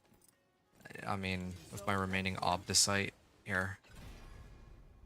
Lightning resistance? Whatever. It's fine. And then here I'll temper, let's say challenging shout, sure. Iron Skin cooldown reduction. Do a bit better than that. Ground Stomp cooldown reduction. Ah, there we go. Challenging shout cooldown reduction. Perfect. So then now, that means I can actually masterwork this, and who knows, any of these would be quite useful. Oh, her favorite build was Thorns Minion. She only played it because I made her. Oh, that's funny. Yeah, well, the fact that she was even willing to give it a go, though, I mean, I got respect for, like, good for her that she actually, you know, decided to take an interest in what it was that you were playing. Because, yeah, not everyone would do that, I think. Well, I think this should cover me for the most part. Yeah, my resistances aren't stellar, but that's something. Lightning resist is capped, barely. All the other ones, I mean, I am missing a lot of Paragon points. I know that I'm down Paragon points. I know somebody's gonna ask. I'm down Paragon points. I'm fully aware. I'm testing the limits of how far you can go at various points in the character's development. Okay, so that's why it's like that. Why I didn't toss in all my points, even though I very clearly could have. Okay, the build is shaping up. I have everything like rank 4. At least it's not as, so far it hasn't been as bad as Dance of Knives Rogue, which is actually pretty nuts to me. I was really expecting this to be a lot tougher, but who knows, maybe it will shape up to be a lot tougher in a second. Although to be fair, I have been abusing the this one boss power, so that could also have something to do with it. Alright, Pit 45, and the last time I was here, I didn't have a rank. Look, a lot of things have changed since my last run here. Isn't armor? Okay, hold up on armor. 8. So something. It's gonna be Pit 45 clear, and I think I rolled rank 8 ancestral. Well, I'm gonna say rank 46 glyph first of all. Here, rank 46 glyph. Rank 46 executioner glyph. And what else did I do? I'm still on 157 Paragon points spent. This is two-handed axe expertise at rank 8. And then I think all of my gear, all weapons plus amulet are ancestral, and all gear is rank 4 or rank 8 masterworking. Okay, great. Yeah, I'm gonna leave it at that. Isn't armor the important one? It is what you're asking. It's I mean, I guess you could make that argument that armor is the really important one. But of course, actually, wait a second. Let me just maybe I can replace this with poison instead. Sorry, wait. Might be griefing here just a little. Here you are. Let's do poison instead. Yeah, okay, sure. Yeah, poison is better in this case. Okay. Yeah, armor is important, but I mean, there are a lot of like elemental types of attacks that they hit me with too. Especially the bosses. If I go up against bosses are a sucker for elemental types of damage, but otherwise armor is indeed very important. It's the most important one. Like the most important stat, I think, but of course there's plenty of you know, it's definitely not the only one that I would prioritize. Here, okay, yeah. I'm seeing like, yeah, okay, I just tanked that one to the face. See, that's why. I was kind of curious to see if I can get it, like, if I can eat it or not. And so far, yeah, it seems like I can. Yeah, the damage numbers are going pretty high. If I challenging shout, my damage numbers are kind of... Well, yeah, I'm seeing like a lot of 1 millions right now. That's looking pretty good. And then now I need to apply vulnerable. And then that way now I can actually see... Oh, no, everything dies. Like, I actually need to test it in pit 50 because otherwise I can't... Here. Like, everything just dies before I can even use my... Okay. I think it was... Yeah, I see 11.9 million. Okay. I see a 19 million there. Alright. The funny thing is, I think it's because my Thorns got skilled up like crazy because I have a lot of like max life now, or I boosted up my max life like crazy with the masterworking. But probably didn't really do too much to boost my my boss power damage, hilariously enough. Oh, you're making a joke because this Thorns. Sorry, that one went over my head. That is a good point. Hey, 23 million. Okay, yeah, I see a 32.4 million, and that was like not even a crit. So, yeah, you can go to T4 with them numbers. I think so, yeah. Yeah, for sure. And I haven't even used all my Paragon points either because I was like incrementally scaling it, right? Like, because right now I'm like Paragon 219. Yeah, I'm like Paragon 219 right now. So like, yeah, if this were like a fresh character, I would not be this level, of course. That's why I try to do it like board by board. You know, like, and try to see which level of power you would need to get to each one. Otherwise, I could sink in like 200 points and call it a day. I'd be much stronger. You've hit over 65 million. Did I hit over 65 million? I didn't see over 65 million. I just go by vibe here, and yeah, like my build is very clearly holding its own. And I still haven't even whipped out my secret weapon yet. My secret weapon is to actually replace my helm for ugly bastard helm, because then I get like an additional 80% damage for no reason. Do I have all my glyphs like... Yeah, all my glyphs are active then. That's the case. Yeah, well, all that's left is to push pit 50 and see. Whoa, that's laggy. Yeah, I see 20 million there. Okay, yeah, this will spawn the boss. And here we go for the boss. Oh.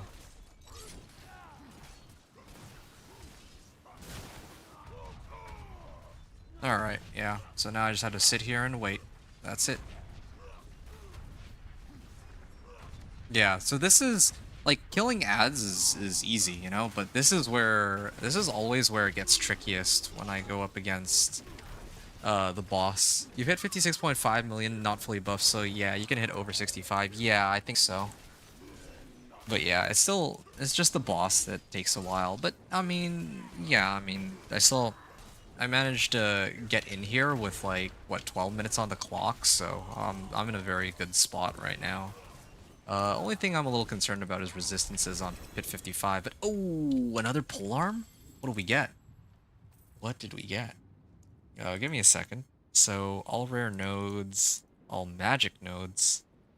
I think I would level this one for, well, yeah, I think I'd level this one first actually. Try to get like increased damage to elites if possible. Okay, I'm guessing it's gonna be on the third modifier. It's gonna be, ooh, this is a carbon copy of mine. Wow. All right, yeah, an extra polearm. That's a good one. Gonna salvage this. Gonna salvage this. I'm gonna salvage this. Okay, yeah, let's push pit 50. Yeah, I think we're almost at that point, man. This is we're at the end days here. What's my pants again? This? I might have to throw on. I was gonna replace these for tacets, but I mean, even these pants have a good amount of lightning and shadow resistance. In fact, I kind of regret, maybe my helm. Maybe I need to replace my helm with one that can round out my resistances, and that'll get me into Torment 4. You think Vuln is still a higher multiplier? You are actually right. You are absolutely right. It is still a higher multiplier, but I'm not. You know, it's good. It's actually really good. But I'm not gonna go out of my way to temper and remaster work this right now. I think like I'm actually in a pretty good spot. But definitely this is better. I would say like I could get a bit of extra damage and maybe try to roll for. Well, yeah, like get a higher roll on belligerence or something, or get like damage while berserking. Oh yeah, I'm seeing some 30 millions here. Okay. Let's do the do not hit me strats. Do not hit me, I think, the way he plays it. This is what I watched from his video. I don't know if he's still here, but yeah, how he used to do it was he used to go from like pack to pack. He would rake them in with steel grasp. He would keep going. And I think he was using those gloves that allows him to pull or use steel grasp as a core skill too. Oh, so here's another pack, right? And then now that now there's like a much bigger pack, then you can actually start to hit shit. Stuff in here, right? Like, not worth a whole reroll? Yeah, I don't think it's worth rerolling.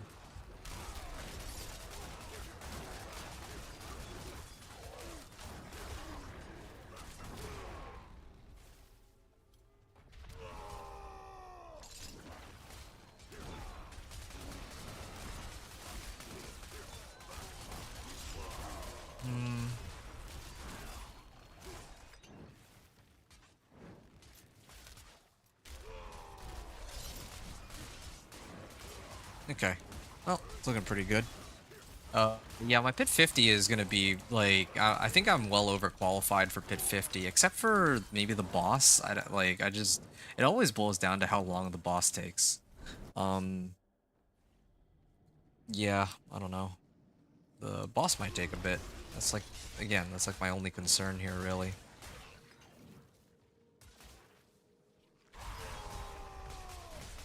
Yeah, I don't know when I was able to handle it, but wow. Yeah, these are some pretty insane setup and all. Okay, 28 million.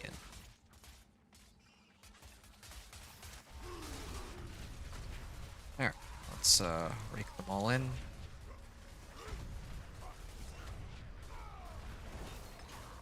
Okay. Protection Shrine. I mean, they can still hit me even with a Protection Shrine on, so it's fine.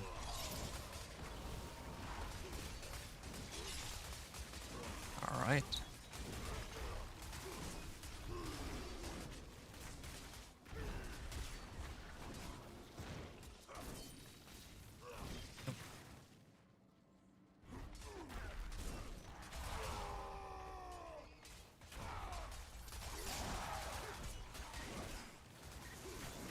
Okay. Not bad. Just double checking. Belligerence and belligerence. Okay, everything has belligerence. That's good. Let's go. Polearm. Yeah, it would be pretty funny if it was actually the mace I was using instead, because then I'd actually be missing out on like quite a bit of damage. Two-handed weapon expertise, so vulnerable damage, and then I also have my I have my polearm bonus too. Alright. Yeah, so this is pit 50, and then... Please. There we go.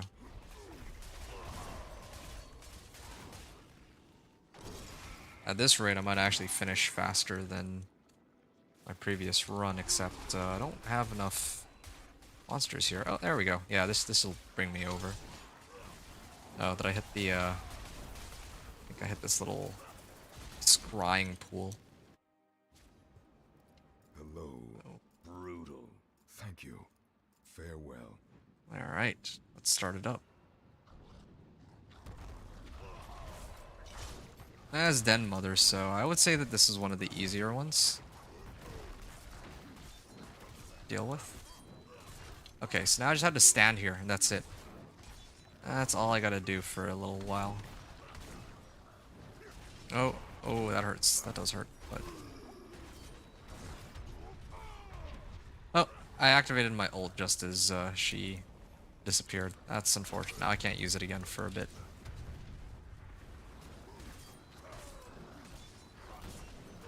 Well, good news is, I still... As long as I have my boss power is my lifeline when it comes to bosses. Okay.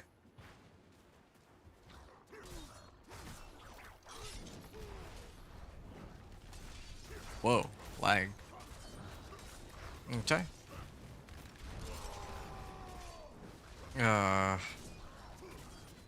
Yeah, I do need to sort out the resistance problem, though. I mean, I can think of one easy way to solve my... Well, I can't even really call it solving resistances, but I'm actually really tempted to just go grab Rahir and call it a day.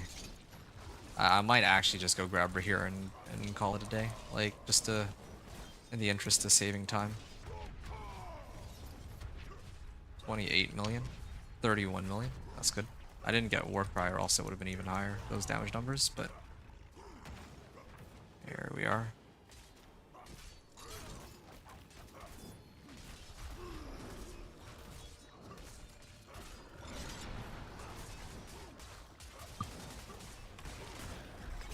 There we are. That was easy. Far easier than I expected it to be, that's for sure. Okay, so a couple things I need to do here real quick. So first thing is... this is shaping up to be an 845 clear. I'm gonna put it in as 845, so...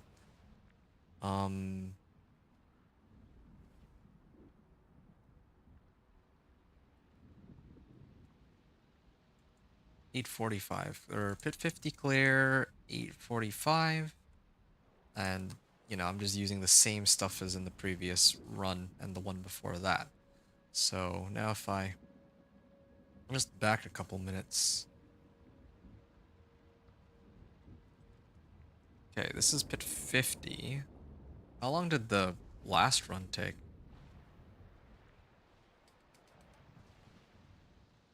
Okay, the previous run actually took like 10:45. Wow. All right. Huh.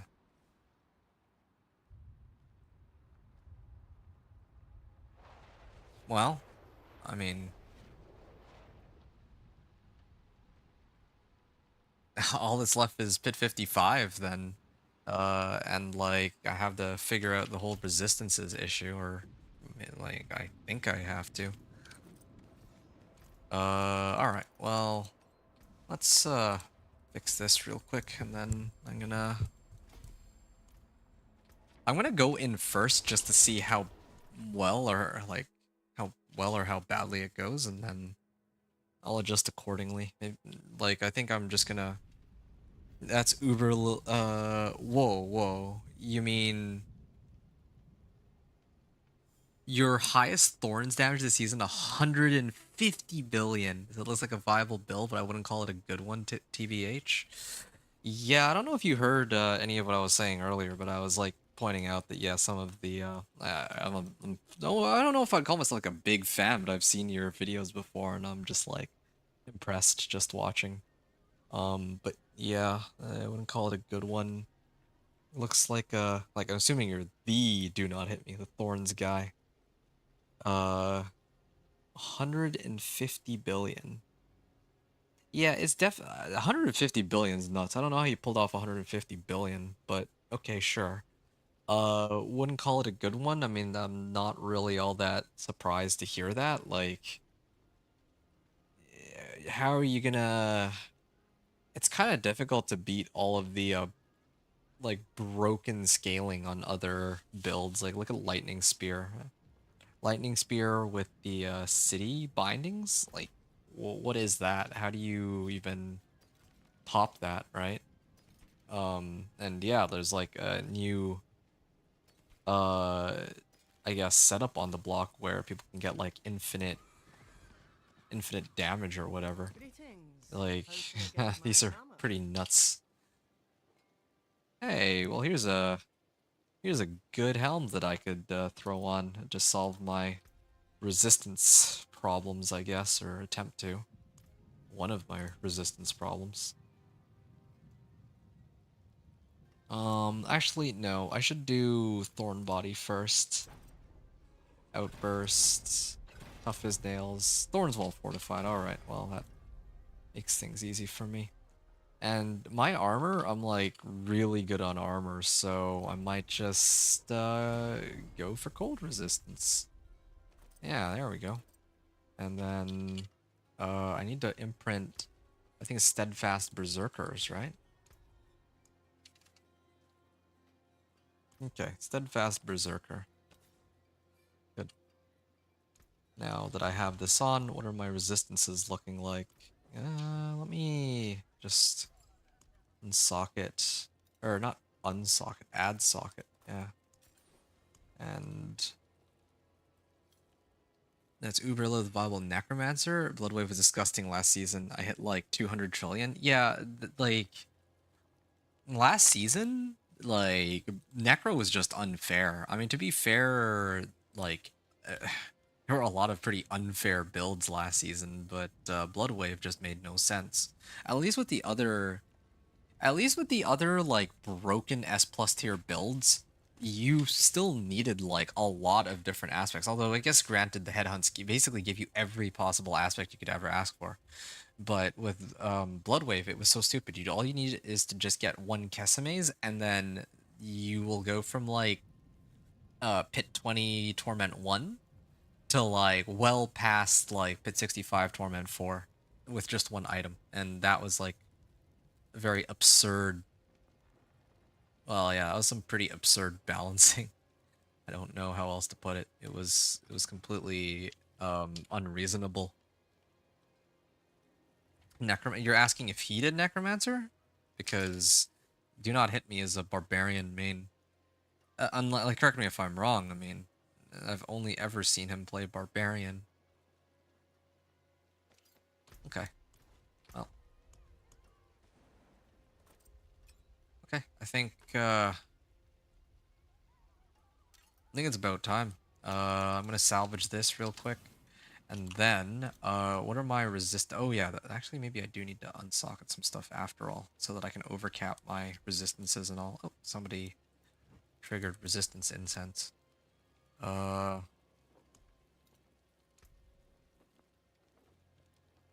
cold. Oh, okay, yeah. Or is it poison? Yeah, I can get rid of Here you this one. Yeah, and then I'm gonna replace it instead with a diamond, or maybe better yet, like this. There. If these were like ancestral rings, that would be better for me. I could get like a bit more resistance to all elements. But yeah, this is what my resistances are looking like. I'm gonna go into pit. I mean, I lose out on a little bit of cooldown on my steel grasp, but I can live with that. I'd rather have my resistances. I'm gonna go into pit 55 and see if it's even remotely doable. But then later, I might actually just throw on here, just to cover the rest of the resistances I'm missing if I'm taking too much damage. Now you're talking OP builds or something? Oh, I see. You're tried. I guess you mean tired. 40 minutes left to work. I see. Well, hang in there. You're almost done. Okay, yeah. My resistances are looking pretty good, so yeah, okay. Yep. Nice. I think I got this. Again, it's really just gonna be about the boss that could be quite troublesome, but otherwise, otherwise I think I'm pretty good. I will have to grab here though, just because, yeah, I kind of want to, like, I mean, they're not really even breaking my barrier, but yeah, I kind of want to have my resistances capped out. It just looks nicer that way, and like, I have challenging shout, so they, like, I have challenging shout in my boss powers, so if they're targeting Rahir, then at least I have a way to damage them. It's not going to be... Well... Yeah, I have a way to take them down. Yeah, I told you you had T4 in the bag. Oh, for sure. I think the bigger concern for me is I don't know when I had T4 in the bag, because I made a lot of preparations all at once. See, like, I usually go very incrementally, but I didn't expect that I would be so readily able to take on T4 already. Okay, hold on a second. If I can indeed take on T4, then I think I'm gonna have to, so usually what I do if I can take, if, you know, I'm about to, like, do T4, is because I'm gonna be, like, clipping this separately, and then, like, I'm gonna be doing a recording, and then I have to, I'm gonna be uploading it, so I might have to take 10 to 15 minutes to kind of just, to kind of show this, like, my T4 run. Gameplay, no commentary is usually how I do it. So is there anything else you wanted to chat about, Zamgetsu, or if not, then I'm gonna, honestly, T2 to T3 is the biggest jump. Oh no, I completely disagree with that. I mean, maybe for you, because your Dance of Knives rogue scales a little differently, but like like the vast majority of the builds that I play, it fell to you anyways. I mean, for you, yeah, maybe because of the nature of how strong your builds are. But the builds I play, typically speaking, are not that, like, it's usually it takes me about 2 to 3 hours from when I reach Torment 2 to get into Torment 3. But then getting to, like, Torment 4 tends to take at least, like, around double the amount of time, generally speaking. Yeah, because, like, with Pit, or with Torment 2 to Torment 3, like, what? I need, like, 1 or 2 uniques. I need maybe, like, a rank 15 glyph, an ancestral weapon. Like, okay. And maybe, like, 50 to 100 Paragon points. Sure, fine. But then after that, it's like, yeah, climbing up to Torment 4, typically I need, like, multiple Paragon boards and stuff like that, so I feel like Torment 3 to Torment 4 is unquestionably a much bigger jump. And in fact, if you were to like go around asking like your casual D4 dad about, like how far they've gotten, I feel like T2, they could probably comfortably like maybe with like a little bit of difficulty reach T2, but then yeah, like T3 is where they're already like starting to reach some hurdles, right? That's kind of the hunch that I have. Like I could be completely wrong about that, but yeah, T4 is much tougher relatively speaking. Just is like because you need to like grind out like like grinding out from like level 1 to 100 is not as, or Paragon 1 to 100 is not as bad as 101 to 200, or even let's say like 150 to 200, right? Like, yeah. So, anyway, you stop caring. You just get really geared like I do, and then look back like I could have did this hours ago. Well, keep in mind, like that's exactly what I try to avoid. So I'm normally very like, okay, I'm gonna do it incrementally, right? Like I was talking about this. I was very specific about it, and I get this all the time. People come in and they're like, "Oh, yo, you have like 80 Paragon points, right? And that would really help you.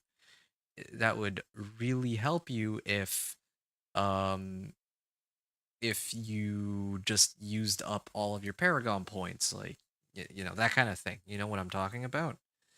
But the thing is, like, I know that um, I need to assess, I guess, like what level of power you need. That's really it.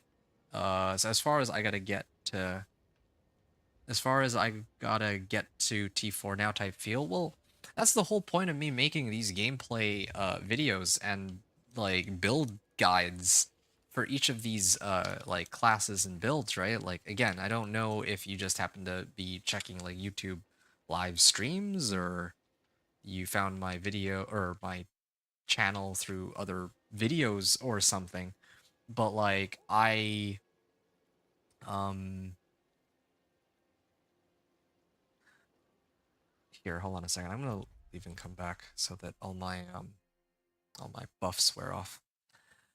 Uh yeah, like I think I think for me, I don't want to be like, I could tell people, hey, yeah, you need like a mythic, you need like a 4GA, like you need all this stuff, but you obviously don't even need like a quarter, you don't even need a tenth of that. You really don't. And I think, yeah, like I feel like people are in one of two camps. Either they're really casual or really sweaty in the game, like really sweaty is in like even in my case, I would say I lean more towards sweaty because I've already sunk in like 100 hours into the season probably. I've sunk, I mean, yeah, like I'm Paragon 220, but I have 5 characters I leveled myself, right?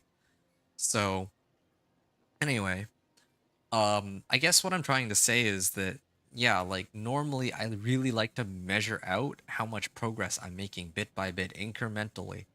And then, I go slow and I make notes for myself about what I needed before I broke into Torment 2, before I broke into Torment 3, and then when I broke into Torment 4. But in this particular case, I really overshot the mark. I usually don't, right? Like, let's say my Sorcerer, from tier 50 to 55, I got Hail of Varglass, and yeah, that upped me 5 pit tiers. Usually one unique is worth 5 pit tiers, but this time around with the Thorns Barb, I really overshot the mark. This is just how it is, I guess, but yeah, what can I say? Actually, this might be a good opportunity to just really quickly. I'm gonna re-roll for. Okay, I got plenty of rolls available. Okay, maybe not as many as I originally thought. I. Wow. Well, I have 1 scroll of restoration. Why not? I mean, this might be my... I think this will be the run anyway, so I might as well just burn what I have. Because, yeah, just get it over with. And I'd like to play my... How many tough as nails? Okay, finally, yeah, Thorns all fortified. Gotcha. You might have 100. You put in work in your off days. Oh, I feel that, yeah. Yeah, no, I can understand that. You gotta go... I gotta go do my last round. Oh, well, you mean you gotta go now? If so, that's perfect timing because I can finally record and I don't feel bad about it. You enjoy your sleep. Yo, thank you very much, man. I appreciate you. Hopefully in the future we get a chance to chat again because I've had a blast just hanging out and just chilling and conversing with you. So, yeah, it's been a pleasure. Dude, you have a good one. Good luck with the rest of your work and, hang in there. You're out in 30 minutes, so yeah, you'll be out to play D4. Uh, like you're gonna be basically subbing in for me because I'll be out by the time you're on D4. But yes, indeed, like you said, the season was definitely gonna be slower by the campfire. It's kind of obvious. It was a given. There was no way they wanted people to do 1 to 60 in like 3 hours on like a fresh character. That just made no sense. Not that I was complaining. I really liked that, but headhunts were insane. They were like a little too insane, but I really liked them. I still would really prefer them, but I think that they just need to tone down the loot. Anyway, all right, folks. With Zamgetsu heading out there, it's time for me to begin the final phase of my stream for today. We are about 9 hours in. My recording is 8.5 hours in, a little over 8.5 hours in. All that's left now is for you stream on Twitch, same name. Oh, really? Okay, here, let me drop you a follow, my dude. Yeah, it's been a good chat and. I'd love to see your stream too, at some point. Although these days I don't really have much time to. I make content, right? Like I'm actively. Oh, here it says cooking up a vacuum build D4. Mad respect. Old pro gamer trying to retain any skill he once had. Hey, that's relatable. I'm everywhere, but X or FB just search the same name. Okay, got it. I got you followed, and yeah, maybe we'll catch you next time. Although, like I was trying to say. I tend to spend most of my time making content if I have free time rather than watching others, which is unfortunate because there's a lot of people like on Twitch. There's a guy Cam who's always watching me. He's super chill and he's very supportive of me, really really supportive, and he streams too, and I try to drop in when I can. But if I'm not streaming, I'm probably busy, and if I'm not busy, then I'm probably streaming. Is usually how I operate. So anyway, you have a good one, man. Have a good evening. I'll see you soon. And yeah, I'm gonna get ready to begin the run. Hope you've all enjoyed the gameplay up until this point. And yeah, it's time for me to get started. It's been a good run. After I talk about my equipment and all that, or after I kind of go over my equipment and then I do the run, I'm assuming it'll be successful. Oh wait, whoa, hold on. There's one thing I'm. Well, it would actually be funnier to do this run with no Rahir. Okay, I'm gonna try to do it with no Rahir and see what happens. Dude, bro, stay busy. Yeah, likewise. Have a good evening. Yeah, so I'm just gonna show my equipment. I'm gonna do the run. I presume I'm gonna finish the run, and then at the end of all of that, once I have it all clipped and everything, I'm just gonna talk very briefly about the 1 to 60 run as a whole, and well, 1 to 60 Torment, 1 to 4. And yeah, just kind of like my overall thoughts on everything. So, okay, give me a moment. Love this kind of sleep well. Are you heading out too? I'm not. I'm not gonna be. I'm not leaving just yet. I'm gonna be doing my Pit 65 clear, and then I usually clip this, and then I upload it, and then I'm gonna probably send it to healthhides.gg, kind of like what you do. But yeah, yeah, I just need to upload this segment, so I don't have to do it twice this way. I usually like to do it gameplay, no commentary. But of course, the rest of my run is with commentary, so people can follow along and all that. I'm glad that you really like my SSF content, though. I have a mad amount of respect for your content too. Do not hit me. You have a good night if you're planning to sleep, and yeah, I'm glad that you enjoy this SSF content because yeah, this is the kind of stuff that I think that might be lacking. I just don't really see as much of this on Twitch or YouTube. Like some people do it, but not everybody, especially with like so many different classes and builds. Alrighty, folks. Okay, for the last time, muting myself, and then I'm gonna begin kind of going over everything, and yeah, I guess when I finish, I'll talk about my final thoughts, and then maybe we can chat then and catch up. So, see you folks soon.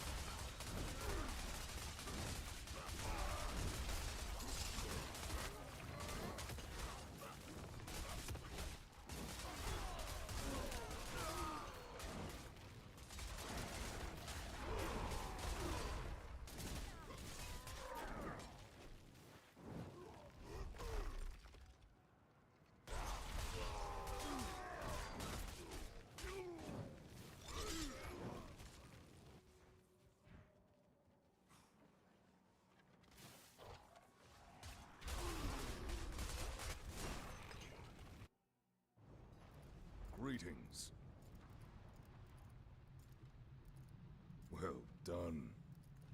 Thanks. Farewell.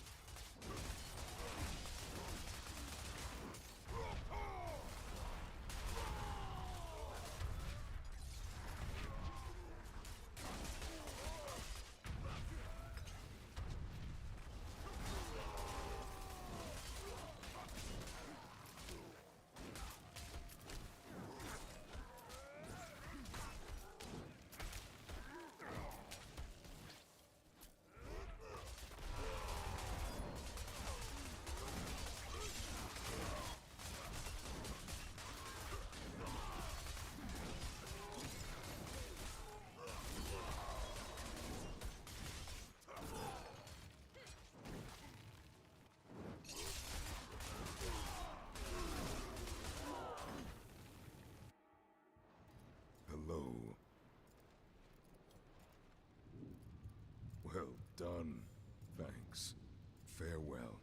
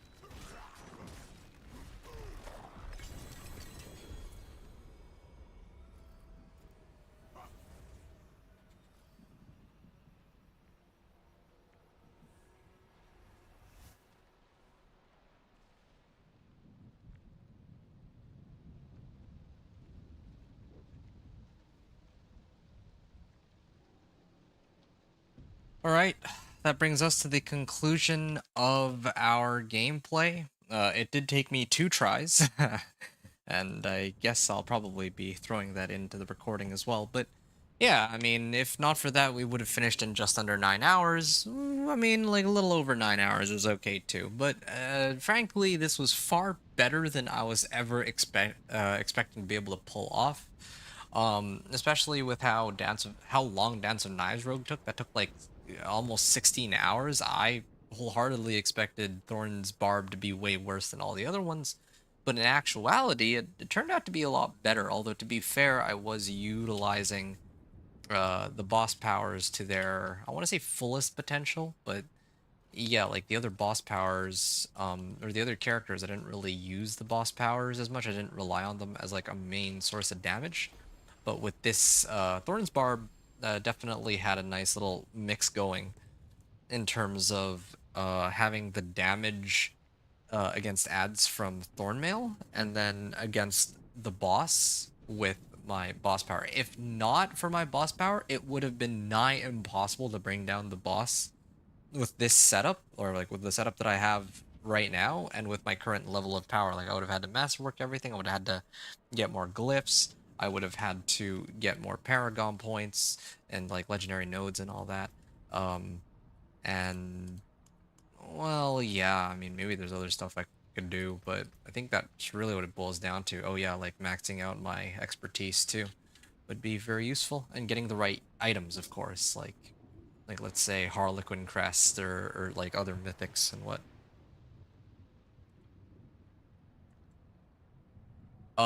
You thought I was going to bed? No, no, I said that I was going to mute myself so that I could kind of talk about what my, like, I was gonna mute myself so that I could just do my Pit 55 Torment 4 run. I do this because I clip this part usually as a gameplay with no commentary, and then I upload it to my channel.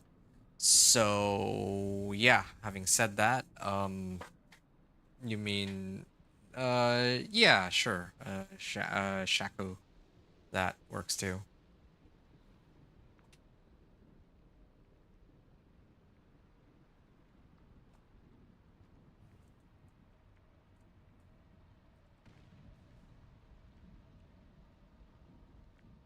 Yeah, so yeah, I mean, anything really. Like, if I get like Doombringer, like, there's like a lot of ways I could buff this guy up, right? Just the Thorn side of things. But if I'm just looking at the build in terms of, well, yeah, being able to clear stuff. Yeah, this is me clearing stuff. Anyway, so I don't really have too much to say about the pit run. That first run was pretty messed up though. Elias as the ghost, I don't know, remnant, I don't know what it's called, was was really annoying. Elias is the worst. Lilith was like okay, she was sort of annoying, but Elias in the first fight was horrible. And then the second one, I got like I don't know what monster that was, but it was like the melee type monster. He did like no damage, so yeah, that didn't really matter. As long as it's not an Elias, it's okay. And something worth noting is it was also a Seething Hive Master, which also is not Seething Hive Master uh that like is the best case scenario. I was expecting it to be like maybe like Den Mother or something. Even Mother's Judgment would have been okay, right? Like, most of the bosses are fine as long as I have my boss power, but the fact that it was Seething Hive Master was yeah, but getting blessed by RNG because yeah, Seething Hive Master sometimes uses that attack where he shoots like what, 10 pellets at me, and then each one of those triggers my thorns, so it was good. Den Mother, easy peasy. Yeah, Elias is very annoying. Like, Elias is the worst case scenario for sure. Uh, yeah, so Elias is pretty annoying right now. But I mean, we got it done, so whatever. So anyway, so that was the pit run. Second try, we got it. As for the rest of the run, yeah, level 1 to 60 was a breeze. I mean, I basically cheated because I have the legendary Thorns recipe. And then like Torment 1 to 2 was also, it was all right, although this was the only the only character I wasn't able to break into Torment 2 with right away, I think, or maybe I barely cleared it. I don't even remember, but it doesn't really matter.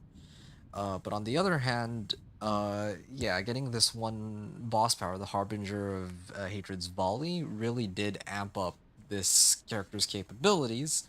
And to be frank with you, I mean, it was not even like the full potential. I had a helm, right? The ugly bastard helm that would have given me like 80% increased fire damage, which works with my boss power. So yeah, that was a very real possibility too if it came down to it, but yeah, this is kind of what I had to work with. I've already gone over my equipment. This 2GA razor plate came in pretty clutch, but if I didn't get this, if I even got like a plain razor plate, that still would have been perfectly fine, like whatever. Uh, I would have just had like slightly less thorns, and really it was just the bosses that I had trouble with, and that was a something that I needed to mess around with Harbinger of Hatred's Volley to get.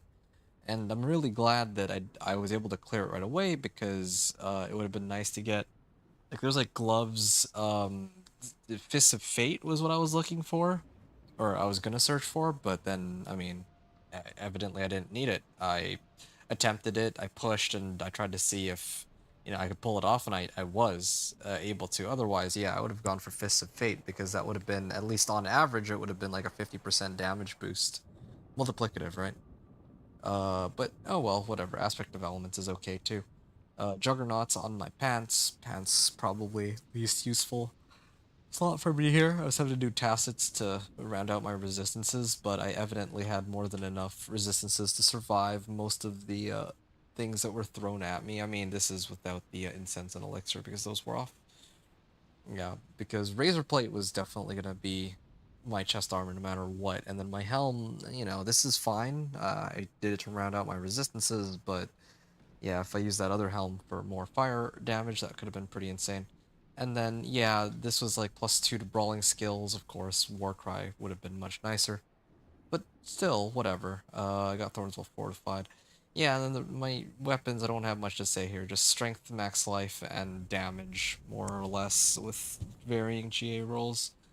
And tempers on like belligerence and all that. So, get the idea. And then finally, of course, my amulet was GA, or it was an ancestral amulet that I rolled off the modifier to get strength on. Strength, max life, fire res, natural berserking, and thorns well fortified with yeah, pretty good rolls. And then these were all like these all follow suit. Like the thing about Thorns Barb, the best way to sum it up is strength and max life on every single slot. That's it. Boom. That's the TLDR. TLDR strength max life on every single slot.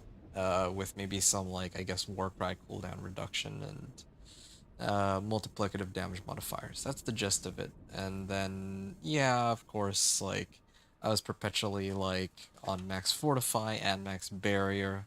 Like they're gonna fix this barrier boss power. It's only supposed to last like 5 seconds or 6 seconds. But as you can see, it's like on permanently right now, which is apparently unintended behavior. Either way, I got my value out of it, so it's all good. And then I tried to like level this up to 10, but that was like nigh impossible. 157 Paragon points. That wasn't even that many. Like, this is basically Paragon level 130 or so, but keep in mind, or let's say 125, but keep in mind that, of course, because I'm actually Paragon 200 plus, my boss powers are like way stronger, because yeah, your Paragon level matters. But I still think that if this was the level of power I had, like, I was still, I was only running like 157 Paragon points. I had 90 left. And I could have got. I didn't even bother to get like a third board or a fifth glyph, or not third board, fifth board or fifth glyph. So yeah, I mean there was plenty of power that could still be gained. Could have gotten. I don't even remember which one it was supposed to be.